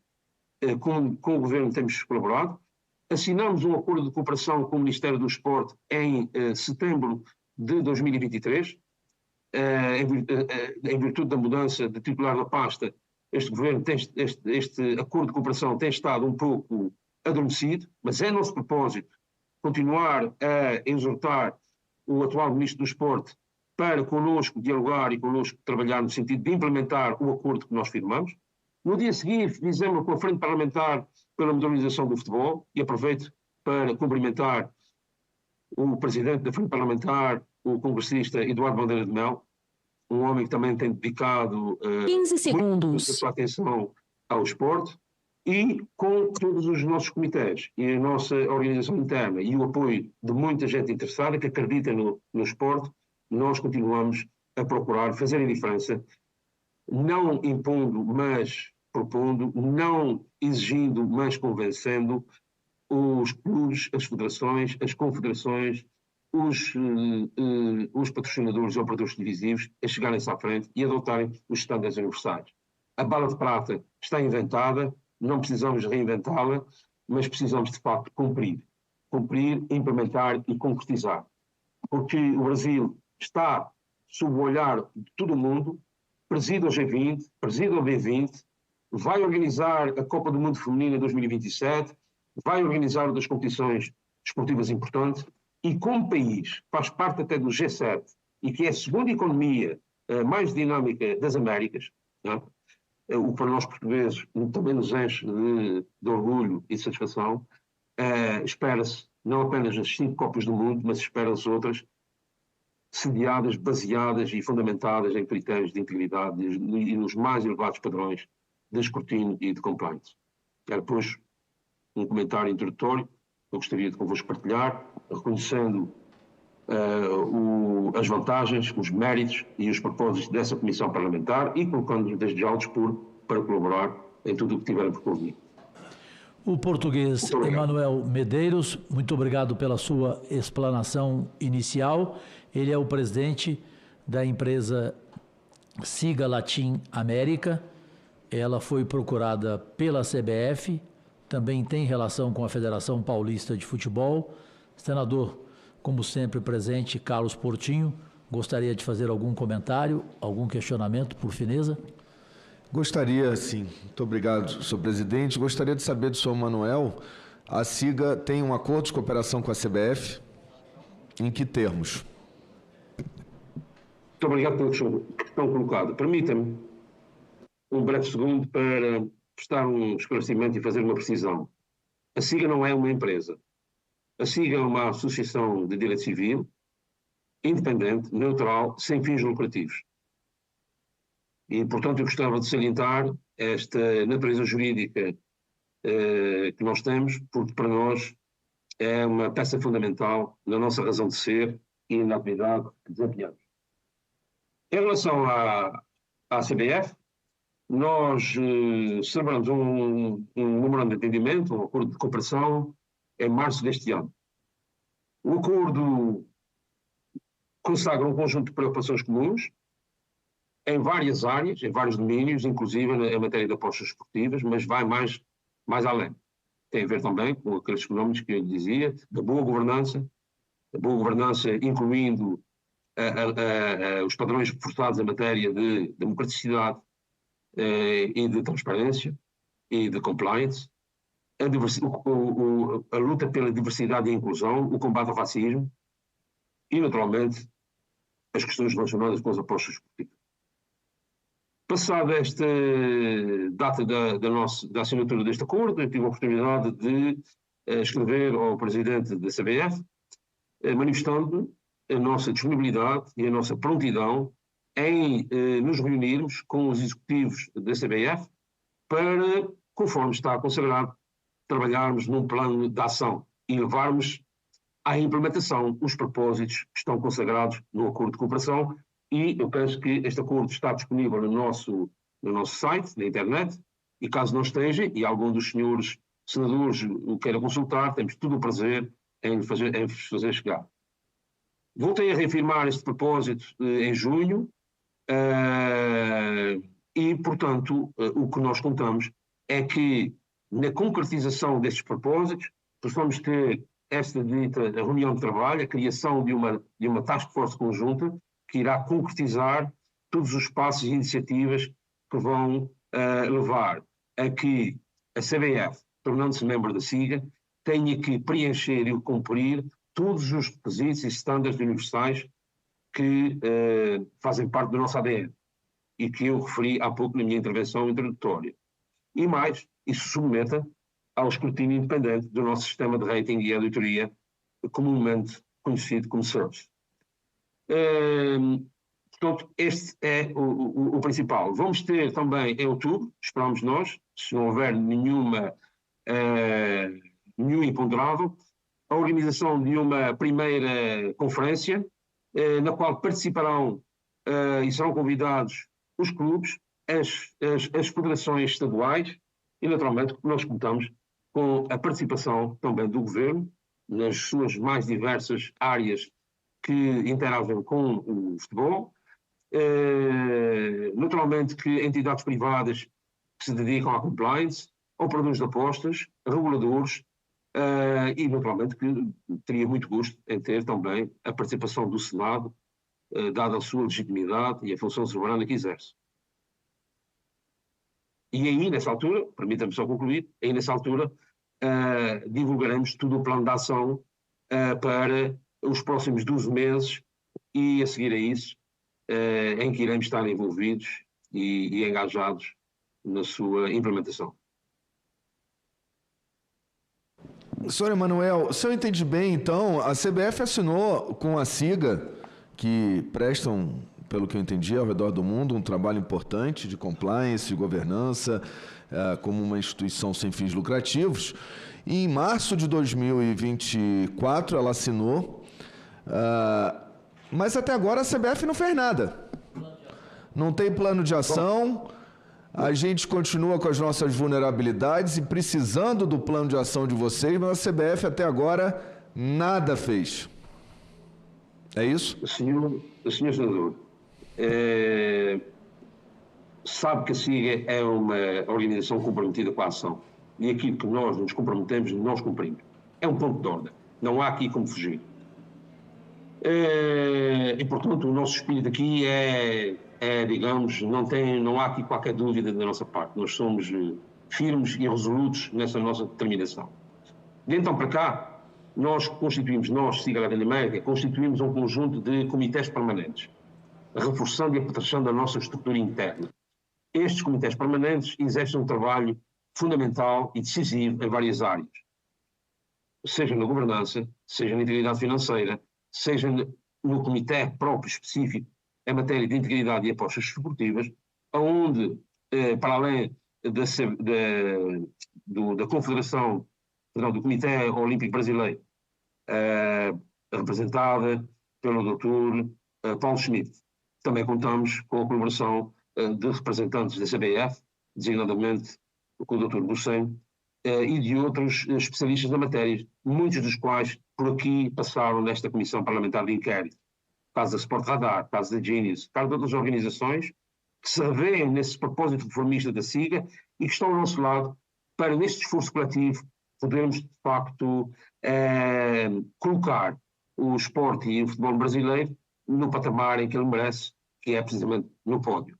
Eu reconheço que há muito trabalho para fazer, eu reconheço que para nós é urgente e vital começar o quanto antes, mas também é sabido que tivemos uma Copa América, tivemos agora, e estamos a ter os Jogos Olímpicos, tivemos antes disso um processo de atribuição da organização da Copa Mundial Feminina, que também requereu, por parte da CBF, energias e atenções, e, portanto, aguardamos com resiliência, mas também com convicção de que, cumprido este período e o verão europeu, nós vamos avançar e vamos arregaçar as mãos. E vamos concretizar. Não tenho dúvida que vocês estão à disposição, mas pelo que eu entendi, então, está confirmado, a CBF fez um contrato para inglês ver, porque ela não está se aproveitando do contrato que tem. Enquanto isso, o futebol brasileiro sangra, né? As vulnerabilidades todas que a gente já levantou aqui. Não tem canal de comunicação, tem partidas sem quality manager, que é uma exigência da FIFA, o senhor sabe, senhor Emanuel. Não houve designação de oficial de integridade no ano de 2022. As câmaras do VAR não têm a maior resolução que é exigida, ou deveria ser, como acontece, inclusive, aí na Europa, na Inglaterra.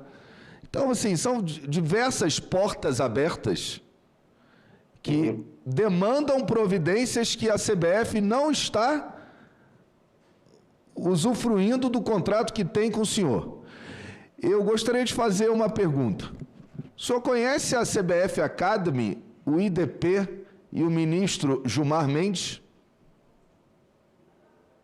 Eu conheço a CBF Academy, sim. Muito obrigado. Obrigado. Senhor Emanuel Medeiros, apenas uma curiosidade para concluir e liberá-lo. Em relação à tributação, à legalização das casas de apostas aí em Portugal, qual é a verdade? Procede que muitas casas de apostas foram para a clandestinidade e outras foram embora de Portugal por não ter havido um acordo no preço da licença estabelecida pelo governo português? Senhor Presidente, a alegação que faz eu já ouvi da boca de alguns operadores de apostas. Não posso comentar, por desconhecer a verdade dos factos, nem a motivação exata de quem as profere. Mas o processo em Portugal foi um processo bem demorado, que tem as suas virtudes e virtualidades e também tem os seus defeitos. Mas a questão não é essa, porque quem se quer submeter a uma atividade económica que movimenta os valores que esta movimenta tem que se submeter às condições que os Estados soberanos entendem consagrar, assim como faz o Brasil, assim como faz todos os outros países. A mim o que me preocupa, se me permite acrescentar, é o facto de nós termos no desenho, no conceito, nas ideias abstratas, a melhor das soluções, mas depois a sua concretização falha, a sua implementação falha. Sabe, eu estive em 2014 em Macolã, uma localidade na Suíça onde foi assinada a Convenção do Conselho da Europa. Trabalhei na sua redação e tenho a minha opinião sobre os méritos e da sua substância e algumas insuficiências. Portugal foi o primeiro país a adotar essa convenção, o primeiro país a ratificá-la. Mas só passado 5 anos é que ela foi levada à prática. E ainda hoje há determinadas parcelas importantes que estão por cumprir, como, por exemplo, a ativação da plataforma, que é uma plataforma fundamental, que congrega todos os principais responsáveis, entidades responsáveis, e que é vital para a preservação da integridade e para o combate às ameaças que advêm das apostas ilegais e da manipulação dos resultados e competições. E isso preocupa. Quanto às empresas de apostas, penso que estamos a atravessar no Brasil um período de viragem. Nota-se um enorme fulgor, quer do ponto de vista legislativo, onde o Governo tem feito um trabalho muito proativo, muito dinâmico. Basta ver a velocidade com que têm vindo a sair as portarias, consagrando matérias muito importantes, mas é preciso, de facto, atentar à sua implementação, porque não há margem de erro. Este é um setor nevrálgico, a integridade do esporte não pode ser colocada mais em risco, sob pena de os torcedores perderem a confiança e os investidores também se afastarem.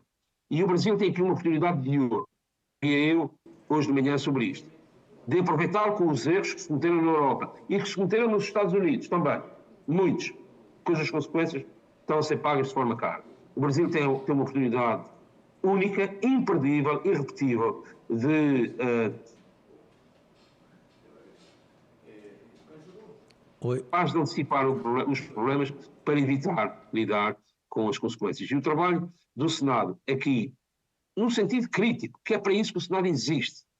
Não é para passar contemplações e elogios. É para exercer a consciência crítica, que é a mola fundamental da defesa do interesse público. Por isso, Sr. Presidente, agradecendo o convite que nos foi dirigido e as questões que nos foram colocadas, creia-nos, como sempre, ao dispor. Só para não haver dúvida, a relação da sua SIGA Latin América é apenas com a CBF ou o senhor tem com outras entidades, exemplo FIFA? Nós trabalhamos com cerca de 200 organizações dentro do mundo. Da mesma maneira que temos um acordo de cooperação com a CBF, também temos um acordo de cooperação com a UEFA, assinado em 2019. Temos acordos de cooperação com diversas ligas, inclusive com a Liga Portugal. A Liga Portugal que adotou os estándares universais que eu acabei de referir e que se submeteu ao escrutínio independente do nosso sistema de rating. Temos com a Liga Europeia de Natação, que envolve 55 países. Temos com a Federação Internacional de Artes Marciais, que envolve mais meia centena de países e de federações nacionais. Temos um acordo de cooperação firmado também, se me permite, com a Presidência dos Estados Unidos, através do Conselho do Presidente para o Esporte. Portanto, nós somos uma organização global que procura fazer um trabalho abnegado, mas sério, dedicado em prol da integridade do esporte. E o facto de termos tantas organizações que compreendem esse desígnio histórico e imperdível de estarem na linha da frente, nesta frente unida, reforça a nossa convicção de que temos hipóteses de marcar golo no fim, e para isso contamos com o apoio de todos. Pois não, senador Portinho? Nós recebemos aqui a minuta desse acordo de cooperação e ficou só uma pergunta restando. Algum tipo de contraprestação financeira por parte da CBF, a SIGA, por esse acordo de cooperação e pelas suas, o seu plano de ação, todas as iniciativas, seu trabalho, eu imagino, né? Sim, sim. O acordo de cooperação prevê, digamos, a concessão do estatuto de membro da SIGA, uma vez preenchidos os requisitos formais. Não há aqui a emissão de um serviço e a troca de uma contrapartida financeira. A única situação que tem valor pecuniário é a cota de membro. E as cotas dos membros são estabelecidas em Assembleia Geral, os valores estão publicados na internet, são de domínio público, são valores que obedecem a um conjunto de princípios. Princípio de adequação, da proporcionalidade e da equidade, por forma que quem tem mais capacidade financeira possa contribuir com uma cota maior e quem tem menos possa contribuir com uma cota menor. Tudo isto aprovado em Assembleia Geral, por unanimidade e com total transparência. E, portanto, ainda bem que tem um acordo, de facto estava é público, é domínio público, mas ainda bem que o tem, fico feliz por isso. Você poderia informar qual o valor da cota que a CBF paga como membro? Esta cota não está estabelecida.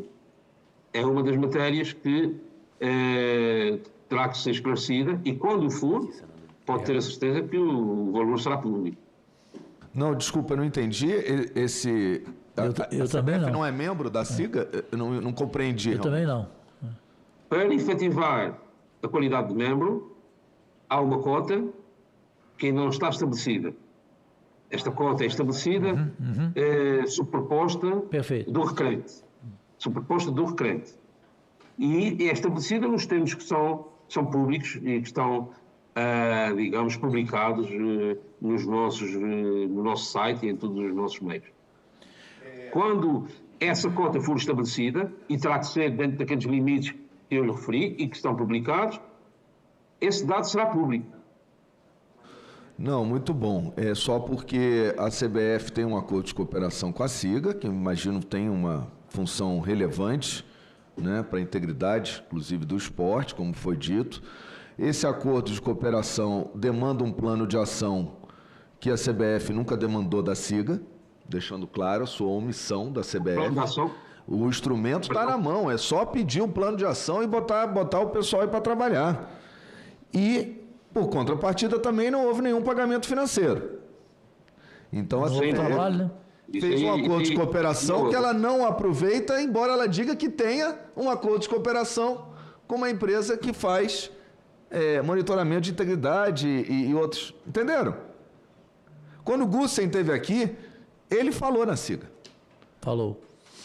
Mas é um absurdo a gente saber que ele usou isso para dizer que a CBF tem acordos de cooperação com órgãos, só que a CBF nunca demandou. O que está provado aqui é que era para inglês ver até agora. Porque a CBF não demandou e deveria. Acho que ele tem um bom serviço a cumprir aqui no país, nesse acordo de cooperação. Como também não pagou nada, então fica para inglês ver e poder sentar aqui e dizer que tem um acordo de cooperação. É brincadeira. Não, senhor, de forma nenhuma, não a SIGA. A SIGA eu entendo que deve ser uma empresa seríssima. Eu estou dizendo só mais uma desídia da CBF, eu quero que registre entre as várias que eu já disse aqui. Para inglês ver não serve não. Vamos usar esse contrato aí para o bem do futebol, então. Parece um contrato com o centro espírita. Presidente, permite-me um comentário. Pois não. Eu conheço ao senhor senador a legitimidade e o direito de extrair as conclusões e fazer as interpretações bem entendo, não contesto isso. Eu não pronunciarei nos mesmos termos, até porque se eu tivesse a convicção de que era um acordo apenas para inglês ver, eu não teria o menor pejo em rescindi-lo. E rescindi-lo com estrondo. Eu fui muito claro. Nós não assinamos acordos de cooperação para fazer parte de uma coleção documental da qual temos muito orgulho e exibimos às visitas. Nós, quando assinamos um acordo de cooperação, é porque queremos firmar preto no branco, compromissos. E esses compromissos são honrados e devem ser honrados por ambas as partes. Foi isso que declarei quando assinei o acordo e, portanto, a minha mensagem está perfeitamente entendível. E, portanto, como lhe digo, nós queremos acelerar esta cooperação, há muito para fazer. Em outubro, no final de outubro, salvo erro, no princípio do dia 22, vamos ter esta conferência de arranque e, naturalmente, que pode acreditar que iremos prestar contas de todo o trabalho feito. Temos uma política virada para fora, de comunicação aberta. Não somos empresa, volto a dizer, a SIGA não é uma empresa, é uma associação de direito civil. O que não quer dizer que não precise de receitas para fazer face às suas despesas, é óbvio. Mas o móvel aqui é, tal como nos Estados Unidos, tal como noutros países, é procurar colaborar com todas as autoridades no sentido de encontrar respostas, soluções, estratégias para os desafios que estão em cima da mesa. Mas não queria, com isso, deixar de dizer que também registro o estímulo que as suas palavras comportam, porque nós precisamos de avançar de forma acelerada e de concretizar um conjunto de tarefas que são absolutamente inadiáveis e urgentes. Perfeito. Saindo da pauta para liberá-lo agora em caráter definitivo, o senhor está na Europa. Por gentileza, o caso do jogador brasileiro Paquetá, na Inglaterra, a seu ver, é um caso gravíssimo? Para o senhor, é possível haver condenação e prova cabal do envolvimento de Paquetá na manipulação de resultados? Bom, aqui, neste caso, como em outros, no esporte, aplicam-se também as mesmas regras e os princípios que prevalecem em qualquer outro setor de atividade. Isto é, não pode haver uma pena aplicada sem um processo que termine numa decisão sancionatória e transitada a julgado. As autoridades, inclusivamente a Federação Inglesa, já tiveram a oportunidade de se pronunciar publicamente. E não é só a Federação Inglesa, é o órgão disciplinar, que é um órgão independente, que aprecia e julga essas matérias. Portanto, não havendo nenhuma decisão condenatória que inibe o jogador de exercer os seus direitos, em função do primado da presunção de inocência do arguido, que é um princípio sacrossanto de qualquer ordenamento jurídico, o jogador pôde continuar a sua atividade e pôde ser convocado até para a Copa América, não é? Agora, devo dizer, aos jogadores, especialmente aqueles que militam em competições de maior visibilidade, existe um cuidado especial. Hoje em dia, nada escapa ao escrutínio, nada escapa ao crivo. E, portanto, é preciso fazer um esforço na educação permanente dos atletas, para que evitem colocar-se em situação de desfavor, em situação de vulnerabilidade, depois levem a práticas destas. Têm um exemplo, são chamados role models, têm um exemplo e têm as responsabilidades reforçadas a dar, e, portanto, como se dizia há pouco, para sanções dessa severidade deve-se exigir também uma pena proporcional. Mas esse caso, que é um caso que tem disputado muita controvérsia, só pode ser visto à luz do direito, independentemente das emoções que eu compreendo existirem, mas aqui prevalece o direito, e o direito determinou, por enquanto, que assim seja. Perfeito. Senhor Emanuel Medeiros, muito obrigado pela sua participação nessa nossa CPI da manipulação de jogos de futebol e apostas esportivas, a sua colaboração, as suas informações, e fica à vontade para objetivamente fazer alguma observação e a gente seguir aqui com a última oitiva desta reunião de hoje, quarta-feira, 7 de agosto de 2024, senhor Emanuel. Muito obrigado, senhor Presidente, senhores senadores, pela oportunidade que foi dada, pela esta troca de pontos de vista frontal e enriquecedora, e não deixarei de vos fazer chegar o convite para estarem presentes nesta ação que eu relatei, nesta e noutras que vamos realizar em breve 3 no Brasil, e gostaria também de contar com o vosso contributo, com a vossa participação, e o espírito crítico que faz parte da vossa função é sempre muito bem-vindo. Muito obrigado e bem-aja. Sem dúvida, estamos à disposição. Bem, passamos agora à oitiva, que é a última, do senhor Ricardo Gonçalves, que é o ex-presidente do Conselho Administrativo da Santa Casa Global Brasil, e nos termos do requerimento 81/2024. O senhor Ricardo Gonçalves, por gentileza, venha até a mesa, fique à vontade, seja bem-vindo, obrigado pela sua presença aqui, e o seu direito à explanação inicial no tempo de 10 minutos, com a devida tolerância de sempre.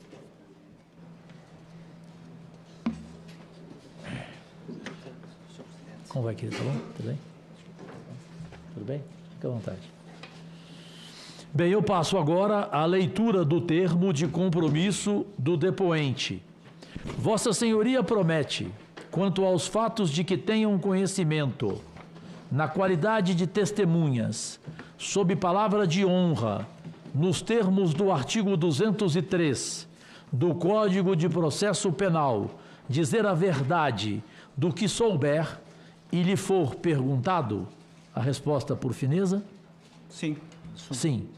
A partir deste momento, Vossa Senhoria está sujeito ao compromisso de dizer a verdade quanto aos fatos de que tenha conhecimento e ou tenha protagonizado na qualidade de testemunha nos termos do artigo 203 do Código de Processo Penal. Nesta oportunidade, esclareço que o artigo 4º, inciso 2 da Lei número 1579, de 1952, estabelece que fazer afirmação falsa, ou negar, ou calar a verdade como testemunha, perito, tradutor ou intérprete, perante a Comissão Parlamentar de Inquérito esta CPI, constitui-se em crime punível com pena de reclusão de 2 a 4 anos e multa. Isso é apenas questão regimental. Sei que o senhor aqui vai colaborar com os nossos trabalhos e a sua explanação pode ser iniciada por fineza, senhor Ricardo Gonçalves. Excelentíssimo Sr. Presidente desta Comissão Parlamentar de Inquérito, Senador da República Jorge Cajuru, em nome de quem saúdo os mais parlamentares presentes nesta sessão. Inicialmente gostaria de salientar que é uma honra para mim, independentemente das circunstâncias, poder estar aqui a colaborar nos trabalhos que Vossas Excelências estão a conduzir na apuração de denúncias e suspeitas de manipulação de resultados no futebol brasileiro, esperando poder contribuir de forma efetiva.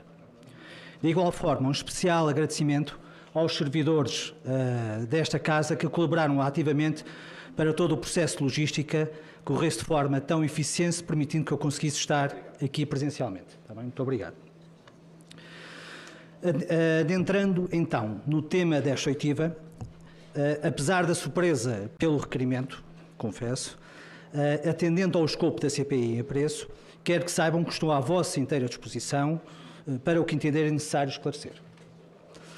No contexto agora referido, venho desde já declarar que já não me encontro a desempenhar quaisquer funções na Santa Casa Global Brasil e Portugal desde 30 de novembro de 2023, sendo que tampouco possuo qualquer vínculo trabalhista para com a Casa-Mãe ou o seu universo, ou seja, a Santa Casa da Misericórdia de Lisboa, desde fevereiro de 2024.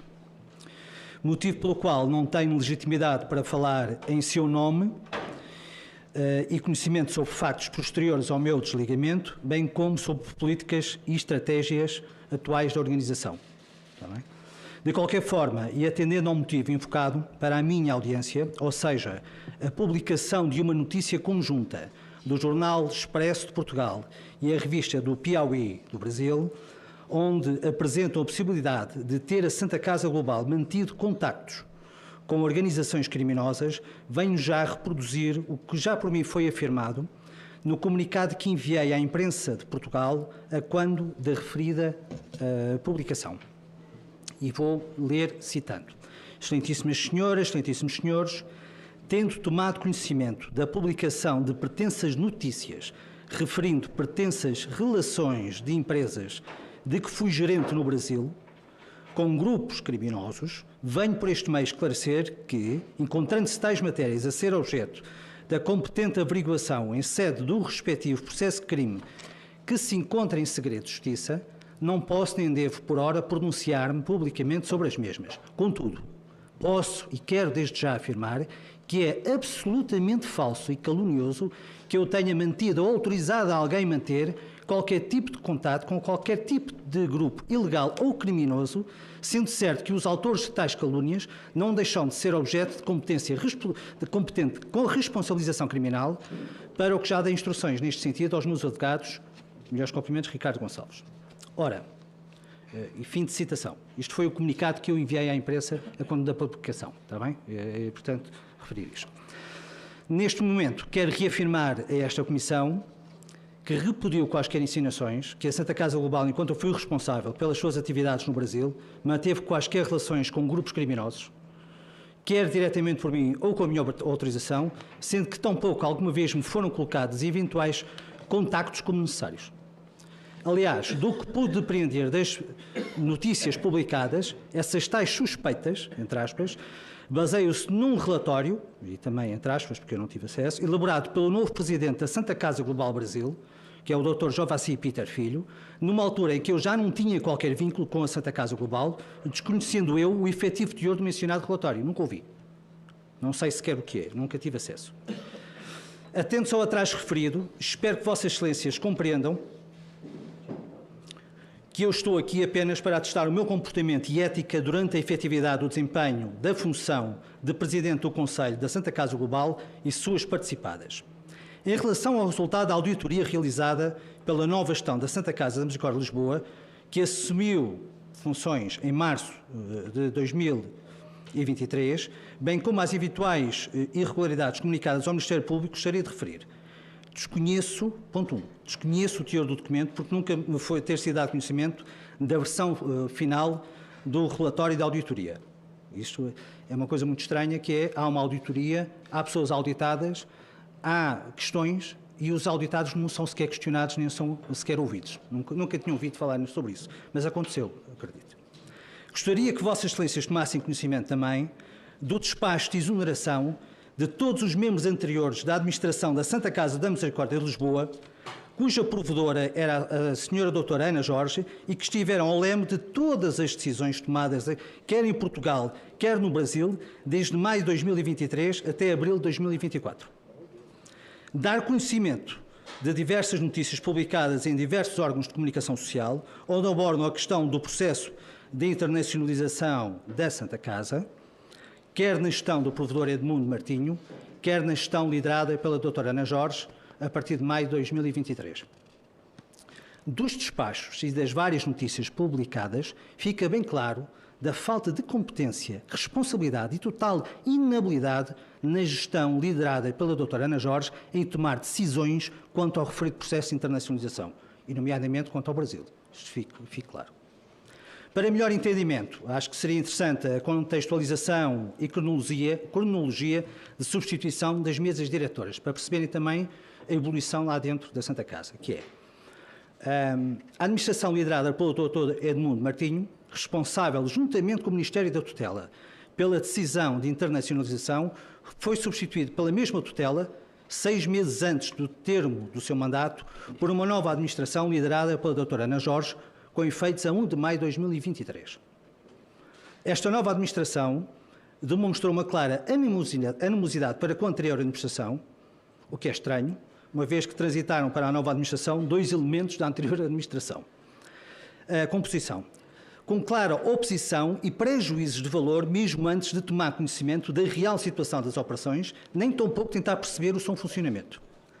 Sensivelmente, uns dias antes de completar um ano da tomada de posse, ou seja, a 30 de abril de 2024, a Ministra da Tutela do novo Governo, a nova Ministra, exonerou a administração liderada pela doutora Ana Jorge pelos motivos imputados no despacho de exoneração já referido, ou seja, por falta de colaboração e falta de capacidade de gestão e de forma de lidar com estes processos de internacionalização.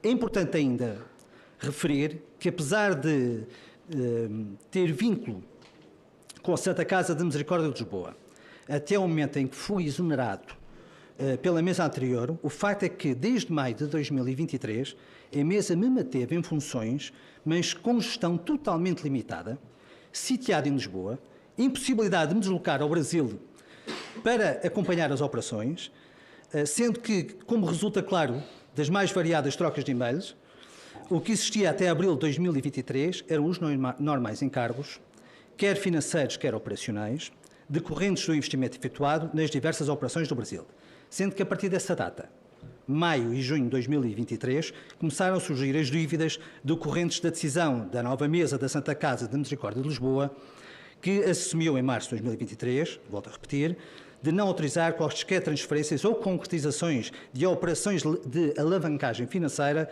em curso para poder a Santa Casa Global Brasil fazer face a todos os encargos decorrentes da implementação dos vários projetos já em curso.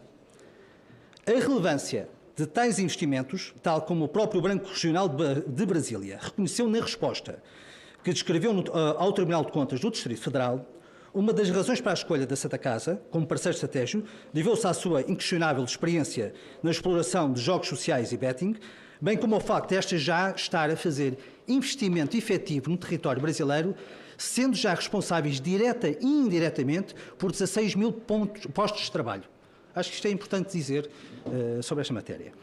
Quanto à questão de São Paulo, a Santa Casa foi uma das 11... Isto é rápido, muito rápido. Quanto à questão de São Paulo, a Santa Casa foi uma das 11 empresas que participou no procedimento de manifestação de interesse publicado pelo Governo de São Paulo no final de 2021, que tinha como objeto a exploração de lotaria estadual, tendo o seu trabalho apresentado no PMI parcialmente aproveitado.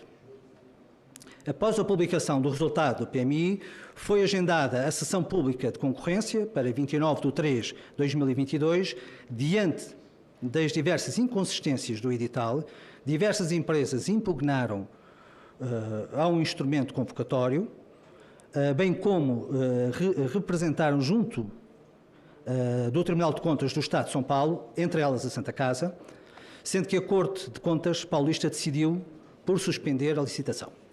Quanto ao segundo edital, decidiu a Santa Casa não concorrer, uma vez que os valores falados para a outorga se situavam na ordem de R$1 bilhão e possibilitando a Santa Casa de se apresentar sem ser como parte de um consórcio. Mas apesar de também este segundo edital ter sido anulado, não teve a Santa Casa qualquer papel ativo. É ainda relevante salientar que a Santa Casa nunca explorou direta ou indiretamente a oferta de apostas esportivas no Brasil, nem tampouco patrocinou qualquer evento esportivo. Isto é importante salientar. A Santa Casa nunca, na sua atividade aqui, ofereceu ou teve contato com apostas esportivas aqui no Brasil. Restringiu na sua operação de lotaria instantânea e da lotaria do Rio de Prémios no Estado do Rio de Janeiro, por meio da distribuição do jogo da lotaria do Estado do Rio de Janeiro, e a títulos de capitalização no Estado de São Paulo, também por curto período.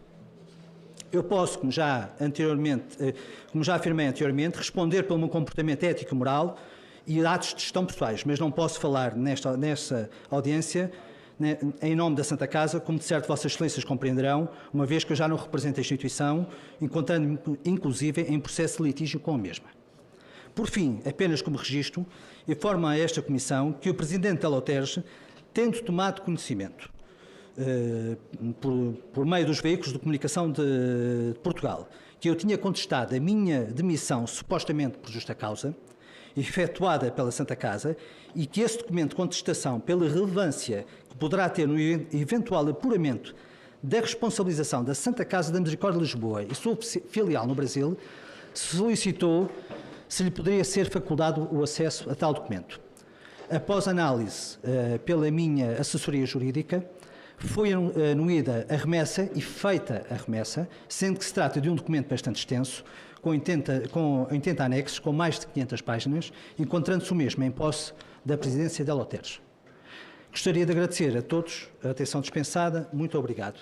Peço desculpa, tentei ser o mais breve possível nesta matéria. Sei que espero ter respondido. Nós que agradecemos, Sr. Ricardo Gonçalves, pela sua explanação inicial e de imediato vamos ao escorreito relator desta CPI da manipulação de jogos de futebol e apostas, Romário Souza Faria, com a palavra. Sr. Ricardo Gonçalves, obrigado pela participação do senhor nessa CPI e administrador da Santa Casa Global do Brasil. Eu tenho algumas perguntas para fazer para o senhor. A primeira é a seguinte: em suas tentativas de se estabelecer no Brasil através de parcerias, a Santa Casa deixou de fazer alguns negócios por ter identificado as atividades ilegais. Se aconteceu isso, foi comunicado às autoridades? Senhor Senador, peço desculpa.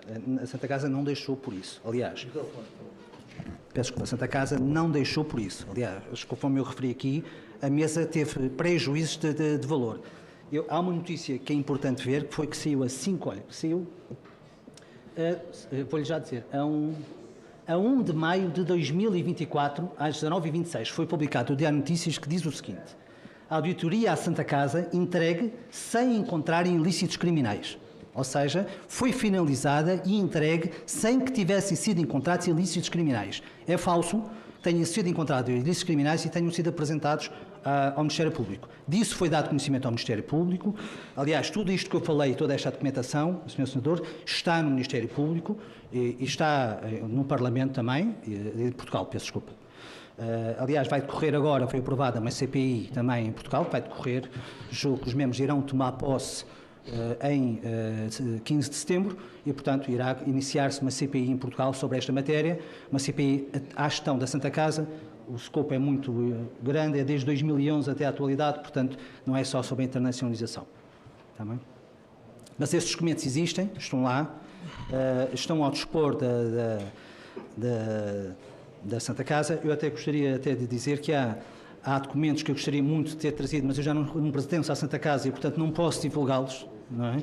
Mas quero que saibam que, por exemplo, existe um e-mail que foi por mim enviado na altura, enquanto funcionário da Santa Casa, para a Santa Casa da Misericórdia de Lisboa e para o seu administrador, da Santa Casa Global, mas que podem ser requeridos, está junto do Ministério Público, também existe, e a Santa Casa tem esse documento, para demonstrar o seguinte: foi feito da parte do diretor financeiro e membro da Comissão Executiva até de São Paulo, onde nos apresenta a nós, e até temos de ter algum cuidado até na divulgação desse documento, porque é nominal sobre todos os credores de São Paulo, todos, tem lá o nome, todos, e inclusivamente também uma apreciação de quanto custaria fazer cessar todas as atividades nessa matéria. E, portanto, esse e-mail, e em momento algum, nesse documento, em lado nenhum, fala sobre o montante de que é referido na notícia. Não percebo de onde é que isso vem, não existe sequer nessas necessidades de tesouraria que foram efetuadas e que foram solicitadas pela Comissão Executiva e referidas várias vezes, vários documentos, e em momento nenhum isso vem referido, em nenhum documento interno. Sr. Ricardo, com a recente regulamentação, a Santa Casa do Brasil pretende obter uma licença de operação de casa de aposta no Brasil ou desistiu completamente desse negócio? Sr. Senador, eu volto a referir que eu já não estou na Santa Casa, já não estou mesmo, já não pertenço aos quadros da Santa Casa, estou em litígio com a Santa Casa, não consigo perceber quais são as intenções da Santa Casa para com a estratégia aqui no Brasil. Não sei, efetivamente, há um novo presidente cá, que se chama Dr. Jovassi Peter Filho, conforme eu já falei, que é o presidente da Santa Casa Global, quem me substituiu, e existe também na Santa Casa Global Portugal, também novos elementos, assim como a mesa da Santa Casa da Misericórdia de Lisboa, que é uma nova mesa que tomou posse também agora em maio. O senhor enfrentou graves acusações por parte da gestão da Santa Casa de Lisboa. Também relatou ter sido ameaçado, isso é verdade? A sua família também? Não, aquilo que aconteceu, Sr. Senador, efetivamente eu fiz uma participação à polícia porque houve uma clara tentativa de condicionamento da minha atividade junto aos vários órgãos, porque houve uma notícia que foi divulgada, uma reportagem em que eu participei, houve de facto... fui ouvido numa audição parlamentar também que foi requerida, eu já fui ouvido também no Parlamento, não numa CPI, mas numa audição parlamentar, e, como é óbvio, eu não me vou deixar influenciar, não vou deixar que façam de mim um bode expiatório às decisões que as pessoas têm que tomar. As pessoas têm que assumir as suas responsabilidades e, nomeadamente, o facto de terem decidido, mesmo com omissão, terem abandonado as operações.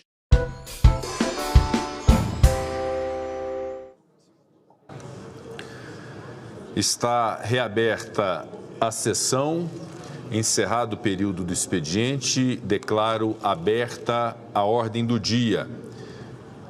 Nesse reinício de sessão deliberativa do Senado Federal, esta presidência gostaria de fazer um registro importante de celebração, de reconhecimento, de apontamento ao valor de uma das obras mais importantes do Congresso Nacional, que foi a Lei Maria da Penha, que completa hoje, 7 de agosto, 18 anos de vigência. Uma lei que visa coibir a violência doméstica, a violência à mulher, modificando o aparato policial, o aparato de justiça, os procedimentos, instituindo medidas cautelares protetivas à mulher e à assistência a mulheres que são vítimas de violência doméstica e, sem dúvida alguma, uma legislação de vanguarda muito importante para o ordenamento jurídico brasileiro e para a proteção das mulheres que sofrem de violência doméstica. Se há uma realidade no Brasil hoje muito triste ainda, de crimes de feminicídio, crimes de violência à mulher de todos os gêneros.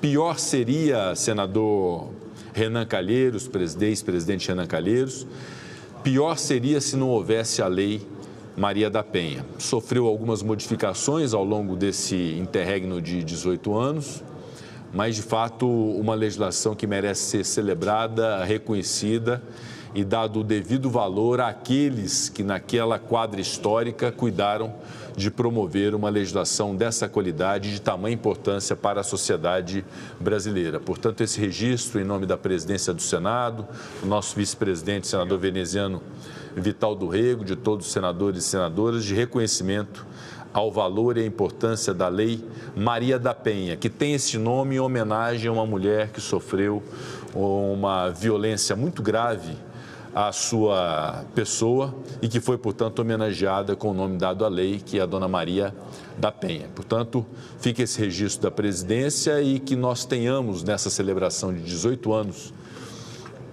dessa Lei Maria da Penha, um compromisso renovado com a pauta das mulheres do Brasil. Eu tenho muito orgulho, e certamente o senador veneziano Vital do Rego, como primeiro vice-presidente, também o tem, de termos instituído no Senado Federal, nos idos de 2021, quando assumimos a presidência e a vice-presidência do Senado, a bancada feminina do Senado Federal, que, de fato, através de sua organização, com as líderes ao longo desses anos, senadora Simone Tebet, senadora Elisiane Gama, senadora Daniela Ribeiro, agora a senadora Leila Barros, promoveram uma toada de aprovação de projetos de interesse das mulheres do Brasil, vários projetos de vários tipos, ao longo desses 4 anos de existência da bancada feminina. Portanto, uma realização do Senado que vai ao encontro desse compromisso que nós temos que ter de valorização das mulheres, de respeito às mulheres do Brasil, em especial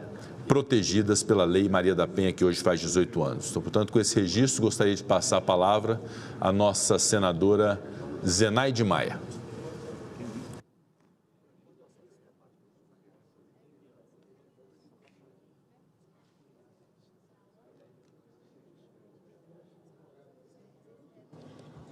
Senhor presidente, colegas senadoras, colegas senadores, hoje, como o presidente falou, celebramos 18 anos da Lei Maria da Penha. Refletimos sobre sua trajetória e impacto. Esta lei, que nasceu da dor e da luta de Maria da Penha Maia Fernandes e de muitas outras mulheres, representa um avanço monumental na garantia dos direitos das mulheres e na construção de uma sociedade mais justa e igualitária. Este marco legislativo, enviado ao Congresso Nacional em 2004 e sancionado em agosto de 2006, representa um divisor de águas na luta contra a violência doméstica e familiar no Brasil e um avanço histórico na proteção dos direitos das mulheres, que constituem a maioria de nossa população. O caso de Maria da Penha, vítima de tentativa de feminicídio em 1983 e cuja busca por justiça foi lenta e frustrante, foi um chamado à ação que não poderia ser ignorado. A Lei Maria da Penha é mais do que uma legislação. É um símbolo de nossa determinação em enfrentar e superar a cultura do machismo e misoginia que por séculos silenciou e vitimou as mulheres em nosso país. Por quase 2 décadas, ela tem sido um baluarte na defesa das mulheres, proporcionando uma estrutura jurídica robusta e necessária para proteger as vítimas e punir os agressores. Como médica, e que trabalhava no pronto-socorro, testemunhei a dor e a angústia de muitas mulheres vítimas de violência. E é por isso que reitero hoje a sua importância e o nosso compromisso de continuar apoiando, cobrando e aperfeiçoando a aplicação efetiva desta lei. A proteção dos direitos das mulheres é um princípio fundamental, consagrado tanto na Constituição Federal quanto em tratados internacionais de direitos humanos, dos quais o Brasil é signatário. Contudo, a efetividade da Lei Maria da Penha depende do comprometimento dos gestores públicos e do judiciário, bem como da vigilância constante e da cobrança dos parlamentares e da sociedade civil. A legislação deve evoluir com as mudanças da sociedade. A Lei Maria da Penha, com sua abordagem inovadora e abrangente, demonstrou ser um instrumento crucial no combate à violência doméstica. Ela tem um apoio incondicional da sociedade brasileira e é um pilar para a erradicação de uma cultura criminosa que perdurou por séculos contra a população feminina. Neste contexto, destaco a importância da atuação suprapartidária e conjunta da bancada feminina no Congresso Nacional, a cooperação entre diferentes partidos e a determinação em aprovar iniciativas que visem proteger as mulheres têm sido essenciais para garantir direitos e prevenir violência. A criação da Procuradoria da Mulher do Senado, que tenho a honra de liderar, é um exemplo concreto desta atuação efetiva.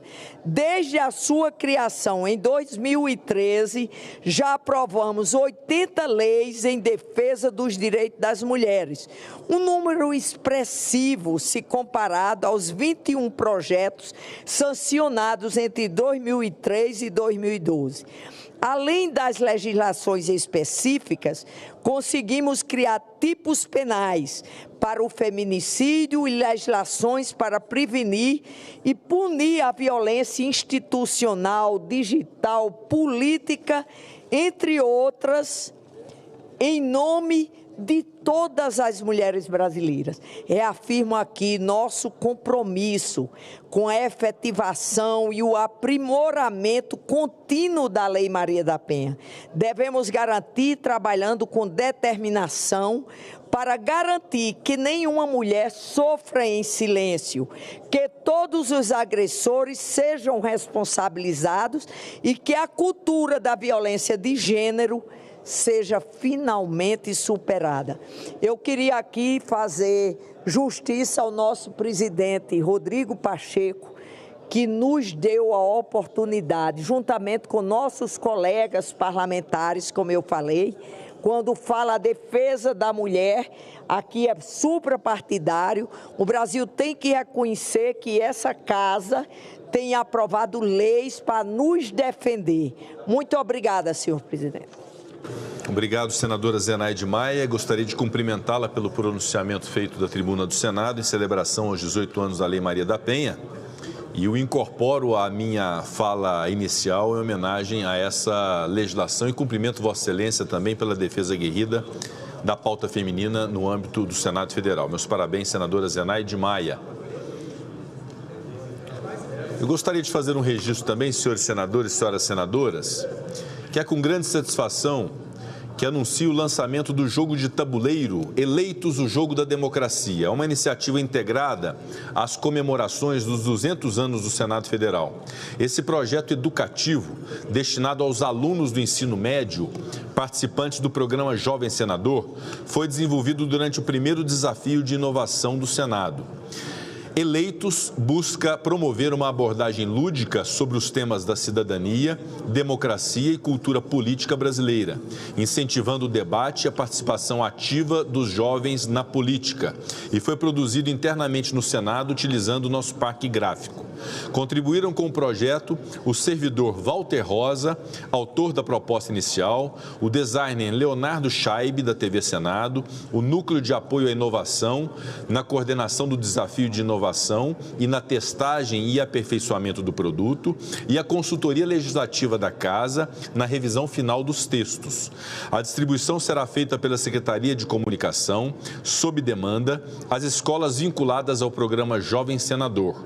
Com eleitos, pretendemos fortalecer a conexão entre o Senado e os estudantes, inspirando-os a valorizar e a defender os princípios democráticos. Agradeço a todos os envolvidos neste projeto significativo e oportuno.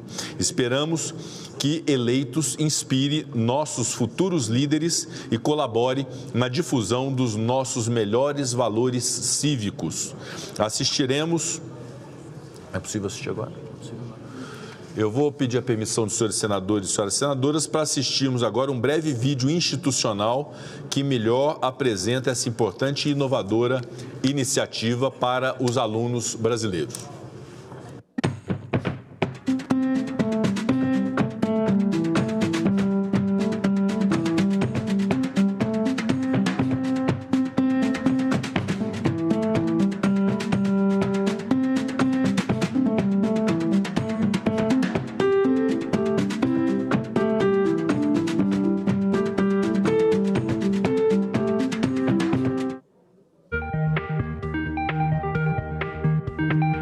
Transmitir aos jovens os valores da cidadania e da democracia.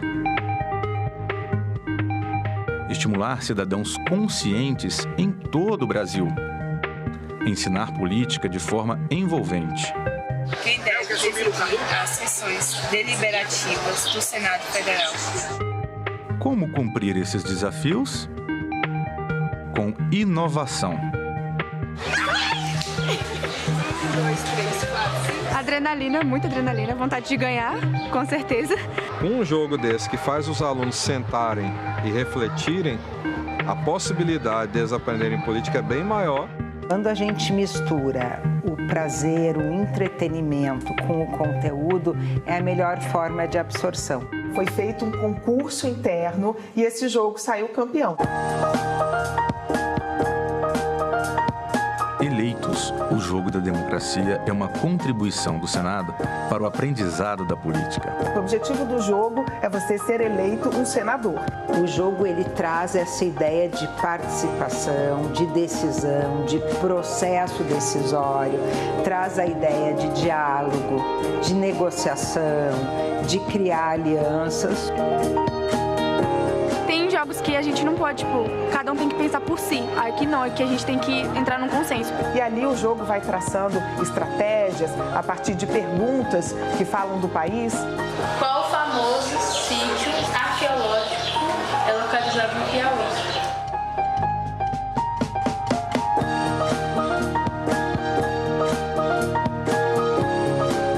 Um jogo que instiga e funciona como ponto de partida para aulas e debates. Uma ferramenta de ensino acessível a todos. O que nós queremos com isso é envolver as crianças, os pré-adolescentes, os adolescentes, né, na ideia de participação popular, na ideia de que a democracia se faz a partir de todos e todas e a partir da participação de todos e todas.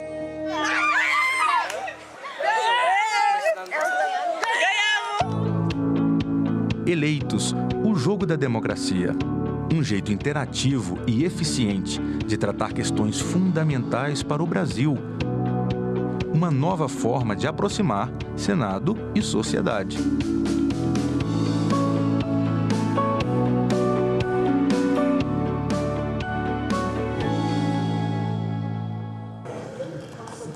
Muito bem.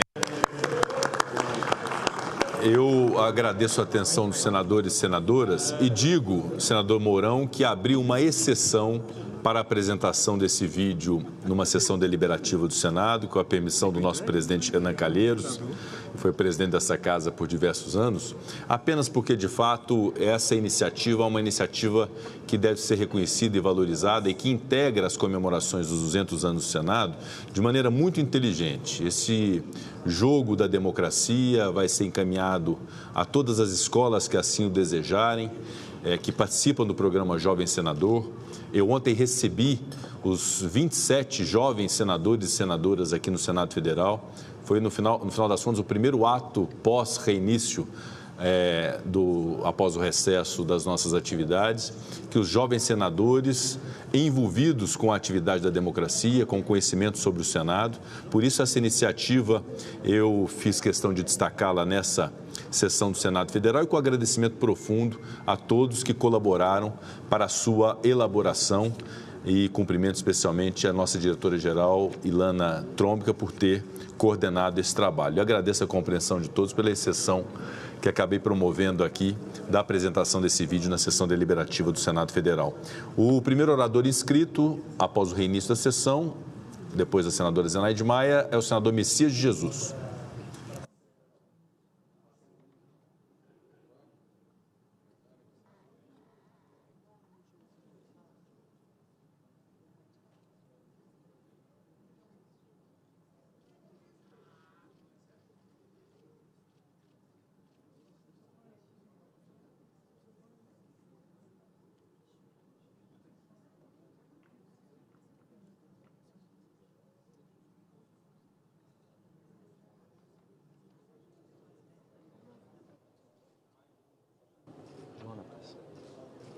Eu achava que era Fernando.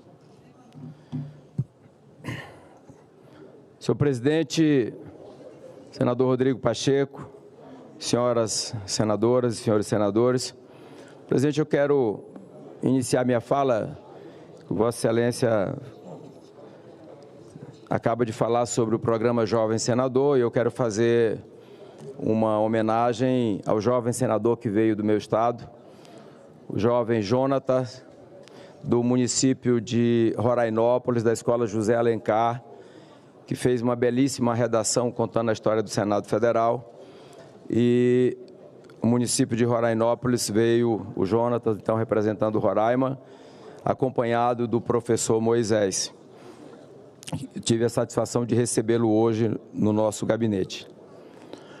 Mas, senhor presidente, senadores e senadoras, o assunto que trago a essa tribuna deixou de ser uma questão internacional para ter desdobramentos imediatos e diretos em todo o país. A fraude das eleições venezuelanas tem causado sérios desdobramentos para o nosso povo. O número de imigrantes que fogem da ditadura de Maduro e atravessam a fronteira com Roraima dobrou nos últimos dias. Já eram milhares de famílias e hoje extrapolam qualquer estatística. Agora, senhor presidente, além da miséria e da fome, os venezuelanos fogem também da violência de um tirano que usa o Estado contra o seu próprio povo para se manter no poder. Roraima é reconhecida pela hospitalidade de seu povo, mas a quantidade de imigrantes que atravessa a fronteira todos os dias sobrecarrega em muito toda a capacidade e recursos para absorver tanta gente. O resultado é a superlotação de abrigos, postos de saúde e hospitais, acesso à assistência social e outros serviços. Sofrem os venezuelanos, mas sofrem também os roraimenses. Países que não são afetados diretamente por essa ditadura já se manifestaram não reconhecendo o resultado anunciado por Maduro. Estados Unidos, Uruguai, Argentina e outras nações da União Europeia condenam veementemente essa farsa do ditador Maduro. Mas o governo brasileiro finge que nada acontece. Se o presidente Lula afirma que não deseja interferir na política da Venezuela, eu o convido a fazer alguma coisa pelos brasileiros que estão na região norte. Convido o presidente Lula a conhecer a realidade de Roraima. Venha acompanhar, presidente, o caos vivido pelas famílias venezuelanas que nas ruas, com mulheres, idosos e crianças, suscetíveis à fome, à violência e à miséria. Convido o presidente Lula a ouvir a opinião dos roraimenses, que diariamente socorrem os venezuelanos e muitas vezes abrem mão do seu atendimento na saúde, na assistência social, na educação e na segurança, para que os imigrantes tenham acesso a esses serviços. São mais de 150 mil venezuelanos vivendo no estado de Roraima, o que corresponde a quase 1/4 da população total do nosso estado. O silêncio do governo brasileiro em condenar a farsa da eleição de Maduro é uma vergonha para todos nós e um peso para Roraima. O venezuelano merece o seu país de volta. E Roraima não pode continuar pagando a conta de um apoio irresponsável a uma ditadura. Pelo seu tamanho e sua importância, o Brasil é um líder regional. Nossa palavra tem peso e influência em toda a América do Sul. E isso ultrapassa questões ideológicas. O Brasil precisa assumir sua responsabilidade, com medidas práticas e firmes a favor da democracia venezuelana, mas principalmente a favor do povo brasileiro que vive em Roraima. É o que eu tenho a dizer, presidente, senhoras e senhores senadores. Muito obrigado. Obrigado, senador. Próximo senador Messias Jesus. O próximo orador inscrito, senador Márcio Bittar. Senadora Leila Barros.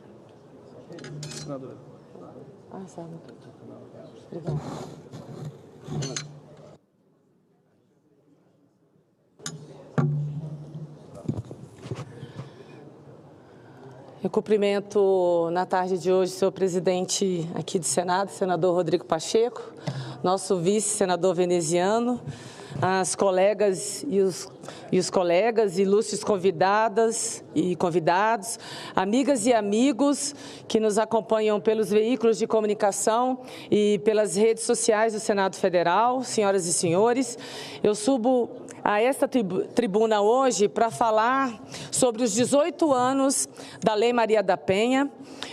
E mesmo com seus grandes avanços, esta lei ainda nos lembra a dura realidade que muitas das mulheres enfrentam diariamente.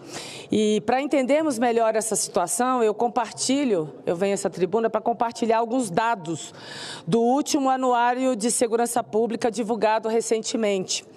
Segundo essa pesquisa do Fórum Brasileiro de Segurança Pública, todas as formas de violência contra as mulheres aumentaram no Brasil no ano de 2023. É isso mesmo. Todas as modalidades de violência contra as mulheres cresceram no ano passado. As agressões decorrentes de violência doméstica, por exemplo, superaram 258 mil registros, um aumento alarmante de 9,8%. As tentativas de homicídio contra as mulheres somaram mais de 8 mil vítimas, um crescimento de 9,2%. feminicídios, tentativas de feminicídios, ameaças, violência psicológica, todos esses números foram maiores em 2023. Essas estatísticas, por mais duras que sejam, são apenas a ponta de um iceberg, de uma realidade ainda mais sombria e complexa. Eu chamo a atenção da casa aqui, porque eu fico imaginando como seriam esses números se nós não tivéssemos a figura inspiradora de Maria da Penha Maia Fernandes em nossa história. Maria da Penha transformou sua dolorosa experiência como vítima de violência extrema em um motivo para lutar, senadora Margarete Busetti. Seu sofrimento se tornou uma bandeira para que outras mulheres não tivessem que enfrentar a mesma situação. A lei foi escrita com lágrimas, dores e pesadelos, mas também com amor, a fé e a esperança de Maria da Penha. Ela dedicou sua vida para transformar o Brasil em um país onde as mulheres possam caminhar de cabeça erguida, em segurança e viver com dignidade, fazendo suas próprias escolhas. E é isso que a Lei Maria da Penha representa, uma legislação que busca nos proteger da estupidez e da violência. Por isso, é tão importante estarmos nesta data celebrando os seus 18 anos da Lei Maria da Penha da existência dela. Sem essa lei, imagine como estariam esses números apurados pelo Fórum Brasileiro de Segurança Pública do ano passado. Foram quase 3.000 tentativas de feminicídio em 2023, 7,1% a mais do que o ano anterior.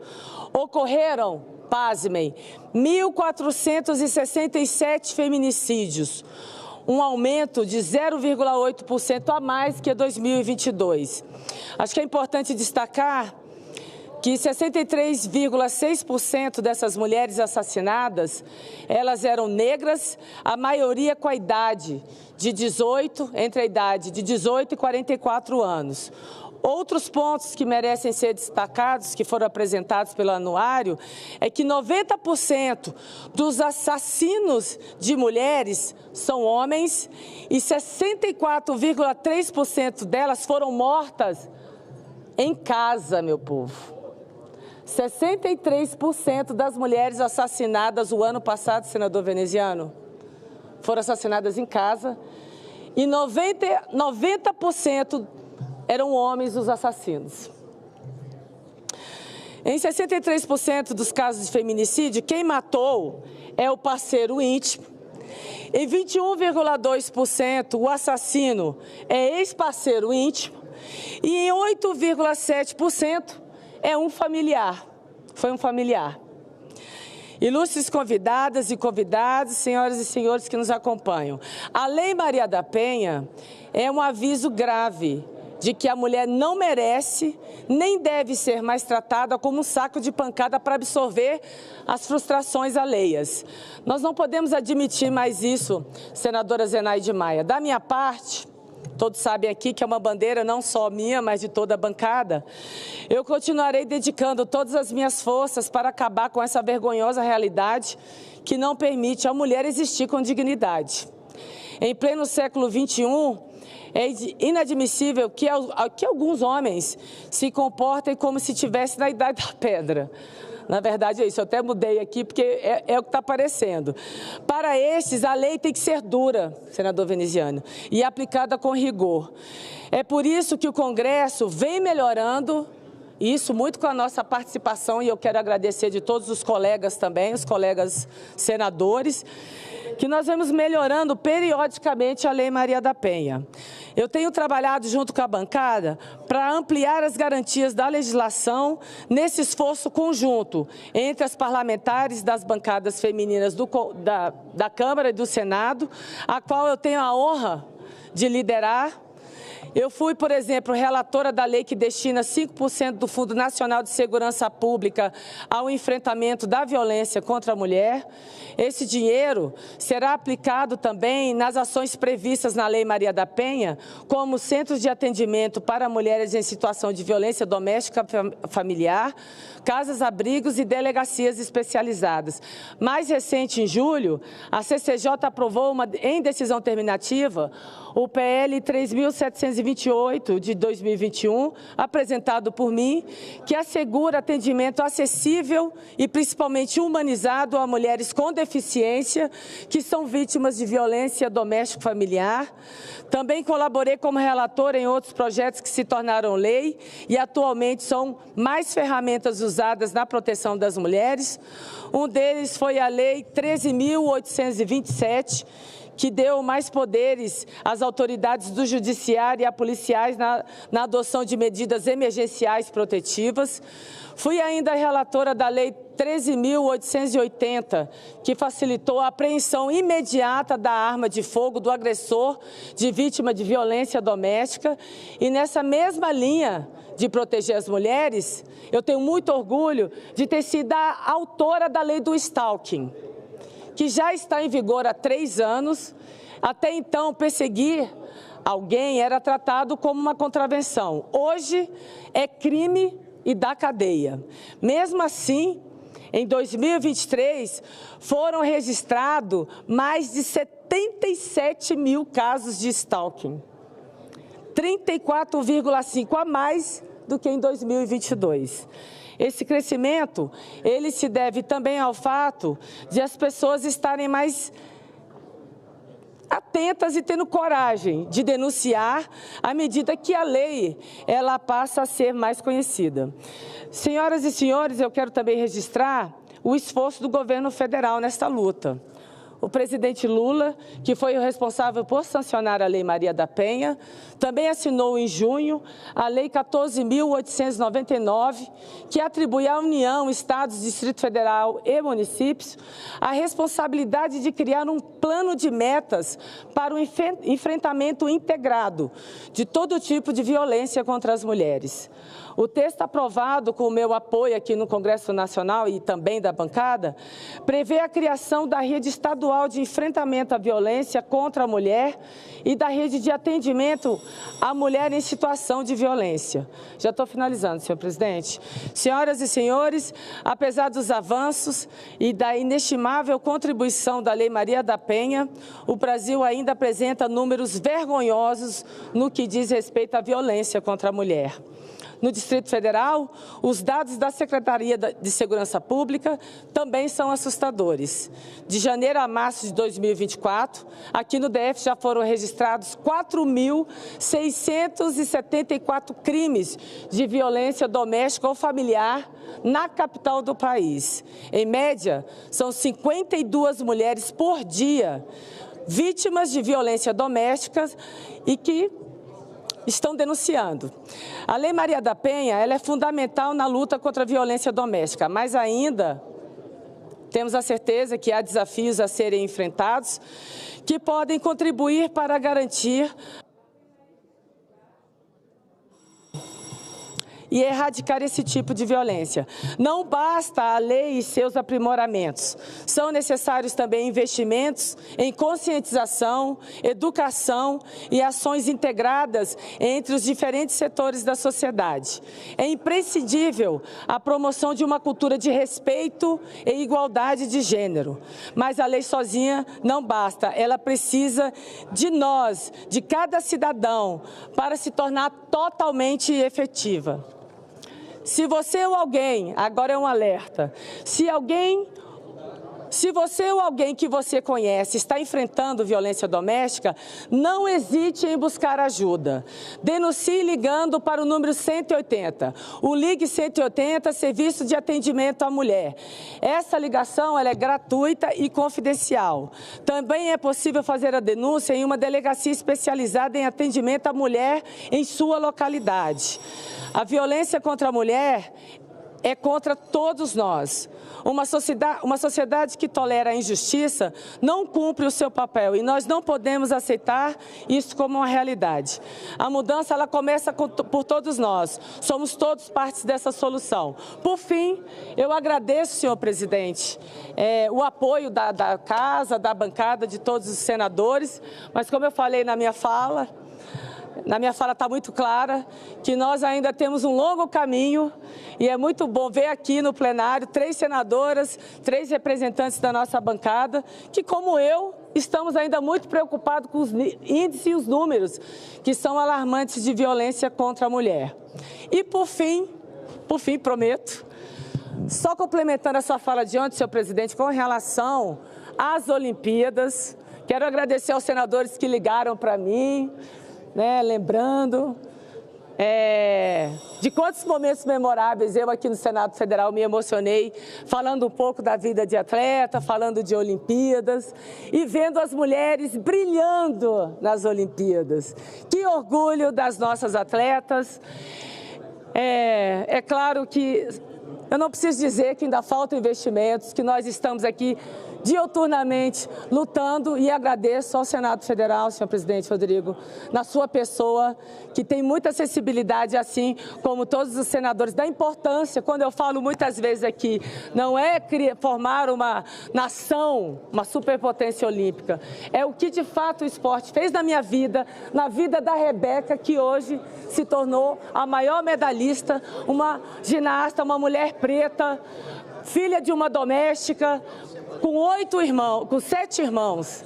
Esta, senhor presidente, senador veneziano, senador Rodrigo Pacheco e amigos, essa é a realidade do esporte nacional. O esporte salva, o esporte promove cidadania. E toda vez que eu estou aqui defendendo, eu não estou defendendo simplesmente o esporte de alto rendimento. Eu estou defendendo o que, de fato, o esporte promove na vida dos jovens e das crianças do nosso país. Só teremos um país próspero com educação, com investimento no esporte e na cultura do nosso país.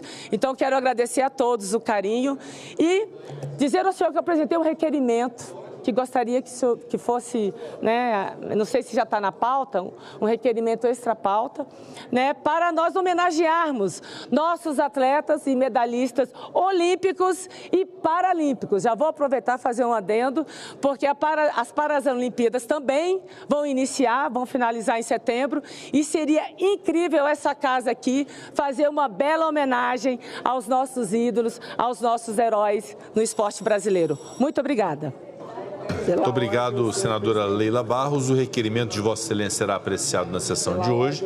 E eu aproveito para cumprimentá-la também pelo pronunciamento e da honra e do orgulho nosso de ter uma colega senadora que é uma atleta olímpica campeã. Então, Vossa Excelência tem o nosso respeito e admiração pela atleta que é e pela política que é, pela senadora que é, representando o Distrito Federal. Então, receba esse reconhecimento da presidência e faremos, ao final dos Jogos Olímpicos, esse reconhecimento, essa homenagem aos atletas olímpicos, não só aqueles que são medalhistas, mas todos que competiram e representaram também o Brasil, e majoritariamente mulheres, nessa delegação, realmente muito significativa a participação de mulheres representando o Brasil nos Jogos Olímpicos. Então, sei que Vossa Excelência fica muito feliz com isso e nós também. Muito obrigado, senadora Leila Barros. Eu peço a atenção do plenário. Senadora Margarete. Eu só gostaria de falar para a Leila, fazer um complemento do discurso dela, porque a procura pela justiça aumentou, foram 540.250 medidas protetivas concedidas em 2023, aumento de 26,7%. Hoje nós comemoramos os 18 anos da Lei Maria da Penha, mas mesmo assim o feminicídio seguiu crescendo. 1.467 vítimas e 84% dos casos o assassino era o ex-parceiro. Foi boa reunião. Mas por que o homem mata? Mata porque sente que pode. Bom, houve um aumento em todas as modalidades de violência contra a mulher. Violência doméstica, violência psicológica, tentativas de feminicídio, estupros, todos os tipos de violência. E aqui eu faço um apelo a todos. Vamos juntos, todos e todas, mudar essa realidade. Muito obrigada. Muito obrigado, senadora Margarete Busetti. Gostaria de registrar também o retorno do nosso querido senador Luiz Carlos Reins, após a licença, já de volta aos trabalhos do Senado Federal, senador Luiz Carlos Reins. O item 1 da pauta, senador Renan, líder Randolfo Rodrigues. O item 1 da pauta é o projeto de lei do senador Efraim, líder Randolph, que diz respeito às desonerações da folha de pagamento. Nós vamos adiar a apreciação desse item, não há ainda um acordo finalizado em relação ao texto, não quanto à questão da reoneração em si, que isso já foi pactuado, acertado entre Legislativo e Executivo, com a participação dos setores e com a participação de municípios. Mas não há ainda um acordo em relação às fontes de compensação. É um trabalho que nós estamos realizando, foi objeto de reunião essa semana com Vossa Excelência participando e também o líder Jacques Wagner. E fica então adiada a apreciação desse item para a próxima semana no Senado Federal e temos, obviamente, o prazo até 11 de setembro, dado pelo Supremo Tribunal Federal, para a solução dessa questão que eu espero que seja feita, não é? Resolvida essa questão da desoneração da folha de pagamento. Eu anuncio o item 2 da pauta, é o projeto de decreto legislativo número 464 de 2022, de iniciativa da Comissão de Relações Exteriores e de Defesa Nacional da Câmara dos Deputados, que aprova o texto do Acordo de Cooperação Econômica e Comercial entre o Governo da República Federativa do Brasil e o Governo do Estado do Catar, assinado em Brasília em 20 de janeiro de 2010. Parecer favorável número 22 de 2024 da Comissão de Relações Exteriores e Defesa Nacional, relator senador Espiridião Amin. Passa-se a discussão da matéria, não havendo quem queira discutir, eu declaro encerrada a discussão, passamos à apreciação. A presidência submeterá a matéria à votação simbólica. Votação do projeto em turno único nos termos do parecer. As senadoras e os senadores que o aprovam permaneçam como se encontram. Aprovado o projeto, a matéria vai à promulgação, será feita a devida comunicação à Câmara dos Deputados. Item 3 da pauta, projeto de decreto legislativo número 84 de 2023, de iniciativa da Comissão de Relações Exteriores e de Defesa Nacional da Câmara dos Deputados, que aprova o texto do Acordo sobre Serviços Aéreos entre a República Federativa do Brasil e a República de Ruanda, assinado em Kigali, Ruanda, em 14 de agosto de 2019. Parecer favorável número 26 de 2024 da Comissão de Relações Exteriores e Defesa Nacional. Relator, senador Cid Gomes. Relatora ad hoc, senadora Tereza Cristina. Passa-se a discussão da matéria. Não havendo quem queira discutir, está encerrada a discussão. Passamos à apreciação. A presidência submeterá a matéria à votação simbólica. A votação do projeto em turno único nos termos do parecer. As senadoras e os senadores que o aprovam permaneçam como se encontram. Aprovado o projeto, a matéria vai à promulgação, será feita a devida comunicação à Câmara dos Deputados. Requerimento número 550 de 2024, da senadora Leila Barros e outros senadores, que solicitam a realização de sessão especial destinada a homenagear os atletas olímpicos que representaram o Brasil nas Olimpíadas de Paris 2024, da pessoa dos medalhistas olímpicos e do Comitê Olímpico Brasileiro. Votação do requerimento, as senadoras e os senadores que o aprovam permaneçam como se encontram. Aprovado o requerimento, a sessão requerida será agendada pela Secretaria-Geral da Mesa.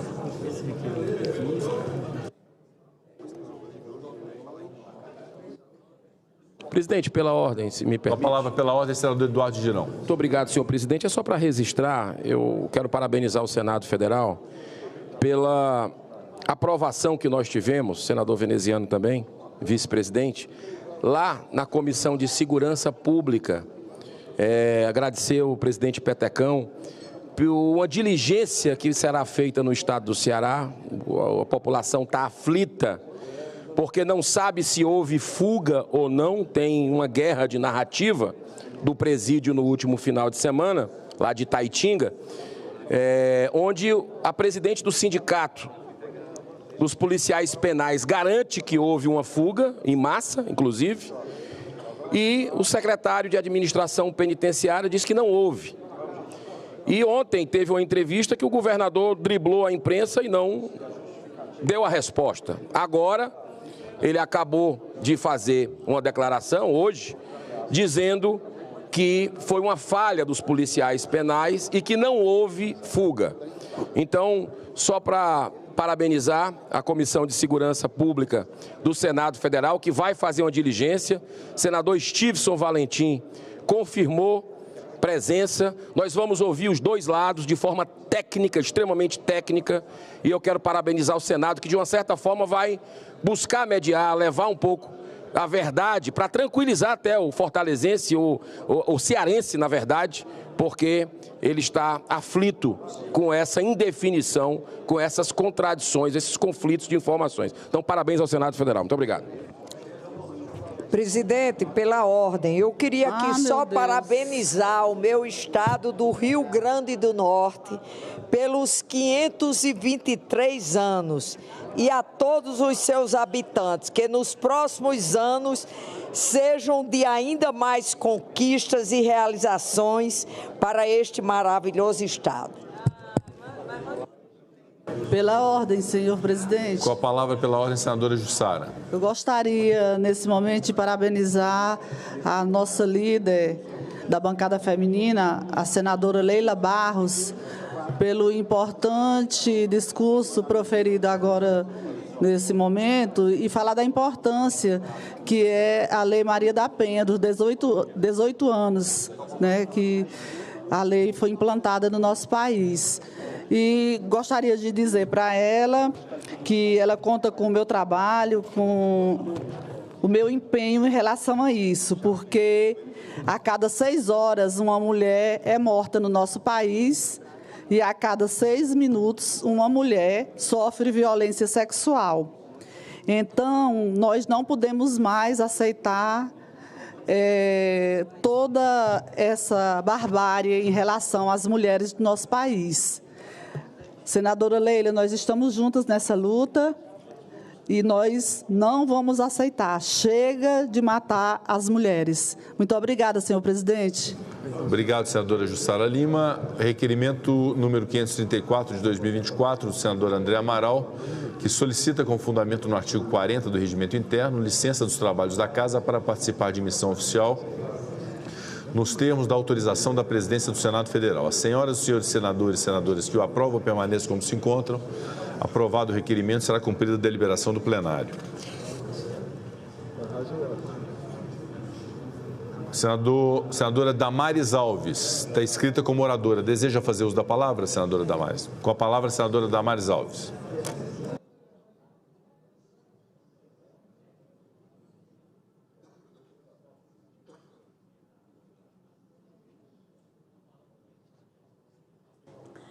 Presidente, boa tarde. Hoje é o dia do aniversário da Lei Maria da Penha. É uma lei que protege todas as mulheres e é uma lei que protege a mulher menina também. E nessa tarde, senadora Zenaide, eu tive um encontro muito especial e eu precisava fazer esse registro com a delegada doutora Kelly Souto. Ela é uma delegada na cidade de Itapauá, no Amazonas, e ela veio a Brasília para falar sobre a violência contra a menina na região. Ela é a delegada que prendeu o agressor daquela menininha de 5 dias que foi estuprada com 5 dias de vida. E ela estava me contando detalhes agora à tarde de que o médico que fez a perícia do estupro foi o médico que tinha feito o parto há 5 dias da menina. Ele faz o parto da menina, 5 dias depois tem que ser o médico perito do estupro. A criança ainda estava com cordão umbilical. E ela veio me trazer um retrato absurdo do que está acontecendo com as nossas meninas na região da Amazônia. E eu não podia deixar de aproveitar essa oportunidade para dizer que ou a gente faz de verdade um pacto por todas as meninas no Brasil, ou a gente faz um pacto por todas as meninas. Não tem outra alternativa. No mesmo sentido, ontem, hoje eu recebi uma ligação do Marajó, da avó da menininha que está desaparecida desde o final do ano passado. E nós vamos precisar dar uma atenção a este caso, porque este caso pode ser, de fato, um dos casos de tráfico humano, de tráfico de meninas. A menina não apareceu ainda, não apareceu até agora. E eu queria fazer no dia que a gente homenageia a Maria da Penha, a Lei Maria da Penha, por termos essa lei que já é considerada a maior lei de proteção de mulheres do mundo. Eu queria fazer um apelo às autoridades do Marajó. E o apelo é o seguinte: atenção especial ao caso da menina Elisa, a menina que está desaparecida. Há sinais que a menina está viva e que os agressores estão mandando recados para a família. Eu peço uma atenção especial do governador do Pará, uma atenção especial ao ministro da Justiça, ao ministro de Direitos Humanos. Este caso é emblemático. Eu já vim à tribuna pelo menos 8 vezes falar do caso da menina Elisa. Eu não posso falar de proteção de mulher e deixar as meninas para trás no Brasil. Então, nessa data, novamente, eu faço um apelo ao secretário de Segurança do Pará, ao ministro da Justiça. Vamos entender o que aconteceu com a menina Elisa, porque é possível que o caso de Elisa vá nos levar a muitos outros casos na ilha do Marajó. Que Deus tenha piedade de nossas crianças. E aí eu termino aqui contando, aproveitando que o presidente está na mesa, contando para os senhores colegas um fato que aconteceu comigo e que aconteceu no nosso grupo de senadores. Nós temos um grupo com 81 senadores, onde a gente interage. O mês passado, a senadora Margarete colocou uma notícia no grupo, era um sábado, ela estava extremamente triste, de uma história absurda no estado do Mato Grosso, de um menino. Um menininho de 7 meses que foi estuprado e assassinado pelo próprio pai. 7 meses. E aqui, senadores, eu estou sempre falando para os senhores que o estupro de bebês explodiu no Brasil e de recém-nascidos explodiu no Brasil. E nós vamos ter que entender o que está acontecendo. Nós vamos ter que entender essa dinâmica no Brasil. Quando Margarete, senadores, eu preciso compartilhar isso porque isso aqui é muito forte para mim. Tem a ver com a minha história de vida. Quando Margarete compartilhou no grupo de senadores, presidente, eu peguei a notícia desse menininho de 7 meses que foi estuprado e assassinado e postei nas minhas redes sociais. Tão somente postei, li, chorei. E começaram a falar comigo as pessoas do Mato Grosso, dizendo que eu conhecia a família. Como? Um caso no Mato Grosso, eu aqui no Distrito Federal. E as pessoas que começaram a falar comigo no privado disseram que a mãe do bebê era filha de um casal de amigos meus. Um casal que me ajudou a salvar crianças indígenas. E eu não conseguia entender essa trágica coincidência da mãe do bebê ser uma das meninas que eu conheci. Eu achei a mãe do bebê. Achei, me emocionei muito. Conversei com ela por telefone e ela estava em desespero, senadora Zenaide. Uma jovem mãe de 20 anos que teve o bebê estuprado e assassinado pelo próprio pai. E num ato de desespero dessa mãe, ela me contou que ela estava se sentindo culpada por ter deixado o bebê com o pai. As mães estão se sentindo culpadas de deixar o bebê com o pai. Que país é esse, senadores? Eu convidei a menina para vir para minha casa, porque onde ela mora, a pressão é muito grande, e ela aceitou o convite. E veio para minha casa. E quando meus amigos foram buscá-la na rodoviária, me ligaram e disseram: senadora Damares, ela é a cara da sua filha. Eu disse: como? Eu tinha esquecido que a mãe do bebê é uma indígena. E ela chegou em casa, almoçou, passou a tarde. Segunda-feira à noite eu cheguei do Senado em casa, encontrei a minha filha e a mãe do bebê assassinado na sala de pijama assistindo televisão. E elas eram idênticas, senador. E eu achei essa identidade, essa semelhança muito, muito estranha e fui conversar com a mãe do bebê. A mãe do bebê é prima da minha filha. A violência chegou de novo dentro da minha casa. Essa mãe já deu entrevista para a televisão, já falou com jornalista. Ela está ali atrás do plenário, mas ninguém mostre ela, por favor. Ela tem apenas 20 anos, prima da minha filha, que eu descubro num grupo nosso de senadores, numa matéria que a Margarete publica. Gente, é muita coincidência, ou é um recado de Deus para mim.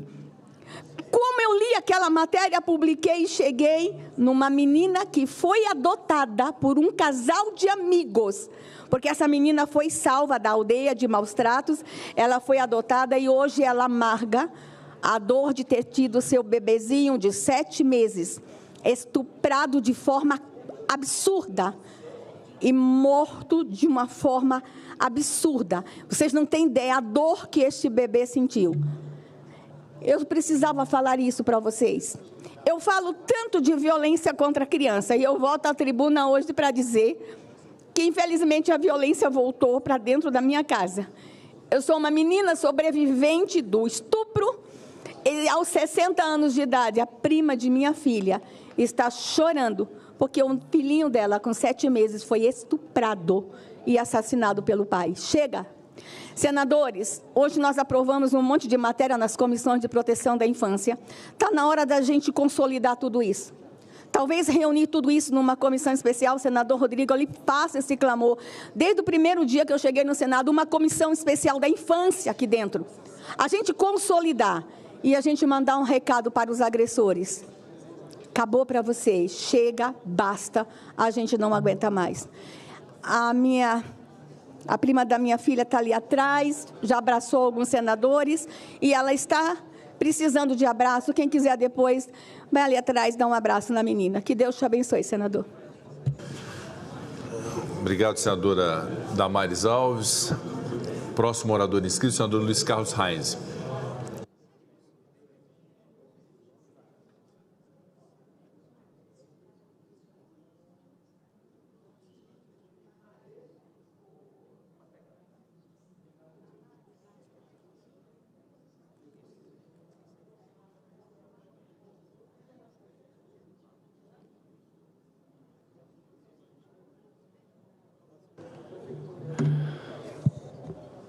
Senhor presidente, colegas senadores e senadores, retornando a essa casa, depois de 4 meses de uma licença,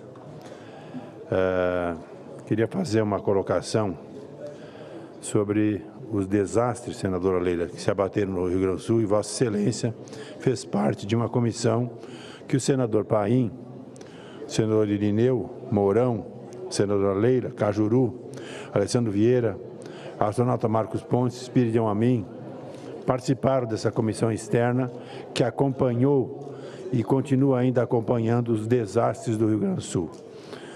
Nesse sentido, a minha gratidão também ao senador Rodrigo Pacheco. Senador Rodrigo, Vossa Excelência me deu, um dia que eu lhe consultava, uma ideia de como encaminhar um pleito. Nós descobrimos projetos parados desde 2012, 13, 14, do então governador Tarso Genro, que seriam a solução para os eventos que ocorreram no Rio Grande do Sul. Se naquela ocasião esses projetos fossem executados, seguramente 70% a 80% do que ocorreu não teria ocorrido em Porto Alegre, na região metropolitana e também no Vale do Caí, no Vale dos Sinos. São obras que não saíram do papel. Tinha 1 bilhão e 300, senador Renan, na conta do governador Tarso Genro, 1 bilhão e 300 em 2012. Demora de projeto, licença ambiental, as coisas não aconteceram. O governador seguinte, Sartori, continuou, mas também não teve felicidade de executar essa obra. Parado há 6, 7 anos, eu descubro esse projeto, reativei. As empresas gaúchas que haviam feito, contrataram para a execução das obras, atualizaram orçamentos e agora, a semana passada, o ministro Rui Costa, a quem também eu quero agradecer, foi lá anunciar essas obras para o Rio Grande do Sul. Isso é solução para milhares de famílias que foram afetadas. Residências empresas pequenas, médias e grandes. Então, Vossa Excelência teve a participação. Apenas para citar aqui um projeto deles, chamado Contenção de Obras do Rio Gravataí, chama Arroio Feijó. Aqui são toda a zona norte de Porto Alegre, 4º distrito, mais a cidade de Alvorada, 2,5 bilhões. A cidade de Eldorado inteira embaixo d'água, toda a cidade. Aqui tem 531 milhões para essa obra também, agora vai fazer o cercamento da cidade. Depois nós temos aqui o Rio Gravataí, entre o bairro Sarandi e Porto Alegre, Cachoeirinha e Gravataí, também nessas duas cidades, 450 milhões para executar as obras dessas cidades, tudo com cota de 2024, Baixos Sinos e Altos Sinos. Então, primeiro aos senadores, liderados pelo senador Paim, Mourão e Irineu, que conduziram esse trabalho com senadores de outros estados que estiveram junto conosco, para dizer que nós tivemos também para Porto Alegre, mais, além dessas obras aqui, 770 milhões anunciados agora.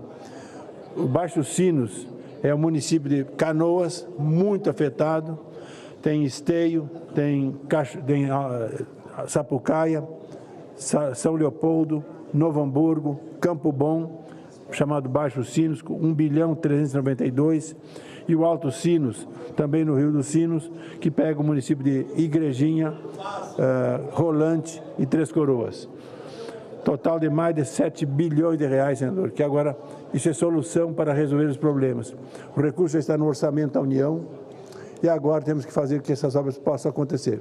A contratação para a conclusão dos projetos, a atualização para a cota de 2024, que era um cota de 2012, 13 e 1941, e agora podemos fazer com a atualização com a cota de 2024. Isso é solução para todas essas regiões. Infelizmente, a região do Vale do Taquari, que foi a mais afetada o ano passado e também desse ano, não foi contemplada porque não tinha projeto daquela ocasião. Mas agora sairão os projetos para o Vale do Caí e também para o Vale do Taquari. Aí também é solução para essas regiões. Então vamos correr atrás agora dos projetos e depois, com os projetos elaborados, podemos buscar recursos também para essa região. Então, é fundamental, porque isso é solução para que essas famílias não sofram o que sofreram no ano passado.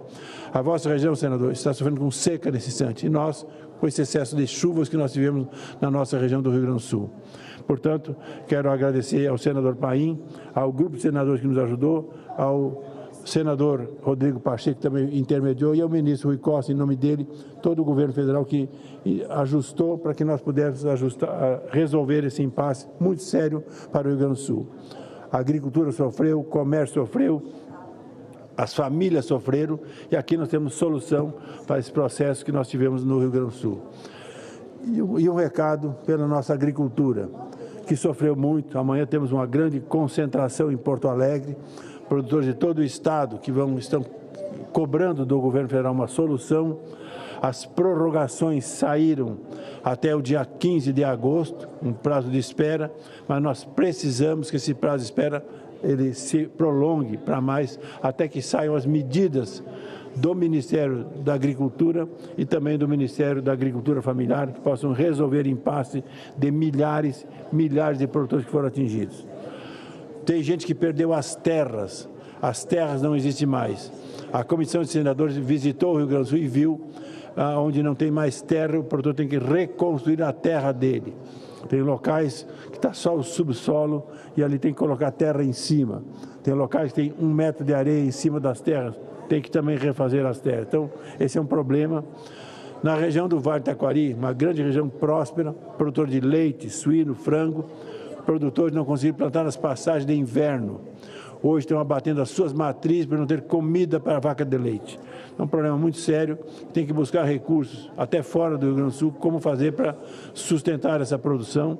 É uma catástrofe que se assolou sobre o Estado, sobre as produções, e nós temos que buscar agora a solução para os nossos produtores rurais do Estado do Rio Grande do Sul. Então, esse é um empenho que nós fizemos durante o nosso período de de recesso em função do tratamento de saúde, mas aproveitamos o tempo para poder ajudar o nosso Estado.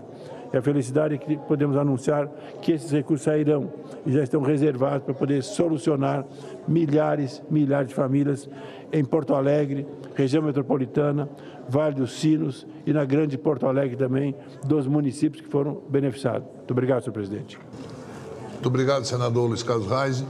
O Senado Federal, como o Brasil todo, de norte a sul, é muito solidário ao povo do Rio Grande do Sul. Sabemos o que se passou lá e tenho certeza que aquele povo guerreiro irá reconstruir o seu Estado e sim a presença dos senadores do Rio Grande do Sul foi muito importante. E tenho certeza que aquilo que depender de nós estaremos ao seu lado e ao lado do povo do Rio Grande do Sul. Por 5 minutos, senador Jaime Campos.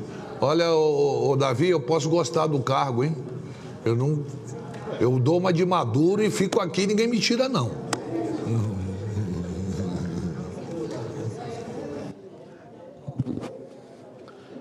Se cuide, Davi, né? Senhor presidente, senador Omar Aziz, senhoras e senhores senadores, eu quero, dessa oportunidade, senhor presidente, que hoje subo essa tribuna, para tratar dos temas de relevância do nosso país. Nos casos da violência contra a população feminina, que infelizmente continua alarmante. A cada 4 horas, uma mulher é vítima de violência no Brasil, segundo o estudo da Rede de Observatórios de Segurança. É hora de fortalecer nossa legislação penal e endurecer os fundamentos da Lei da Maria da Penha, que hoje completa 18 anos de sua vigência, para pôr fim à violência contra a mulher. Os desafios são imensos, senhoras e senhores senadores. O Congresso Nacional, como Casa das Leis, precisa cumprir o seu papel. Diante de um tema tão importante, acabo de apresentar um projeto de lei para estimular a divulgação de informações sobre a Central de Atendimentos à Mulher, ou seja, Ligue 180, por meio de rádios, canais de televisões e portais de internet, que infelizmente muitas mulheres não têm, com certeza, o conhecimento. Eu acho que o papel do governo é divulgar, por força de lei, nesses veículos de comunicação. Esta é uma iniciativa de baixo custo e de alta eficiência. Eu apresentei em 2014, no meu mandato anterior, e agora, infelizmente, ele foi arquivado, tendo em vista que cumpriu-se os prazos regimentais, e agora estamos colocando outro projeto para que os serviços sejam prestados através desse atendimento à mulher. Mas, senhoras e senhores senadores, ao longo dos últimos anos, apresentei projeto nesta agenda, como o PL 1729 de 2019, que veda a nomeação em cargos públicos de condenados por violência contra a mulher. Estamos aguardando a designação do relator na CCJ.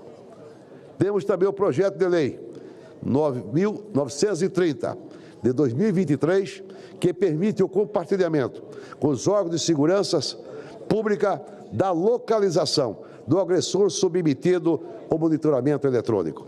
E, por fim, o PL 5019 de 2013, que cria o Fundo Nacional de Amparo às Mulheres Agredidas, visando garantir renda e capacitação para as mulheres vítimas de violência. Aguardo a votação já lá na Câmara dos Deputados, quase há 12 anos, e infelizmente não colocaram um projeto tão importante como esse como prioridade. Precisamos avançar com essas matérias com urgência e necessária. Tratar as mulheres com o devido reconhecimento que elas merecem é a agenda urgente da sociedade, não apenas do Brasil, mas de todo o mundo. E outro assunto, senhor presidente, senador Marco, que preside a sessão e se coloca muito bem, né, Marco Rogério? Já disse que ele pode ficar entusiasmado, né? E tornar-se o Maduro aqui da presidência aqui. Outro tema que irei abordar, senhor presidente, diz respeito ao programa Jovem Senador, cuja missão é fomentar a participação de jovens estudantes na política com discussões em torno do papel do legislativo no exercício da cidadania. Os trabalhos selecionados pelo programa são dignos de reconhecimento.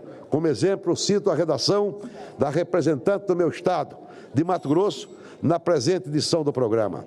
A jovem senadora Letícia Pimenta Maguesse, estudante da Escola Estadual Rui Barbosa, lá do município de Alta Floresta, do extremo norte do meu estado, redigiu um texto primoroso, atualizado e fiel ao tema sugerido, ou seja, aos 200 anos do Senado, o desafio da democracia. Com nitidez, ênfase e embasamento, Letícia endereçou um tema de extrema relevância para a sociedade. Em síntese, é texto que nos enche de orgulho e que serve de amostra da capacidade da nossa gente. Aliás, por falar na coletividade de Mato Grosso, eu preciso fazer aqui uma menção também honrosa à professora Joana Maria Santana Rosalino, lecionando lá na Escola Rui Barbosa. Foi ela que deu todo o suporte para que esse processo, com certeza, chegássemos aqui com a orientação da jovem senadora. Senhoras e senhores senadores, é preciso, acima de tudo, fortalecer a educação política dos nossos jovens. Estou concluindo, senhor presidente. Sou autor do projeto de lei 4711 de 2019, que destina 2% dos recursos do fundo partidário para os programas de promoção da participação e formação da política dos jovens deste país. Uma iniciativa que busca, senador Osmar, promover a oxigenação dos partidos políticos e estimular a entrada da juventude na vida pública. Por fim, ressalto que o programa Jovem Senador merece os aplausos de toda a sociedade brasileira e é um programa exemplar do Senado Federal. Trata-se de ação que promove ideais, valores no âmbito da vigência legislativa, que são a essência do povo brasileiro. Muito obrigado, senhor presidente. Obrigado, senador Jaime Campos. Sua iniciativa é... Nós temos que fazer uma renovação realmente de jovens que possam futuramente fazer desse país um país melhor. Eu também tive a honra de receber hoje no meu gabinete a jovem Suame, lá do meu estado, da cidade de Manaus, que também, pela redação dela, foi escolhida uma jovem senadora.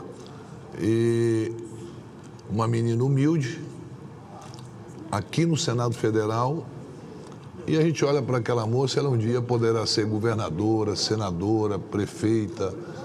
Isso é o futuro, ela precisa ser incentivada. E essa sua iniciativa é muito boa, até porque os partidos políticos têm um grupo, juventude do partido A ou B, mas não tem iniciativa nenhuma. Essa juventude fica ali restrita a 2, 3 pessoas sem trazer esse jovem para dentro do partido.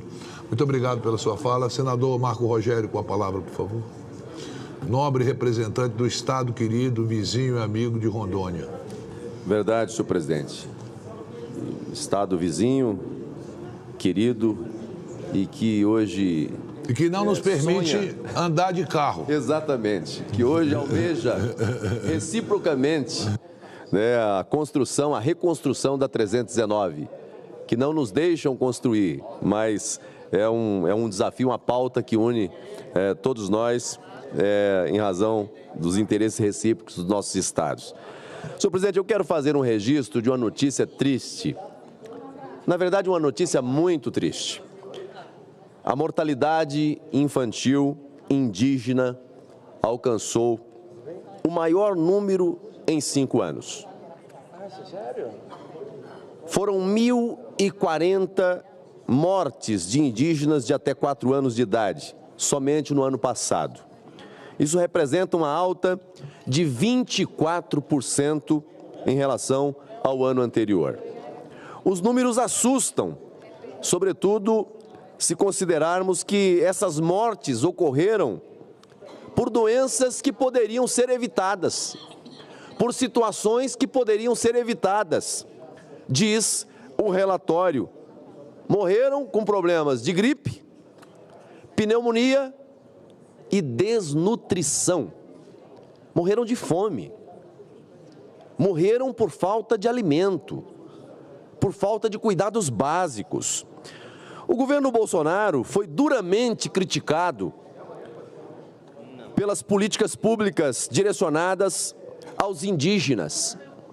Mesmo sem um ministério, na época, direcionado a essa pauta, fez muito mais do que a gestão atual está fazendo. O governo Lula vendeu amor, vendeu esperança, está entregando morte nas aldeias. Nomeou uma ministra indígena, mas, na prática, a gente sabe que para fazer política pública eficiente é preciso muito mais do que discurso, do que retórica, é preciso disposição, é preciso trabalho, é preciso conhecer a realidade e trabalhar para mudar essa realidade. Faltou isso ao governo Lula, trabalho, faltou cuidado. Se preocupou muito em acusar o antecessor e não fez o dever de casa para proteger as nossas crianças indígenas. Nada justifica esses números. Faltou soro, senhor presidente. Faltou soro. Faltou vacina. O governo falou tanto de vacina, faltou vacina e faltou comida. Faltou boa vontade do governo em chegar aos rincões do nosso país. Nada justifica a mortandade que está acontecendo nas aldeias indígenas. Então, eu quero fazer esse registro aqui, trazendo, não apenas para justificar um dado com outro, porque não é assim que se enfrenta o problema, não é assim que se resolve o problema. Mas se preocuparam muito em criticar a gestão do presidente Bolsonaro, que teve um cuidado maior com os nossos povos originários, que teve uma atenção maior com os nossos indígenas, e aí ficaram só no discurso, só na retórica, e hoje assiste uma mortandade nas aldeias, um aumento de 24% no índice de morte nas aldeias, e o que faz o governo? Silêncio absoluto, silêncio total. Então, os povos indígenas, os povos originários, que têm uma ministra, precisam mais do que discurso, precisam mais do que retórica, precisa de um governo que pratica aquilo que faz, aquilo que fala, que trabalhe por essas comunidades que estão, muitas delas, isoladas, sofrendo, padecendo e morrendo. Era o registro que eu gostaria de fazer, senhor presidente. Obrigado, senador. Encerramento. A presidência informa aos senadores e senadoras, presidente, rapidamente, presidente, o senhor me permite? Rapidamente, só pela ordem. Fala, Girão. Só para agradecer a comissão parlamentar de inquérito que eu integro, o presidente Alcajuru e o senador Romário, o relator, que hoje aprovou um requerimento de minha autoria, né, de uma quebra de sigilo bancário, também fiscal, telemático e telefônico, de um senhor que denunciou uma propina de 35 milhões de reais, foi capa da revista Veja, com relação a um deputado federal da base do governo Lula, que teria solicitado esse valor para aprovar a lei de apostas no Brasil. E, inclusive, para enterrar a CPI lá na Câmara dos Deputados. A coincidência é que tanto foi aprovada a lei de apostas, como a CPI foi enterrada sem relatório. Sem relatório. Então, parabenizo os parlamentares da comissão que aprovaram por unanimidade para que a gente possa buscar a verdade, já que ontem o ministro Flávio Dino concedeu o direito ao silêncio do depoente, que não falou, que não respondeu absolutamente nada da matéria, que inclusive outro depoente tinha dito que tinha sido através dele. Muito obrigado, senhor presidente. Presidente, questão de ordem, rapidinho também, senhor presidente. Só um minutinho, senador Cleitinho. Eu vendo essa reunião entre senador Renan, senador Randolfo e senador Humberto, o senhor seja bem rápido, porque eu tenho que encerrar, porque eu tenho que saber o que eles estão discutindo aí, por favor. Mas coisa boa, não é? Conhecendo esses três, como eu conheço, então, senador Cleitinho... A eleição da mesa está chegando, né, presidente? Sim. A eleição da mesa está chegando, né? Eu sou maduro, já sentei aqui, eu não saio mais não. Sai mais não? Acabou? Não, ninguém me tira daqui não. Obrigado, senhor presidente. Só mostrar, Girão, como é que o sistema é foda. A AGU cobra 56 milhões de condenados pelos atos de 8 de janeiro. Ok. Então, vamos lá. Câmara aprova a PEC da anistia, que pode salvar partido de multas de 23 bilhões de reais. Inclusive, vai estar aqui no Senado e eu vou votar contra. Olha como é que o sistema é foda, gente. Toffoli suspende pagamento de multa de 10 bilhões de acordo da JF. Olha como é que o sistema é foda, gente. Tem mais. Cabral é condenado a mais de 17 anos de prisão por receber 78 milhões de propina da Odebrecht. O sistema não é foda? Pena de Sérgio Cabral ultrapassa 390 anos, mas agora ele será solto. Olha como é que o sistema é foda, gente. Eles deveriam pegar 390 anos de prisão, quer dizer, ele tem que ressuscitar 4 vezes, mas já está solto. O sistema é foda. E para finalizar, acabou de sair agora, TCU diz que Lula pode ficar com um relógio de 80 mil reais. Finalizo dizendo novamente, o sistema é foda. Muito obrigado. Doutor Cleitinho, eu só vou pedir para a taquigrafia retirar o sistema é pontinho, pontinho, pontinho, por favor, porque eu sei que Vossa Excelência é uma pessoa... Perdão, presidente, perdão, o sistema é legal. Não é legal para eles, não para o povo. Desculpa. Mas tem outros adjetivos que Vossa Excelência poderia usar e sei que o senhor está usando esse adjetivo não por maldade, mas em respeito à casa, em respeito a esse Senado Federal, eu peço para que seja retirado.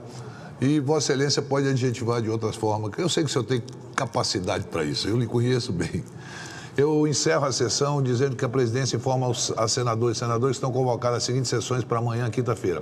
Sessão de debates temáticos às 10 horas, destinada a discutir o projeto de lei número 2234 de 2020, que dispõe sobre a exploração de jogos e apostas em todo o território nacional. E sessão especial às 15 horas, destinada a celebrar o Dia Internacional da Mulher Negra, Latino-Americana e Caribenha e o Dia Nacional de Teresa de Benguela e da Mulher Negra. Cumprida a finalidade dessa sessão, a presidência declara o seu encerramento. Muito obrigado pela presença de todos.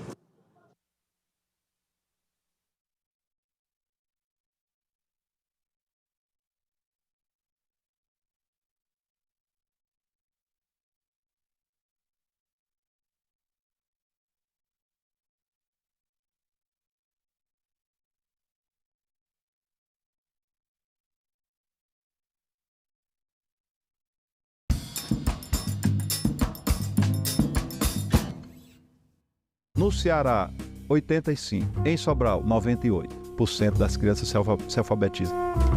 O senhor acredita que essas políticas que o senhor desenhou no Ceará, elas são replicáveis e universalizáveis para todo o Brasil? É possível de ser replicada, é possível de ser universalizável. Essas são duas questões fundamentais e o Ceará mostra isso. Salão Nobre, hoje, 8 horas da noite, aqui na TV Senado.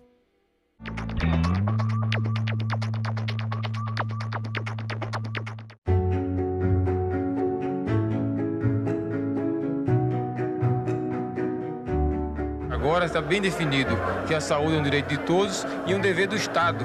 O Plano Nacional de Imunizações atingiu o grau de excelência com a criação do Sistema Único de Saúde.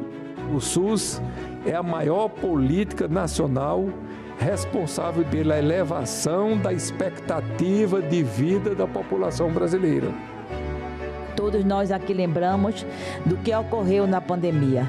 Todos nós aprendemos com muita dor que sem saúde não temos nada. Acreditamos na medicina, no Sistema Único de Saúde. Nós acreditamos na ciência. Temos o sentimento de dever cumprido e de que ainda temos que cumprir, porque essa batalha e esta guerra ainda não terminaram. TV Senado. Democracia todo dia.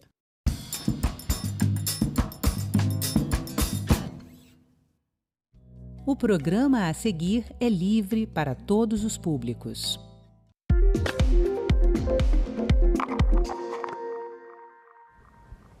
Olá, começa agora mais um Assunto de Estado. E hoje a gente vai falar aqui no programa sobre saúde, segurança pública, Instituto Federal de Educação, entre outros temas. E para conversar comigo, o nosso convidado é o senador Everton Rocha, do PDT do Maranhão. Bem-vindo, senador. Eu que agradeço, cumprimento aqui todos os telespectadores do programa Assunto de Estado, aqui da TV Senado. Senador, para a gente começar, o senhor tem tido destaque no apoio ao tratamento e à prevenção de câncer no Maranhão, mais especificamente apoiando 3 hospitais, Aldenor Abelo, Hospital do Amor, Imperatriz, e também o Dr. Antônio Dino. Qual que é a expectativa para o avanço no cuidado oncológico no Maranhão? Segundo a Organização Mundial da Saúde, a cada 2 mortes, a partir de 2030, uma poderá ser por conta do câncer. E hoje essa doença ela está aí, independente de classe social, ela chega e não adoece apenas o paciente, adoece toda a família, os amigos, o tratamento, além de caro, dolorido, ele é incerto. Então, segundo os especialistas, quanto mais cedo você identifica essa doença, mais chances você tem de cura. As mulheres, ao identificarem um câncer de mama, por exemplo, logo no início, mais de 97% de chance de elas terem sucesso no seu tratamento. Então, o Hospital de Amor, que é uma realidade, foi uma das conquistas do meu mandato. Eu viabilizei os recursos e conversei com o Henrique Prata, na época, para viabilizar essa unidade de prevenção em Imperatriz, que é a minha terra natal. De lá, hoje se tornou uma realidade. Além do Hospital Dia que nós temos em Imperatriz, ele tem 2 carretas do Amor, que faz o exame de mamografia, Papa Nicolau, e faz esse trabalho de prevenção em várias cidades no entorno de, não só de Imperatriz, mas várias regiões do Maranhão. O Hospital Aldenor Abelo de São Luís, que é mantido pela Fundação Antônio Dino, ele já tem um trabalho fantástico e são de pessoas de ilustres maranhenses que tem já essa bandeira de luta no combate ao câncer. É um hospital super avançado, a bancada federal tem ajudado muito e eu ainda como deputado federal sempre mandei recursos para o Aldenor Abelo. Tivemos agora essa conquista importante de conseguir uma unidade do Aldenor Abelo, que é da Fundação Antônio Dino, na cidade de Pinheiro, que é a maior região do Maranhão e uma das mais pobres, a Baixada Maranhense. Inaugurado já agora no início do ano, essa unidade ela já está funcionando e em breve estará em pleno vapor, com tratamento de quimioterapia e o ambulatorial já está funcionando, é a parte ambulatorial e várias outras áreas, como por exemplo de consultas e também de tratamentos mais simples. Mas também lá terá uma carreta para que se possa visitar os municípios e fazer esses exames preventivos. Dia 21 agora de junho, nós teremos o lançamento da pedra fundamental de mais uma unidade do Hospital Aldenor Abelo, da Fundação Antônio Dino, na cidade de Santa Inês. Essa articulação da bancada federal foi proposição do então deputado Fufuca, que hoje é ministro, e de pronto todos nós nos juntamos, assim como eu fiz em Pinheiro e fizemos nessas outras unidades, viabilizamos os recursos da bancada federal para garantir o início dessas obras em Santa Inês, para que tão logo a gente tenha também essa unidade. Nosso sonho, em breve, é ter todas as regiões cobertas para que a gente possa fazer essa identificação cedo e, obviamente, dar oportunidade ao maranhense de ter acesso a um tratamento justo e menos doloroso numa doença tão terrível, como eu falei, que não é só a pessoa que fica, não é apenas o paciente que fica doente, a família e os seus amigos também. Interessante que o senhor falou sobre o acesso a outros municípios via carretas de saúde, né? Com equipamentos de saúde. Agora, falando de uma forma mais ampla, que medidas adicionais o senhor consideraria para facilitar o acesso a toda a saúde, todos os tratamentos para o público do Maranhão? Primeiro, os centros de imagens. Além das carretas, eu tenho apoiado muito os municípios do Maranhão para que tenham seus próprios centros de imagens modernos, porque o grande desafio hoje não é apenas o exame, e sim o bom profissional que possa laudar ele e fazer um bom exame com um laudo positivo, um laudo que tenha 100% de assertividade. Então, hoje, um dos grandes desafios da nossa saúde pública é justamente você conseguir interiorizar ela. Eu falei muito no Maranhão na eleição passada para o governo do estado sobre a possibilidade de se levar a internet como um item de cesta básica para todo maranhense. Justamente por quê? Porque através dela você consegue uma coisa chamada conectividade para acesso à educação, curso de qualificação, saúde, porque se eu não tenho condição de ter nos 217 municípios profissionais de saúde, cardiologistas, especialistas nesses municípios, mas se você tem condição de ter conectividade no mundo que nós vivemos hoje, do 5G, que já está chegando aí o 6G e outras gerações, nós poderíamos estar pensando na telemedicina, que já é realidade em alguns cantos, em algumas regiões do Brasil. E através da telemedicina você poderia estar democratizando e facilitando o acesso de bons profissionais em todos os cantos do Maranhão. Senador, em 2023, o senhor destinou recursos, mais de 5 milhões, para a aquisição de viaturas, motos, equipamento, para o fortalecimento da segurança pública no Maranhão. No mesmo ano, no entanto, o Maranhão figurou entre os 5 estados do Brasil em que houve crescimento no número de mortes violentas. O que fazer para o povo do Maranhão se sentir seguro de fato? Olha, o problema da segurança pública é um problema nacional e cultural. Você tem que ter muita força e energia em várias frentes. Não se faz apenas segurança pública com dinheiro, com armamento e com viatura. Se faz segurança pública com também política pública na cultura, no esporte, na arte, lá na educação. Eu sou de um partido que defende a escola em tempo integral. E você, quando dá acesso à educação e consegue fazer com que esse cidadão tenha acesso à qualificação e à preparação para o mundo do trabalho e não apenas para o mercado de trabalho, você dá condição de ter uma sociedade mais inclusiva.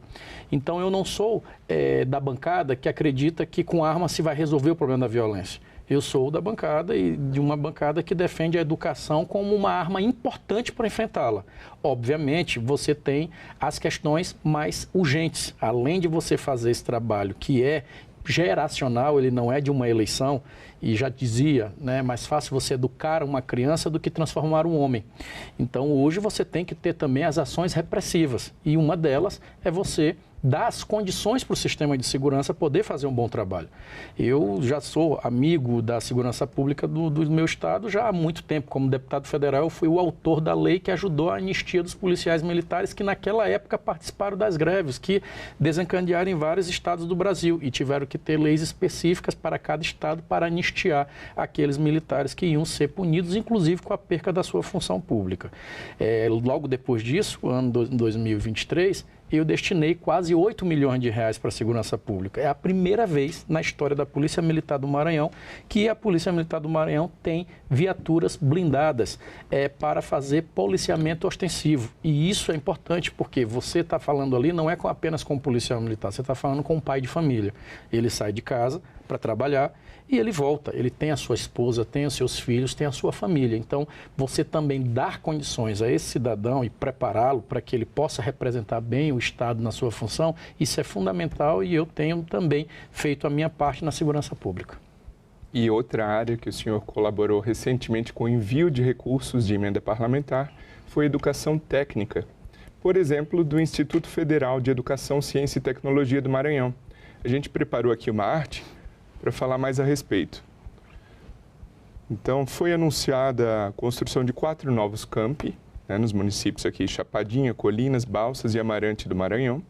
Isso vai impactar na construção civil e também na geração de emprego. Um investimento total de 100 milhões aproximadamente e 5.600 novas vagas para alunos interessados. O que o povo pode esperar dessas melhorias do Instituto? Olha, eu tenho assim uma satisfação grande de ser um dos parlamentares que individualmente mais ajuda o IFMA do Maranhão.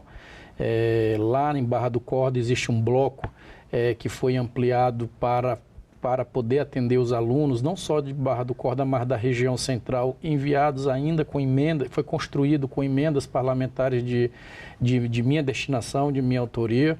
O campus de Imperatriz, também na minha cidade natal, nós estamos construindo um bloco lá do curso de engenharia, que era um sonho da nossa estudantada lá, ter o seu espaço com laboratórios, com tudo mais, com salas de aulas modernas para poder se ter bons cursos, a boa condição de se exercer esse curso de engenharia civil, que era um sonho lá da região. A biblioteca de lá hoje, parte dela e dos equipamentos foi mobiliada também com recursos enviados por mim. Este ano, 2024, eu destinei recursos para o IFMA da capital, o IFMA Maracanã, lá em São Luís. Se eu não estou enganado, foi o recurso na ordem de R$1 milhão ou mais, mas eu acho que foi 1 milhão.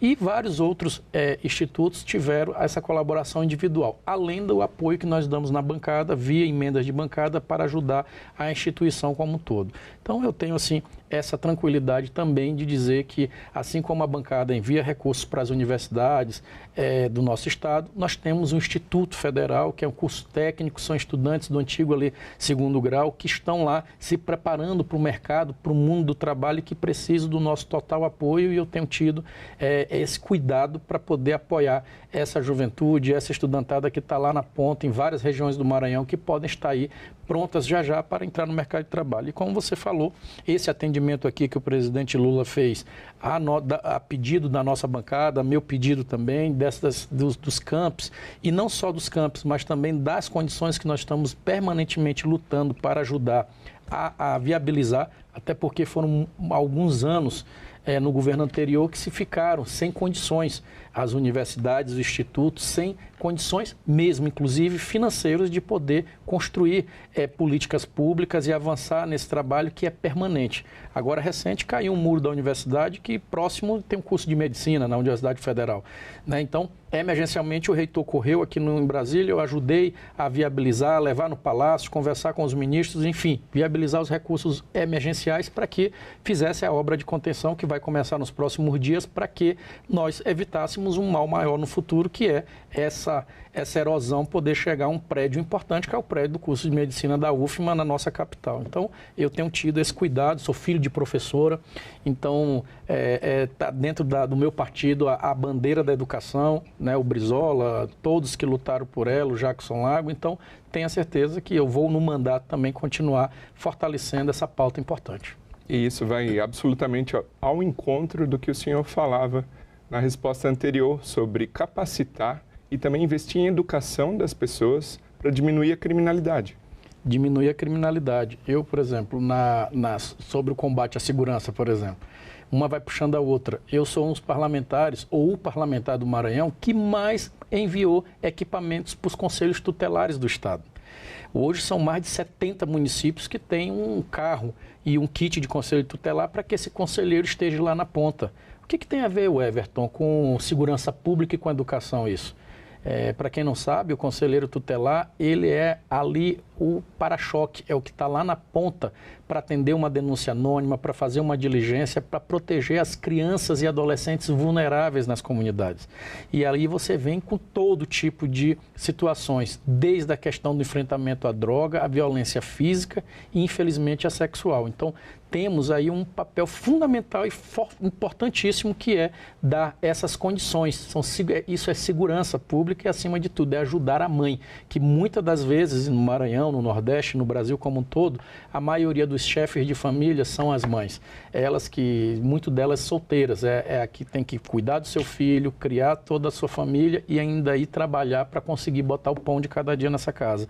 Então, não é fácil a vida dela, e por isso que eu tenho dedicado meu mandato a ela. Tanto que as leis que eu tenho aprovado sempre é com esse olhar, que eu sei que na ponta, não só todos, como todos vai ser atendido, mas a mulher principalmente. Agora, senador, segundo o IBGE, o Maranhão tem o pior índice de desenvolvimento humano no país. Quais ações o senhor consideraria prioritárias para reverter essa situação?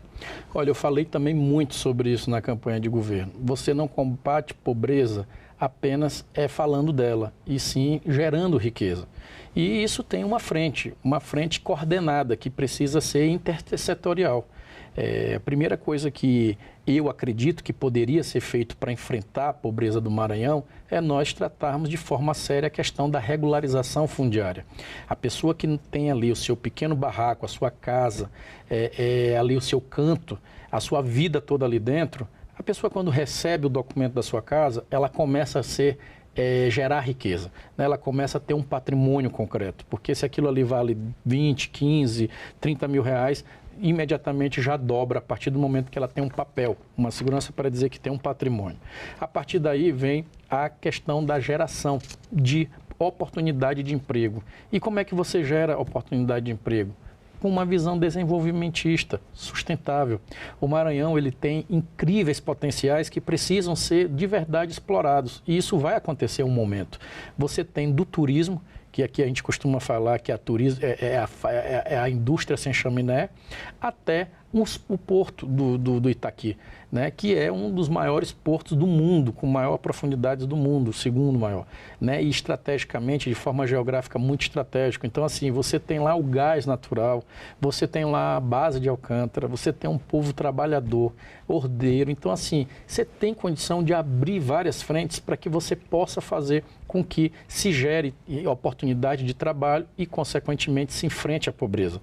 E eu acredito muito nesse potencial do Estado e por isso que tenho feito a minha atuação muito nessa luta de, primeiro, ajudar nas políticas sociais, que precisa-se dessa proteção social a quem mais precisa, ao mesmo tempo de defender que é preciso também se dar a oportunidade e se dar a condição para que as pessoas possam amanhã trabalhar e possam ter condição de colocar a sua comida dentro de casa com o seu próprio suor. O senhor comentou sobre o turismo e o Maranhão tem uma posição geográfica privilegiada até para isso. O senhor considera que o potencial turístico do Estado é suficientemente explorado? Não, jamais. Muito pouco. O Brasil não explora muito pouco. Eu tenho conversado muito com o ministro que tem se esforçado demais, Celso Sabino, ministro do Turismo, e com vários outros ministros e lideranças aqui políticas e empresariais do nosso Brasil, falando justamente sobre essa potencialidade que o país tem. Você pega ali a rota do Potiguar, a rota das emoções, a rota das falésias, que vem de João Pessoa, na Paraíba, até aqui no Maranhão. Então, você passa aí por João Pessoa pela Paraíba, você passa pelo Rio Grande do Norte, passa pelo Ceará, passa por um pedacinho do litoral do Piauí. Tem muita gente que nem sabia que o Piauí tem praia, né? É pequeno litoral, mas bonito.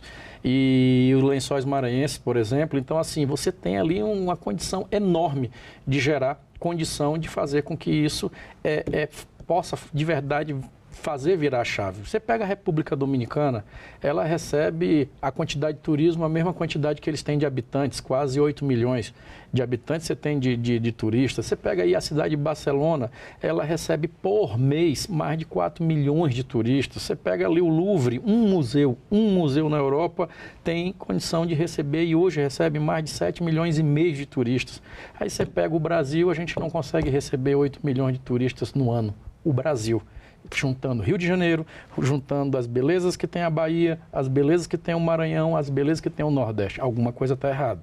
Precisamos, primeiro, criar infraestrutura, fazer com que a iniciativa privada ela tenha essa segurança jurídica para ela poder fazer os seus investimentos e melhorar sua mão de obra para dar bons serviços, ao tempo também que ir lá fora buscar esse turista que depois da pandemia está querendo conhecer lugares abertos, lugares belos como nós temos para oferecer. E isso eles vão vir se tiverem, que eu falei, infraestrutura, desde a segurança até bons serviços.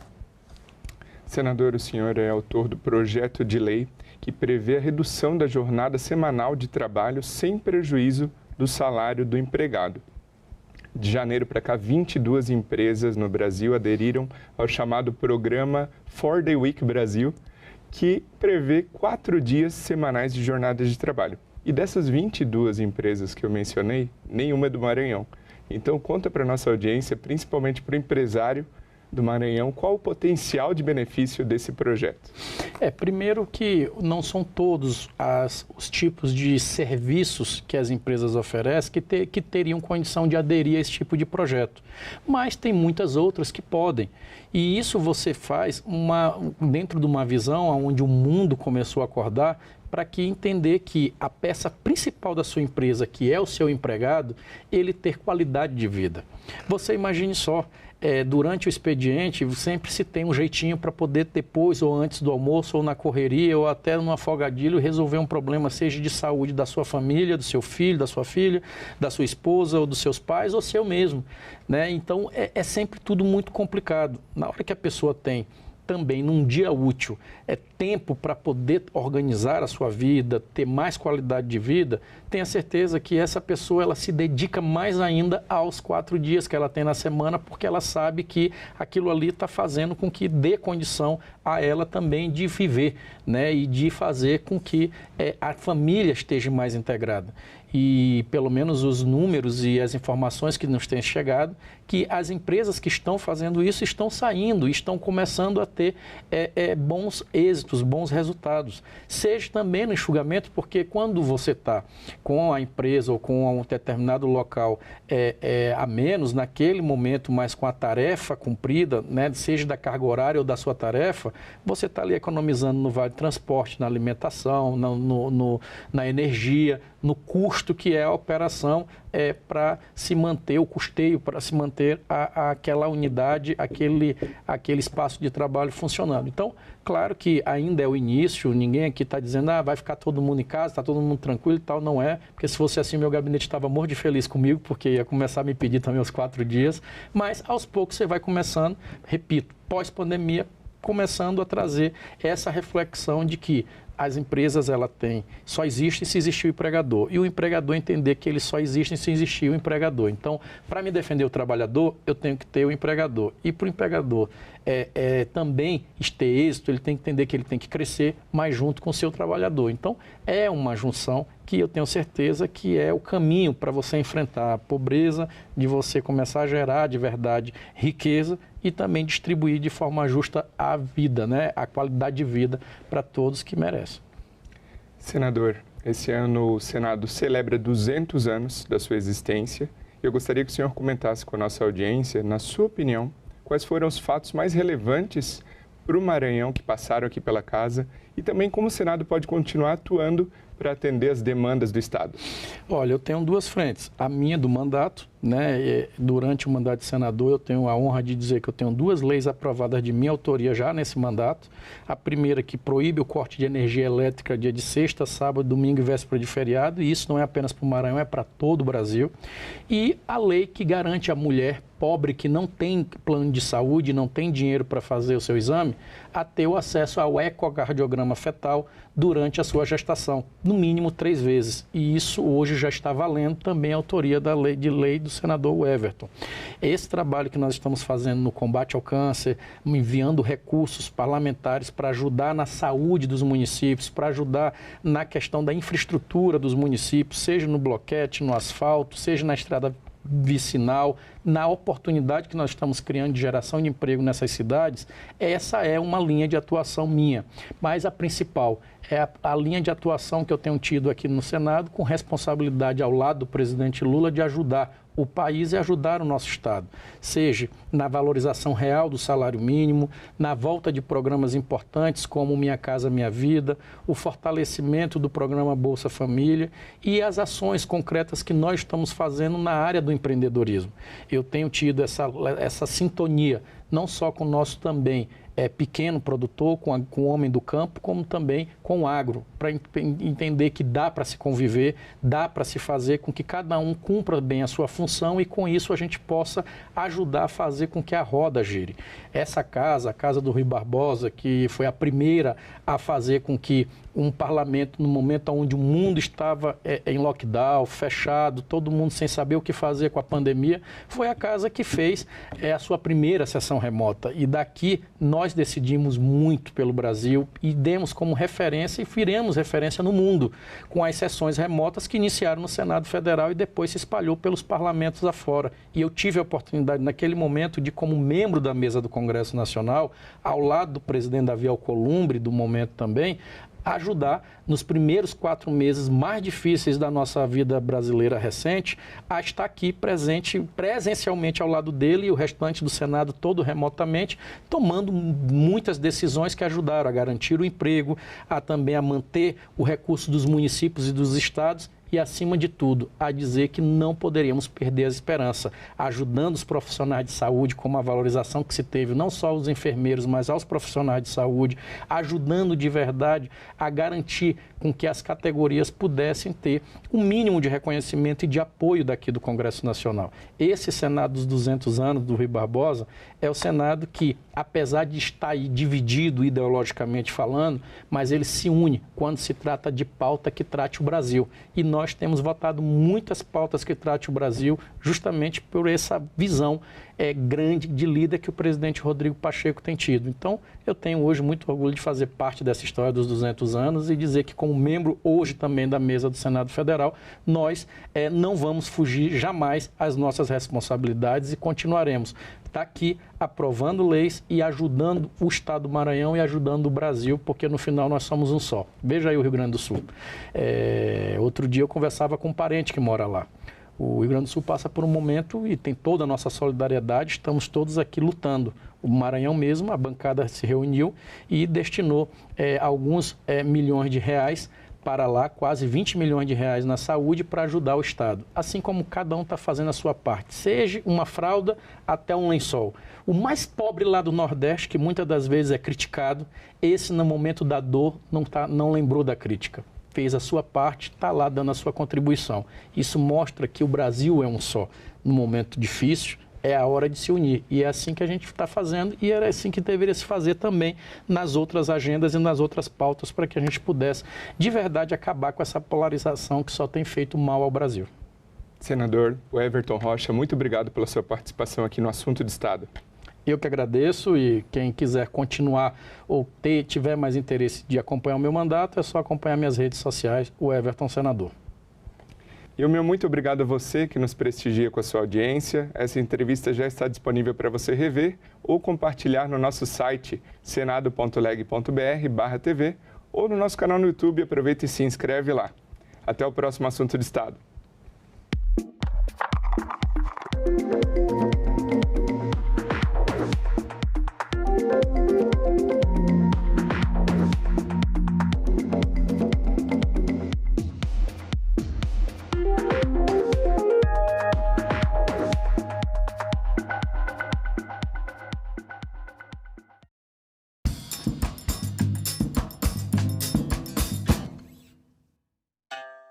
Todo mundo tem um talento especial para ser mesário ou mesária. Você pode ser a comunicativa, o atencioso, a prestativa, o detalhista. É colocando essas habilidades em prática que a gente faz a democracia acontecer. Não desperdice seu talento, seja mesário voluntário. Justiça Eleitoral, a justiça da democracia.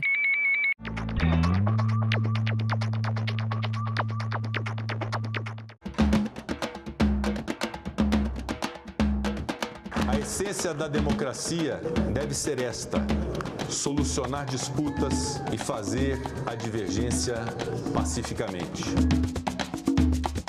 E que os três poderes, juntos, podem construir e devem construir o que é o pilar da democracia. Democracia é essa que exige convivência pacífica entre todos, mesmo com divergência de ideias. Entendemos que a democracia, mais do que um regime político, é um modo de vida. A democracia é o único regime que pode permitir o convívio das pessoas que discordam. E discordar é saudável. O conteúdo que nos ensina a Constituição é que a democracia deve ser defendida. A democracia é o melhor terreno para plantar e colher direitos. TV Senado. Democracia todo dia.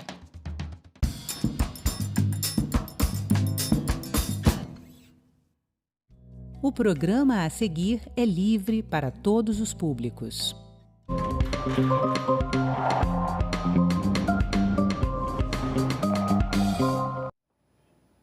Eleições 2024 já salva na sua agenda. 6 de outubro é dia de eleger prefeitos e vereadores. A votação ocorre nos mais de 5.500 municípios do país. Você está por dentro das regras para a campanha deste ano? Já sabe o que pode e o que não pode fazer nas redes sociais? Vamos conversar agora com o secretário de Eleições do TRE de Minas Gerais, Pablo Aragão, e com o advogado Renato Ribeiro de Almeida, que é especialista em direito eleitoral.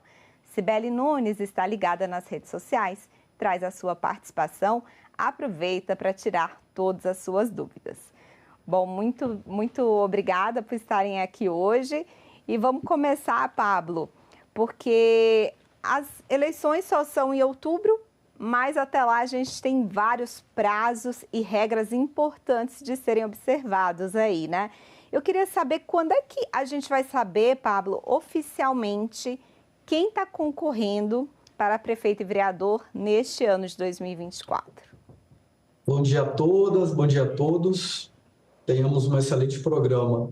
Nós estamos vivendo o período eleitoral e, sob o ponto de vista das candidaturas, nós iniciaremos, a partir agora do dia 20, o prazo para as convenções partidárias. Então, os partidos, as federações, que são novidades agora para a eleição municipal, têm do dia 20 agora de junho ao dia 5 de agosto para realizarem suas convenções, e são nas convenções que se fazem as escolhas dos candidatos. Então, em resposta à sua pergunta, eu diria que a partir das convenções partidárias, nós já teremos conhecimento aí daquelas pessoas que serão escolhidas pelos partidos e pelas federações para concorrerem aos pleitos. Tá certo, mas a gente já tem pré-candidatos, não é isso, Renato? E essas pessoas, elas já estão aí mencionando que vão concorrer, elas já estão sujeitas aí a algumas proibições também, não é isso? Exatamente. Olá a todas e todos. O que acontece é que ninguém acorda, né, no dia da convenção e fala, puxa vida, vou ser candidato. Não é bem por aí. Então existe a pré-campanha, tem pessoas que estão fazendo, especialmente nas redes sociais, a pré-campanha. Isso, inclusive, é permitido fazer um impulsionamento, ainda que moderado, de valores na pré-campanha, mas não pode pedir voto. Não pode falar, olha, lembra de mim, dia 6 de outubro tem eleição, conto com seu apoio, conto com seu voto, o meu número é tal. Esse tipo de coisa só a partir do momento do começo da candidatura, que a legislação brasileira fala que no dia 16 de agosto é que se pode efetivamente começar a pedir voto. Como muito bem colocado pelo Pablo, a partir da convenção nós já saberemos quem são os escolhidos de cada partido para concorrer, mas somente no dia 16 de agosto é que é possível começar a pedir voto. A pessoa começa, olha, sou candidato a prefeito, sou candidata a prefeita, vereador, vereadora, somente nesse período. Tá certo. Bom, a gente vai detalhar melhor aí esses prazos, proibições, mas antes a gente já tem pergunta aí, né, Cibele? Bom dia. Isso, Sara, Renato, Pablo. E o Renato falou da pré-campanha que já pode acontecer nas redes sociais, né? E nós perguntamos justamente para as pessoas se elas acompanham políticos ou candidatos nas redes sociais. E aí tivemos uma resposta com uma grande maioria das pessoas respondendo que sim, 73% das pessoas hoje em dia acompanham candidatos e políticos pelas redes sociais. E apenas um número pequeno de 27% das pessoas não acompanham. Eu vou emendar com uma pergunta para o Renato, aqui da Ana do Distrito Federal. Ela quer saber o seguinte, Renato, como evitar fake news na internet em período eleitoral? Essa é uma pergunta muito importante e também bastante delicada, né? Porque a fake news na internet... Vocês me veem, então? Tá bom o vídeo? Tá tudo certo. Sim. Como Isso. diz, essa é uma pergunta de milhões, né? Porque é uma das perguntas mais importantes para porque tinha congelado aqui, então, às vezes, né? Tá certo. Mas, retomando, a propaganda na internet, ela tem uma série de regras. Então, um candidato, quando ele vai fazer propaganda nas redes sociais, e tem que estar habilitado, tem que obedecer regras impostas pela Justiça Eleitoral, apresentar CNPJ de campanha e tudo mais. Só que, além desse assunto, nós temos a divulgação, infelizmente, das fake news e até das chamadas deepfakes, são aqueles vídeos, aqueles materiais audiovisuais que são feitos por inteligência artificial e esse material acaba induzindo o cidadão a erro, porque é a minha voz sendo utilizada, é a minha imagem, parece que sou eu que estou falando, só que tudo aquele conteúdo foi produzido por inteligência artificial e eu jamais falei aquele assunto. Às vezes até é possível fazer até em outra língua. E para quem está vendo, parece real. Então tem que tomar muito cuidado, tem que checar do ponto de vista do cidadão, não acreditar em tudo que aparece e principalmente verificar se isso de fato está sendo colocado por canais sérios de comunicação. Se é uma coisa apócrifa, de um canal que ninguém nunca viu, de um site, de um portal que ninguém nunca viu, provavelmente é um conteúdo difamatório ou então que tende a caluniar, destruir reputações. E isso é combatido. É combatido pelo Ministério Público, é combatido pela Justiça Eleitoral. Os advogados de cada um dos partidos, advogados eleitoralistas e também dos candidatos, acionam a Justiça Eleitoral para conseguir tutela até a remoção desses conteúdos, mas ninguém melhor do que o próprio cidadão, a própria cidadã, o eleitor, para identificar esses conteúdos e também ou fazer a denúncia ou pelo menos descartar, não passar isso para frente. Não é porque isso desagrada um adversário meu, então é alguma coisa grotesca de um candidato que eu não gosto, que eu vou passar para frente mesmo sabendo que é mentira. Aí é um exercício de cidadania mais do que qualquer outra coisa. Tá certo. E é um pouco até preocupante, né? Porque recentemente saiu pesquisa mostrando que o Brasil, no ranking, né, dos países aí que conseguem identificar uma notícia falsa, a gente está lá embaixo, porque as pessoas recebem e elas acreditam, né, em conteúdos que são inverídicos, que não têm fonte. Então tem que ter muito cuidado, gente. E, Pablo, eu queria que você pudesse falar, a gente até estava falando sobre isso antes, que é como que a Justiça Eleitoral, né, como é que ela vai fazer esse grande acordo aí com as plataformas? Porque a notícia falsa, como é que vocês vão chegar e bloquear aquilo de imediato, né, para que aquilo não se propague e não tenha um estrago muito grande?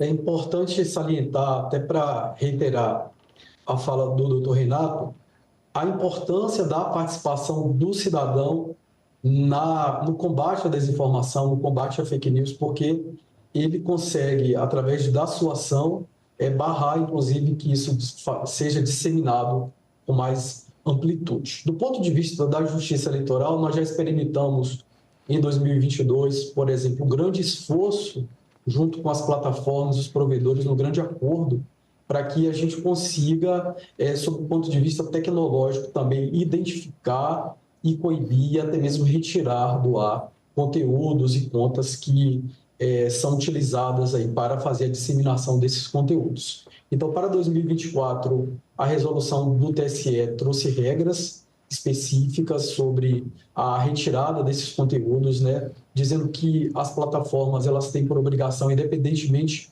de ordem judicial, se detectada a disseminação de conteúdos falsos, que esses conteúdos sejam retirados. E do ponto de vista também do exercício da jurisdição, os juízes eleitorais agora, em se tratando de disseminação de conteúdo falso que ataque o sistema eleitoral, que ataque a justiça, as instituições, os juízes também eles podem fazer um controle no âmbito do poder de polícia do conteúdo veiculado na internet. Então, nós tivemos um avanço muito grande do ponto de vista da legislação, agora com as alterações que o TSE promoveu na resolução, e temos também do ponto de vista das empresas, das instituições também, esse esforço nacional para que a gente consiga avançar um pouco mais no combate à desinformação, mesmo sabendo que a desinformação, a fake news é um fenômeno não só brasileiro, né?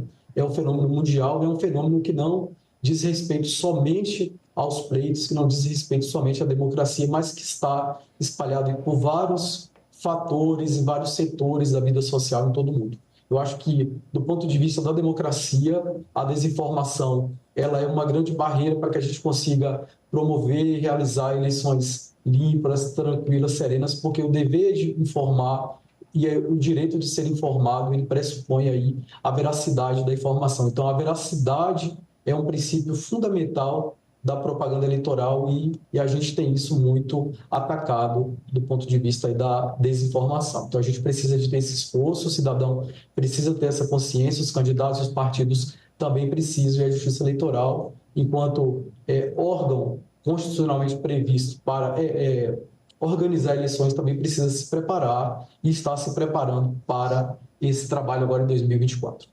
Tá certo. E falando em fake news, a gente tem perguntas sobre isso também, né, Cibele? Sim, nós temos uma pergunta do André, do Rio de Janeiro, Renato, que é a seguinte: como que você falou que nós avançamos, né? O TSE avançou em relação à legislação contra fake news, mas quais são as punições previstas atualmente, sobretudo em relação ao estrago que já foi feito? Porque mesmo quando a notícia é retirada do ar, muitas vezes já houve um estrago de imagem. Quais são as punições previstas para isso? Bom, tem punições que são graves e porque a gente tem que partir do pressuposto que a internet não é terra sem lei. Tem gente que tem vontade, né?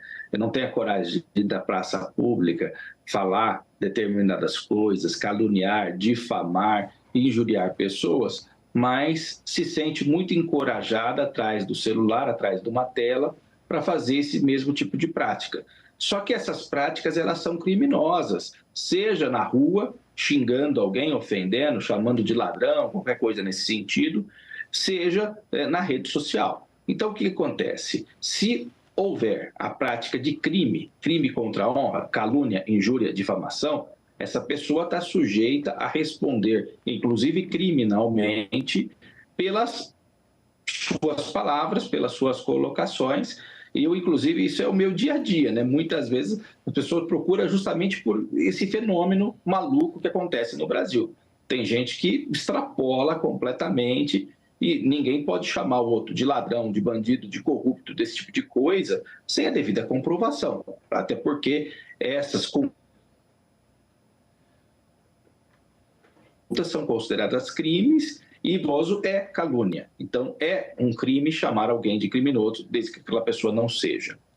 E do ponto de vista dos próprios políticos, dos próprios partidos e tudo mais, gente que faz isso de maneira reiterada, até com um propósito eleitoral, tem a retirada do conteúdo e, além da retirada do conteúdo, também está sujeito a penalidades. Penalidades que podem levar à inelegibilidade e à cassação do mandato. Então, é uma coisa muito séria.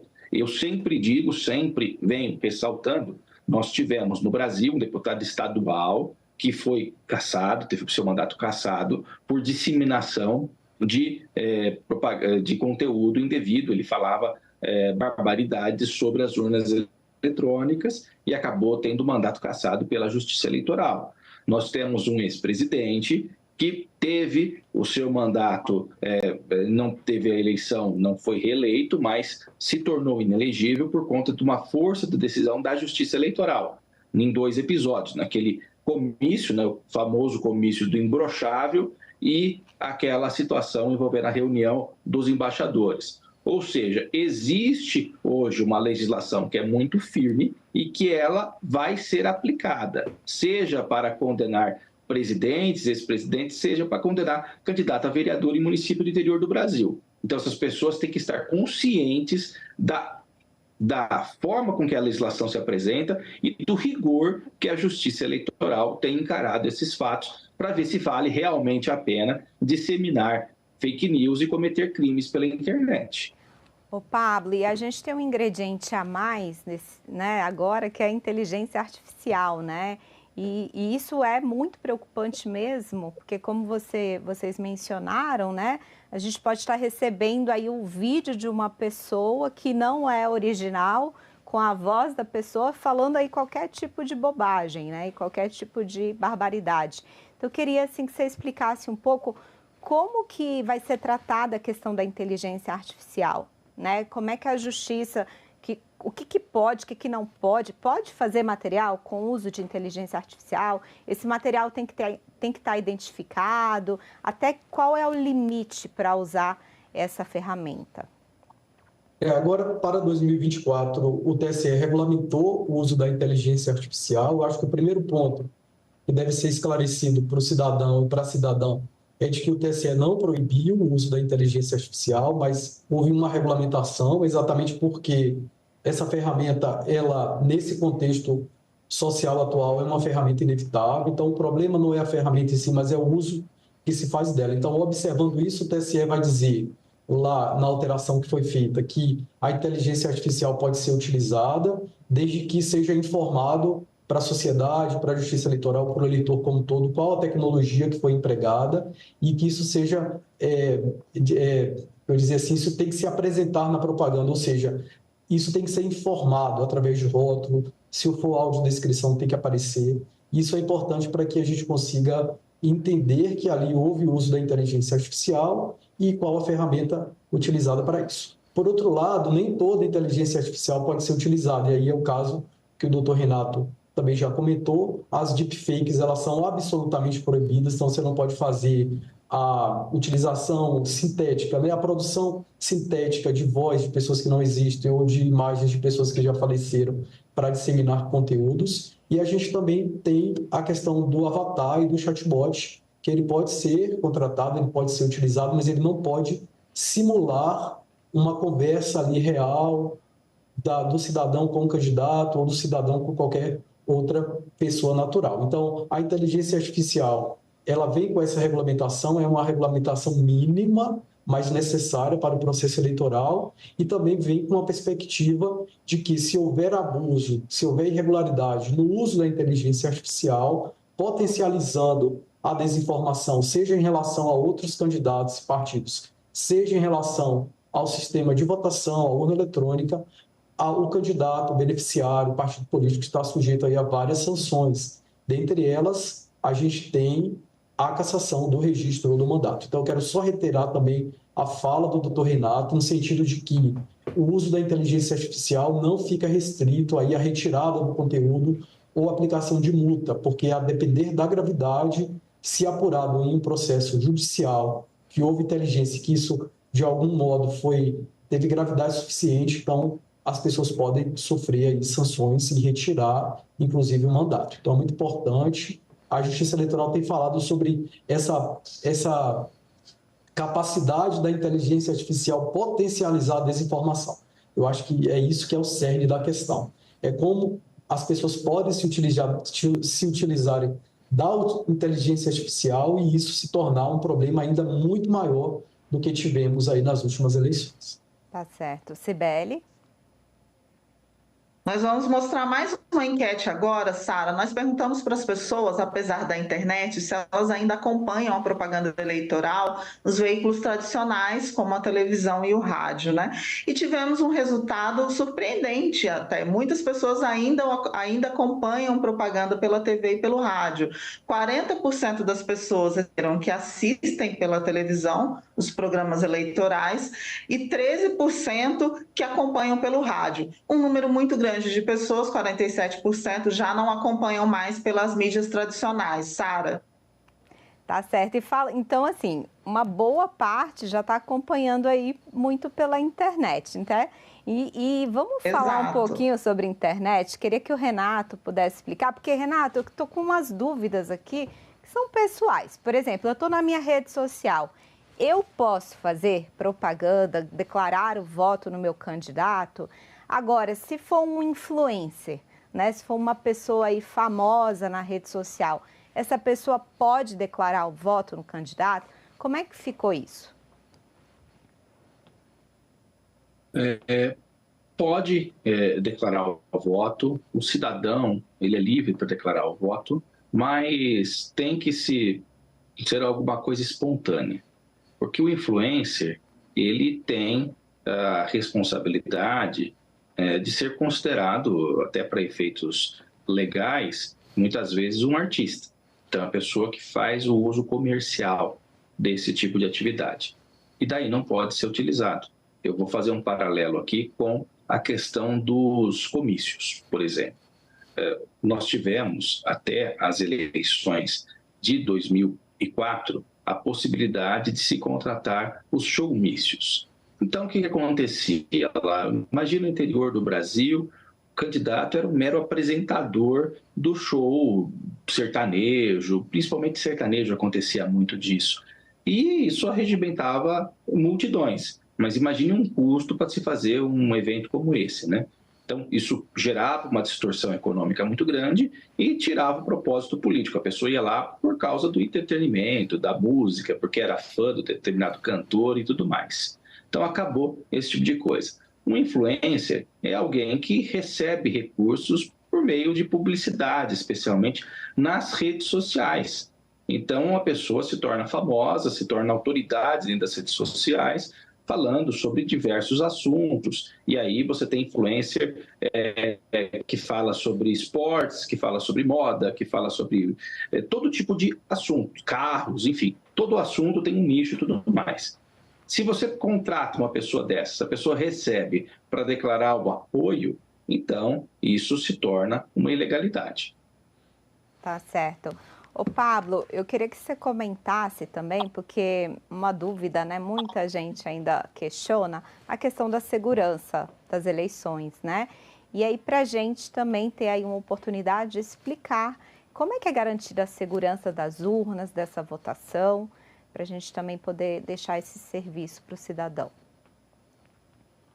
O sistema eletrônico de votação ele é cercado de uma série de segurança do ponto de vista da tecnologia. Então, desde a concepção dos sistemas, a lacração, a assinatura digital, desde a urna eletrônica que não tem conexão com a internet, desde a transmissão dessa votação que se dá por uma rede segura e criptografada, a Justiça Eleitoral tem se empenhado e tem trazido para dentro do processo eletrônico de votação tecnologias que são tecnologias de ponta. E, além disso, todo esse processo, além de ser absolutamente auditável pelas instituições públicas e privadas, ele ainda é transparente sob o ponto de vista também dos resultados. Então, nós estamos trabalhando no aprimoramento do processo, que já é um processo muito seguro, do ponto de vista do resultado que se apresenta, do ponto de vista também do eleitor, né, do serviço que é prestado.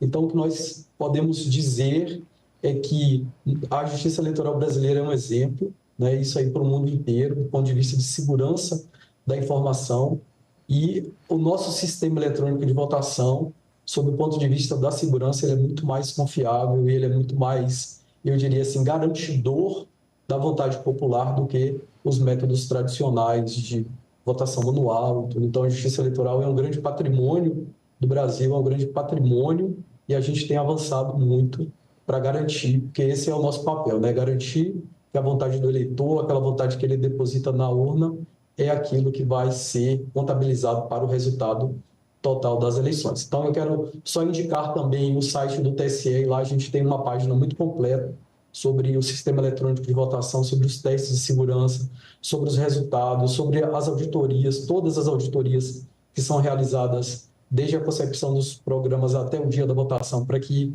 o eleitor e a eleitora possa se inteirar mais sobre esse tema e votar tendo a certeza de que o seu voto será contabilizado exatamente da forma como ele depositou na urna eletrônica.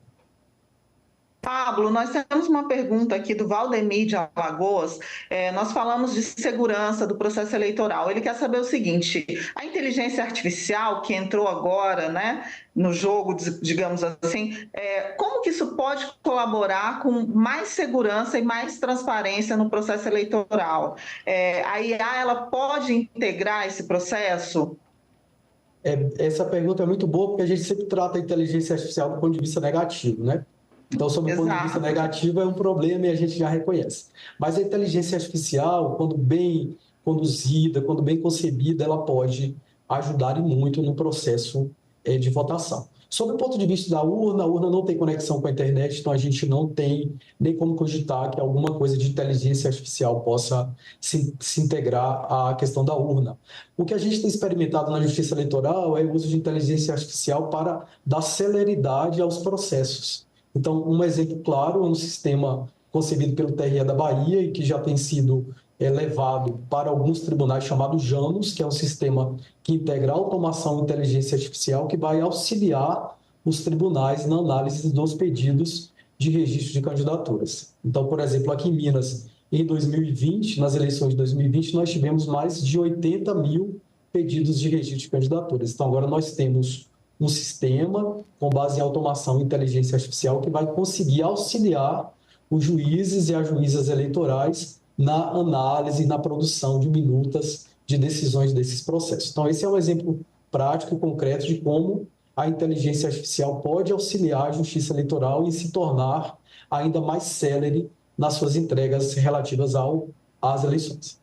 Tá certo, gente. Infelizmente, nosso tempo acabou, mas eu quero agradecer muito a presença de vocês aqui hoje e lembrar que todos nós temos a responsabilidade aí, né, de fazer uma eleição com transparência, sem notícia falsa, porque é a gente que está consumindo todo esse conteúdo. Se você vir alguma coisa, quer denunciar, existe um aplicativo chamado Pardal. E você também, por favor, gente, sites oficiais, tse.jus.br. Vai lá no site oficial e checa se a informação é verdadeira. O TV Senado Live é o espaço para você interagir com a TV Senado. Até a próxima edição. Tchau.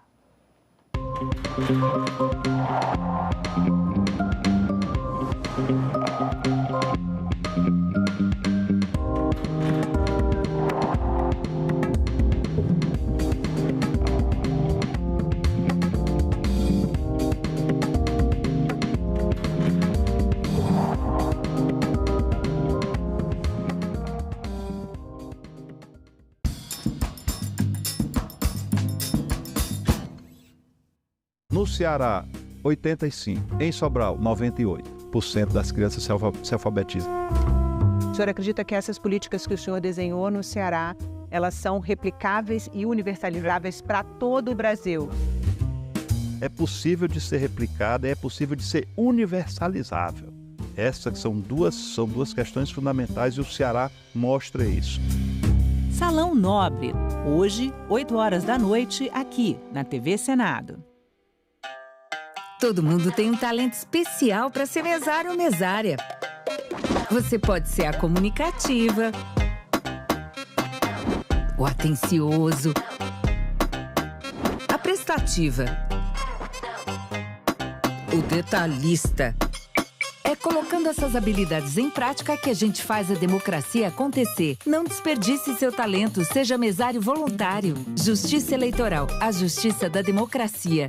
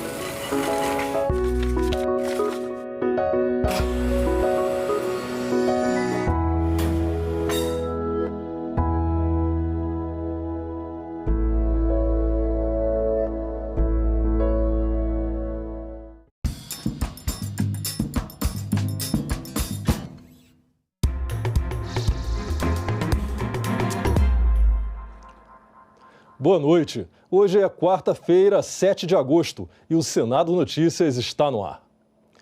A solução para a dívida dos estados com a União está entre as pautas do Senado que podem ser votadas ainda este mês. São Paulo, Rio de Janeiro, Minas Gerais e Rio Grande do Sul respondem por quase 90% da dívida. O presidente do Senado, Rodrigo Pacheco, apresentou em julho um projeto de lei complementar para sanar essas dívidas. Um dos pontos do texto é a criação de um fundo de equalização, que vai atender a todos os estados e ao Distrito Federal, mesmo os que não têm dívida. E a forma de distribuir esses recursos foi tema de uma reunião na manhã desta quarta com governadores da região Nordeste. É necessário que os estados menos endividados sejam também contemplados nesse processo de renegociação das dívidas, sob pena, se isso não acontecer, de agravar cada vez mais as desigualdades do ponto de vista regional, socioeconômico. Ou seja, o que nós temos enfatizado é que esse tema precisa ser encarado, precisa ser tratado olhando a realidade do Brasil como um todo. Não é justo, não é desejável, né, que os estados menos endividados, inclusive que fizeram o seu dever de casa, como os estados do Nordeste, no processo de renegociação dessas dívidas, eles não sejam exatamente contemplados. Alguns estados que não têm dívidas com a União têm débitos com bancos públicos, como a Caixa, Banco do Brasil e BNDES. Os governadores trouxeram uma proposta para que essas dívidas também possam ser renegociadas. É importante possibilitar que essas dívidas bancárias também sejam renegociadas, seja com a carência, seja com o alongamento no tempo, seja com a redução da taxa. Então, a gente vai propor um texto para que ele possa avaliar, junto com os consultores do Senado e com os pares do Senado Federal, para possibilitar também essa questão de isonomia. Dado que vai ser feito um esforço da União para alongar e diminuir os encargos da dívida dos estados com a União, que também seja feito um esforço da União para reduzir taxa, alongar prazo e aumentar a carência das dívidas bancárias que os estados têm com as instituições do Sistema Financeiro Nacional. Em nota, o presidente do Senado disse que recebeu sugestões dos governadores e que houve um avanço na discussão em relação ao fundo de equalização previsto no projeto para beneficiar também os estados que não possuem dívidas com a União. O Senado deve votar a proposta na próxima semana. Ele finalizou a nota dizendo que, abre aspas, estamos trabalhando em um cenário no qual haja consenso entre os senadores para apreciação do projeto antes do início das campanhas eleitorais. Fecha aspas. O plenário do Senado aprovou hoje um texto de acordo sobre serviços aéreos entre Brasil e Ruanda. A proposta permite voos sobre ambos os territórios sem pousos e escalas para fins não comerciais. Os senadores também aprovaram um acordo de cooperação econômica e comercial entre o Brasil e o Catar. Os dois projetos seguem para promulgação. O líder do governo no Senado, Jacques Wagner, diz que o projeto para compensar a desoneração na folha de pagamentos de 17 setores da economia deve ser votado na semana que vem. Segundo ele, falta apenas definir se o texto já vai prever um gatilho para aumentar em até 1 ponto percentual a contribuição social sobre lucro das empresas. A negociação é o seguinte: uns que propõem um conjunto de programas acreditam que esses programas são suficientes para compensação. Outros, no caso da Fazenda, que naturalmente tem que ser mais conservadora, tem que se proteger mais, diz que acha que não vai, por isso que propôs aquele gatilho. Então, Tonísio, não precisa botar o gatilho. Se não for, dizem alguns, se não for, a gente se compromete a votar a CSLL. E a Fazenda preferia já deixar escrito a questão do gatilho. O que é o gatilho? Se não chegar no número necessário, aí a gente dispararia isso, não necessariamente com 1%. Pode ser 0,25, pode ser 0,5, pode ser 0,75, depende da necessidade de complementação. Então, na verdade, para mim está resolvido. Nós estamos discutindo, coloca ou deixa para colocar depois, mas todo mundo já sabe por onde vai passar. A CPI, que investiga possíveis manipulações em jogos e apostas esportivas, ouviu hoje 3 depoentes. O primeiro a falar foi Hugo Bravo, presidente do Vila Nova Futebol Clube de Goiás. Ele apontou caminhos para evitar fraudes. Hugo Bravo ficou conhecido por ter denunciado ao Ministério Público de Goiás jogadores do próprio time por suspeitas de manipulação de resultados de jogos. Ele é presidente do Vila Nova Futebol Clube de Goiás. O MP do Estado deflagrou a Operação Penalidade Máxima no fim de 2022 para investigar supostas fraudes. A operação está em sua 4ª fase e já ofereceu denúncias contra mais de 40 pessoas. Hugo foi o primeiro a ser ouvido. Ele detalhou como o suposto esquema funcionava. A trama consistia em fazer pênaltis no primeiro tempo em 3 partidas. Seriam elas no jogo Vila Nova Esporte, Sampaio Correia e Londrina e Tombense e Criciúma. E a partir do momento que você tem um atleta seu envolvido em um esquema no qual ele vai te prejudicar, eu tomei a dor e falei aqui, nós vamos até o fim. O presidente do Vila Nova apontou caminhos para evitar manipulação no futebol brasileiro. A punição ela é importante, essa questão do controle das apostas, esses programas, igual a CBF tem contratado aí com a Esportes Radar, o desenvolvimento de tecnologia. A CPI também ouviu o presidente da SIGA Latinoamérica, entidade sem fins lucrativos que promove práticas de governança, transparência e integridade no esporte. Emanuel de Medeiros explicou as boas práticas indicadas pela SIGA para os clubes esportivos e foi perguntado sobre o acordo de cooperação assinado pela Confederação Brasileira de Futebol com a entidade. Em março de 2024, ela assinou... Mas até agora a CBF não fez nada. Não tem plano de ação, a gente continua com as nossas vulnerabilidades e precisando do plano de ação de vocês, mas a CBF até agora nada fez. É isso? Aguardamos com resiliência, mas também com convicção de que, cumprido este período e o verão europeu, nós vamos avançar e vamos arregaçar as mãos. E vamos concretizar. Não tenho dúvida que vocês estão à disposição, mas pelo que eu entendi, então está confirmado, a CBF fez um contrato para inglês ver. Ricardo Gonçalves, ex-presidente do Conselho Administrativo da Santa Casa Global Brasil, foi o único ouvido na condição de convocado.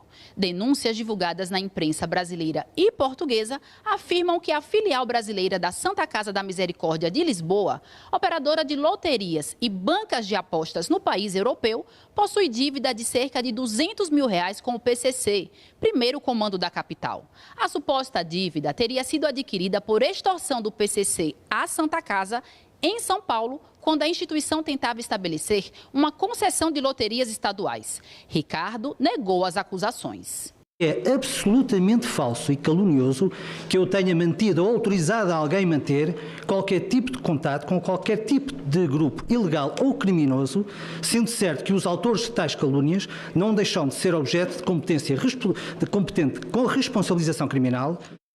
A CPI também aprovou a quebra do sigilo bancário, fiscal, telefônico e telemático de Wesley Cardia, pelo período de 1º de janeiro de 2023 até o dia 5 de agosto de 2024. A Comissão de Direitos Humanos aprovou um projeto que aumenta a punição para quem estacionar sem autorização em vagas especiais. A comissão também aprovou mudanças na regulamentação da profissão de psicólogo. Estacionar em vaga reservada a pessoa com deficiência ou idoso sem credencial pode ter a multa, que atualmente é de R$ 293, aumentada. O texto aprovado classifica a infração como gravíssima e aumenta o valor 3 vezes. No caso de reinfração em até 2 anos, a multa ficará 5 vezes mais cara. O valor atual dessa penalidade, de apenas R$ 293,47, a impede de cumprir sua finalidade, visto que, por vezes, se mostra irrisória frente à situação financeira dos condutores de veículos que se enquadram no inciso 20 do artigo 181 do Código de Trânsito Brasileiro. Os senadores aprovaram a conversão em projeto de lei de uma sugestão legislativa recebida pelo portal E-Cidadania, que trata do piso salarial e da carga horária da profissão de psicólogo. Agora o projeto vai tramitar pelas comissões e ser analisado e votado pelos senadores. Propomos, para tanto, que a jornada de trabalho do psicólogo empregado seja de até 30 horas semanais e que o piso salarial nacional seja fixado em R$ 4.750, seguindo o mesmo valor recentemente aprovado pelo Congresso Nacional para o piso dos profissionais enfermeiros. Outro projeto aprovado trata da formação dos profissionais de apoio escolar, que auxiliam as pessoas com deficiência em todas as atividades escolares em que for necessário. O texto estabelece que esses profissionais precisam ter formação técnica, mas o senador Flávio Arnes avalia que essa exigência precisa ser mais discutida. Considero, assim, que o projeto é muito importante, o relatório está bem nessa direção, mas nós poderíamos, talvez, lá na Comissão de Educação, aprofundarmos um pouco esse tema. É acertada a decisão da gente aprovar o aspecto dos direitos nesta comissão, senador Flávio, e discutir os detalhes na próxima comissão. O projeto que aumenta a punição para estacionamento irregular de veículo em vagas reservadas a pessoas com deficiência ou a idosos segue para a votação no plenário do Senado. E o projeto que trata da formação de profissionais de apoio escolar às pessoas com deficiência segue para a votação na Comissão de Educação. A Comissão de Constituição e Justiça aprovou uma proposta que inclui os procuradores municipais na carreira da advocacia pública. O plenário vai analisar o texto. O projeto muda a Constituição para equiparar as carreiras dos procuradores dos municípios às procuradorias estaduais e distrital. De acordo com a proposta, cidades com 60 mil habitantes ou mais criarão procuradorias com servidores concursados. Os municípios com população menor do que 60 mil terão liberdade para selecionar procuradores de carreira ou contratação dos serviços jurídicos por meio de licitações. O relator incluiu no projeto a garantia de que a PEC não vai influenciar na contratação de advogados particulares pelos municípios nos mesmos casos permitidos aos estados e à União. A construção feita, ela me parece muito razoável, muito pertinente. Além de você estabelecer 2 critérios a partir de 100 mil habitantes, ou de 60 mil habitantes, você ainda estabelece um prazo, para essa adequação. Até 8 anos. 6 anos para os municípios com mais de 100 mil e 8 anos para municípios com acima de 60 mil habitantes. A Comissão de Constituição e Justiça debateu hoje o projeto que cria a Política Nacional de Combate à Perda e ao Desperdício de Alimentos, mas a votação foi adiada. O texto traz regras para a doação de alimentos, uma alternativa para diminuir o desperdício de produtos próprios para o consumo. De acordo com a proposta, mercadorias perecíveis ou não perecíveis, embaladas e dentro do prazo de validade, e alimentos naturais ou preparados, respeitada a segurança para consumo humano e as normas sanitárias, poderão ser doados para bancos de alimentos, instituições receptoras e diretamente aos beneficiários. As doações feitas diretamente ao consumidor final deverão ser acompanhadas por profissional que ateste a qualidade dos produtos.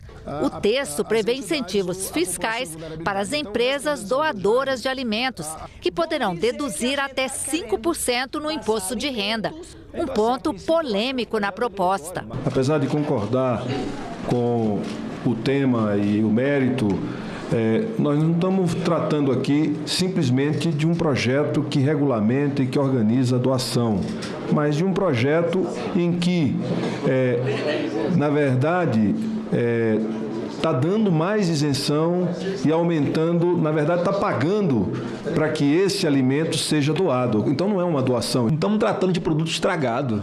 Exatamente. Estamos tratando de produto dentro da validade, em condição de consumo. Aí você é contra o projeto, o Senado vai aprovar uma lei para dar produto estragado para os outros. Não é isso, cara. Eu queria dizer que essa casa está debatendo a regulamentação da reforma tributária, gente.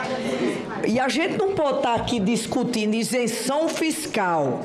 Você imagina que a alíquota de alimento, inclusive sobre imposto seletivo para produtos de alimentos ultraprocessados.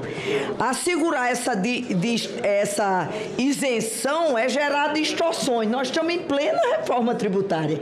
Então, não é para a gente estar discutindo aqui, fora da reforma tributária, isenções fiscais. O que acontece é que muitas empresas, muitos supermercados, distribuidores deixavam de fazer a doação porque não valia a pena ter a isenção de 2%, era melhor ele jogar tudo fora, registrar como prejuízo e no balanço, na hora que eu estava falando, me faltou essa palavra, o balanço, ele lançar como prejuízo e não tributar no seu imposto de renda. Então, senador Flávio, o projeto ele não traz nenhum prejuízo, ele não traz nada que onere, não é? Ou que retire recursos do governo. Mas um pedido de vista adiou a votação. O crescimento dos jogos de cassino online, do tipo caça-níquel, e seus impactos na sociedade vão ser tema de uma audiência pública na Comissão de Ciência e Tecnologia. Outra audiência pública na comissão, aprovada hoje, vai debater o impacto e a governança das ações do Fundo Nacional de Desenvolvimento Científico e Tecnológico após a liberação total dos recursos. Também foi aprovado um convite à ministra da Ciência, Tecnologia e Inovação, Luciana Santos, para falar sobre o plano de inteligência artificial do governo. As datas das reuniões ainda não foram definidas. Desastres naturais fazem vítimas em todo o país. E quando isso acontece, a ajuda da população é essencial. Por isso, os senadores da Comissão de Assuntos Sociais aprovaram um projeto que prevê doação de mercadorias entregues à Fazenda Nacional sem necessidade de licitação. A Receita Federal já faz isso, mas a medida visa dar mais segurança jurídica. O texto segue agora para a Comissão de Constituição e Justiça. Outro projeto aprovado mexe com os prazos da licença e do salário maternidade. Segundo dados do Ministério da Saúde, são 330 mil nascimentos prematuros por ano, 11% do total de nascimentos no país. O que significa cuidados a mais para a mãe e o recém-nascido. A legislação garante licença maternidade de 120 dias e salário maternidade, mas é omissa em relação a prazos quando há complicações no parto. Os senadores da Comissão de Assuntos Sociais agora atualizam a CLT e os direitos previstos na Previdência Social para prorrogar os benefícios em casos de partos prematuros.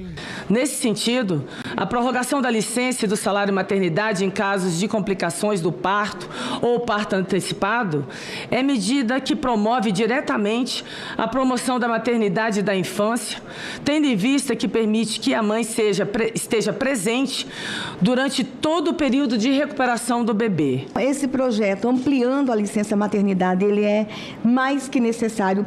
E a emenda que você acolhe, que no caso de recebeu alta, mas voltou para o hospital em decorrência do parto, eu acho que aí também está abrangendo as crianças com doenças crônicas que nascem e ficam muito tempo no hospital, não é só prematuro. Entendo que o projeto vai ajudar e ajuda muito essas mães que precisam deste apoio nesse momento tão difícil das suas vidas.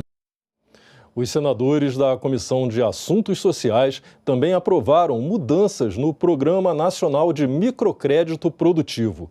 De 2008 a 2022 foram concedidos mais de 150 bilhões de reais em empréstimos. O projeto, que agora vai ser analisado na Comissão de Assuntos Econômicos, amplia as possibilidades de uso e estimula o aumento na oferta de microcrédito. No ano passado, 1.467 mulheres morreram no Brasil vítimas de feminicídio. Para enfrentar os mais diversos tipos de violência contra a mulher, foi instituído no país o Agosto Lilás, uma forma de conscientizar a sociedade no combate a esse tipo de crime e de divulgar medidas de proteção à mulher. O mês de agosto é dedicado ao combate à violência contra a mulher no país. Um enfrentamento que não pode ser limitado a alguns dias, deve ser constante. Prova disso são os números, que não deixam dúvida sobre a gravidade da situação.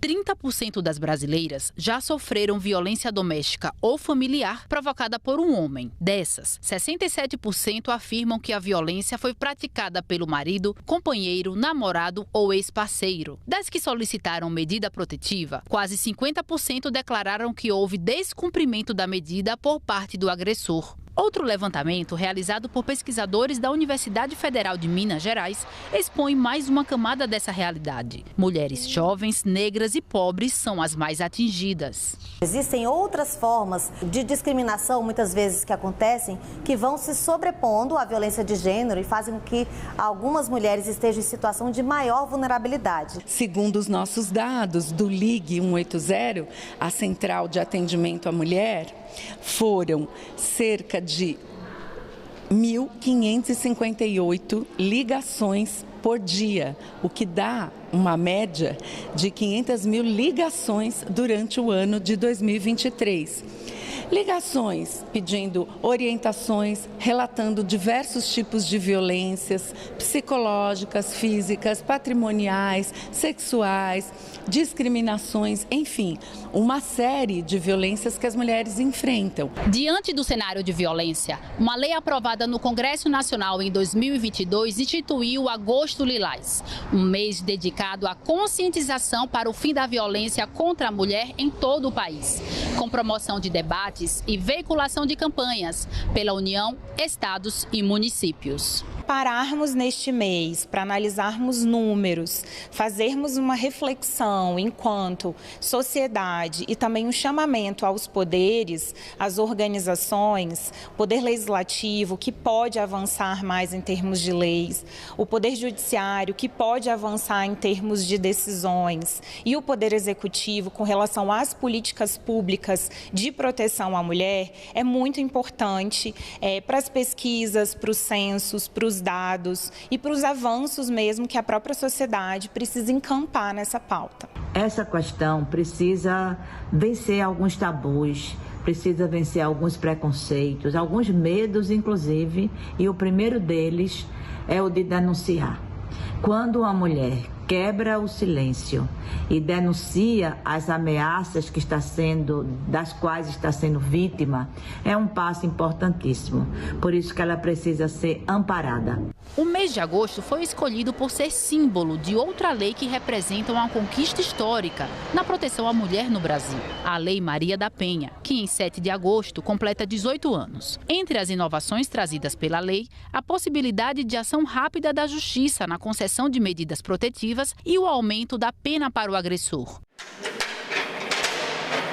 Os estudos feitos pela Câmara Técnica de Feminicídios aqui do Distrito Federal nos mostram que menos de 12% das mulheres que sofrem situação de feminicídio tinham medidas protetivas vigentes. Ou seja, a maioria não procurou a segurança pública, a maioria não procurou o Poder Judiciário.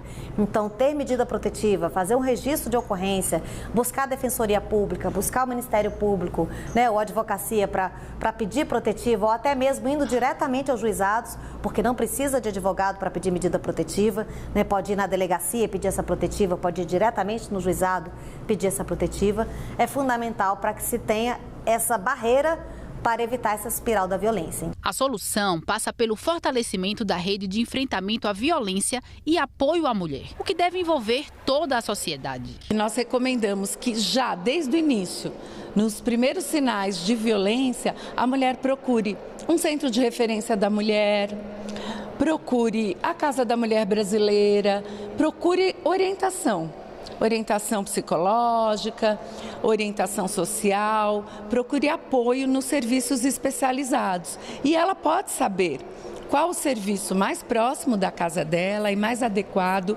à situação de violência que ela está vivenciando, ligando para 180, que tem todo o mapa disponível, inclusive de forma digital, é só entrar no site do Ligue 180, se ela puder, se não puder, telefone.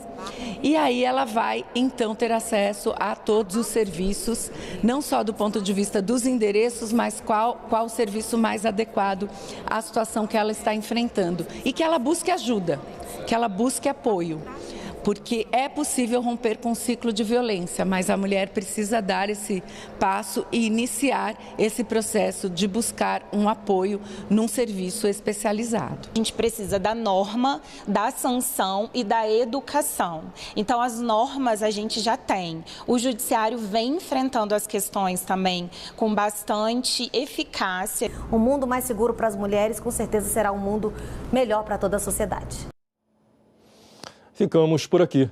Você pode rever as reportagens desta edição na nossa página na internet, senado.leg.br/tv. Muito obrigado pela sua companhia e vamos encerrar vendo algumas imagens das atividades dos jovens senadores hoje, que foi o terceiro dia de vivência legislativa desses 27 estudantes de todo o país que venceram o concurso nacional de redação.